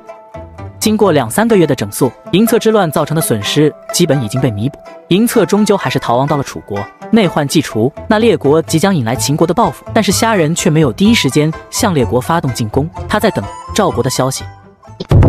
一国相国竟然如此奢华，国内风气可见一斑。秦国上卿李斯拜见赵相，赵相万安。既是秦国上卿，不必多礼。不知道上卿来我赵国是有何事啊？外臣此来是为两国交好而来。既为两国交好，上卿应该去觐见我王才是。外臣虽是为两国交好而来，却倾慕赵相的风采，所以特来拜见赵相。上卿说笑了，我有什么风采可言？外臣此来还给赵相送来了一份厚礼。上卿客气，来就来呗，还带什么礼物？不知道上卿带了什么过来。一国相国竟然如此贪婪，一听到礼物，就连基本的仪态都忘了。果然是鼎鼎有名的贪婪无度，为了钱和权，啥都能干，啥都敢干。外臣此来也不知道赵相喜欢什么，就带了20万金过来送与赵相。赵相喜欢什么就买些什么吧。客气了，客气了，上卿太客气了。上卿此来，怕是不光是给我送礼吧？看来还是小看了这个郭开。不过也是，能登上相国这种一人之下万人之上位置的人，怎能是普通人？赵相，我是来救你性命的。李上卿，我记得你是法家魁首，怎么也学了纵横家那一套打言欺人的把戏，有失身份了吧？做学问嘛，讲究的就是融会贯通，在下学些纵横家的东西也没有什么奇怪嘛。我身为赵国相国，王上对我信任有加，身体自然也是没得说，却不知道李上卿为何会说来救我性命。如果李上卿说不出个1、2、3来，休怪本相翻脸无情。赵相说的不错，阁下深受赵王信任，这身体嘛，看上去确实也还不错，只是不知道赵相觉得你在百官，尤其是李牧心中是个什么样的人。郭开沉默了，他怎会不知道他在李牧甚至百官心中是什么样的人？总逃不过宁臣、奸臣这样的名头。纵然我在李牧和百官心中有些不堪，但是我毕竟是一国之相，手掌大权，他们又能把我怎么样？敢问相国，如果赵国伐秦，赵国何人为帅？李牧为了大赵大将军，自然是李牧为帅。那好，那赵相认为列国伐秦能胜否？秦国内乱，自顾不暇，列国齐心伐秦，自然能胜。据我的了解，李牧与相国向来不睦，之前曾经多次上书弹劾相国，只是都被赵王给拦了下来。相国估计已经恨李牧恨到骨头里，怎奈李牧手里有飞齐的兵权，相国奈何不得李牧？李牧伐秦必然要聚集赵国全国之力。我记得之前大秦2路攻赵的时候，赵王就给李牧相国的虚衔，只是后来秦军退走之后，赵王又给撤了。那相国猜一猜，如果这次赵王还给李牧相国的职位，李牧会不会像上一次那样好说话？届时李牧破秦，兵权在握，赵国上下对李牧又视为英雄。相国再猜一猜，李牧会不会借此机会诛杀了相国？李牧想杀我，王上又怎会准许？相国斯确实没有想到，阁下贵为相国，竟然还会如此的天真。相国，大秦若败，天下列国可还有谁是李牧将军的敌手？相国再猜一猜，在赵王心中是统一天下的霸业重要，还是你郭开的性命重要？我从小就跟赵王一起长大，我又怎么会不知道他是个什么德行？志大才疏，野心又大，心眼又小。之前为了登上王位，不惜诋毁自己的兄长，是出了名的人品不端。而且据说老赵王的死跟他也脱不了干系。如果真像李斯说的那样发展下去，赵王绝对会牺牲赵国，换取赵国的霸业。请上卿救我！相国何不先下手为强？上卿是说先把李牧除掉。正是，只有先除掉李牧，才能免除相国的杀身之祸。但是王上会同意吗？毕竟大赵能战的将领也只有李牧了。去年李牧袭扰北地郡，好像没有得到赵王的允许吧？像李牧这样手握重兵的臣子，赵王就真的放心？上卿是说李牧有谋逆之心，不是我说，而是李牧必须有。上卿说的对，李牧必然有谋逆之心。听李上卿一席话，叫我茅塞顿开。我这就上书我王，将李牧调入邯郸。只要他进了邯郸，是生是死就是我一句话的事了。我为秦国做成这事，虽说是救我自己的性命，秦国却也得了好处。秦国不会忘了我吧？相国如果能做成这事，我大秦必有厚报。那就有劳上卿了。雁门郡，李牧手中握着赵王的王诏，心中无限唏嘘，他的心中涌上一种不妙的预感，而他身边的司马尚同样忧心忡忡。赵王要我在1日内将赵国飞骑的指挥权交给你，让我赶回邯郸。大将军，邯郸怕是去不得啊！王命在此，我也不得不从。司马将军，飞骑就交给你了，这是我大赵最后的底气，你千万要带好。末将一定不负大将军所托。有你统领飞骑，我还是比较放心的。你不用替我担心，我想王上估计是想找我商量伐秦之事，不几日我就回来。大将军，要不要带些人回去？我是回邯郸述职，又不是回去打仗，带人干啥？我就带我的卫队回去就好。大将军保重，大将军万万要保重。李牧又何尝不知道，在准备伐秦的时候，回到邯郸是凶多吉少。但是他心中还有幻想，赵王虽然人品不咋地，但是总不可能在这时候将自己杀掉吧？毕竟那是得多脑残才能干出这样的事情。雁门郡到邯郸有2日的路程，李牧和卫队一路赶路。入夜之后，刘肃在警行。赵国国力日渐衰退，已经是日薄西山。国中又有郭开那样的奸臣蛊惑赵王，而赵国的大敌秦国则名将辈出，君王贤明。现在有我在，赵国还能与秦国有一战之力。如果我死了，单靠司马尚这些人，又怎么是秦国虎狼之师的对手？只是希望赵王不要脑袋发晕，又听信郭开的什么谗言，不然赵国必亡。堂堂的赵国大将军，竟然在这里长吁短叹，要是传出去，不知道多少人要笑话。谁？老夫鬼谷子来见你这个天下名将。你是鬼谷子，纵横家宗师，天下还有人敢冒充老夫的？也对，宗师之威不可轻辱，还真没有听说有人敢冒充宗师1级人物的。后学李牧，见过鬼谷子前辈。小子，你还没有回答老夫的话。你身为赵国大将军，这么晚了怎么不去睡觉，反倒在这里长吁短叹？怎么有心事？我听说前辈已经是霸上学宫的祭酒，怎么有空来我赵国？你小子的奸猾丝毫不弱于虾仁那个小子。罢了，我就实话实说了，我此来正是为你而来。我与秦国并无来往，前辈为何要为我而来？我也不想来，只是虾仁那小子怕你无辜丢了性命，非要我跑一趟来救你回去。为了50坛飞天至尊，我也只能跑这一趟了。前辈，我活得好好的，怎会有性命之忧？你也是个不老实的家伙，你真的不知道这次回邯郸的危险吗？我回邯郸不过是向我王述职而已，怎么会有风险？赵王在葵丘还没回来，你回去向谁述职？郭开吗？我还真不知道我王还在葵丘，还以为我王已经回到了邯郸。但是鬼谷子毕竟是秦国的人，在秦国的人面前，还是不要表现出猜忌为好。我王虽然未回，但是想来列国会盟之后击兵伐秦，我王让我提前回邯郸商议伐秦之策，也不是不可能啊。你身为大将军，竟然如此自欺欺人！你可知道葵丘会盟因为齐楚2国不睦已经失败了，列国伐秦已成泡影，还商量什么伐秦之策？我的消息来自末次，要比你李牧的消息渠道快得多。不可能，秦国内乱，这是多好的机会！齐楚2国又不是全是草包，也不乏明智之臣，怎会会盟不成？咋的，老夫还能骗你不成？齐楚2国虽然确有明智之臣，奈何君王不太给力，听不进去忠言，为了一个盟主的虚名，心生嫌隙，这会盟嘛，自然也就不成了。会盟既然不成，你以为赵国凭自己一国之力就能干得过秦国？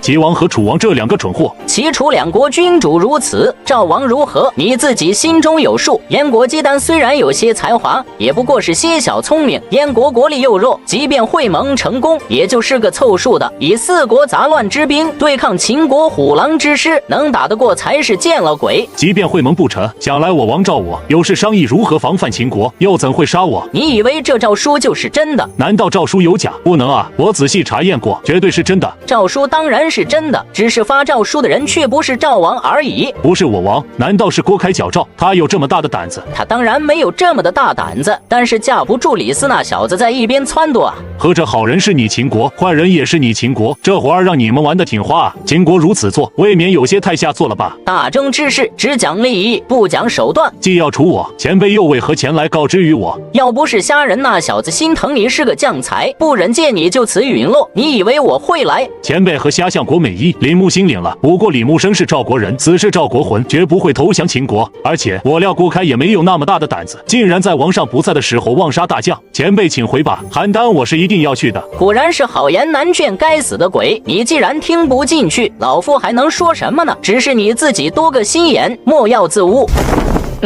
这就走了，不再努力。但是鬼谷子的话却给我提了醒，郭开恐怕真的会不怀好意。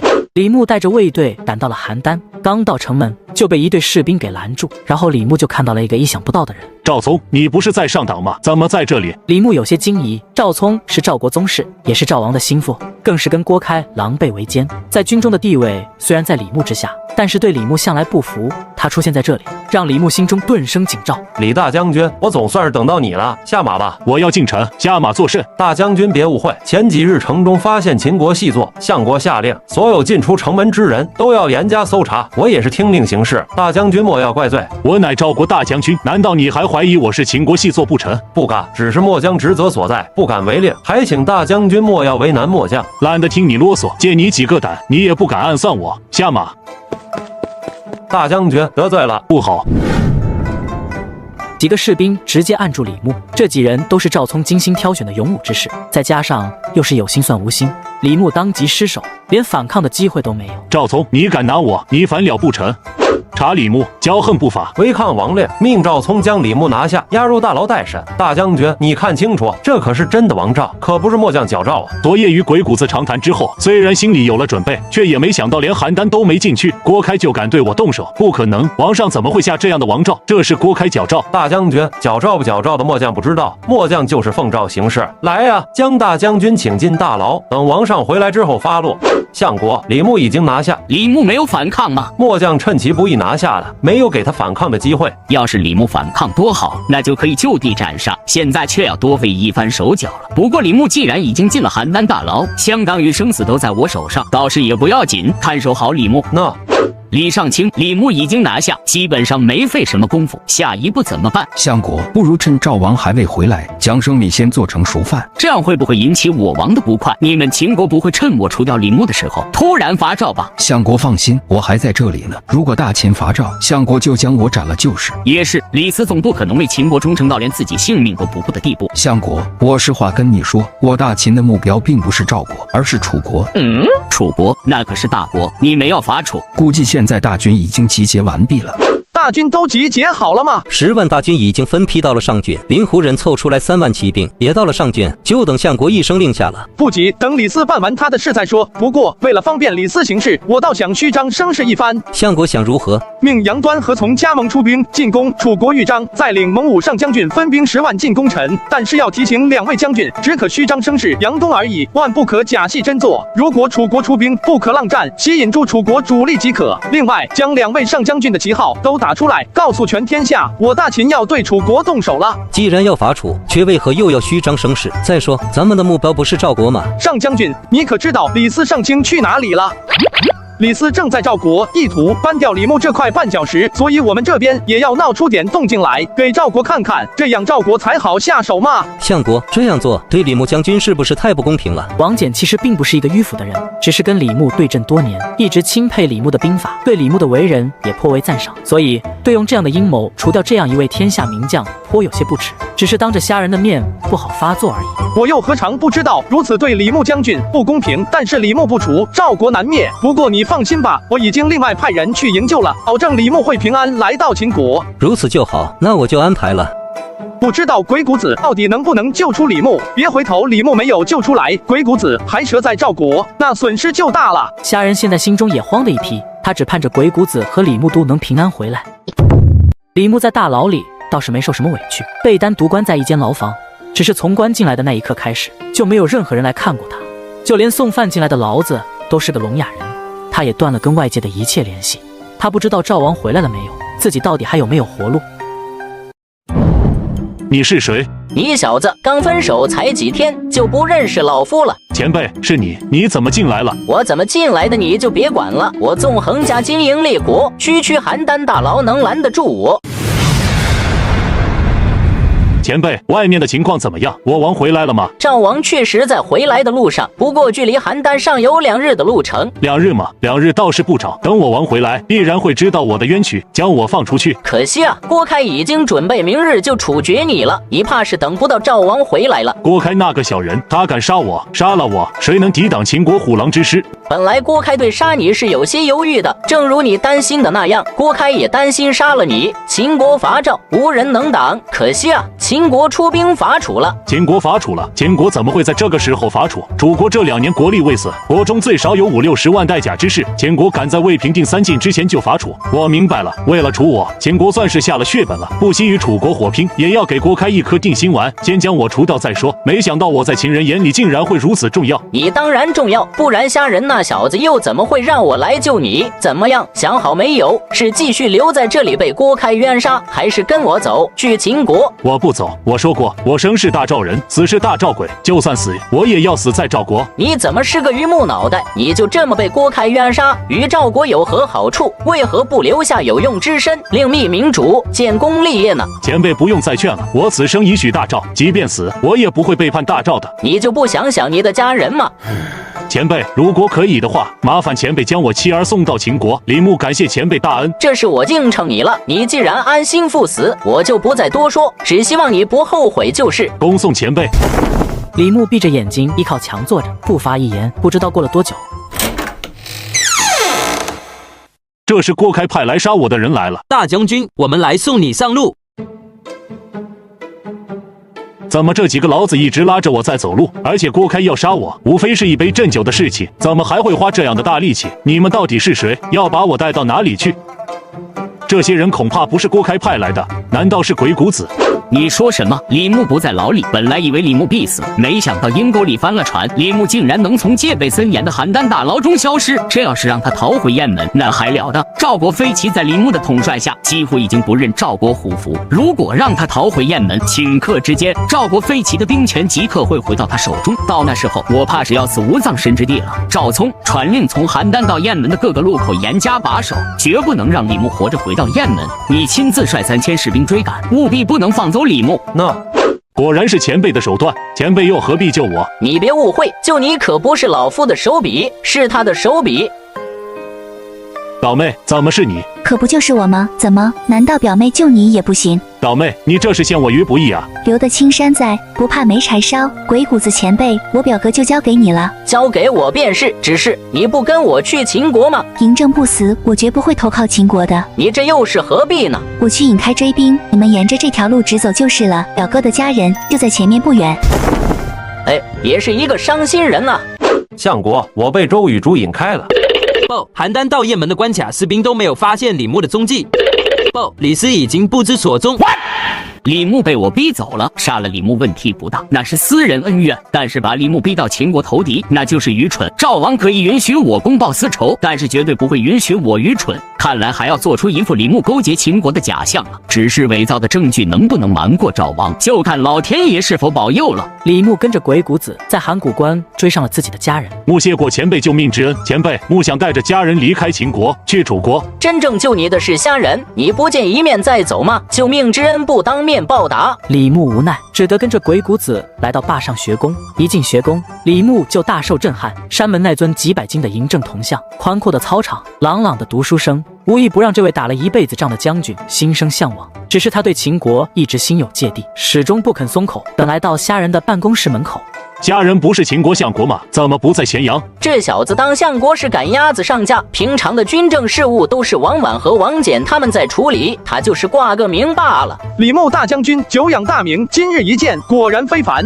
我乃丧家之犬，不得已至此，当不得相国如此热情，慕谢过相国救命之恩。大将军说哪里话？郭开要杀你，是我大秦史的计策。你是天下名将，如果我眼睁睁的看着你被冤杀，那我还是个人吗？我已经知道了。将军既然知道，那将军有何打算？我为国征战一生，没想到却为国不容，余生只愿浪荡于江湖，从此不言兵事。这是打算退隐江湖了吗？李牧才40来岁，正是一个人的巅峰时期，如果就此让他退隐，未免太可惜了。而且他李牧这样的天下名将，真能退隐吗？怕是前脚从秦国离开，后脚列国的使者就到了。我是绝对不会这么容易把你放走。将军乃当世名将，就此退隐，未免可惜。我倒是给将军准备了2个去处，不知道将军愿意听否？我虽一去都不想听，但现在在他的地盘上，而且又是我的救命恩人，这点面子还是要给的。愿听相国一说。这其一嘛，就是留在秦国为将。不可能。将军听我把话说完。我说的将军在秦国为将，并不是要将军带兵去攻打列国。将军在赵时一直驻守雁门，曾经大破草原胡人、匈奴人，至今闻将军的名号尚且色变。应该说将军为了华夏百姓不受胡人侵扰，是出了大力的。我请将军在秦国为将，就是想借将军虎威，先在北地上郡，郡练兵，待到我大秦统一各国之后，将军率军横扫草原，为我华夏子民打出千年太平。草原胡人如同草原上的草一样，是杀不绝的。就算能破匈奴又如何？10年或者100年之后，又会有新的部族崛起，如此反复循环，为之奈何？李牧果然是现在华夏最了解草原的人，他说的对，草原民族层出不穷，秦汉的匈奴，隋唐的突厥，两宋的辽金，蒙古人，乃至后面的女真，果然是循环往复，永无止境。将军说的对也不对？愿听相国高见。将军知道草原民族会不断崛起，杀之不绝，可知为何？那是因为草原没有统一的信仰和统一的文化。我华夏自三皇定伦、武帝开疆就已经形成了相对稳定的文化信仰。此后虽有夏商周之更迭，也不过是改朝换代而已，文化信仰却没有变化。至于周氏倾颓之后诸侯大争，那也不过是兄弟阋墙而已，无伤大雅。即便我大秦不一统天下，也必然有一国会统一天下，这是大势所趋，无法改变。所以要想根治草原之乱，除了有必须的武力之外，更多的是让草原形成我们华夏同源的文化信仰。将军试想，如果草原胡人读的是我们华夏的诸子百家，祭祀的是我华夏的先贤，那胡人还叫胡人吗？相国打算如何做？将军来的时候已经见到我学宫的情况了吧？我将在将军横扫草原之后，将学宫弟子派到草原上，对胡人进行教化，1年、2年、5年、10年，只要学宫不灭，就会一直对草原胡人进行教化，直到将胡人纳入我华夏的信仰文化中为止，如此方可保我华夏万世不灭。这个阳谋太毒了，这他妈是条绝户计啊！如果真按他说的那样对付草原民族，不出10年，胡人必然归化；100年之后，草原民族必然消失。李牧听得浑身大汗淋漓，身体也微微颤抖。他一个厮杀的汉子，什么时候听过如此高屋建瓴的阳谋？当然没有将军绝对的武力镇压，我后面的计划都是空中楼阁，缥缈的很啊！如何？将军可愿意共襄盛举？刚下相国给了我2条路，这是第1条，敢问相国，第2条路又是如何？这第2条路倒是更简单，就是留在我学宫当兵家的讲师，从此告别沙场，改成教书育人，待到将军桃李满天下的时候，也不失为一段佳话。在学宫当讲师，当然，兵家前辈黄石公就是我学宫的祭酒，专教兵家之学。我大秦的上将军王翦和蒙武也经常到学宫中讲学，等到他们退休之后，都是我学宫的讲师。大秦有这样一个能源源不断培养人才的霸上学宫，统一大业已经势不可挡了。试想在这些兵家前辈的培养下，大秦必然名将辈出。再看看赵国，除了我和司马尚以外，几乎再没有新鲜血液出现。这样的大秦怎么破？怎么样，李将军想好选哪条路了吗？我如果选在学宫当讲师，秦王真的能让我安心的教书，而不派我去打仗吗？我还真不确定，以郑哥的性格，能不能容忍李牧这样的一个帅才，不为自己所用。无论将军做出怎样的选择，寡人都会尊重你的想法，绝不勉强于你。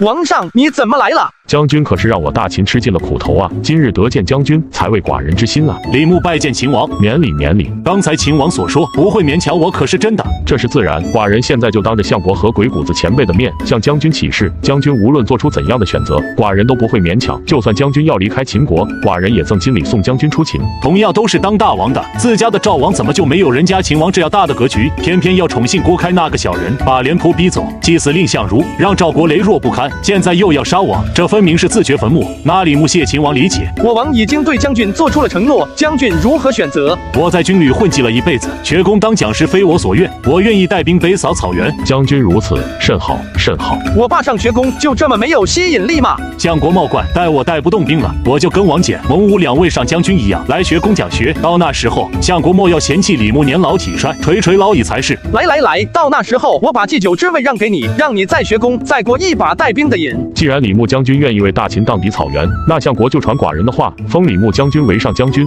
封爵皇陵君，10邑300户，精选3万秦军，在北地郡练兵，继续教飞骑。我秦国飞骑，李牧将军可不参加所有对列国的战事，专心对付草原胡人就是。臣领命，回头就给上将军下诏书。上将军太重，李牧怕担待不起。将军在赵国就是大将军，无论战绩资历都是上之选，将军为上将军，我秦国何人不服？上将军莫要推辞。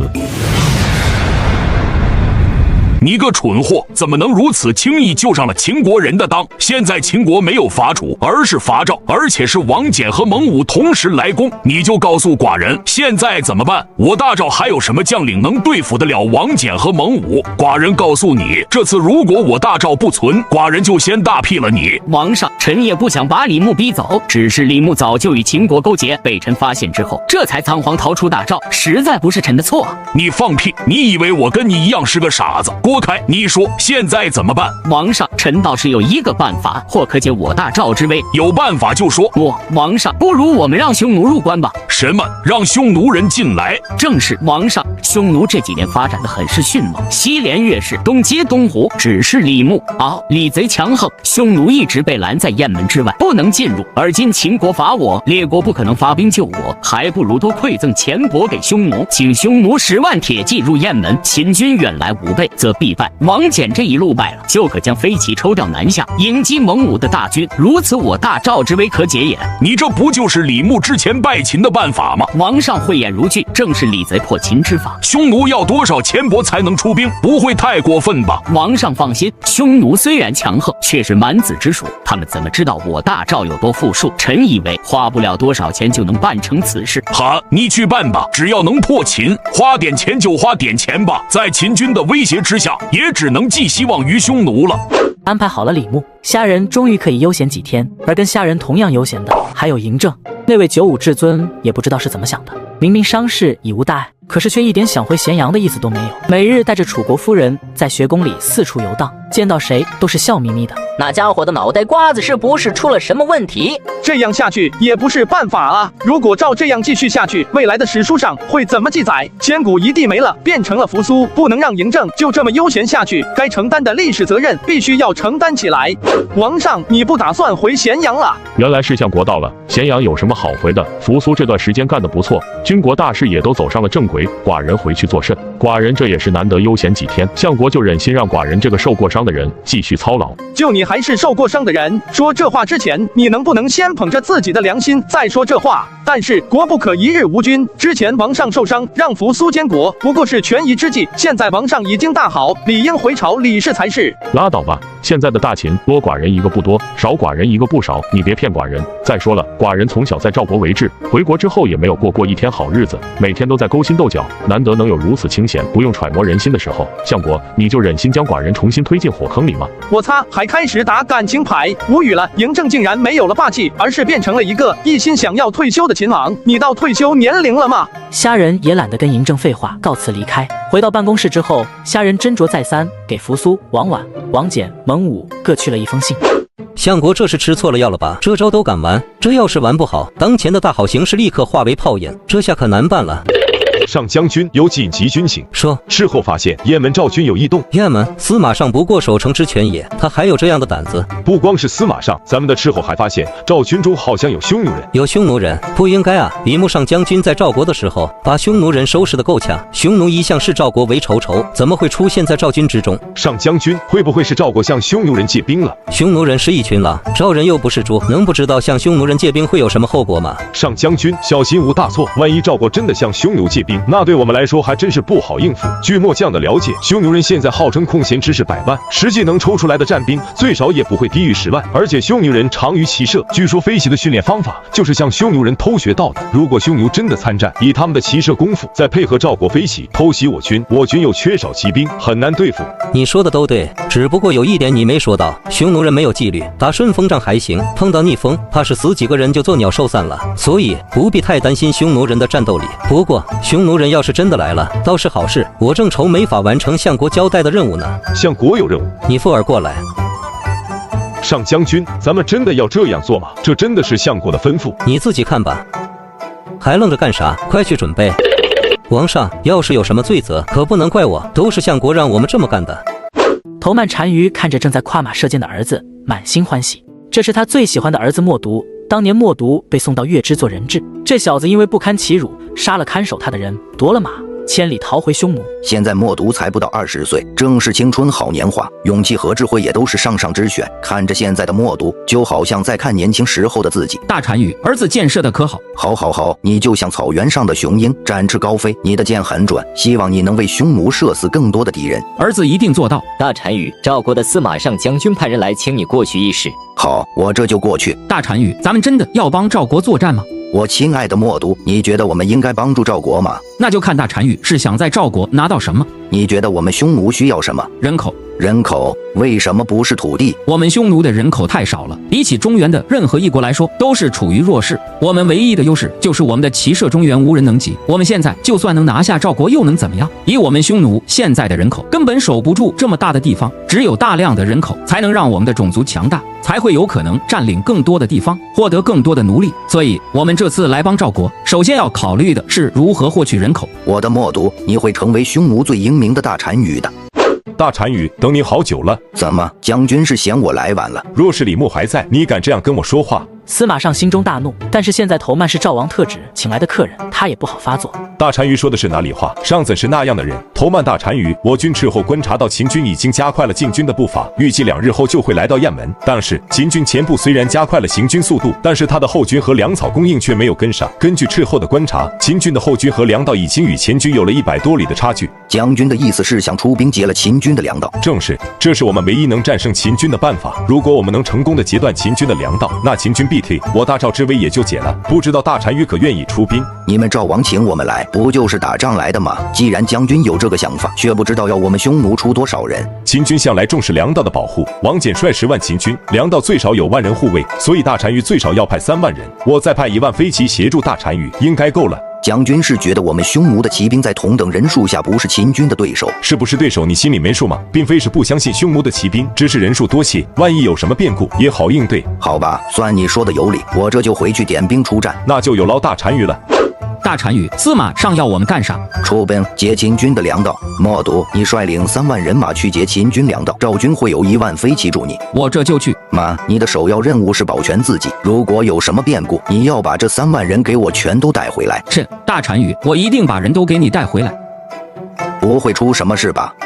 默读领兵出发之后，头曼总觉得心神不宁，但是意外的是，这次截粮道的事情进行的却异常顺利。默读的3万骑兵一出现，秦军护卫粮道的士兵就四散而逃。默读几乎不费吹灰之力就将粮食抢到了手，只是数量上有点少，算下来也只够10万秦军5日之粮。默读心生疑惑，但是还是带着粮食回到了雁门。只有5日之粮，1万秦军护卫的秦军只是护卫这点粮食，未免有点太劳师动众了吧？难道有什么阴谋？但是刚才司马尚的传信兵到了，说王翦亲率的秦军已经后退了30，摆出一副固守待援的架势，这让头曼更加疑惑不解。跟头曼同样疑惑的还有咸阳的王绾。赵国向匈奴借兵，匈奴出兵截取了王翦的粮道，王翦大军被围，请咸阳赶紧派出援军。以王翦的谋略和警惕性，怎会没有察觉到匈奴的参战，还让赵军给围了？这不应该啊！出催。战报马上送去学宫，另外替孤起草一份文书，就说王翦大军被围，孤惊慌失措，不知该如何处置，请父王赶紧回到咸阳，不然王翦大军危矣。太子殿下，这样真的好吗？不如此，父王不出来呀。师父为了让父王重新理事，布下了如此大的一个局，孤这点又算什么？对了，文书以你的口吻写，跟战报一起发出去，做戏做全套，将王翦大军被围的消息传出去，咸阳人尽皆知才好。这罢了，只希望王上不会怪罪我等。当嬴政看到咸阳送来的800里加急的时候，眼睛都快瞪掉了，也顾不得再跟楚国夫人腻味，拿着800里加急就冲到办公室找虾仁。虾仁这2日不舒服，回庄子上休养去了。嬴政急了，安排车驾，马上赶到虾家庄子。一进庄子，就看见来迎接他的虾大人和妻子。你这是为何？出了何事？王上，你快去看看吧，我家主人他……相国怎么了？您去看看就知道了。相国，你这是怎么了？相国，原来是王上，臣病重不堪，不能给王上行礼了。相国不用行礼，只是相国怎么弄成这副模样？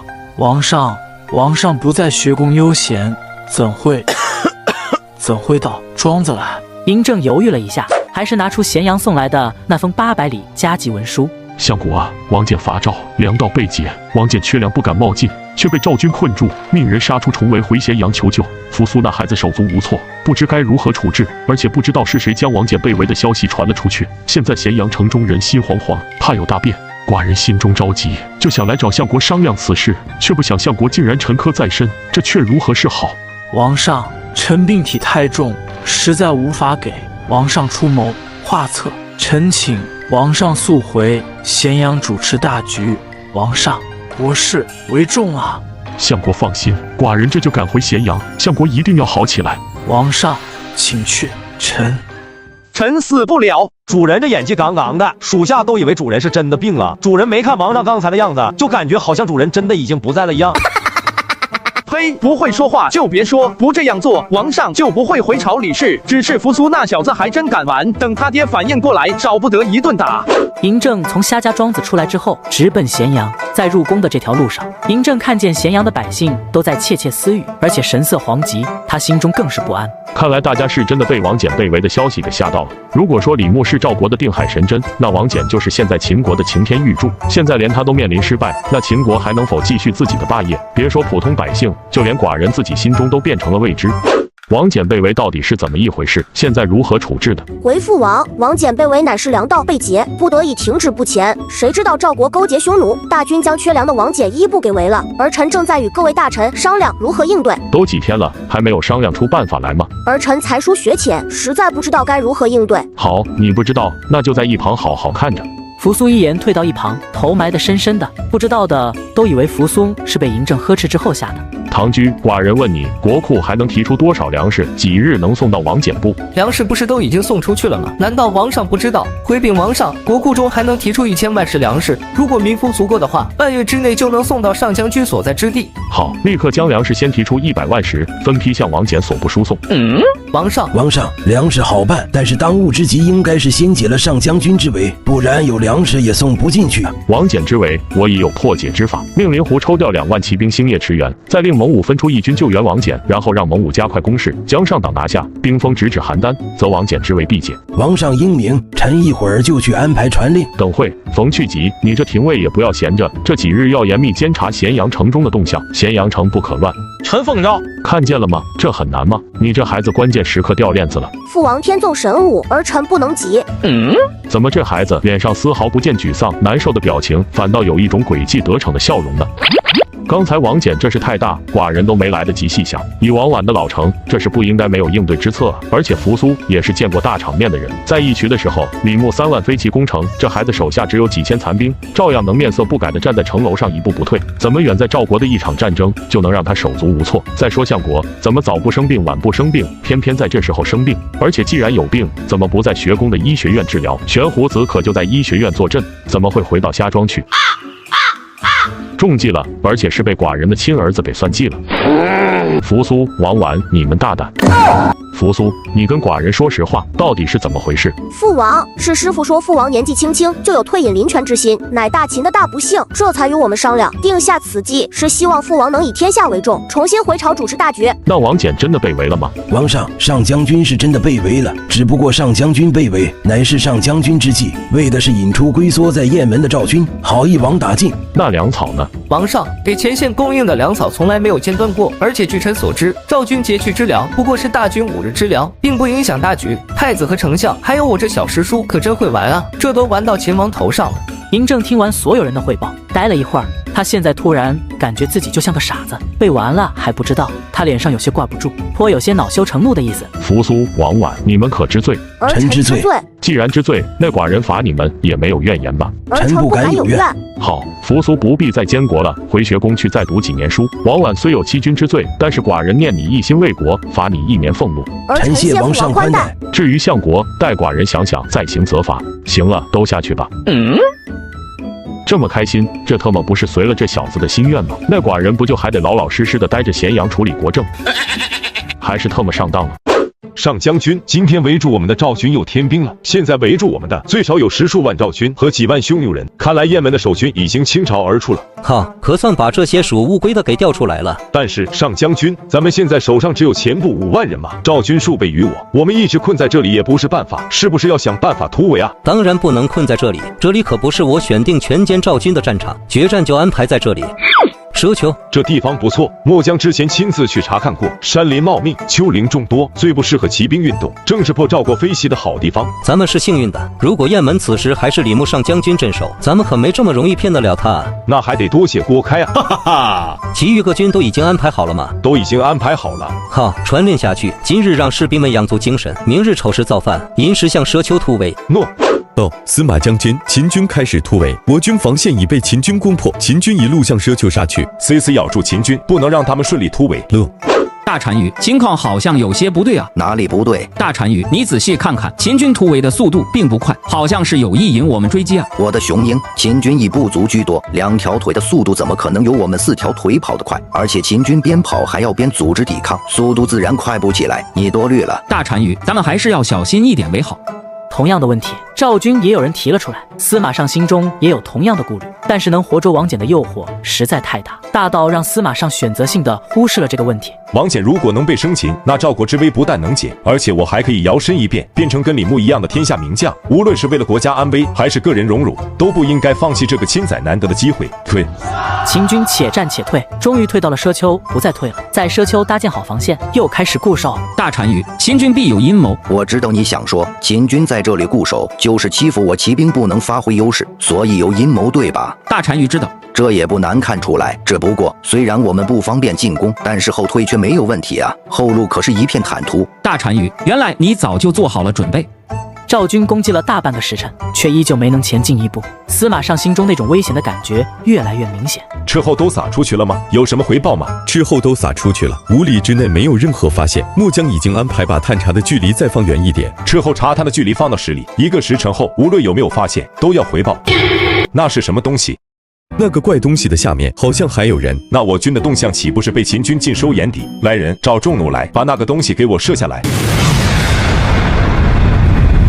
上将军，这玩意就是能飞天的东西吗？当然，你没看我用绳子牵住它，不然它就飞走了吗？俗话说得好，站得高才能看得远。司马尚的反应也很快，迅速的调集强弩对热气球发起射击。可惜的是，赵军的强弩的射程根本够不到热气球。司马尚不错，可惜弩太差了。还好赵军没有把攻城弩给搬过来。我他妈的怎么没有把攻城弩给带出来？不过这也不能怪司马尚，攻城弩属于战国时期的重武器，一般都安装在城楼上，或者在攻城的时候才进行组装。加强攻势。上将军，兄弟们快支持不住了，而且时间也差不多了，是不是该发信号了？王翦想了想，向天上的热气球看了一眼，发现没有什么信号，知道赵军并没有别的安排。发信号？何为赵军？此乃何物？好像是某种信号，我还不知道是某种信号。秦军被我们困在这里，发信号给谁看？必然有埋伏。去查探的斥候回来没有？还没有回来。不好，中计了！斥候一定是被秦军埋伏，停止攻击，撤回大津，后军开路，务必在秦军对我们合围之前冲出去。想撤退，晚了，灭赵近在今日。追！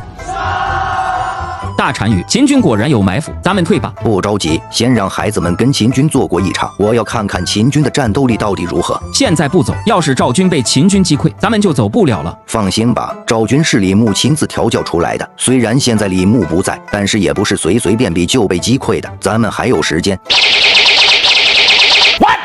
大单于，跟咱们交手的是灵狐人，不是秦军。撤退，向雁门方向撤退。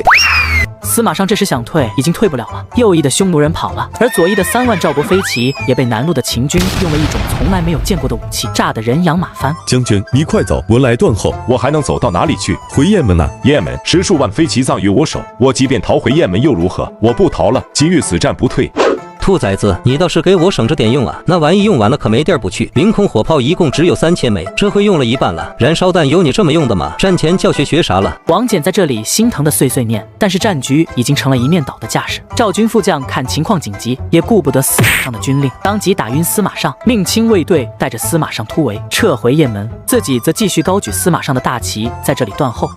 战斗很快结束，在3路秦军的围剿之下，10数万赵国飞骑除了少部分逃走，一部分投降，其余全都战死疆场，战场上血流成河。即便是王翦这种看惯了沙场生死的老将，此时心中也有些不忍。上将军，战场清点出来了。爸，3路共歼灭赵军11万人，击溃匈奴人2万，并没有发现司马尚的尸体。我军伤亡情况：我军阵亡4万3000人，秦军本部3万7000人，灵狐8000人，另外有2万多人重伤，失去战斗能力。赵国飞骑的战斗力果然不容小觑，我军3路伏兵打了赵国飞骑一个措手不及，还有凌空火炮和燃烧弹的帮助，竟然被赵军打出了3换1的战损。还好李牧已经在我们秦国的麾下，不然我还真不知道怎样能击败由李牧统帅的飞骑。只是跑了司马尚，未免有些不美。上将军，司马尚很有可能是逃回雁门了，咱们是不是要追击司马尚？一个司马尚不足为惧，我要的是雁门。传令下去，除了伤兵之外，其余能战之兵全数集结，追击司马尚，夺雁门。诺，混蛋，放开我！将军，我军之败已成定局，将军就算回去也于事无补，不过是多了一缕残魂而已，还不如回到雁门，整理军备防御，然后向邯郸求救。我大赵或许有一线生机。司马尚其实明白亲卫的话很有道理，也是目前情况下唯一的选择。但是10数万战无不胜的飞骑却葬送在我手上。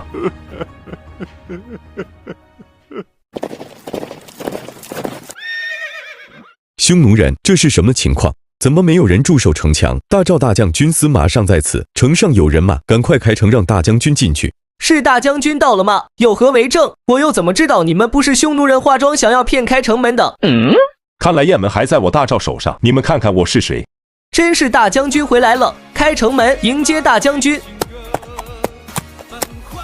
司马将军，我在此等候多时了。你是何人？何时夺了我的雁门？我乃大秦将军桓启，奉命夺了你的雁门。司马将军，你大势已去，何不投降大秦？我大秦求贤若渴，必然能善待将军。想要我投降秦国？休想！司马将军何必要拒人于千里之外呢？林木上将军在我秦国不是待得很好吗？闭嘴！要战就战，何必废话？不好！桓乙正想下令留司马尚一命，却已经来不及了。司马尚中箭后从马上跌落，却挣扎着从地上爬起来，用剑拄地，不肯跌倒。今日此战不退。司马尚将军也是条汉子啊！传令以9卿之礼厚葬司马尚。上将军，我奉蒙武上将军之令袭取雁门，建议攻城，将大将军交令。讨个蒙武，我让他派制偏师吸引一下赵军的注意力，这货竟然让你把城都给攻下来了，抢攻也没有这么强了吧？看等回了咸阳，我不好好跟他算这笔账。上将军，雁门赵军被我们一扫而空，今晚可以赏末将一点好酒喝吧？好，今晚就让你喝个够，只是先将报捷文书发回咸阳，免得王上担心。齐年宫里，嬴政接到了王翦的捷报，乐得鼻涕泡都快出来了。赵国飞骑一直是寡人的心腹大患，相国先是让李牧投效秦国，斩断了赵国的擎天玉柱，现在王翦又一战将飞骑全歼，桓乙还奇袭雁门，夺了雁门郡。飞骑既灭，赵国就是我秦国的囊中之物了。只是有一点美中不足，王翦所部在歼灭飞骑的时候损失太重，现在还有作战能力的士兵不足6万，这点军队能把雁门守住就不容易，根本没有办法能抽出兵力去跟蒙武一起围攻邯郸。况且邯郸城的防御并不比大梁城差多少。自从大梁一战之后，天雷之名传遍列国，各国都在研究如何防范天雷。想要跟破大梁一样出其不意，怕是难了。王上，相国有奏书到。哦，呈上来。相国果然有神鬼莫测之机。赵高、宣礼司。飞骑被王翦全歼的消息同样传到了邯郸，顿时整个邯郸变得人心惶惶。赵王在宫中不知道砸了多少东西，整整10天，赵王根本不知道该如何应对，只是从各地抽调赵军回援邯郸。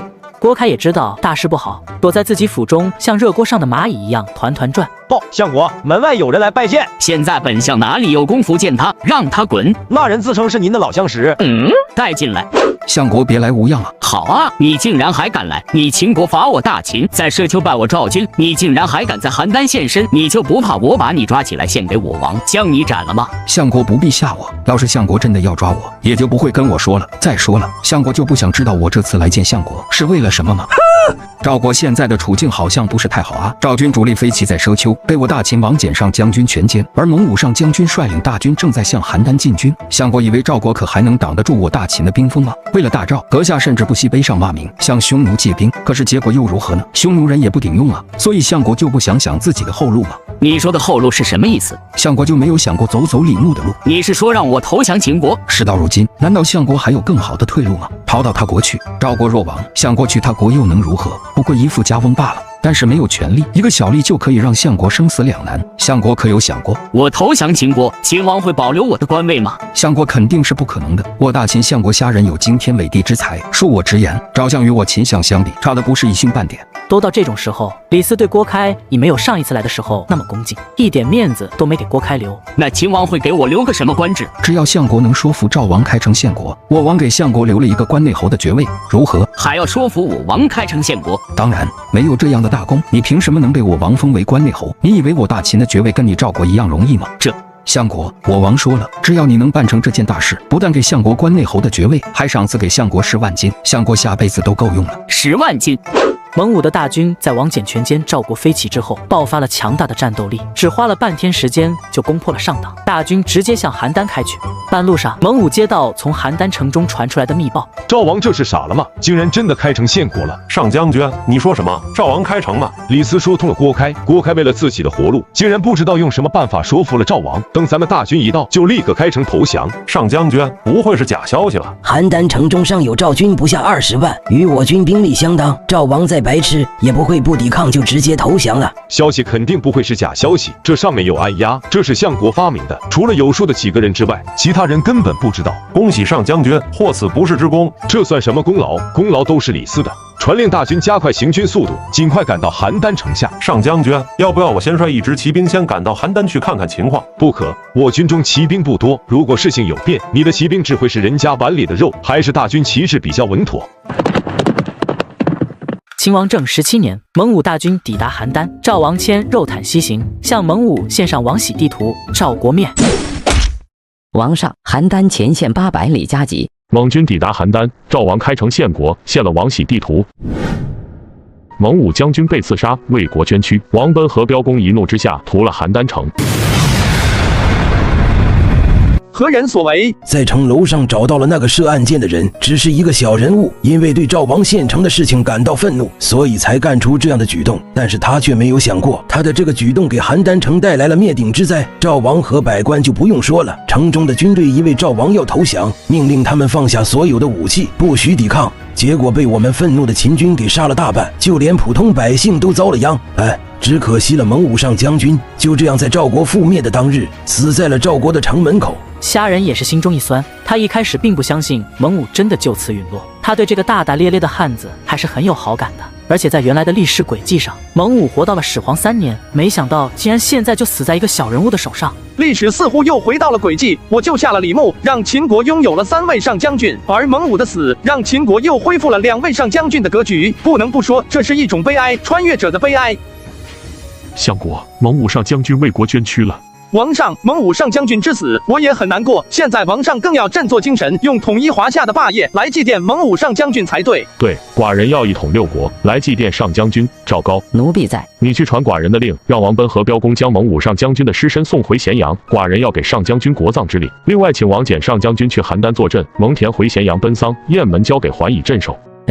赵国一灭，寡人心腹大患进去，只是我军损失也不小，还请2位商量一下赵国军民后续安置的事情。赵相郭开说服赵王开城献国，有大功于秦，寡人承诺给他一个关内侯的爵位，你们也商议一下，给他什么地方的封地比较好。虾仁一愣，他虽然之前上了奏书，让嬴政派李斯去说服郭开，但是他实在没有想到嬴政会有这么大方，能给郭开一个关内侯的爵位。王上，郭开此人反复无常，乃是小人之流，给他关内侯的爵位，怕是众臣不服。而且李牧上将军与郭开有仇，如果后赏郭开，那李牧上将军那里？郭开虽是小人，但是也是寡人的马骨，有郭开的例子在前，其余几国就会出现无数的郭开，而我大秦统一的大业就会更容易。至于李牧上将军，不好，相国你对李牧上将军有救命之恩，那他的工作就要辛苦相国你去做了。合着得罪人的事情就让我去做。看着虚弱的嬴政，虾仁又不忍心拒绝，只得将这活儿给接了下来。这叫什么事啊？蒙武的遗体送回了咸阳，嬴政举行了声势浩大的国葬，除了诸将因为各有要事不能参加以外，就连李牧都从北地赶了回来。仪式上，嬴政痛哭流涕，几次晕厥，让诸位大臣和咸阳的百姓无不流泪。郭开说服赵王开城献国有功，赐你关内侯的爵位。臣谢王上恩典。王上，臣想回邯郸一趟。去吧。并不是郭开故土难离，而是他将所有的财宝都埋在了邯郸城里他府中的地下。他要回去将财宝都带回来，交给别人去拿。他可不放心。虾仁一直观察着李牧的神情，虽然李牧一直在控制自己，但是虾仁看得出来，他快忍不住了。上将军，此时不是动怒的时候。郭开请相国来劝我。我知道了，我会控制自己的。深夜，李牧独自一人在花园中喝着闷酒，一想起赵国就会在郭开这样的小人的手里，心中就越发的烦闷，恨不得手刃此人。心烦了，想杀人。怎么是你？怎么，表哥看到我很惊讶吗？易竹，你怎么来这了？我跟着郭开来的。听周雨竹提起郭开，李牧刚见亲人的好心情瞬间消散殆尽。别跟我提那个混蛋。是因为他投降了秦国吗？还是因为他之前要杀你？像他这样的蠢货，卖主求荣，自毁干臣，我大赵子民人人得而诛之。但是你不也投靠了秦国吗？李牧心中猛地抽了一下，确实，从某种程度上来说，他的确跟郭开差不多。表哥想要念头通达，我倒是有一个办法。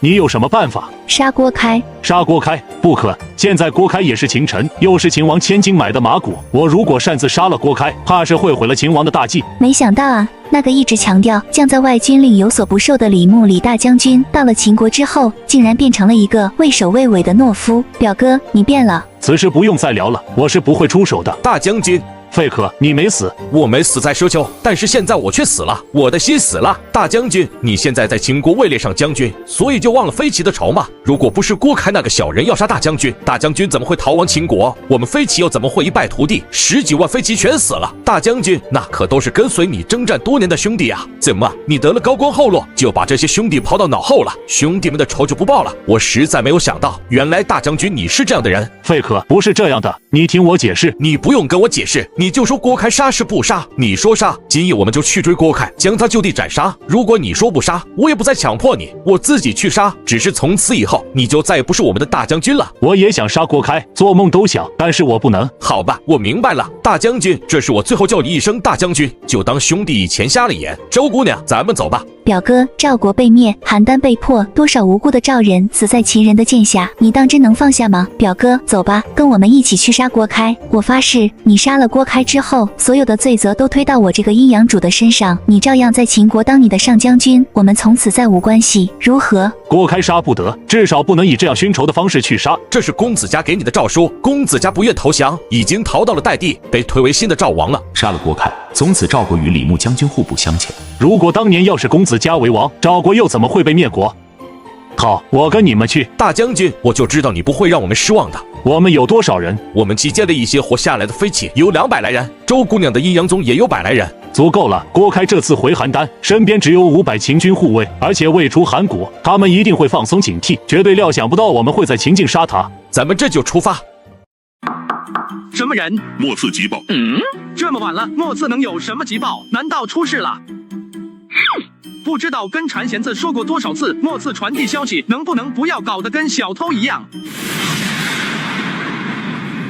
李牧竟然在这个时候出城了，并且并不是从城门出去的，而是走的阴阳家的密道。阴阳家牛逼啊！之前在义渠就有过这样的地道，现在竟然把地道都修到咸阳来了。李牧出城干什么？叛国是不可能的。赵国未灭的时候，他都没想过叛国，又怎么会在赵国被灭之后叛国？那么就只剩下一种可能，他要去杀郭开。早上在朝会的时候，我就看出李牧的状态不对，再有阴阳家这么一掺和，必然被阴阳家给挑动了心绪。如果李牧真的要去杀郭开，那就糟糕了。郭开不管怎么说，现在都是秦国的关内侯，而李牧又是秦国的上将军。秦国的上将军在秦国的土地上杀了秦国的关内侯，这特么是天大的笑话。如果此事真的发生，以秦国的法度森严，李牧也难逃一死。李牧若死，那我之前做的那些事岂不是都成了无用功？大秦已经没了一个猛武，绝对不能再没有李牧。这事现在还不能告诉嬴政，一旦让嬴政知道，还不知道会出什么事。想办法现在就送我出城，顺便给我准备1匹快马。连阴阳家都有不走城门就能离开咸阳的办法，我就不相信墨家没有。果然，那黑衣人接到虾人的要求，连一点为难的意思都没有，直接将虾人带到了城门附近。一个校尉模样的人接待了虾人。在黑衣人向这名校尉出示了一块玉佩之后，那校尉将2人带到城楼上，用吊篮将2人放了下去。等2人出了城，不远处正的停着一辆马车。这一路上也没有见墨刺的人有什么其他的举动，怎么就能将我的要求给发出去的呢？李牧往哪个方向走的？这般相国一个人不怕有危险吗？要不然还是带几个人去吧。来不及了，你回去帮我通知一下你们巨子，看能不能抽些人过来支援一下我。虾人心急如焚，他不知道李牧已经走了多久，到底有没有追上郭开。一路疾驰，却一直没有发现李牧或者郭开的踪迹。一直到天色微白，前面还有不到50里就到函谷关。郭开如果已经进了函谷关，那就啥事没有了。难道还是来晚了？李牧，你不能杀我，你杀了我，秦王是不会饶过你的。奸贼，就是你，毁我大赵，多少无辜人因你被杀，你就算死1万次也不足惜。是，我该死，但是我现在不能死啊！我是秦国的关内侯，关内侯。上上将军三思，你这一剑下去，可就真的回不了头了。不如把他交给我，我一定会给你一个交代。表哥，不能听瞎人的，你今天不杀郭开，以后就真的没有机会了。周姑娘，阴阳主，你这是在坑李牧，你知道吗？相国，我表哥要找郭开报仇，那是天经地义的事情，怎么能说是我坑他呢？上将军，你相信我，我是太傅，也是当朝相国，我承诺你，我一定会让郭开这种小人付出代价。李牧，我就知道你不敢杀我，你这辈子都杀不了我。糟糕！对不住了，相国，不杀此人我意难平。李牧啊，李牧，你特么铸成大错了！表哥，将这些秦军全都杀掉，我们杀出秦国。李牧，你连我都想杀吗？都住手！大将军，你亲手杀了郭开，此时在秦国已经待不下去了，秦王必会杀你。不如我等将这些秦军全部杀光，然后再杀出秦国。以大将军的能力，无论去哪一国都能被拜为上宾，何苦留在秦国？李牧，你入秦以来，我大秦可有亏待你的地方？你竟然如此对待大秦吗？只要你不叛出大秦，我用性命保你无事。李牧，你想清楚了吗？李牧上将军，今天的事情我给你做保了，相信我。李牧看着虾人真诚的目光，也终于做出了自己的决定。住手！都住手！表哥，咱们走吧，你留在秦国必死无疑。我不走了，我杀了郭开，一人做事一人当，秦王想要如何处置就如何处置吧，我认了。表哥，那你不想想家中妻儿了吗？他们会跟你一起死的。既然是我李牧的家人，那就是他们的命。大将军不可啊，留得青山在，不愁没柴烧，咱们还是走吧。不必再劝了，你们走吧，我是绝对不会走的。你们若再劝，我就自刎在此地。大将军，你们快走！难道真想亲眼见我死在你们面前吗？表哥，你既然已经做了决断，那我也不再说什么了。要是嬴政敢动我表哥，我发誓必杀嬴政。撤！相国，人是我杀的，你拿我去王上面前就是了。你啊你！相国，咱们现在怎么办？你统计一下兄弟们伤亡了多少，带伤的先简单治疗一下，咱们回咸阳。上将军，待会儿你就将一切罪责推到我头上。郭开是我杀的，切记！不可不可，郭开是我杀的，怎么能让相国承担罪责？郭开要是我杀的，你还能留下性命？要是你实话实说，你这条性命就保不住了。我竟然坐下了，该有什么样的惩罚我都认了，即便是死。你说的轻巧，你死了，草原上的胡人谁去对付？边境的百姓不是还要被匈奴这些胡人给袭扰？你就为了你一时的意难平，就不顾边境百姓的死活了？你这还叫大丈夫吗？行了，反正待会见到王上，一切都由我来应对，你只用附和我就是了。想想边境的那些百姓。当嬴政看见两人身上都是血迹，立刻就惊了。相国、上将军，你们这是怎么了？启禀王上，臣以为郭开这种小人身居大秦高位，必然是大秦的祸患，所以昨夜臣出城将郭开斩杀，请王上治罪。什么？你杀了郭开？是，臣杀了郭开，犯了秦律，请王上治罪。寡人刚封了郭开一个关内侯的爵位，还没过一天，这位新封的关内侯就死在了我大秦相国的手上，这特么还有王法吗？寡人难道不知道郭开是个小人？但是说破大天，郭开也是寡人亲封的关内侯，要杀也要用秦律杀他，怎可动用私刑？此乃乱国之举。你身为大秦相国，又是太傅，难道不懂得这个道理？寡人派了500羽林保护郭开的安全，相国怎么能杀得了郭开？而且李牧怎么也跟在他身边？相国，郭开真的是你杀的？是臣。那寡人派去保护郭开的500羽林卫呢？奴婢刚才去接相国和上将军的时候，看到了护送郭开的羽林卫，还剩下100人左右，而且人人带伤。相国，你动用了匪军还是墨家的势力？难道你单挑的500精锐士兵的？臣单枪匹马。你特么是真能胡说八道！那上将军又怎么会跟相国在一起？你是去帮他的吗？启禀王上，上将军是知道臣去追杀郭开，前来劝臣的，只是臣没有听上将军的劝，还是将郭开杀死。果然如此吗？王上，郭开是臣杀的，而且也只能是臣杀的。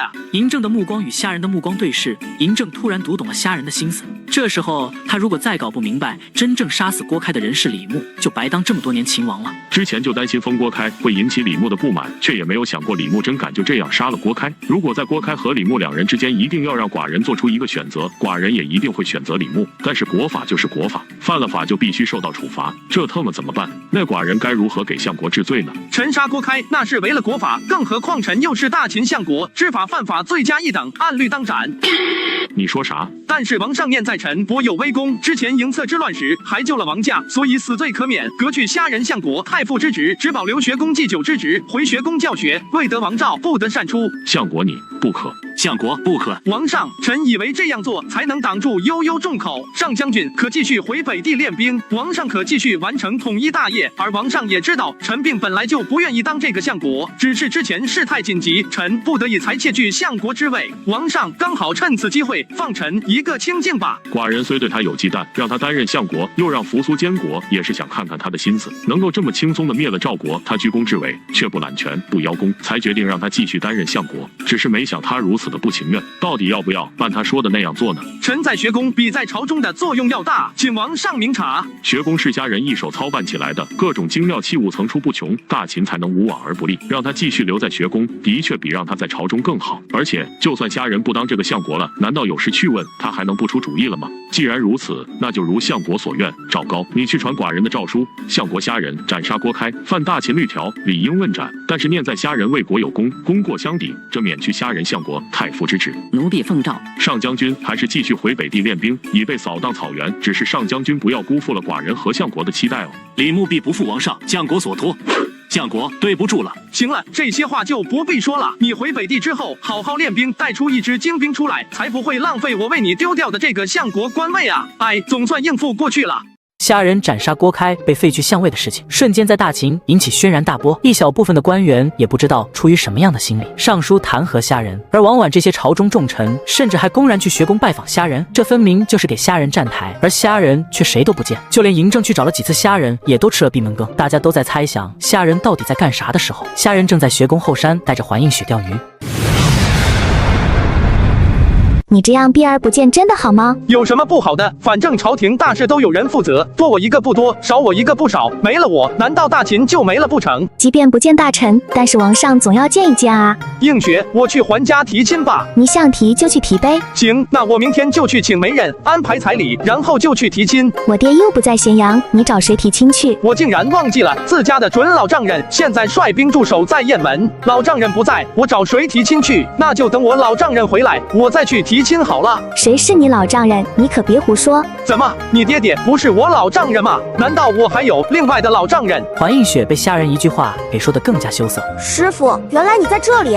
逆徒，敢坏我好事！师傅，你钓鱼也找个好地方钓啊，这破地方又难找，我都找了您1个多时辰了。说吧，找我干啥？师傅，我来是告诉你，朱家朱祭酒在找你，好像还挺急的。朱家是农家的神龙一脉首领，也是霸上学宫的祭酒团成员之一。只是从入了学宫之后，就带着农家的弟子和学宫有意学农的学子，在农学院搞研究，说是要给天下百姓找到一种不用饿肚子的农作物。从此我就再也没见过朱家。今天如此急切的来找我，难道是我之前给朱家提了一个植物学的概念杂交有成果了？快带我去！扶苏带着虾仁回到办公室，一进办公室就看见朱家在办公室里直转悠。虾祭酒，快跟我走！等会，你起码得先告诉我出了什么事啊！虾祭酒，你之前不是让我们想办法收集那些奇怪的种子吗？最近我农家弟子送了不少新奇的种子过来，我想请祭酒过去看看有没有你之前说过那些庄稼。原来只是让我去辨认种子的，我还以为是杂交水稻搞出来了。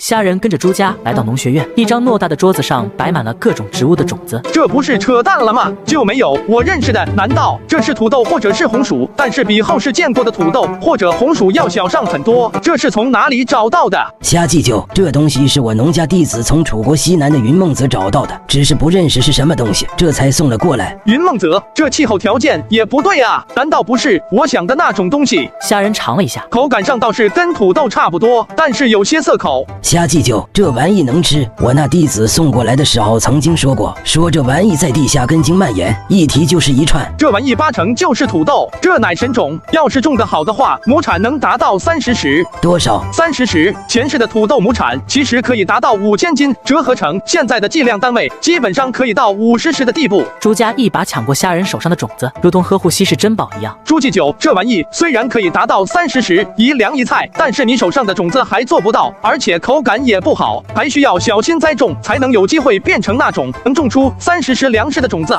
朱家已经完全全听不进去了，只是捧着那种子喃喃自语。虾仁见这情况，知道现在这个状况下的朱家根本听不进去自己说了什么，便悄悄离开了农学院。这些事就交给专业的人去做就是了。等回到办公室，却发现有人在等着自己。赵高来我这里作甚？难道是郑哥又想见我？赵府令怎么有空来学宫偷闲啊？大侯说笑了，奴婢怎敢偷闲？奴婢此来是奉了王诏而来。别念了，最近我身体不好，去不了咸阳，也见不了客。大侯还是听奴婢把诏书给宣了吧，不然奴婢回去不好交代啊。也是，连人家说什么都不知道，就这样拒人于千里之外，好像的确有些不妥。行了，你宣诏就是了。虾仁已经打定了主意，反正自己是铁了心不会掺和进去的。等赵高宣完诏书，虾仁才弄明白是怎么回事。原来是燕国因为秦国灭赵，今生惧怕，特意派遣使臣来进献都抗地图，要用这块土地来换取燕国的平安。郑哥请我同去咸阳观礼，对于郑哥这种有点小成就就想得瑟的想法，我很理解，只是这事听着好像有点耳熟啊。我问一句，可知道燕国正史是谁？是一个名叫荆轲的人。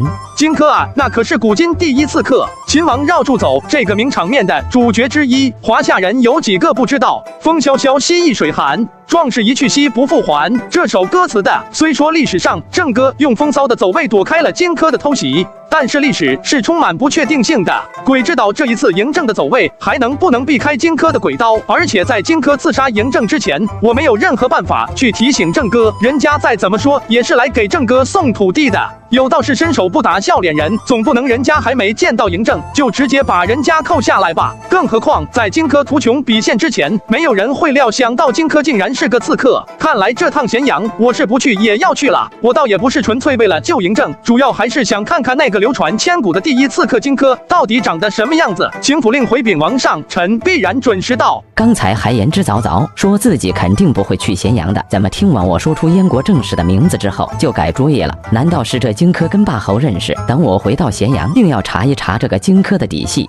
燕国使臣献都抗地图入齐年宫，虾仁今天来的倒是挺早的。燕国使臣献图是在4时，虾仁卯时就到了宫门。到了宫门，他倒是也不急着进去，反倒在宫门跟守卫宫门的羽林卫聊天。相国，你怎么来了？不在学宫躲清闲了？我早已经不是大秦相国了，丞相休要羞臊我的面皮。我可不敢羞臊你的面皮，只是相国辞去相位，不就是想躲避朝堂风云？为何今日会到？难道跟你说我是来看秦王绕柱走的名场面的？王上有诏，不敢不来。相国请。丞相请。这是我大秦第一次没有通过战争手段就有人给寡人送土地，而且是心甘情愿的。之前张仪为相的时候，倒是也骗来过不少土地，但是那都是骗来的，事后人家心不甘情不愿的。燕国虽然国力弱小，那也是7雄之一。虽说山东6国仅剩下3国，但是好歹燕国祖上也富过。这种不费一兵一卒就能获得土地的成就感实在是太美妙了。别看土地不多，却都是燕国的高于之地。燕国这是不过了，不过跟灭国相比，一块都抗之地又算得了什么？这买卖倒是也不能说燕国亏了。嬴政正志得意满的想着，就看见虾仁悄悄地站到了文官队列的最后一个位置。虾仁现在除了霸侯的爵位，并没有任何官职，学宫祭酒又是学宫内部的职务，他现在确实找不到自己的位置该是哪里。哈哈，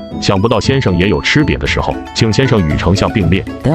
现在在朝堂之上，郑哥既然给了我脸，那我必须得兜着。宣燕国使臣觐见。不一会儿，2名燕国使臣走上殿来，一人持节，一人捧盒。持节为正使，正是荆轲。这个荆轲看上去却斯斯文文的，不像一个刺客，倒像一名文人。他身后捧着盒子的，应该就是秦舞阳。秦舞阳现在双腿已经开始微微颤抖了。看来司马迁并没有骗人，秦舞阳确实不堪大事。荆轲此次并不想来，他知道来刺杀嬴王，不管成与不成，都脱不了身。只是好友田光当着荆轲的面自刎而亡。你要是不去，我就白死了。出于对朋友的意，荆轲才接下了刺杀嬴王这桩要命的活。燕国使者荆轲叩见秦王，魏使不必多礼。外臣奉我王之命，为两国交好，特向秦王献上都抗之地，从此秦燕两国为盟，永不背怨。燕王太客气了，寡人与太子丹亲如兄弟，秦燕两国本来就应该是兄弟之国，献什么土地嘛？矫情！你要不是灭了3国，人家燕国吃多了，把都抗献给你。秦王雅量高致，外臣钦佩。只不过，既然是兄弟之国，做弟弟的向兄长奉上一些土地，也不是不可以。这个荆轲真的很会说话，没想到你竟然是这样的荆轲。这马屁拍的不带一丝烟火气。不过也难怪，根据司马迁的记载，荆轲交往的都是各位诸侯和贤豪长者，不会说话能有结交这么多朋友。既然是来献图的，那把地图呈上来吧。这都抗地图乃是我燕国的高于之地，草木丰盛，物产丰富，请外臣与秦王解说。那就有劳使者了。要是来的是我助手该多好！太子丹找的这个看样子是一点忙都帮不上啊，希望不会拖累我，耽误了大事。魏时，你家副使是哪里不舒服吗？秦王威严，震慑外道，副使是被秦王威严给吓到了。荆轲捧着盒子，一步一步靠近嬴政，就在准备走上王座的时候，王上，臣对都抗之地也很好奇，能否允许臣与王上一起观看？难得先生感兴趣，就请先生一同观瞧。这人一看就是文官，估计也不会对我接下来要做的事情造成什么妨碍。荆轲将地图一边展开，一边还煞有介事的真的给嬴政介绍起都抗之地来。我听说赵国铸剑大师徐夫人就在燕国，怎么贵师此来？没有带1-2件徐夫人亲手打造的兵器吗？怎么，阁下认识徐夫人？那倒不认识，只是听说徐夫人常与铸造短兵。对了，听说徐夫人最近打造了一把匕首，撅铁如泥，不知道燕时可曾见过？我与徐夫人不熟，所以不得而知。待我回燕国，亲自去拜访徐夫人。如果可以的话，我给阁下求一把徐夫人亲手打造的匕首，如何？那就有劳燕使了。他们说的是什么？荆轲神色不变，手中继续展开地图，就要展开最后的那一部分。燕使，我还有一事想问。阁下尽管问便是。听说燕使跟田光是好友，而田光与燕太子丹也是好友。我不认识什么田光。哦，是吗？那这幅都抗地图后面藏着徐夫人匕首的事，燕使也不知道吗？荆轲反应很快，听到虾人点破自己行藏的那一刹那，就从地图的最后那一卷中掏出匕首，扑向嬴政。嬴政的反应也不慢，听到都抗地图后面藏着徐夫人匕首的时候，直接开跑。而秦律、朝会等大议事的时候，带甲卫士是不能靠近大殿的。原来一直哆嗦的秦舞阳也不知道怎么一下子就把勇气给提了上来，挥舞着手中的结杖拦住了赤手空拳的重臣。你倒是绕住啊！算了，这又是什么东西？还好没走火。将荆轲和秦舞阳拖出去，斩成肉泥喂狗。嬴政此时怒火上升，虾人却对荆轲这样的悲情英雄很敬重，有意想留他一命。王上不可！先生为何拦我？王上，臣以为此2人虽然是刺客，行大不韪之事，理应千刀万剐，但是王上一扫六合，虎视何雄？这2人又可足道哉？不如将给此2人留个全尸，也是王上的恩典，也让天下人看看我王执英雄重英雄的本色。先生所言确实有道理，只是大秦有大秦的律法，刺王杀价罪不小，想要留他们全尸，怕是众位大臣们也不同意啊。2人犯上，罪不容诛，当分其尸，以震慑天下。这时候如果再继续坚持，那就是把我自己硬生生的推到秦国上下的对立面去。算了，他又不是我的亲戚好友，只是出于敬重才劝了一下。既然嬴政不干，那就不干呗。哎，传召王翦，命他率破赵之军，过易水灭燕。荆轲死了，秦舞阳也死了，而且被乱刀分尸，真的拿去喂了狗。虾人很惆怅，他不过是想来看看名场面，还想着能顺便救下荆轲一命，可是没想到荆轲还是死了，而且他遭遇了最大的信任危机。刚才听先生与荆轲对话，似乎先生早就知道了荆轲是刺客。郑哥这样问，分明就是怪我为何不提前给他说。确实是早就知道，但总不能说我就是想看看你是怎么绕住的吧。王上，我也是刚才看到此人形迹可疑，才会试探他的，并没有提前知道。原来如此。完了，以我对郑哥脾性的了解，如果他直接不依不饶的吼出来，那才是真的相信了。像这样轻轻接过的话，那就是根本没有放松心里的怀疑，只是不想再纠缠而已。虾人也不知道该如何解释，告辞离开。嬴政怔怔地看着虾人的背影，脸上的表情阴晴不定。昨日我去学宫传召的时候，虾侯曾经询问过奴婢燕国正室的姓名。奴婢告诉虾侯是荆轲之后，虾侯好像很吃惊的样子，似乎与荆轲早就认识。赵高，学宫乃我秦国重地，你要安排天网多加保护才是。奴婢奉诏。大秦的铁骑迅速地通过了易水，用了不到3天时间就攻破了燕国国都蓟城。燕王带着燕国剩余的残兵退守辽东，而直到现在，燕王还有些迷糊，怎么好端端的就开始进攻燕国了呢？臣收到消息，是太子丹派人刺杀秦王尸首，秦王一怒之下攻打我大燕。这个蠢货，再这样下去，燕国马上就要步3晋的后尘。要不将太子丹斩杀，送到秦国来平息秦王的怒火。太子丹归国之后，就大肆发展自己的势力，连自己的兄弟都宰了2个。要不是燕国还有一大批支持您的大臣宗室，怕是太子丹就要谋朝篡位了。现在太子丹的亲卫在盐水被击败，时不存一，正是覆灭太子丹势力最好的时候。燕王同意了这个建议，以让国为幌子，将太子丹骗进行宫拿下，斩首之后，将姬丹首级送到秦军。秦王收到姬丹的首级之后，传令以太子之礼葬之，同时命秦军暂时将燕国放一放，因为嬴政现在的目标并不是燕国，而是楚国。虾仁回到学宫之后，闭门不出，再没去过咸阳，而嬴政也好像忘了虾仁这个人一样，再也没有来找过虾仁。师傅，这外面的雪也太大了。雪大有什么不好？瑞雪兆丰年嘛。但是太冷了呀。师傅，您这里为何如此暖和？这是研究室刚研究出来的蜂窝煤取暖炉，回头师傅给你也装一个。谢谢师傅，你真好。行了，你不去上课，跑我这里来做甚？我是来给师傅通报一个好消息的。有话就说。桓乙将军回到咸阳了。桓乙回来了，听说嬴政发了诏书，要各地将领在正旦大潮之前回到咸阳述职，只是没想到回来的这么快。桓乙将军既然回来了，那师傅不选个良辰吉日上门去提亲，给我娶个师娘回来？是啊，准老丈人回来了，是该找人去提亲了。只是这媒人请谁去呢？做媒之人必须身份地位要够，不然就是对桓家的不尊重。唐居和冯去疾首先就排除了，2人都比我小1辈，没有让小辈替长辈嫡亲保媒的道理。而鬼谷子这些祭酒团的成员虽然身份地位都够，但是都是一派宗师，让他们去保媒，未免有些仗势欺人之嫌。虾仁迅速地将自己认识的人排了一个遍，却拿不准到底请谁去。他都没想到，竟然在媒人这关就给卡住了。师傅是不是不知道让谁去保媒？弟子倒是已经给师傅物色好一个绝佳的媒人，就是不知道师傅的意见如何。谁啊？说来听听。师傅，你觉得彪公做媒如何？别说，彪公还真的挺合适。首先，彪公是秦国军中除了王翦之外资历最深之人，现在大秦的将军几乎有一大半都是彪公亲手提携起来的。而桓家也是秦国的将门出身，听说桓乙的父亲跟彪公还是战友，有了这一层关系，彪公保媒又是顺理成章的事情。好，那就麻烦彪公了，你小子可以啊，算是给师傅帮了一个大忙。刨公虽然与虾仁不熟，但是对虾仁颇为欣赏。一听是让自己帮虾仁做媒，当即拍着胸口保证能促成此事。不过刨公倒也真不是吹牛，他亲自去了一趟桓府，没想到竟然轻而易举地得到桓乙的同意。回报虾仁后，虾仁大喜，开始着手准备婚礼。而在这时，秦王政18年的朝会也开始了。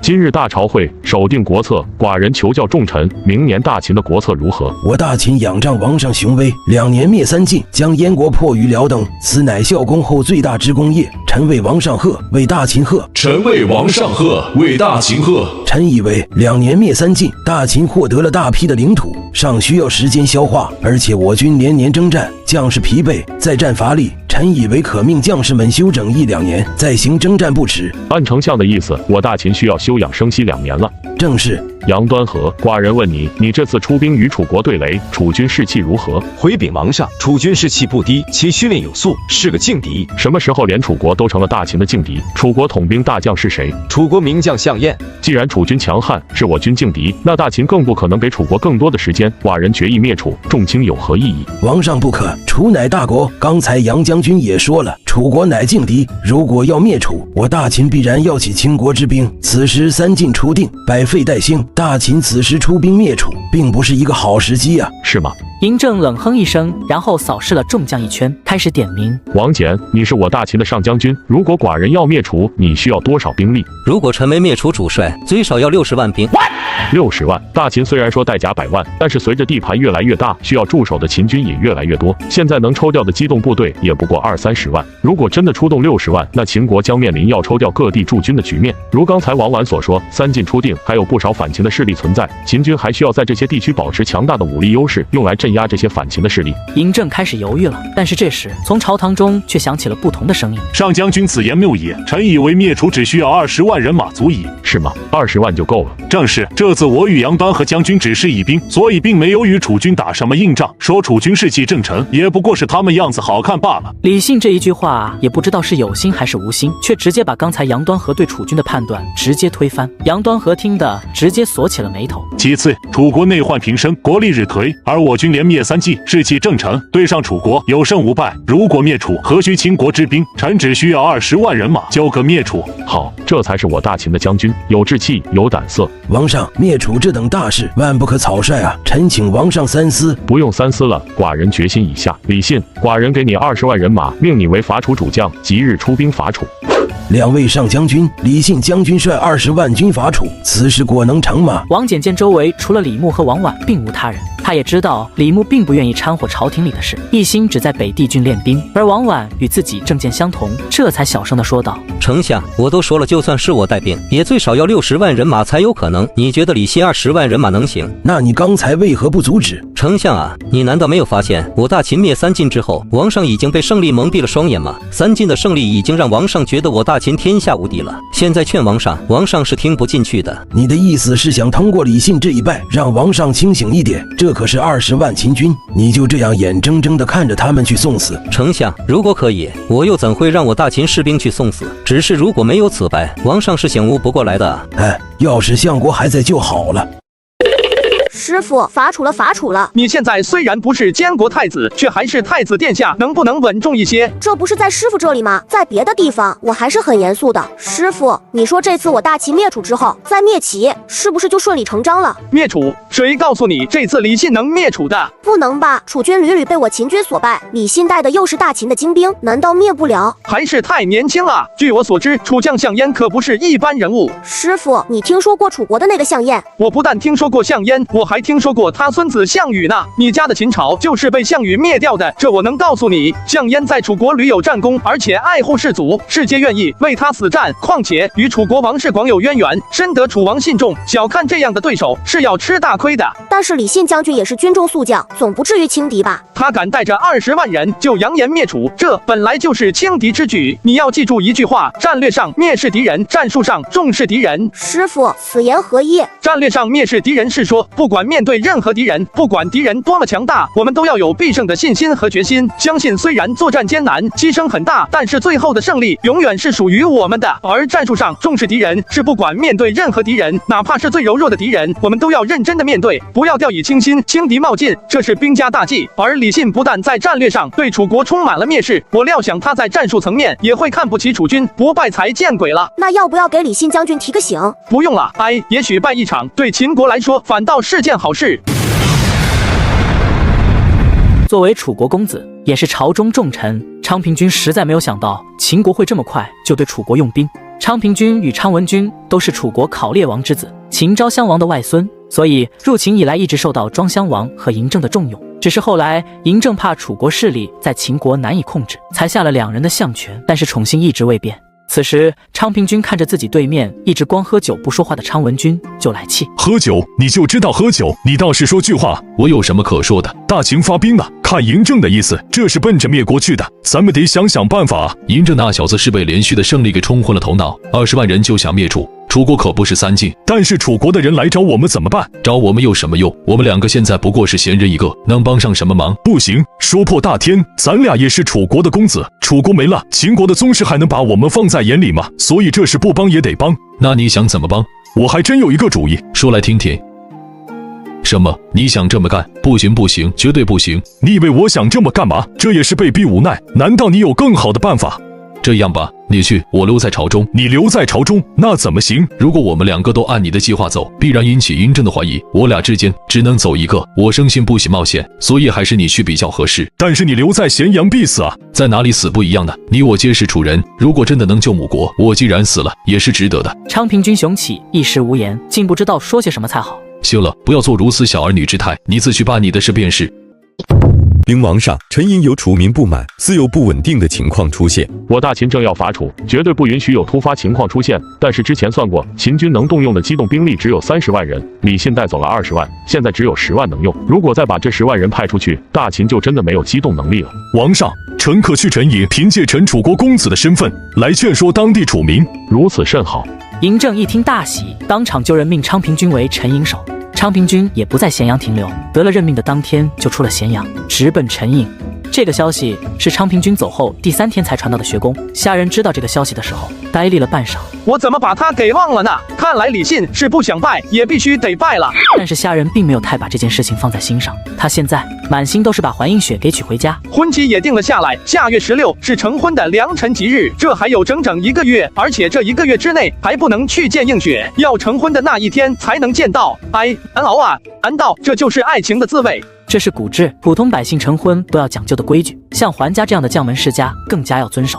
虾仁也无可奈何，只能掰着手指头数日子。而他在这里数日子的时候，秦军却取得了不小的战果。李信强攻平舆，3日而下，然后率军直扑城父。城父乃楚国江北重镇，城父若破，则楚国江北之地尽失，所以楚国也不敢怠慢。楚将项燕率军解城父之围。就在两军准备在城父决战的时候，陈颖的郡守府中，昌平君迎来了一个熟悉的客人。嬴策，你竟然没死！哈哈，我若死了，那你不是见了鬼了吗？你敢如此堂而皇之的出现在我的面前，难道不怕我把你拿下，献与王上吗？你又何必用虚言吓我？我乃秦国重臣，你乃秦国逃犯，我拿你不是天经地义的事情吗？你现在是秦国重臣，恐怕过不了几天，你就会跟我一样成为秦国的逃犯的。不知道你在说什么？明人面前何必要说假话呢？你到陈颖不过2、3日，频繁约见楚人首领，但是好像并不是在开解他们，反倒是有点火上浇油的意思。你如果不是心又不轨，我头割下来给你。看来你是在监视我。算不上什么监视，我只是想与昌平君合作一把而已。合作？你想怎么合作？我虽然是秦国的逃犯，但是宗室遍布秦国，同情和支持我的人并不少。这次李信伐楚，想来也是昌平君不愿意见到的。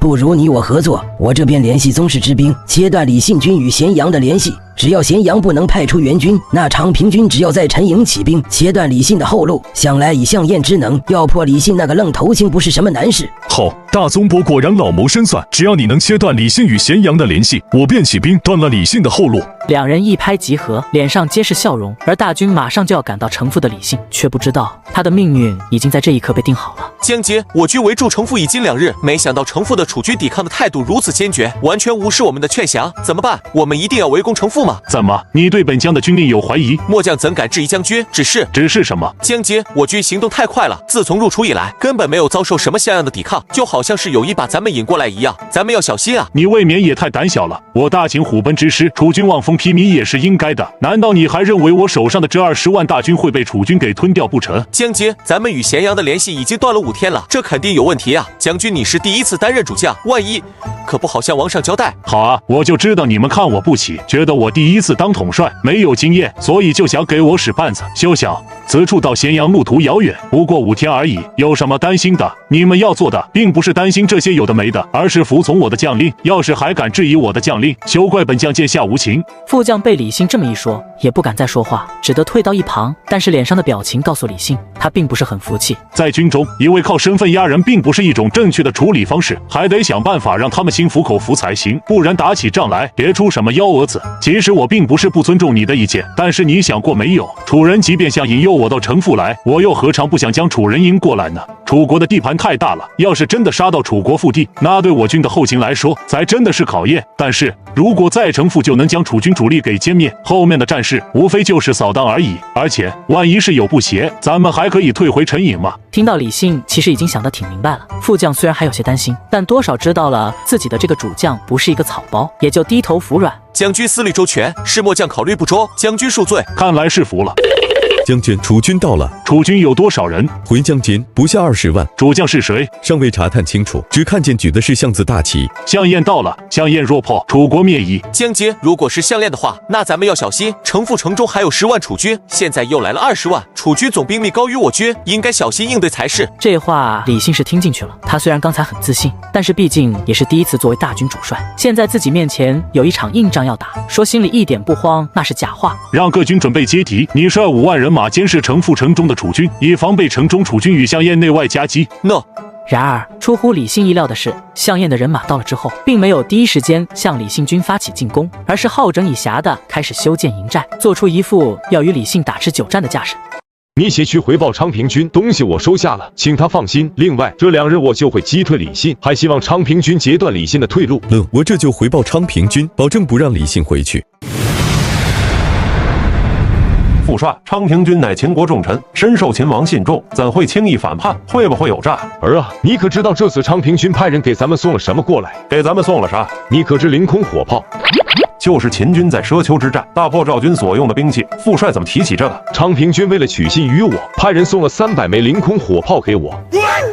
凌空火炮这种攻伐利器是无论如何不能传到敌人手中的，而昌平君竟然敢连这样的武器都给您送过来了，看来他是真心想要叛秦归楚了。有了这300凌空火炮，那咱们怎么还不进攻李信？不着急，再等等，我要让李信搞不清楚我们到底想要干什么。对了，你安排之后把李信给我盯紧了，绝对不能放跑他。那本将问你，军中粮食还够几日食用？回将军，军中尚有3日之粮。怎么只有3日？将军，咱们出来的时候士兵就带了5日之粮，后面已经3日没有粮草送到了。不可能，楚军如果袭击我军粮道，我军滞后怎会探查不到？不只是粮草没有送到，我大军出发因为要速度，所以各种辎重携带的都不多，凌空火炮和天雷这些武器也一直没有送到。完了，之前为了抢行军速度，下令全军只携带5日军粮就出发了，而辎重和那些武器都留在了陈隐，此刻军需和武器都没有送到，那就只有2种可能：一是陈隐已经被楚军攻破，二是楚军遮蔽了我军的运输线。这2种可能无论哪一种，都会让我军遭遇灭顶之灾，不能继续待在这里，必须先退回陈隐，这样才能保障后勤线不出问题。先解决掉后勤问题，再回头来对付项燕，下令我军收拾行装，到天黑之后偷偷撤军。副帅，秦军似有要逃走的意思，看来李信不傻，反应倒是挺快的。不过早在我的预料之中，菊儿，你传令下去，各军埋锅造饭，养足精神，待到秦军逃走的时候，全军跟上，我要全歼李信。入夜后，秦军在李信的指挥下开始向陈隐方向撤退，却看到楚军大营没有动静。项燕也不过如此，看来我是高看他了。李信还没高兴多久，就听见黑暗中突然扬起无数火把，四周喊杀声四起，秦军顿时大乱。楚军怎会如此清楚地知道我军的计划？难道我军中有内鬼？此时我们军心已乱，如果继续这样下去，我军必败。李信当即下令命各军高举火把，将自己的将旗亮出来，希望借此稳定军心。将凌空火炮向秦军火把最密集的地方撒。这玩意不是我大秦的凌空火炮吗？怎么到了楚军的手上？难道陈隐真的被攻破了？但是陈隐如果被攻破，这些武器一定到不了楚军手里，肯定早就被使用完了，一定是楚军截了我的运输线。直到现在，李信也没有想到陈隐的昌平军会叛秦，在他看来，只要能杀回陈隐，就能挽回败局。李信本就是军中勇将，此时他硬生生的从乱军中杀出一条血路，还聚集了3-5万人马向陈隐方向退去。但是项燕又怎么会让李信如此安稳的退回陈隐，率领大军对他紧追不舍？这一追就是3天。李信从来没有想到过自己会败得如此狼狈，20万大军竟然被项燕一战击溃。将军，前面还有不到20里就是陈隐，终于有活路了。但是楚军也已经咬住了我们，如果我军继续在这里跟楚军鏖战，那不等回到陈隐，我们的这点残兵就会被楚军全部吃掉。将军，我带1万勇士为您断后，您逃出去，为我和阵亡的秦军将士们报仇。李信心里百味交集，之前自己还看这个副将不顺眼，现在却是他豁出命去来救自己。但是当李信带着残兵好不容易来到陈隐城下的时候，却绝望了。雄起，你敢叛国？我本来就是考烈王之子，楚国公子，何来叛国之说？我这是正本归元。雄起，你这个小人，我王还如此信任你，你竟然敢如此！李信，你贪功冒进，葬送了20万秦军的性命，你又有什么脸面来说我？而且你这个败军之将，就算回到秦国也罪责难逃，还不如投降楚国，任不识将军之高位，如何？我大秦只有战死的将军，没有投降的将军，你让我投降，你看错人了。而就在这时，项燕的大军已经对李信的人马四面合围，而李信因为在陈隐城下耽误的这一下子，失去了最后能够逃脱的机会。尔等投降就是保住性命再说。雄起，我在黄泉之下等你。怎么能说死就死？大秦已经很久没有过主将自刎当场，20万大军伤亡殆尽的损失了。以我对秦王的了解，他是绝对忍不下这口气的。剩下的这些秦军是绝对不能杀了，我还是劝降的好。怎知这些秦军因为李信的自杀，瞬间点燃了斗志，一个个如同不要命一样，向楚军发起了自杀式的冲锋。将秦军全数斩杀。如果秦人皆如此，大楚绝对扛不下来。1个时辰之后，整个战场上再也看不到一个活着的秦军。儿啊，我感觉咱们惹了一个大麻烦。副帅，李信这20万精锐秦军在副帅这里都讨不了好，秦国就算再派20万人来，也绝对不是副帅的对手。我这一战虽然歼灭秦军20万，还逼死了秦军主帅李信，但是秦军的名将尚在，王翦和李牧都没有出动，更加不用说还有蒙恬、王坟这些后起之秀，就连杨敦和我都没有十足的把握能敌得过，更何况这些人，大楚的命运前途未卜啊！李信全军覆灭的消息传到了咸阳，20万人就这样没了。快传衣冠。是急火攻心，并没有什么大碍。果然不多时，嬴政行转，赵高备马。王上，您现在身体不适，不宜出行啊。少废话，赶紧备马，寡人要去见上将军。嬴政要见的上将军是王翦，他现在就后悔不听王翦的话，让李信统兵出战。而王翦从上次大朝会之后，就回了平阳封地，抱病不出。寡人知道王翦这是得了心病，但是现在大军已丧，而且楚人很有可能会趁机攻秦，此时不请王翦出山，大秦可真有可能面临覆灭的风险。所以，即便寡人身体再不舒服，寡人也只能走这一趟。好在平阳离咸阳并不算远，不到1个时辰就赶到了平阳。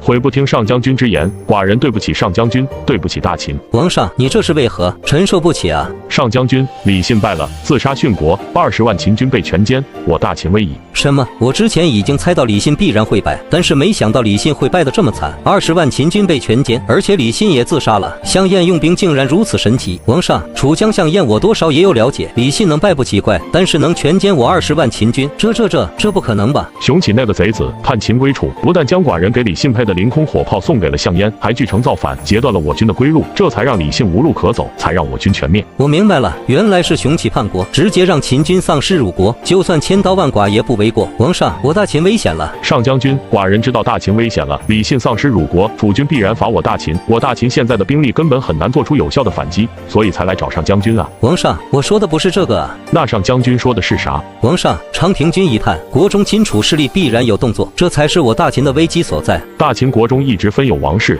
宗室、亲楚3种势力，王室算是裁判，一直旁观宗室与亲楚2股势力的互相争斗。宗室觉得亲楚的这帮人大都是楚人，居心叵测，应该驱逐出秦国；而亲楚的人觉得自己大部分都是历代亲王的母族，论其与秦王的关系，自己要比宗室这些人还要近一些，要不然怎么有句话叫娘亲就大呢？所以亲楚的人也看宗室不顺眼，两排势力从宣太后芈月时期就开始争，直到现在。而之前营策之乱的时候，牵连了大批宗室，宗室的势力几乎覆灭，再也无力与亲楚势力抗衡。本来寡人想的是扶植学宫的力量代替宗室的力量来制衡亲楚势力，这也是寡人任命虾仁为相国的根本原因。但是让我没想到的是，虾仁为了李牧会宁愿不要相国这个职位，退回学宫。再后来荆轲刺秦的事，我2人又生出间隙，所以寡人扶植学宫势力来制衡亲楚势力的计划破产。还没等寡人找到新的势力来制衡亲楚势力，亲楚势力竟然会在这个时候给了寡人一个闷棍，让20万大秦精锐战死疆场。结果现在大秦国内势力构架彻底失衡，上将军，如此该怎么办才好？我向来不参与政事，只是这一次李信战败的影响太大，如果我再不管，怕是大秦就真的完了。为今之计，王上需要亲自去学宫，请虾仁出山。请他？当然，虾仁乃是学宫领袖，朝中九卿有大半与他关系深厚，在我大秦早就根深蒂固，而且他从来不染指兵权。王上请他出山，应该可以放心。还有呢？王上，有虾仁执掌国事，财税才能在你的掌握，然后我想办法从各地驻军中抽人出来，先稳定大秦国内的局势，再考虑如何反击楚军。如此，王上手上有钱有兵，又是大秦正统，谁都没办法翻起浪花，大秦之危可解。寡人如果再纠结虾仁在荆轲刺杀我这件事情中的角色，那大秦可能真的就完了。既然如此，寡人亲去学宫请先生出山，其他的事情要劳烦上将军了。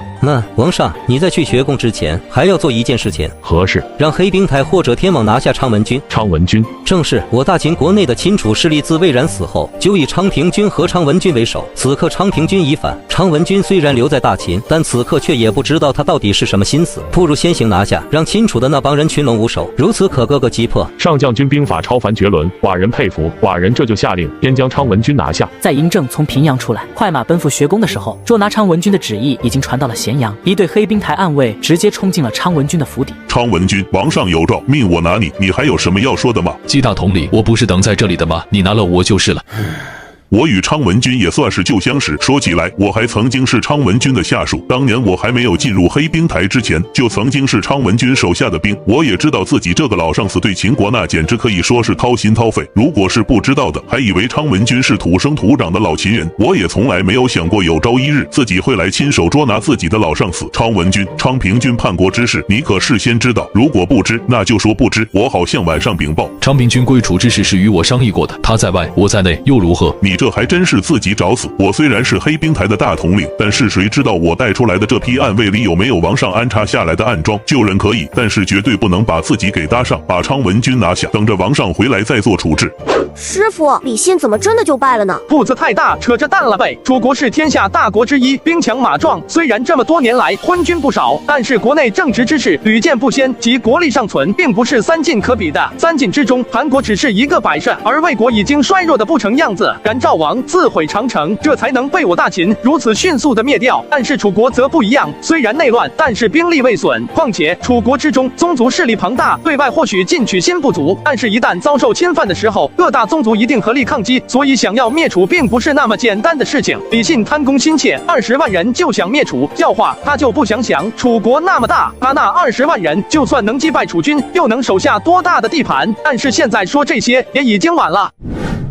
确实是晚了，请先生救我大秦。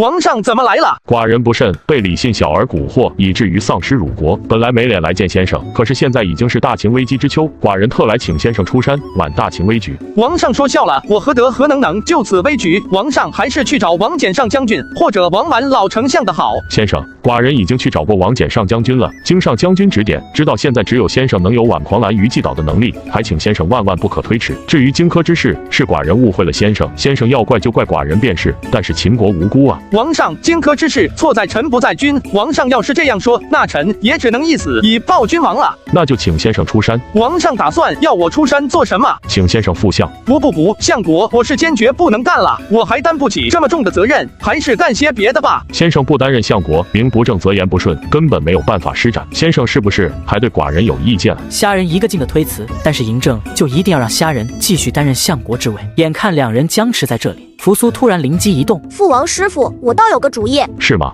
说来听听。我大秦相位除了相国之外，本来另有右相、左相之位，只是近来一直是王绾丞相当国，所以也一直没有将相位补满。如果师傅实在不愿意担任相国的话，那不如请师傅为右相，王绾为左相，二人分别负责一摊事，如何？当相国也最多就是动动嘴，但是当右相就不一样了，那还真的要做事情的。我就因为不想搞这么复杂的事情，才不愿意出山。现在可好，本来能闲一点的相国我都不想干，反倒让我去当右相，而且这样一来，那不是凭空让王绾的丞相降了一级？大秦以右为尊，右相位在左相之上，人家王绾丞相干得好好的，平白无故的被降了一级，这上哪说理去？刚才已经推辞了相国一职，现在要是再推掉右相之位，怕是嬴政就真要有什么想法了。按照扶苏说的办吧，只要先生出山就行，至于是右相还是相国都无所谓。你个坑师傅的货！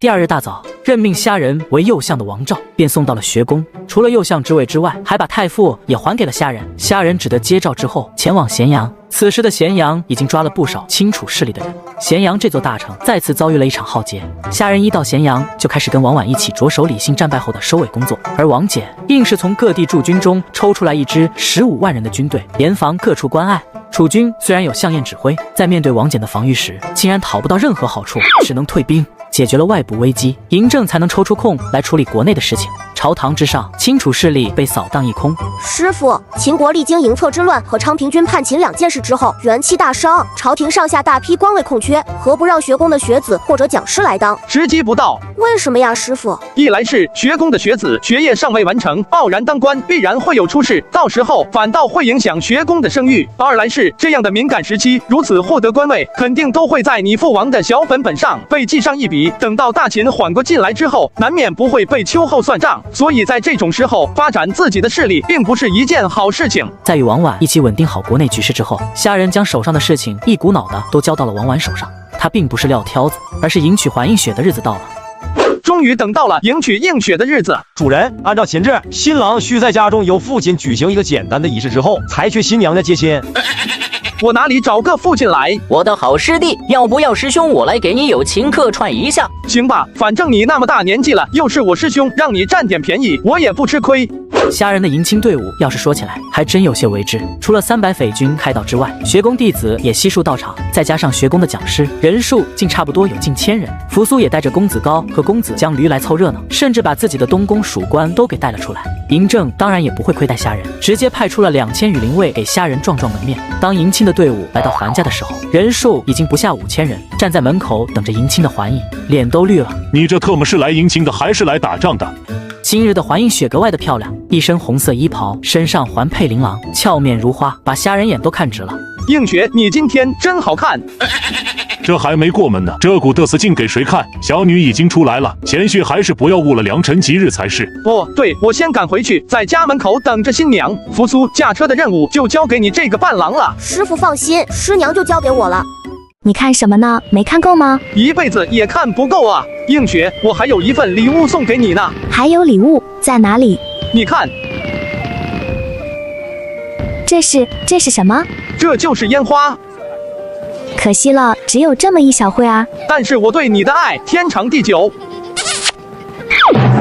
谁？师傅，是我们。你们不在前厅饮酒，来这儿干啥？我们就是看到天上刚才放的焰火很漂亮，所以想进来问问师傅，那是什么东西？我们刚才什么都没有看到。真的什么都没有看到吗？既然什么都没有看到，那眼力确实是差了点。回去学宫绕操场给我跑10圈，也锻炼身体嘛。师傅，我们现在要说看见了还来得及吗？看见了，看见什么了？没看见，啥都没看见。臭小子！桓映雪一入虾家，就立刻执掌了虾家的管家权。两人在咸阳也没有待很长时间，新婚3日回门之后，两人就住到了学宫。而大秦在经历了伐楚失败后，嬴政终于明白了，凭大秦现在的势力，想要灭楚还比较困难，所以也同意了虾仁和王婉的建议。整个大秦休养生息3年，大秦这头巨龙进入了蛰伏期，也让齐楚燕3国松了一口气。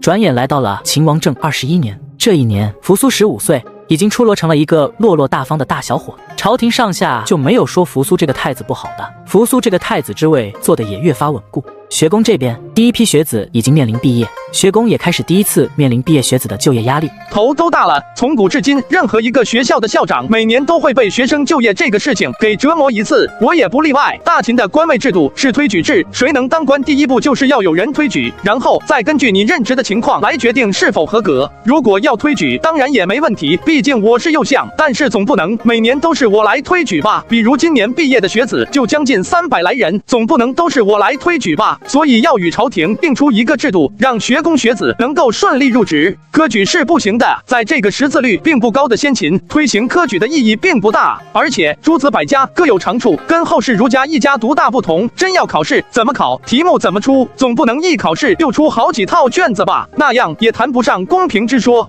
对了，实习制度将大秦的官职分成几个类型，学子先根据自己学到的东西和自己的意向来报名自己想去担任什么样的官职。当然不可能一上来就是主官，所以还需要一个官职叫实习官。实习官并没有实际的权利，只是在自己的主官身边学习，可以提出建议，但是没有执行的权利。1年之后，由自己的主官决定是否可以将实习官转为正式官员，并且上报给朝廷。这样的话，学子的毕业之后有了去路，也不用担心这些学子没有实际执政经验而办错事。如此甚好。这几年大秦休养生息，寡人也经常到学宫去，深深感觉到学宫学子与现在大秦官员的不一样。学宫的学子每个人身上都好像有一种冲劲和朝气，期待这样的学子进入了大秦的官场，能够给大秦带来不一样的变化。而这批学子中，虾仁最关注的那几个人也各自有了自己的选择。扶苏因为是太子没得选，萧何选择去牧民官，扶苏直接将萧何推荐给了王婉。公子高和公子江驴经过3年的学习，也已经不再是以前那副纨绔模样。公子高喜欢上了技术流，留在了奇迹研究院当起了一名研究员，而公子江驴则选择进入军队。与公子江驴一样选择了进入军队的，还有刘邦、章邯一群人。虾仁看着自己眼前少说有50-60个想要进入军队的学子，头疼了。进入军队成为武官，与其他的官位不同，武官是要上阵搏杀的，进入了军队就代表要亲冒矢石，冲锋在前，说不定什么时候就把小命给丢在战场上。他是实在舍不得这些学子在战场上就这样丧命。在这样的压力下，虾仁还真的想出了一个解决办法。开炮！参谋部正是参谋部的主要职能就是贯彻执行王上和主将的命令指示，搜集和提供情报，制定作战计划，推演作战结果，战时出谋，非战时练兵。听上去倒是挺不错，就是具体是个怎么搞法？先说说参谋部的人员组成。参谋部的组成应该是由军中宿将和青壮年军人组成，比如各位将军和学宫的学子，这样既有实际的作战经验，也可以为大秦补充更多的新鲜血液。青壮年将领在参谋部可以得到更多的学习和锻炼，一旦需要他们征战的时候，也可以直接接管某支军队，投入战斗。这样看来，参谋部倒是可以一试。王上，如果设立参谋部的话，不知道该将参谋部放在哪个部门为好？如果参谋部真的像右相所说的这些职能，似乎也只能挂在太尉府下面。只是大秦的前任太尉是魏辽子，几年前魏辽子在陪着你去魏国河东转了一圈之后，回到秦国就交了辞呈，人也不知所踪。所以秦国的太尉空缺了多年，实际掌握太尉权力的是2位上将军，要不放在太尉府下面。王上，与其放在一个空了的太尉府下面，不如成立一个国防部吧。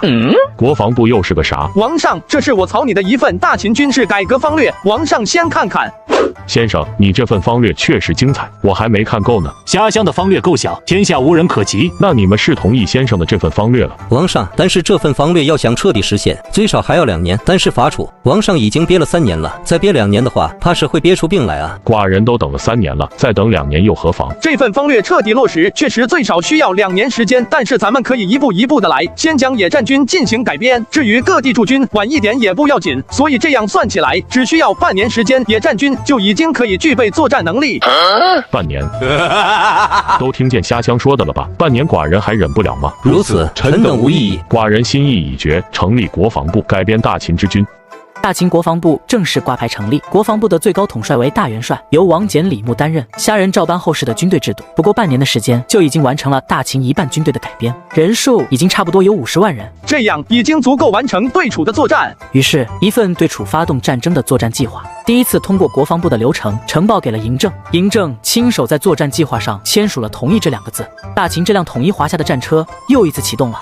这次进攻楚国，秦国可以说是把家底全给用上了。大秦上将军、国防部元帅王翦担任总指挥，从3大军区抽调了正规野战军21个，辅战军9个，炮旅3个，总兵力达到了55万人。第1路由王翦亲自指挥，从陈颖攻向城父；第2路由蒙恬担任总指挥，攻平舆；第3路则由杨端和担任总指挥，出加盟作为佯攻，牵制楚国西南的兵力。秦国再次出动大军伐楚的消息迅速传到楚国，接到消息的楚国只能迎战。这几年楚国持续内乱，楚王之位频繁更迭，最后是复楚胜出，当上了楚王。楚王当即同样分兵3路迎战秦军，柱国相燕率30万楚军进城父，司马区定率20万楚军进平舆，尹景齐率楚国西南之兵据杨端河，派人去陈颖，让昌平军绝对不能放弃陈颖。昌平军这几年在陈颖发展的兵力多少也有4、5万人，加上嬴策带着叛出秦国的宗室，兵力差不多有7、8万人。只要能守住陈颖半个月，我方的大军就能赶到，到时候也未必不能复制击败李信的故事。而王翦率领的这路秦军也很快就开到了陈颖城下，大军拉开架势就开始围城。大仗之中也召开了伐楚的第1场军事会议。诸军是否都已经到达指定位置？启禀上将军，除去杨端和将军的蜀郡方面军的消息还没有传来之外，其余各军都已经到达指定位置。很好，刘邦，你们参谋部做得很好。既然各军已经都到达了指定位置，那么我想知道楚军的行动。项燕的人马已经集结完毕，这2日就会向陈颖开拔。楚国令尹景齐也已经到了高蔡，开始聚兵，而司马区定的人马却迟迟没有动静，也没有情报送来。参谋部对这样的情况有2种猜测：一是区定聚兵碰到了困难，没有办法聚集足够的士兵开拔；二是区定已经聚好了兵，只是消息封锁的非常严密，我们的情报人员还没有办法获得相关的情报。你以为是哪一种？上将军，根据我们之前对区定这个人搜集的情报了解，这个人不过是依靠家族力量登上司马之位的纨绔，他曾经带兵去剿灭过土人，结果被土人击败，所以并不存在韬光养晦的说法。所以我们有理由做出以下判断：一、楚国的兵源出了问题，短时间内楚国无法再筹集兵源加入作战；二、项燕统帅的这支军队是楚国最后成建制、有战斗经验的军队，如果能击败这支军队，楚国将再也无法组织像样的抵抗。所以，能否击败甚至歼灭项燕的这支队伍，就成了这次伐楚的关键所在。你们都听听，这就是参谋部的作用。你们这些大老祖，平日里怕是根本不会去想这些事情吧？这特么都是人才啊！行了，你们别看了，现在还没到时候，等开始作战了，会给你们每一个军安排1名参谋下去。我可提前告诉你们，这些参谋可都是我的宝贝疙瘩，你们可得照顾好了。那是当然，到了我们那里，我们一定好吃好喝的供着。行了，下面安排作战计划。上将军令，明日辰时开始，由炮旅开始对陈颖展开炮击。1个时辰后，由第9、11、13、16四个军分别对陈颖4门发起进攻，要求1个时辰内攻下陈颖。怒！第7军、第19军分别封锁程复和寿春的道路，务必不能让陈颖的战况提前被程复和寿春知道。怒！其余各军作为预备队，等候下一阶段命令。此战请诸军戮力同心，务必报李信将军之仇。翌日卯时，3个炮旅就依次排开阵型。这3支炮旅是虾人亲手打造训练的，而3个炮旅的首任旅长则是白胜的3个徒弟，3个铁匠一跃成为大秦军方的主战兵种主官。这不但在大秦历史上绝无仅有，在华夏历史上也再难见到。开炮！陈颖并不是大梁那样的坚城，城墙全是土墙。虽然这几年在昌平军的加固加高之下，确实比一般的城市城墙要高，也更厚一些，但是却挡不住旧炮如此的轰击。不到小半个时辰，陈颖的一面城墙就已经全面崩塌。报告上将军，陈颖一面城墙已垮，建议取消炮击，直接攻进城去。下令炮旅停止射击，改由原定的地面部队进攻。这还是我认识的那支秦军吗？挡不住秦军了，咱们赶紧撤。如此秦军，咱们又能躲到哪里去？去淮南，去吴越都可以，反正不能留在这里等死。报告将军，陈颖全城已经落入了我军手中，只是秦军搜遍了全城，也没找到昌平军。没关系，跑就跑了吧，跑得了一时，还能跑得了一辈子。大军开进陈颖的时候，王翦看着已经崩塌的陈颖城墙，有些发愁，还打算用陈颖来作为据点，引诱项燕呢。现在一面城墙都没了，这地方还能待吗？之前的计划还是按照原来秦军的战斗力来设计的，但是现在秦军的战斗力既然已经膨胀到这样一个程度，什么样的仗打不了？更不说我们手上还有3个炮旅这样的大杀器。既然这样，索性就来场大的。传令留下1个辅战军修复陈颖城墙，其余各军全速开赴城父，将项燕的军队全歼。3年了，憋了3年，这口恶气总算是出了，只是没有抓到昌平军，却是唯一的憾事。命3路主将将昌平军生擒活捉，送回咸阳。寡人要亲自看着昌平军被五马分尸。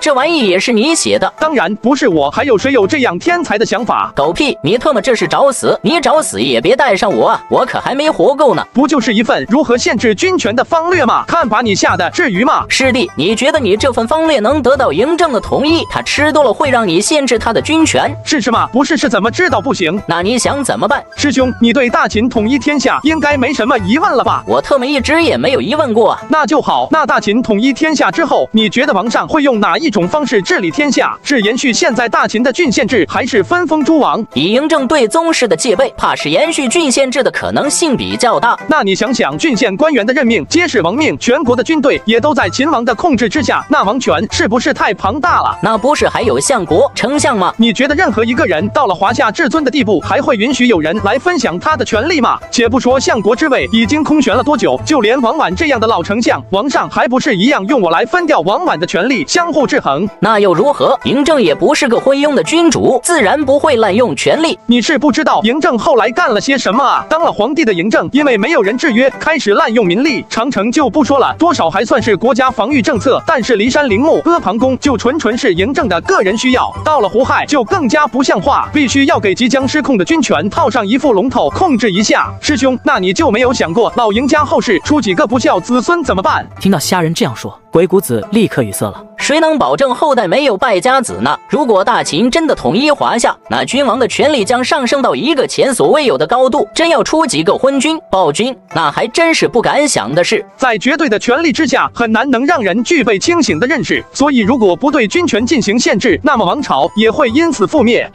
师兄，你咋不说话了？我还能说什么？我也得敢说话啊！你这活儿太可怕了，难度太高，我实在是不想掺和。难度很大吗？我已经完成了第1步了。完成了第1步？你啥时候完成的第1步？你完成啥了？我咋不知道？军制改革啊！你主持的军制改革跟限制军权有什么关系？师兄，大秦以前要调动军队需要什么？王诏和虎符啊。那现在呢？国防部的命令。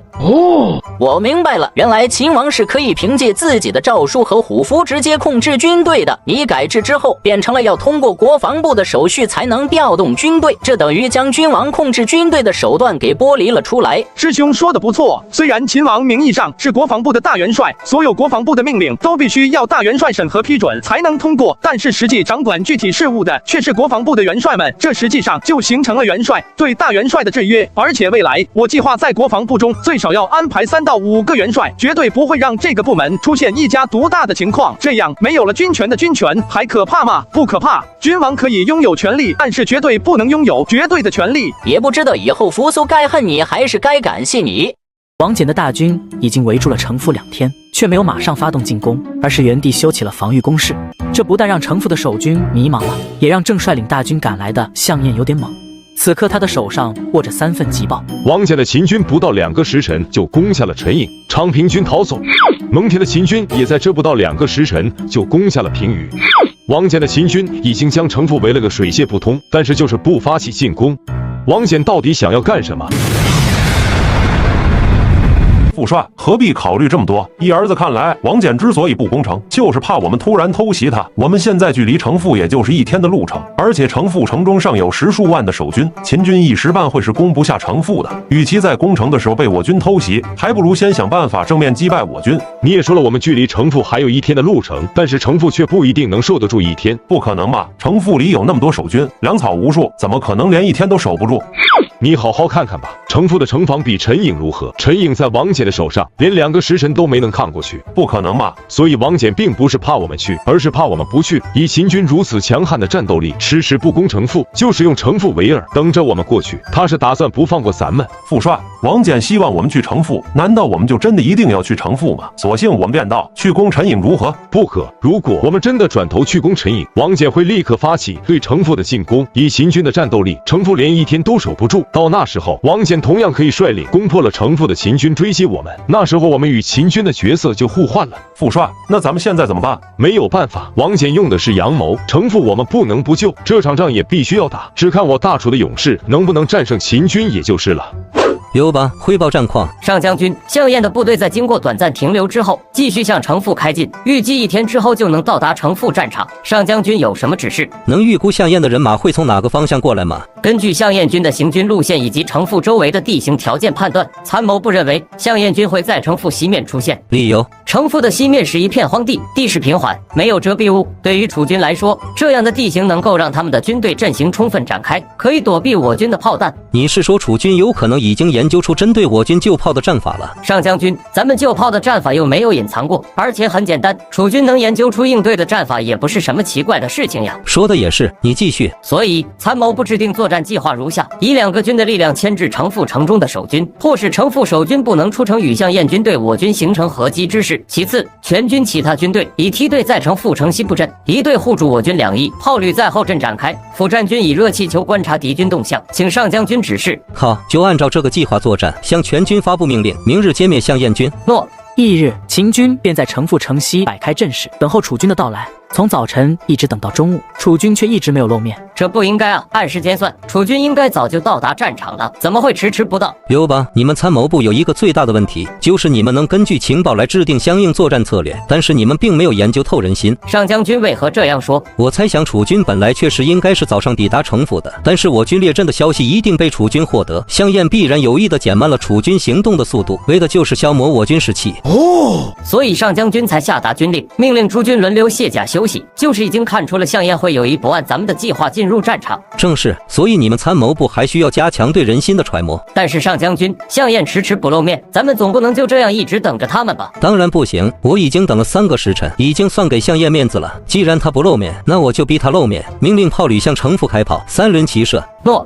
而一直没有出现在秦军预设战场的楚军，此刻就在距离城父还不到10里的地方。项渠对项燕让全军止步不前的命令很是不解。父帅，城父就在眼前，我们为何不直接过去与秦军决战？秦军已经摆开了阵势，就等着我军过去，好一战击败我们。我军远来疲惫，秦军已经制动，必不是秦军的对手。但是现在我们全军在这里休息了3个时辰，而秦军则全身着甲，一直在等着我们。那秦军就成了疲惫之师，毕竟甲胄很重，哪怕就是坐着不动弹，也是很消耗体力的一件事。父帅妙算，秦秦军这次必败。秦军统帅王翦，天下名将，我这一计他虽然会上当，但是也瞒不了他多久。此刻的秦军必然已经轮流卸下休息啊！那咱们怎么办？咱们军中有多少骑兵？咱们军中正规的骑兵只有2万。你让骑兵去袭扰一下秦军，但是不可接战，只要让秦军发现就行。那你王翦不是安排大军轮流休息吗？我就派骑兵过来袭扰一番，看你还敢让你的大军休息。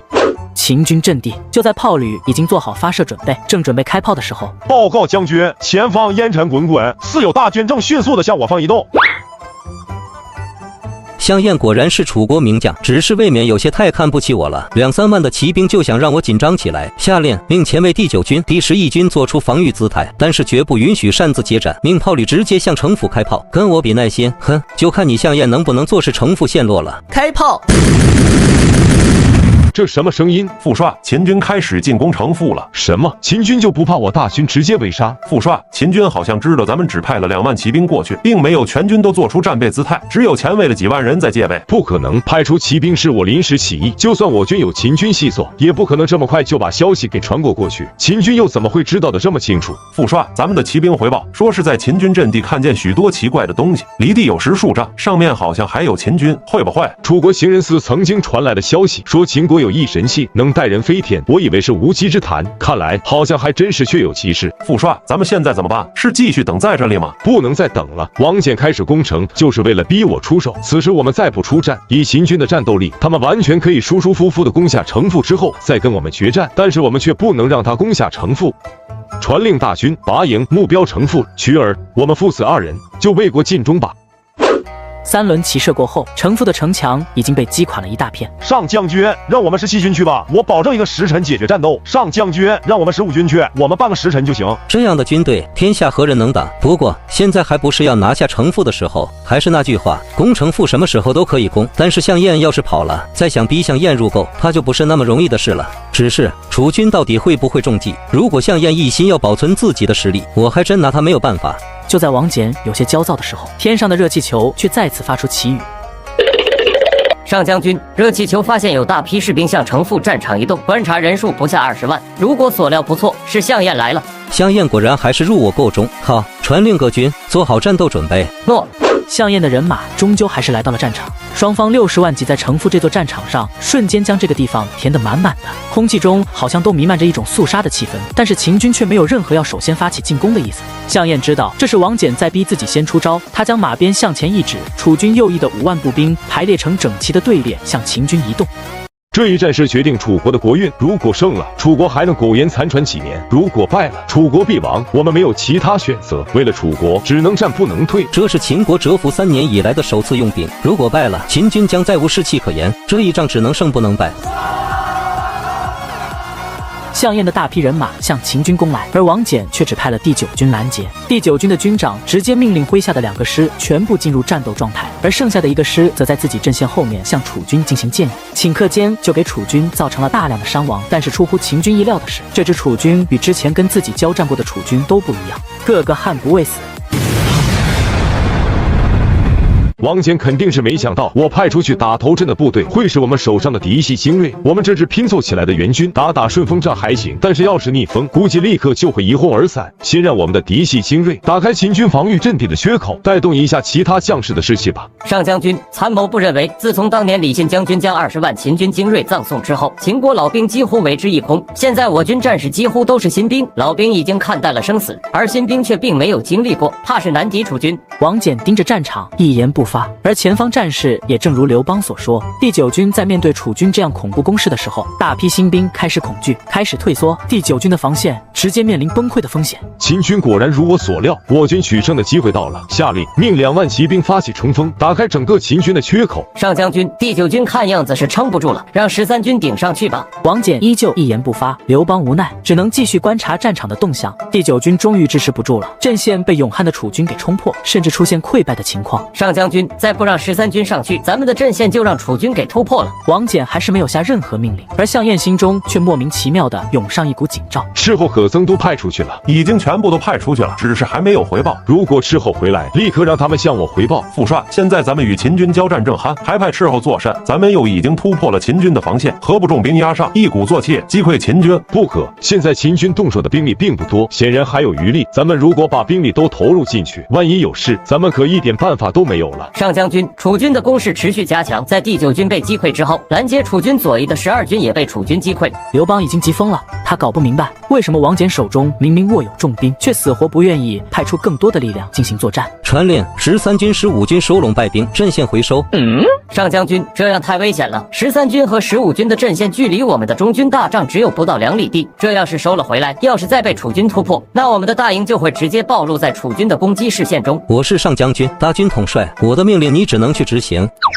派一支队伍冲进城涪城中，让守军从城中出战，与援军夹击秦军，让第4军堵住豁口，不让城涪的守军出来。副帅，我军攻击位置距离王翦只有2里不到。哈哈哈！秦军的溃败不是演出来的，那是真的溃败了。看来王翦已经计穷了，全军出击。项燕看到这样的战况，大喜过望，却已经忘记了自己心中的那份警兆，全军压上，甚至连预备队都没有留。在他看来，王翦肯定是没想到自己派出去打头阵的部队会是自己手上的精锐，所以才会造成秦军前卫的溃败。他赌自己能够抓住王翦的破绽，直接彻底击溃秦军。上将军，咱们准备反击吧！楚军全军都动了。为将者当有静气，这么着急干什么？你仔细观察一下战场，除了一开始楚军派出来的那2支人马之外，现在对咱们发起进攻的楚军是否还有那么强悍的战斗力？上将军，我看懂了，现在项燕调动的楚军跟之前的楚军根本就不是一回事，无论战心还是勇气，都没有办法跟之前的楚军比。如此可教，之前的楚军必是项燕亲手调教出来的，所以才会有如此的战斗力。而现在的楚军必然是项燕从4处拼凑的，而这也将是项燕失败的原因。你交代辅战军看看，蒙恬的人马到了没有？蒙恬将军不是在平舆吗？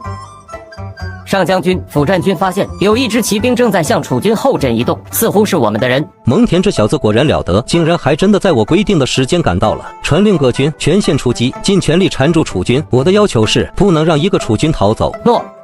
秦军开始了全面反击，这一反击立刻就让楚军阵脚大乱。这个杂牌部队被秦军一个冲锋就给冲散。副帅，后阵有秦军围过了，全是骑兵。咱们的斥候呢？怎么没有发现秦军？咱们的斥候从开战之后就没有回来过。儿子光顾了眼前的战事，就忘了把这件事告诉副帅。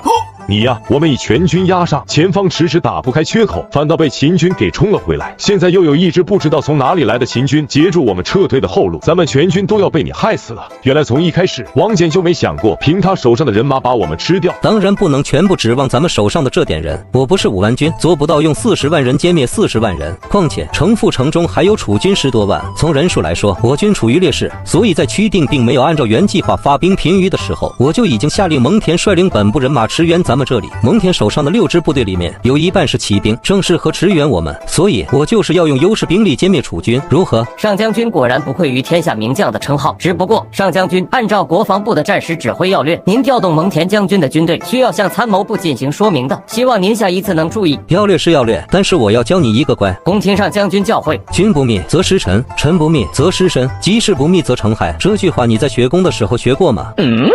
本来楚军就已经有些摇摇欲坠，而蒙恬的骑兵截断了楚军的后路，成为了压断楚军军心士气的最后一根稻草。除了项燕的嫡系还能坚持战斗下去，其他部队已经开始做鸟兽散了，而就连项燕嫡系的人马都被自己的败兵给冲散，项燕根本无法组织起像样的反击。看吧，我就说楚军败亡的关键就在这些非项燕的嫡系，这些人都是被项燕抓来凑数的，根本谈不上军心士气。只要能破了他们的军心，那等待项燕的也只有失败。上将军，楚军已败，咱们可不能放跑了项燕。你放心吧，项燕跑不了。项燕真的没能跑掉，项渠知道这样下去肯定不行，于是让剩下的几千子弟兵保护项燕向其他方向杀出去，自己则带着不到1000人向其他方向运动，将秦军的注意力给引开。但是他和项燕都忘记了，秦军现在有辅战军和热气球。2个时辰后，城涪战场的厮杀声渐渐消散，项燕和他还剩下的最后几百人被秦军围在一个小山坳中，而王翦此时也来到了这里。要想真的灭了楚国，必须要守楚人之心。项燕为楚国老世家，又是楚国的上柱国，在楚人心目中的分量很重。只要项燕能投降大秦，大秦灭楚将事半功倍。大秦上将军王翦请楚国上柱国项燕将军出来答话。上柱国，属下刚才看了一下王翦喊话的距离，咱们的弩箭刚好能够到，要不要我暗地里给他一箭？秦军必乱。你是存心辱我名声吗？我虽然战败，然而却也不会做这样暗箭伤人的事情。上将军有礼，在下楚国项燕。上将军有什么话就说吧。你们这是在干什么？参谋部安排我们保护上将军。刘参谋说，如果楚军再来一发暗箭，秦国就有2位上将军死在暗箭之下，会成为天下的笑柄。我与上柱国以诚相待，你们走开。项将军，此战楚军败了，而阁下也被我军围在这小小的山坳之中，已无退路，何不降了我大秦？我大秦绝不吝惜官位，必然高官厚禄以待将军，如何？上将军，你秦国有为国赴死的李信将军，我大楚未必就没有。虽然已无退路，我也知道今日已无幸理，但是我身为大楚人，死为大楚鬼，我是绝对不会投降秦国的。你就死了这条心吧。带上来。项将军，你儿子项渠已经被擒，你若不愿投降大秦，你儿子也会跟着你一起被杀。难道你就忍心看着你儿子也人头落地吗？项燕此刻见到项渠也没能逃出去，两行热泪就流了下来。儿啊，既然被擒，那还有什么好说的呢？你我父子一同为国捐躯也就是了。父帅说的对，家中尚有2弟，我也已经有了儿子，家族存续自有2弟承担，我此生也无怨了。今日劝降2人之事，看来已经不可为了，先压下去吧，回头抓了项燕再做努力。儿啊！为了不投降，项燕竟然亲手射杀了自己的亲儿子，这未免做的也太决绝了。项燕带着他的亲卫呼喊着向秦军这边杀来，也没有任何意外，他们如同一朵浪花，被蜂拥而上的秦军给淹没了。给项家父子留个全尸。项燕父子兵败城父，为国捐躯。司马屈定收拢人马撤回寿春，令尹景齐将楚国西南的兵力全部给带回了寿春，导致楚国西南没有了任何抵抗力量，从而让秦国杨端和青儿一举拿下。一群废物，尤其是景齐，竟然扔了西南之地，寡人要治他的罪。王上，景齐虽然是怕死，但是毕竟带回来了小2 10万的兵力，而且项燕战死，楚国能带兵的人已经所剩不多，更何况景齐又是楚国区景昭3大家族的领袖，您初登王位正需要3族的大力支持，所以更加不能处罚景齐。但是这场失败总得要有人来承担责任了，不如把锅甩给项燕。项家在楚国世代为将，但是也只是将，比起曲景昭3家来说，项家真的不算什么。楚王权衡了许久，终于做出了一个让他终生后悔的决定，下令项燕父子贪功冒进，丧失辱国，将项家抄家。项家父子为国捐躯，却换来如此下场，这让楚国的忠臣义士无不感到唏嘘。项燕的2儿子项梁被捉拿，就连项燕长子项渠马上就要临盆的妻子也被捉拿下狱。唯一幸运的是，楚王复楚还没有白痴到将项家满门抄斩的地步。而秦军这边，王翦留下了3个军扫荡淮北，自己跟蒙恬合兵一处，直扑楚都寿春。楚国借兵这么快就败了，不借，如果现在发兵，那就代表着要跟秦军主力狠狠地干上一仗，胜了当然好说，要是败了呢？下令严守关隘，防止秦军偷家，一兵一卒也不派往楚国。迁都从寿春迁到越国地界，反正也不是第1次迁了。报告王上，秦军的骑兵已经截断了寿春通往外界的各条道路。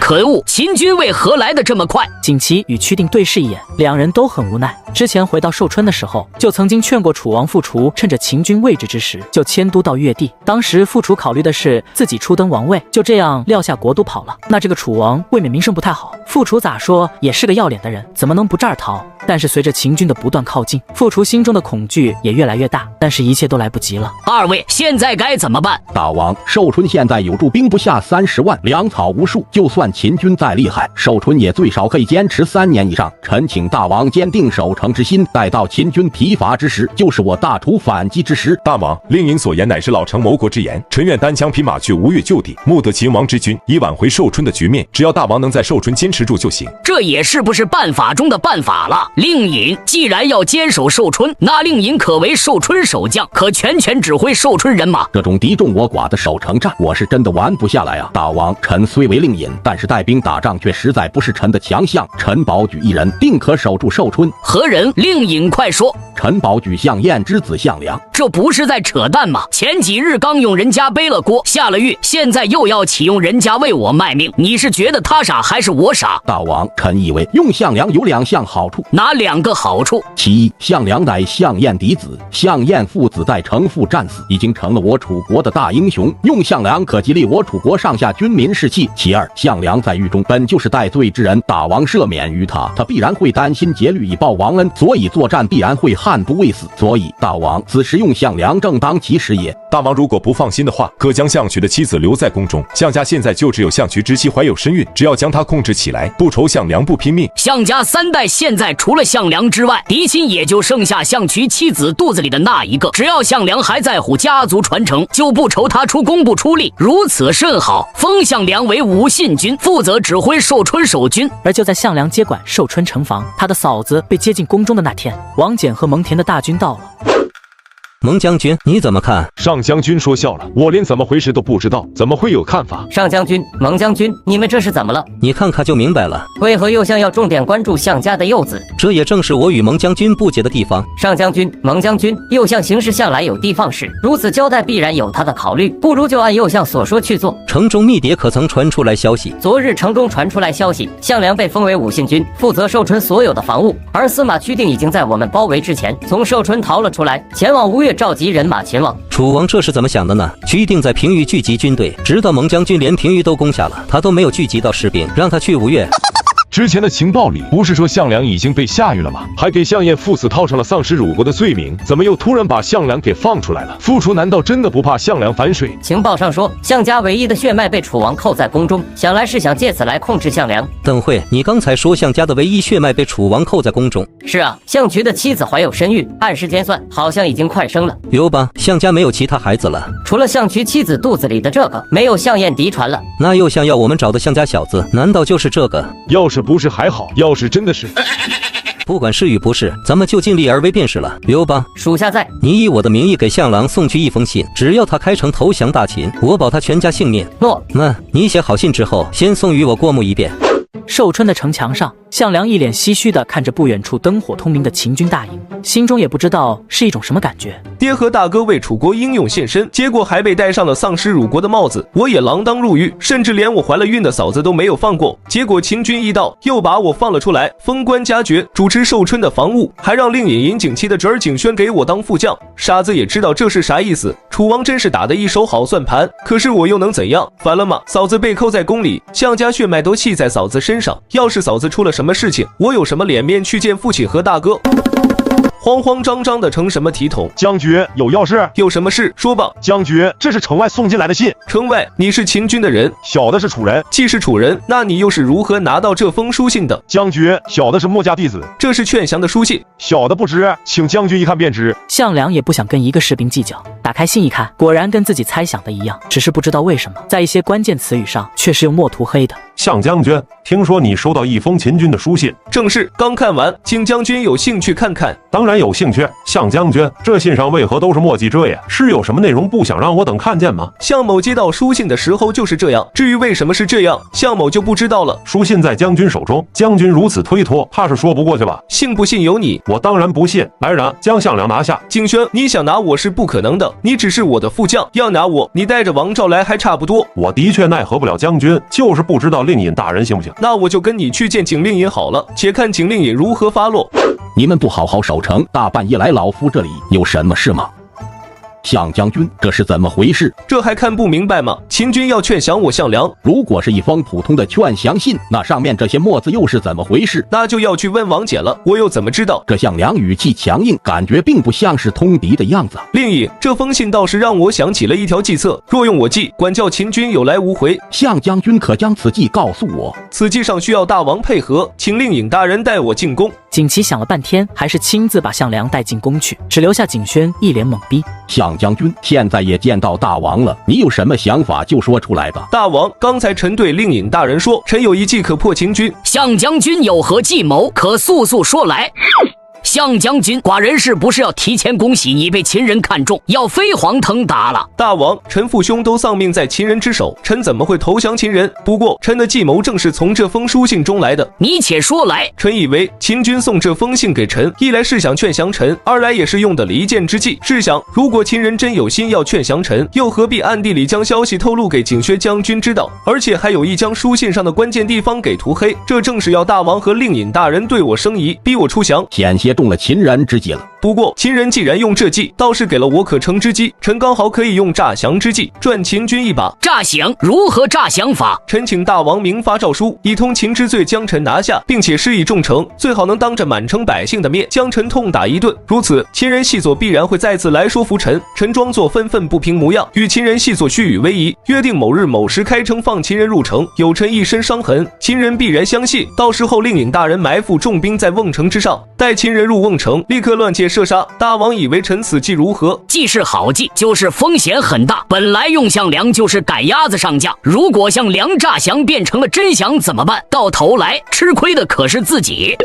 大王，项夫人刚刚已经生了，生的是男是女？这也不是宫中后妃生的，你这么激动干啥？禀大王，生了一个男丁。男丁？好，项将军，既然是男儿，那可有取好名字？回大王，臣兄父程父之前已经留有遗言，若生下来的是男丁，就取名为项羽。项羽，好名字，项家世代英雄，此子未来必定不凡。寡人也有些心动了，不如这样，寡人将此子收为义子，一切待遇与寡人公子相同。而且项将军军务繁忙，此子就养在宫中，以解项将军后顾之忧。项将军以为如何？楚王如此，不过就是想给我套上一层枷锁。如果拒绝，怕是这孩子活不过今晚上。项家现在就这一根独苗，而且还是大哥的孩子，无论如何我都要保住孩子的性命。臣谢王上恩典。楚王满意了，景琦也满意了。项梁虽然不太满意，但是好像也没有什么办法。如果说他嫂子还没生之前，他还真有一丝投降秦军的想法的话，此刻他已经彻底没了。项梁与秦人暗通，按律当斩。念在项家世代为国，从轻发落，大帐50，降为守城副将，戴罪立功。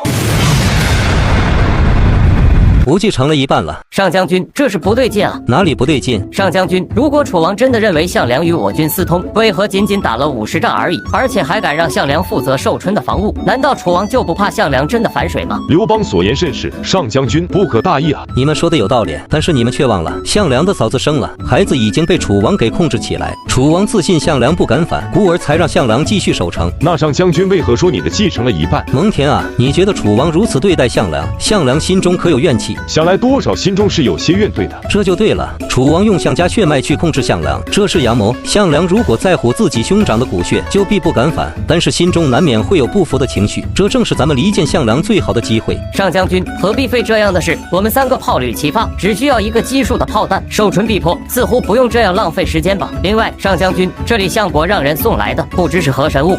此乃苹果14，主人能吃吗？抱歉，不能，这是我们未来用来给前线将士们的通讯工具。那主人你是从哪来的？区区一个苹果14 Pro Max， 左下角升级，免费领的。厂家让利推广，推出重磅福利，不限量的苹果14 Pro Max， 登录就能拿，升级还能再拿8000。主人，为何我3刀就被人秒了？你得首选黑悟空，幻化天神，能打能扛，一天飙升100万战力，遇神杀神。好的，主人，我去试试。记得认准我左下角链接，从立即下载进入秘境养龙寺，首充1元就送绝版红装和极品魔龙，开启满街攻速，3天飙升500级，苹果和8000，手到擒来。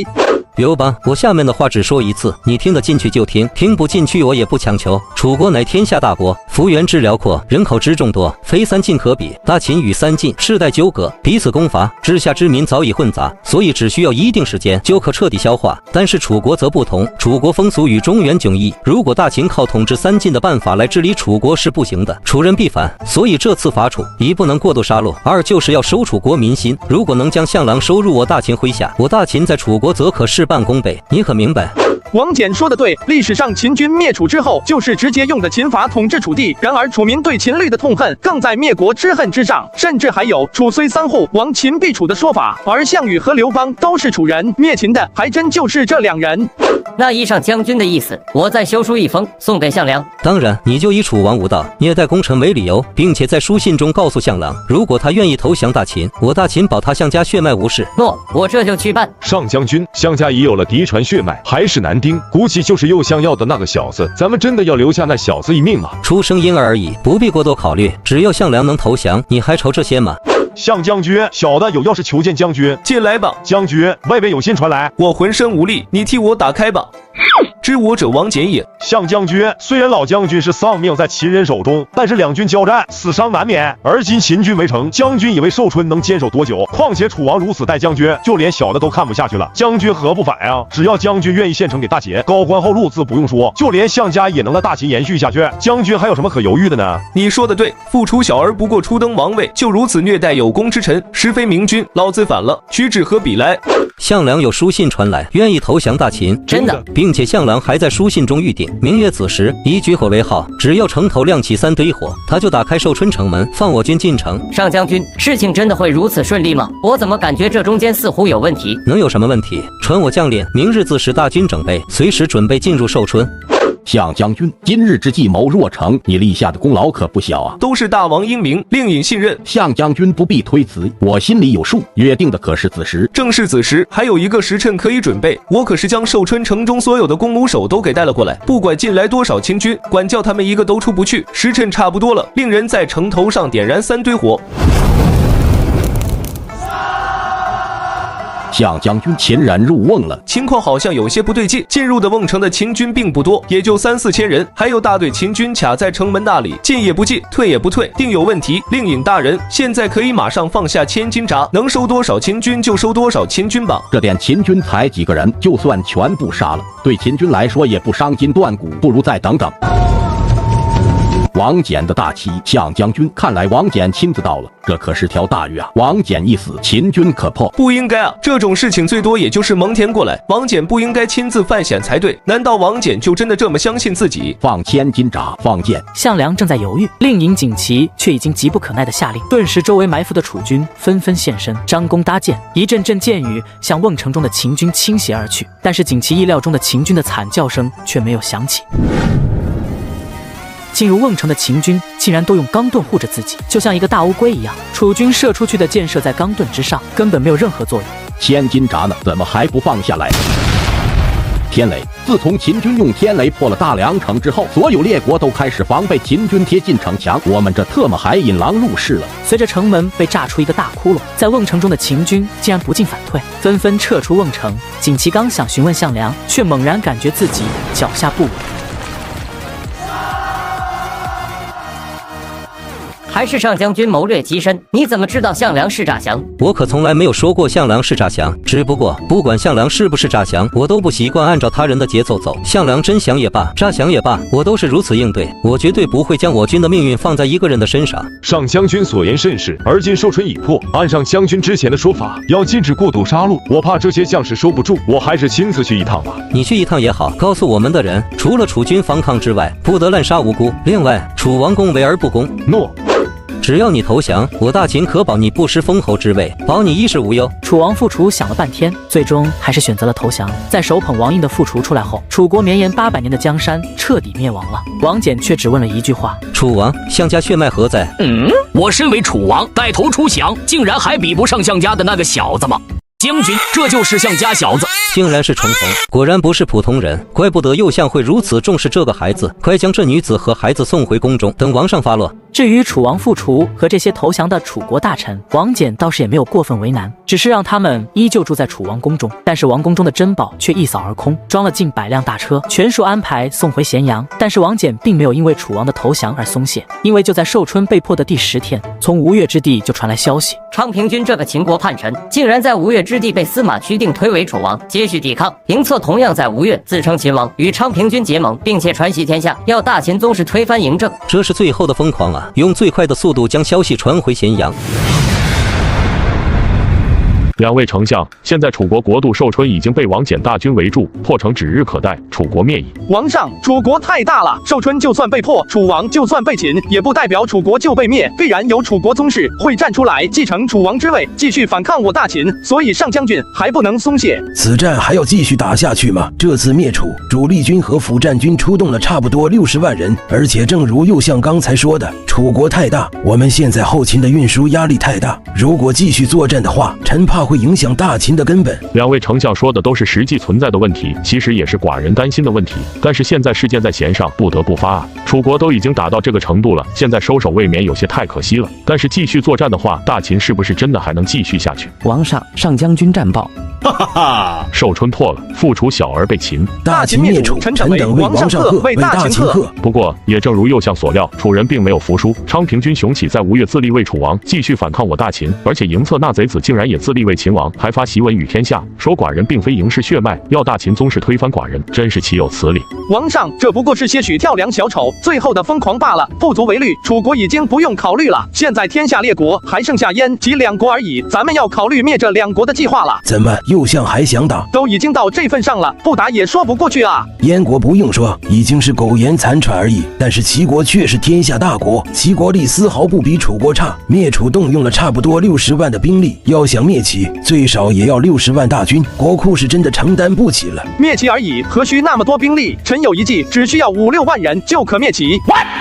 右相，你可想明白了？那是齐国，不是燕国。齐国带甲之士不下50、60万众，你可不能开玩笑啊！右相，这是可开不得玩笑，不如等楚国完全消化了，咱们再屠齐国不迟。王上，王丞相，臣这一计还真只有这个时候才管用，等到楚地全部被消化了，臣这计可就不好用了。5、6万兵力就能灭了强悍的齐国，你他妈真会吊我胃口！右相即将安出。我大秦在雁门还驻扎了3个军的正规军，可命一将率雁门之军渡过易水，先将残燕灭掉。右相，不是说灭齐吗？怎么变成灭燕了？雁门之军若出，那匈奴如果来犯，该如何是好？王上，李牧上将军在北地已经训练了4个精锐骑兵军，可将李牧将军的骑兵军调到雁门防御匈奴。有李牧上将军在，匈奴必不敢来犯。哦，对，寡人差点忘了，我大秦还有一个上将军。这也不怪王上一时想不起来，老臣也差点忘了，主要是李牧上将军这人太过低调，整日就猫在北地郡练兵，也不参与政事。右相说的是，李牧上将军在匈奴人的心目中，那就是战神一样的位置。有李牧在，就算没有军队，匈奴估计也不敢轻易动手。但是雁门的3个军灭燕倒是绰绰有余。灭燕之后呢？王上，我大秦在灭燕的同时，还要做2件事。哪2件？其一，派使者出使齐国，至于线路，又从燕国冀州前往临淄便是。为何要从冀州走？这样才能将灭燕的3个军变成使团的护卫啊！3个军作为使团护卫，这个使团护卫的人数未免也太多了吧？其二，立刻命临淄的密谍以重金结交齐相后胜，一定要后胜相信，就算齐国被我大秦灭了，后胜只要出了力，就能继续他的荣华富贵。不是出动大军灭楚去了吗？怎么还有功夫打我？出海去齐国也好，去三韩也罢，总归不至于成为秦军的俘虏。报告大王，秦军入寇了。投降，快！这一次秦伐燕，桓乙终于捞到了主将的位置，可是灭了燕国的桓乙却不是很开心，一点成就感都没有。在派人把燕王喜和燕国宗室大臣送回咸阳之后，桓乙带着2个军驻扎蓟京，这也是国防部的命令。但是在这里，他却见到了一个意想不到的人物。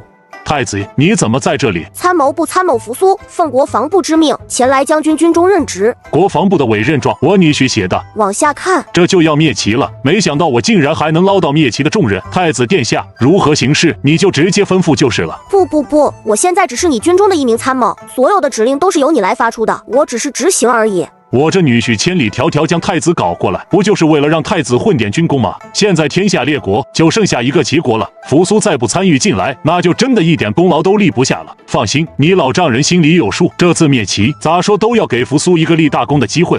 扶苏进入桓乙军中为参谋之后，不到3天，秦国派去齐国的特使就到了。这位使者也不是别人，正是扶苏的熟人，纵横家的后起之秀利益姬。利益姬到了冀州之后，与桓乙、扶苏关上门研究了一夜。第2日，打着秦国特使的旗号，从冀州直接前往临淄。而这时，王翦调动了6个军，屯兵在齐楚交界的地方，摆出一副要进攻齐国的架势。齐国不敢怠慢，同样将重兵驻扎在边境之地。而在重兵屯扎在南境之后，北境的防务自然就减弱了不少。所以，利益姬和桓乙庞大的使团竟然一路畅通无阻的到了临淄城。齐国直到桓乙把临淄给围了，都还懵懂不知，只以为是秦国的使团人数太多。直到桓乙派人进城劝降的时候，齐王建才发现，原来自己的国都被包围了。这他妈是怎么回事情？后胜，秦军把我们给围了，你知道不知道？臣也是刚刚才知道，正准备去城墙上看看秦军动态，王上就把臣给到进宫来了。你的意思还是寡人耽误了你办正事了呗？不敢不敢，臣只是实话实说而已。寡人要不是了解你，寡人还真信了。你说现在秦军围城了，我们该怎么办？是不是要把南线的人马给调回来？王上，临淄城中尚有精兵8万，加上城防坚固，秦军一时半会应该奈何不了我齐国。臣以为还是先观察秦军虚实，再做下一步的打算。齐王见此时对后胜还真有点刮目相看的感觉，没想到这个自己以为是个草包的相国，竟然也能提出如此中肯的建议。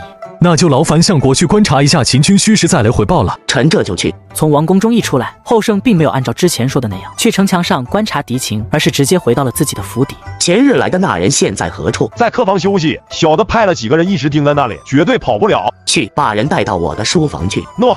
特使大人，前几日是我怠慢了，恕罪恕罪。后胜相国好威风啊！我来给相国送礼，也为相国收了，我人却被相国大人扣了下来，现在是要杀人灭口了吗？特使大人说的哪里话？我怎么会杀了特使大人？只是大人自称是利益旗，有何凭证？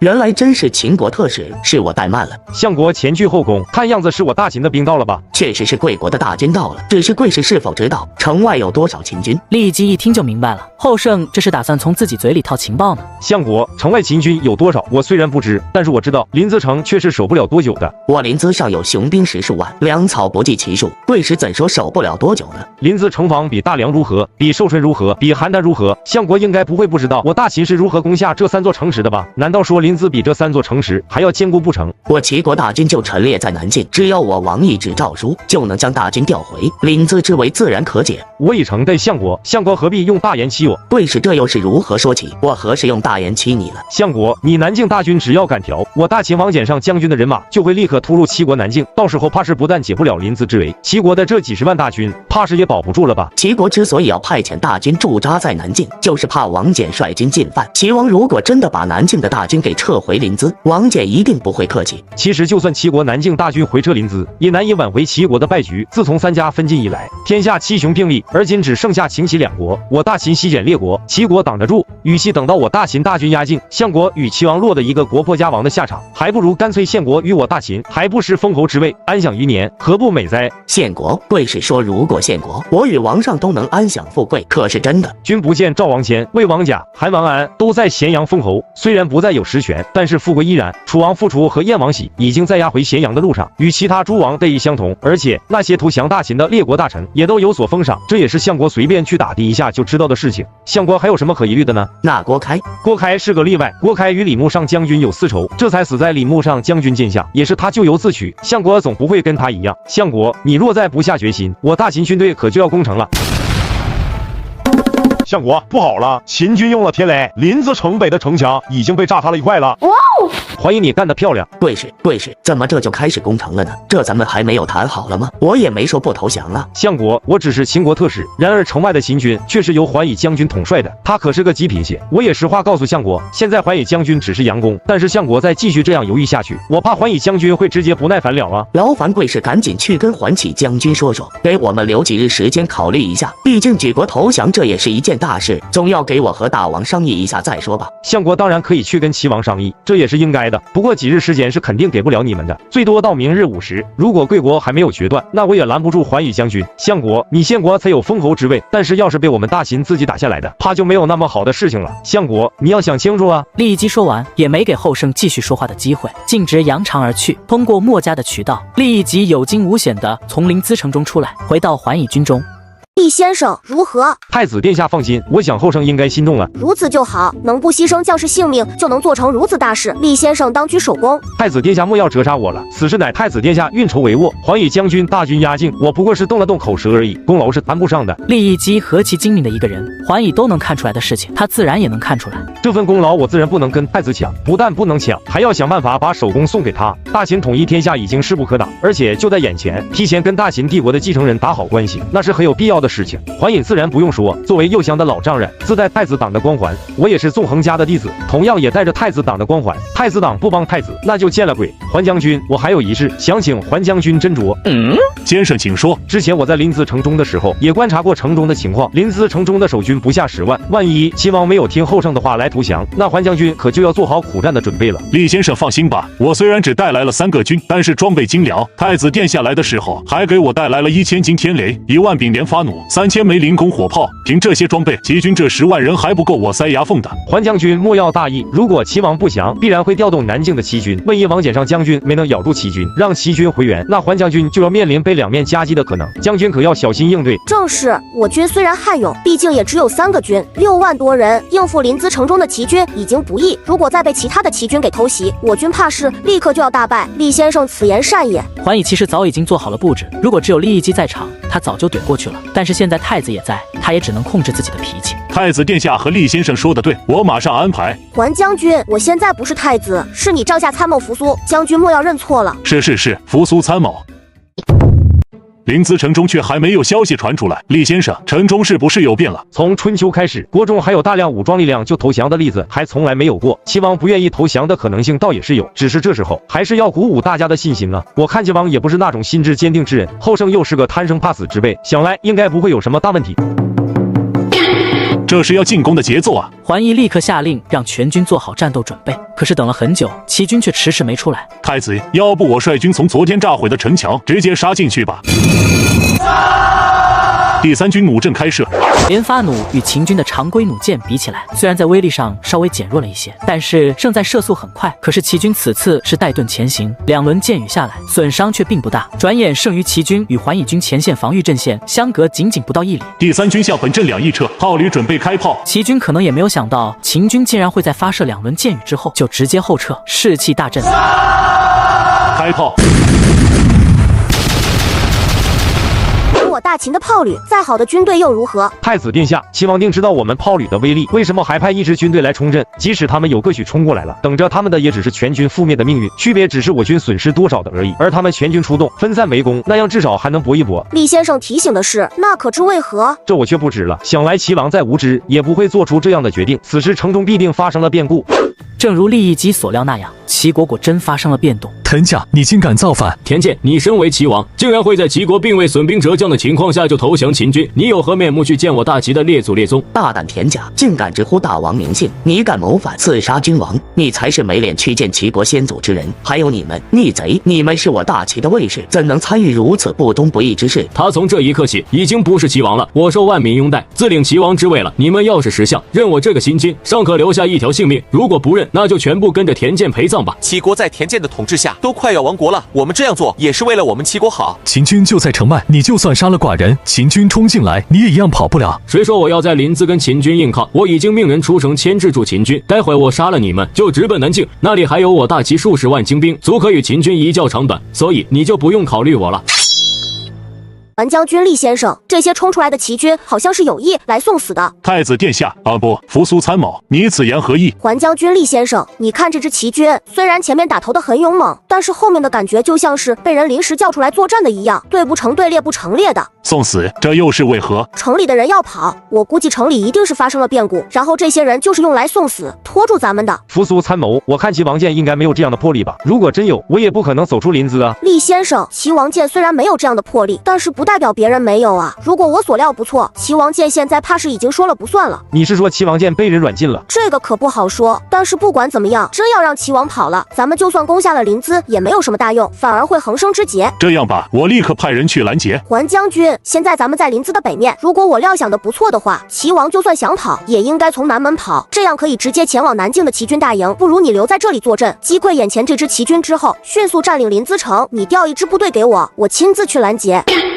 不行，拦截齐人这种事情风险太大。如果太子发生了什么事情，且不说王上的怒火，我自己都不会原谅自己。这种事情，我安排一个军长去也就是了，何必劳烦太子殿下？这里除了我，没有人更合适了。如果拦截的真的是齐王，一旦齐王提出什么条件，除了我，你们谁都做不了主啊。所以为了避免夜长梦多，还是我去最合适。厉一击虽然也担心扶苏的安危，但是他知道扶苏说的是对了。在这里的3个人当中，能够马上就做出决断的只有扶苏。桓将军，这样吧，我与太子殿下同去，我保证保护好太子殿下的安危。还将军，此事咱们耽误不起了，再耽误齐王就真的跑了。既然如此，我将雁门第2军调给你，他们有1个师的骑兵，行动相对迅速一些。我这就去。另外还请还将军调2000柄连发弩给我。连你亲自带人去追都答应了，区区2000柄连发弩又算得了什么？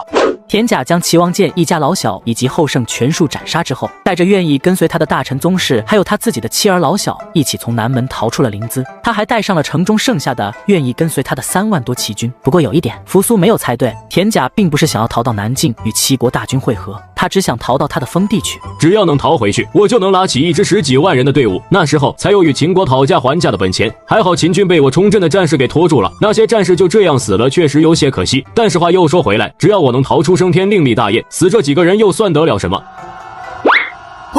这是哪里来的人马？田甲大惊，只见不远处烟尘滚滚，大队骑兵高举秦字大旗向自己这边冲了过来。秦军是怎么这么快就得到消息的？大王，秦军人数不过数千，强攻我们是自己找死，他们这就是想用骑兵拖住我们。那该如何是好？大王，不如命令留下一些人将这些骑兵给牵制住，咱们轻车简行，先把这些秦军给摆脱了再说。田甲有些犹豫，他倒不是舍不得那些大臣宗室和家眷，他是怕将士兵丢下之后，自己手上没有兵，保护不了他的安全。想了一会儿，他还是拒绝了齐将的建议。我们手上有3万精锐骑军，对付这几千骑兵，简直不要太轻松。迎战！田甲终究还是舍不得这些人马，但是他忽略了一点，他本来就是要逃命的。那3万骑军根本没有战意，靠着这3万没有战心的骑军，怎么可能是战意昂然的数千大秦铁骑的对手？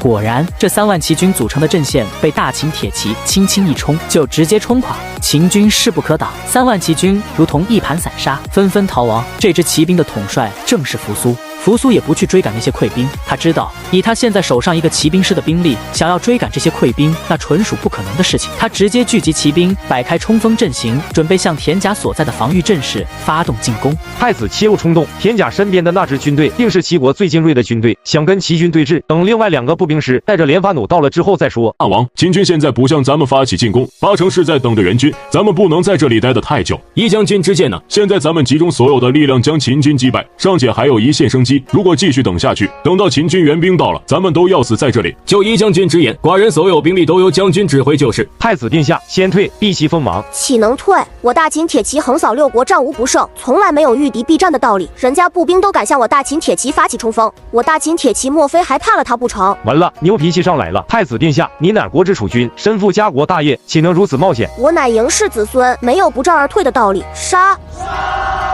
顿时秦军之中喊杀声起，整个骑兵师的士气同时为之一振，纷纷催动胯下战马迎接齐人的冲锋。可是正如利益基所说，田甲的这些亲卫个个勇猛无比，扶苏的骑兵并没有占到丝毫便宜。也就在这时，秦军的另外2个步兵师终于赶到了。将军，秦军援军已至，咱们还是先跑吧。前面一群秦军给围住的，看样子像是一个重要人物，要不要干脆冲过去，将他给擒住再说？此时如果真的要冲过去，估计也很难再次冲出重围。趁退，先杀出去再说吧。齐军将领仔细思索了片刻，还是决定按照田甲的意思，先杀出去再说。他却不知道，他却差点有机会改变天下的命运。田甲虽然跑了，但是他的家眷、宗室、百官、亲卫都没有能跑掉，直接被扶苏一锅端了。等到战斗结束的时候，扶苏审讯了这些俘虏，才知道齐王宫中发生的事情，这让扶苏突然有了一种挫折感。齐王建和相国后胜竟然死在了田甲的手里，而且郭还把田甲给放跑了。明明制定好的计划，却出现了如此的变故，真的不知道该如何向父王和师父交代。从齐王建死的那一刻开始，齐国就已经灭亡了。田甲不过是一个宗室而已，即便是他杀了齐王，最终也不过就是一个跳梁小丑。虽然春秋战国乱世，杀君犯上之事也不绝于耳，但是弑君这种事情毕竟是大逆不道。春秋时，齐国大夫崔杼弑君，太史一家被连杀4人，也不愿更改史书上记载的崔杼弑其君这句话，搞得崔杼都只得掩面而去，最后被齐国贵族杀死。毕竟谁又会真心跟随一个弑君的人呢？太子，这个功劳已经不小了，末将现在就向咸阳报捷，太子为此战首功。而就在扶苏灭齐的同时，蒙恬的大军在吴越击杀了昌平军、楚国平，而齐国南境的数十万大军在接到临淄之变，齐王建以及齐王建的儿子们全数被田甲所杀之后，也选择了投降。从此列国归秦，天下一统。3、2、1。今日正旦，刚好是百官朝贺的日子，嬴政现在兴奋之极。诸位臣工，天下大定，今日大朝会，咱们就议大秦今后治国的国策吧。王上，臣以为王上四海归一，天下大定，当去王爵，另立尊号，而后再定其他的事情。左相所言有理，王爵乃周家制度，与我大秦何干？那你们说说，寡人该上何等的尊号才更为妥当？臣与众臣商议，又与博学之士商议良久，乃议定一个尊号。上古之时，有天皇、地皇、太皇之说，而三皇之中，太皇最尊。臣等以为王上可上太皇尊号，天子称朕，宁曰制，令为诏，请王上定夺。太皇这个尊号听上去还不错啊。不对啊，这时候你不是应该说这个尊号无法彰显自己的功绩吗？你上了太皇这个尊号，那皇帝怎么办？指皇帝岂不是就没了？虾仁的脸上露出怪异的表情，而他这副表情恰好被嬴政看到。先生对寡人上太皇这个尊号好像有点不满意。臣非是对王上上太皇尊号不满，而是觉得太皇这个尊号不足以彰显王上功绩，怕为后世之人笑也。太皇者，上古三皇最尊也，这都不行。先生博学广识，还请先生指教。之前群臣议定尊号的时候，我也请教过你的意见，你说你不参与，连听都不听。现在奏书以上，反倒来说这个尊号不美，你这是要背后捅刀子吗？你哪里知道我的苦衷？我也知道这样做得罪人，但是为了那个蔓延华夏历史2000年的尊号，就算得罪人，那也顾不得了啊！臣以为王上之功，功高三皇，德盖五帝，当取三皇五帝中各一字，号曰皇帝，以示尊贵。皇帝，臣以为右相子言谬也。这不是跟随淳于越进宫的13名儒生之一的博士官吗？哦，你来说说，右相这话有什么不妥的地方？臣禀王上，三皇五帝者，皆是上古圣贤。王上虽然功业无双，然功不过上古，所以右相所说乃虚荣也。臣冒死请治右相谄媚之罪。你说我说的是虚荣，还说我谄媚？那我请教阁下几个问题可否？且问就是。淳于越啊，淳于越，你看看你带出来的都是一帮什么人？我来问你，上古三皇五帝可有如今大秦如此疆域，如此人口？三皇五帝时，天下归心，得披四海，未必比现在时少。三皇五帝时，即政令可通顺。你要敢说四夷宾服这种套话，我就抽你！博士官虽然不相信虾仁真的敢在大朝会抽自己，但是虾仁对儒家的态度一贯敌视，真要抽自己，嬴政估计也不会治虾仁的罪，反倒让自己丢脸，索性不说话，只用头去看地面。三皇五帝时虽然称尊，然天下群雄并起，三皇五帝不过天下共主而已。除去三皇五帝自己的部落，其他大小部落林立，如周王室就是。而今我大秦囊括四海，天下臣民皆是我大秦子民，这岂是三皇五帝可比拟的？况且咱们的时代是不停向前进步的，比三皇五帝强有什么？要是还不如三皇五帝，那才惹人笑也。你这博士本为掌通古今教授学问，已被咨询之官，却说出如此言语，我劝你还是要多读书。哟呵，这场面好像挺熟悉的。3、2、1。博士官吐血倒地，并没有引起太大的骚动，大概是已经习惯了。嬴政一脸嫌弃的让人把博士官给拖了下去。先生，皇帝之号太过尊贵，寡人真的可以用吗？你怎么还不自信了呢？你如果都没有资格用，那华夏历史上400多位皇帝也都没有资格用了。皇帝尊号实至名归。诸位大臣以为如何？看王上的脸色，分明是已经对皇帝这个尊号喜欢到了极点。这时候出言反对，最终的下场绝对不会比刚才拖出去的那个博士好多少。皇帝尊号实至名归。既然众臣没有意见，寡人就用皇帝的尊号。臣恭贺大秦皇帝陛下，皇帝陛下万岁！臣恭贺大秦皇帝陛下，皇帝陛下万岁！皇帝陛下万岁！皇帝陛下万岁！寡人朕自今日起上皇帝尊号，废除谥法，号为始皇帝。大秦之后历代君王23世，绵延无穷。来了来了，始皇帝来了！虾仁心中那叫一个激动，还有什么事能比自己亲自看见始皇帝的诞生更让人激动呢？没有，终于等到了这一天，始皇帝万岁万岁万万岁！陛下尊号既定，可定天下之策。而今天下初定，齐楚燕之地远离关中，治理不便，政令难达。臣等以为可封皇子镇守各地，为关中平障。只封皇子吗？功臣封不封？自然也是要封的，不然不足以赏其功。众卿以为如何？臣以为分封诸王乃是周王室旧制，诸侯相互攻伐，乃至天下大乱500余年。如今陛下一统6国，当按大秦旧制设立郡县，有功之臣赏其金银赋税以重之，天下也不会有什么意见。如果没有宗室册印，皇室如果有变，天下又将如何？郡县长官立成诸侯，谁能来收拾残局？大秦又如何延续？王婉说的还真是历史上大秦最后面临的局面。嬴政暴毙沙丘，胡亥窃据皇帝位，然后屠杀嬴政子女。待到陈胜、吴广起义的时候，竟然没有一个有势力的宗室能出面挽救大秦危局。接替秦朝的汉朝虽然也有七国之乱，但是在王莽篡汉之后，依旧有刘氏子孙高举义旗，光复大汉。所以从汉朝起，分封诸皇子就成了华夏各朝各代的惯例。用一句俗话来说，就算宗室诸王谋反，那也是肉烂在锅里。朱元璋就是这么想的，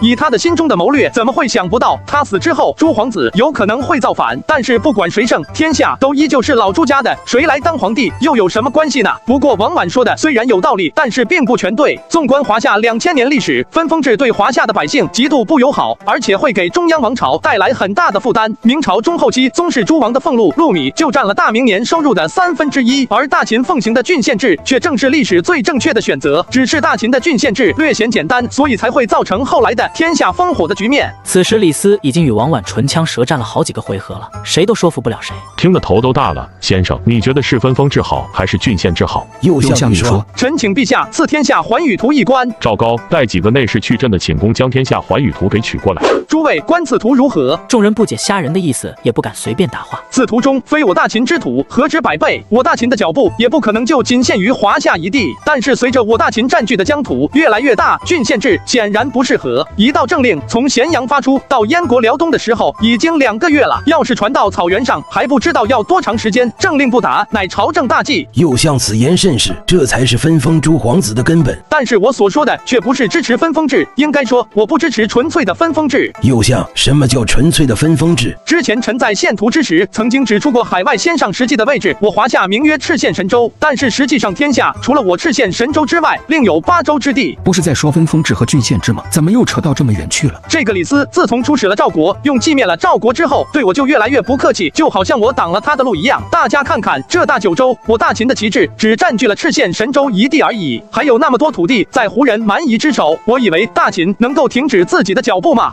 不能，天下9州都应该归属我大秦所有。所以臣的建议是在赤县神州之地以郡县制为佳，而赤县神州之外则可采用分封制，以诸位王子镇守大9州，这才是我大秦该采用的模式。如此，中央有变，则9州王室秦王；9州王室若崩，则由中央重立王室，则大秦可千秋万代，万世不移。朕的都是朕的。不给郑哥一点目标的话，郑哥就会丧失进取心。看看历史上的嬴政，在统一天下之后，开始修阿房宫，开始修自己的陵墓，将国力人力用在了几乎没有太大意义的地方。在他死之前，民间就已经民怨沸腾，到了胡亥继位之后，更加胡作非为，导致民怨到了顶点。这才是为什么陈胜吴广一生吆喝神州大地遍地烽火的原因。所以就是要给嬴政一个新的目标，保持他的斗志，这样大秦才能健康的发展。右相所言才是我大秦应有的本色。朕心意已决，神州之中用郡县制，而神州之外所拓疆土则用分封制，以诸王子镇守，以为神州屏障。陛下英明。尊号和郡县制的事情定下来之后，剩下的事情就与虾仁没有关系了。李斯进言要求天下车同轨，书同文，行同伦，这也是一个大一统王朝必须要办的事。嬴政当然照准。等到王翦奏报军方的事情的时候，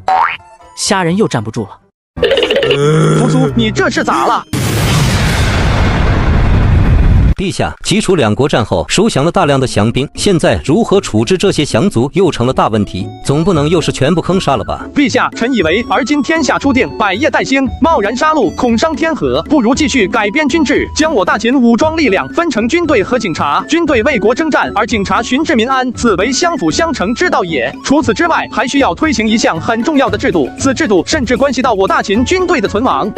敢问先生是何制度？政委制度。先生，什么叫政委制度？要解释什么是政委制度，那就首先要解决一个问题，那就是我们大秦的军队到底是为什么而战斗？大秦的军队自然是为大秦而战。那敢问上将军，为什么要为大秦而战？我大秦子民自然要为大秦而战。国若不存，民何存焉？上将军说的对，但是其他几国的军队就不是他国子民了吗？为什么会投降我大秦？那既然他国军队会投降大秦，谁又能保证大秦的军队不会有朝一日投降别人？那右相觉得是为何？我以为大秦的军队为大秦而战没有错，但是要让军队知道为什么要为大秦而战。大秦是每一个大秦子民的家，有国才有家，没有国家怎么会有一个个的小家？而没有这些小家，国又如何存在？所以国与家乃是相辅相成，缺一不可。而军队就是为了保证国乃至家的利益不受侵犯，让大秦子民的父母妻儿不受欺辱。一句话，他们就是为了自己而战。为自己，当然为了自己的家人不受欺辱，为了自己能过上好的生活，这才是军人作战的根本目的。当我们明白军队作战的根本目的之后，那只需要把这样的观念灌输给那些降兵，并且让这些降兵的待遇与我大秦一视同仁，从此只有野战军与卫戍军的区别，没有国家地域之分。反正现在天下一统，无论齐人、楚人、燕人，都是我大秦之民，所以也不存在降族之说。又像刚才说的政委制度，莫非就是专门给这些士兵灌输思想的？有点像，但是有区别。我说的政委制度是专门负责士兵的思想工作，有困难找政委，想不通找政委。换句俗一点的话来说，政委就是士兵的妈，而政委的根本目的就是让士兵们树立正确的战争观，让他们明白他们是在为谁而战斗，让他们从之前浑浑噩噩的状态中走出来，让他们对大秦保持绝对的忠诚。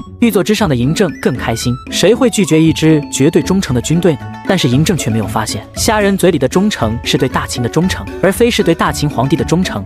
当然，在嬴政看来，大秦皇帝就是大秦，两者并没有任何区别，所以也就没往心里去。但是政委的人选从哪里来？陛下，臣学宫中兵家弟子毕业之后都进了军队担任参谋，学宫中倒是还可以开政委的课程，专门培养政委，而且我建议政委要直接安排到连一级的作战单位。如此就麻烦先生了。不麻烦，这是为臣的本分。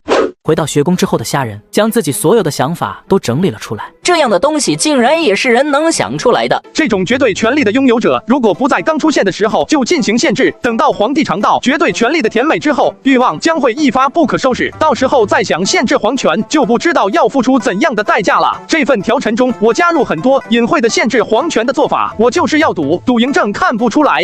这哪里是什么条陈，这特么就是一本书。军队改革方略、政府改革方略、教育改革方略，又像一夜之间怎么会搞出这么多方略出来？但是等到嬴政看完这些方略之后，他又被方略中描述的情景给深深迷住了。他有雄心，有格局，他与虾人的差别仅仅在于跨越了1000年的见识而已。始皇元年春3月，始皇帝颁布定国之诏，大秦全面改制。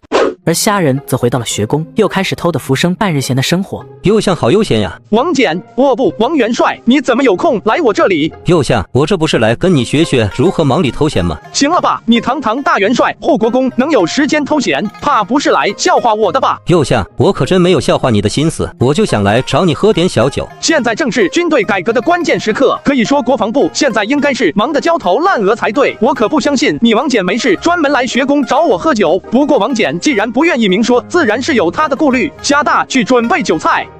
王元帅，咱俩可好像从来没有单独喝过酒啊。这是第一次，不过你家的飞天酒确实好喝，就是太贵了。你一个公爵又是元帅，陛下赏赐又重，你竟然说我的酒贵？我是有点钱，不过还是要给后世子孙留的，我可不敢乱花。儿孙自有儿孙福，你还管得了那么多？王元帅，现在酒也喝了，有什么事就说吧。实不相瞒，我今日来找右相，的确有事。我就说嘛，你老人家是无事不登三宝殿的主，到底啥事啊？右相，你还记得你提出来的政委制度吗？记得啊。怎么等不及了？学宫培训的政委还有3个月才毕业，到时候就可以将政委分到你那了，你急啥？不是我急，是有人急了。你这里的政委是还要3个月，但是国防部已经收到了2000人的政委申请。2000人？怎么可能？除了学宫，还有谁能交出这么多政委？儒家淳于越被陛下封为教育部次长，这2000人就是淳于越送来的。淳于越当了教育部次长，什么时候的事情？就5天前，淳于越觐见了一次陛下，就被陛下封为了教育部次长，然后过了2天，就将这份名单送到了国防部，还告诉我这是得到了陛下的首肯。既然给你们送去了，你们就好好用就是了，这有啥的？重点是淳于越派来的这些人不懂军事啊，我也想过好好用，把他们发到了军队上，结果这帮人非但不懂军事，还胡乱插手军队训练，甚至架子比军事主官还大，把自己都当成了监军了。那你就退回去呗。你以为我没有想过吗？我为了这个事情也给陛下上了书，但是陛下留中不发，我是真不清楚陛下到底在想什么。陛下竟然不管这事，那你来找我有什么用？我又不管军军事。右相，你这么说可就没意思了，你不管谁还能管啊？你一个元帅，怎么还讹上我了呢？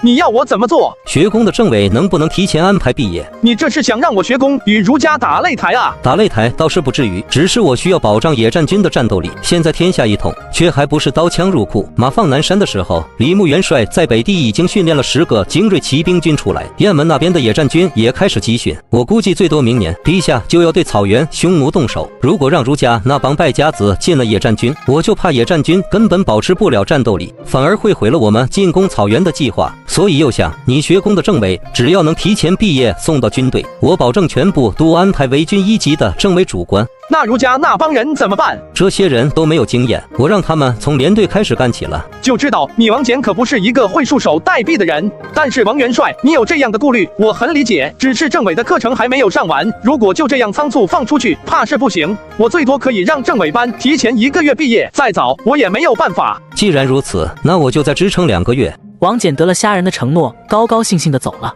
但是虾仁却有些不舒服了。不过是不太管朝堂上的事情，怎么儒家就把手插进了军队呢？重点是嬴政并不反对，他到底要干什么？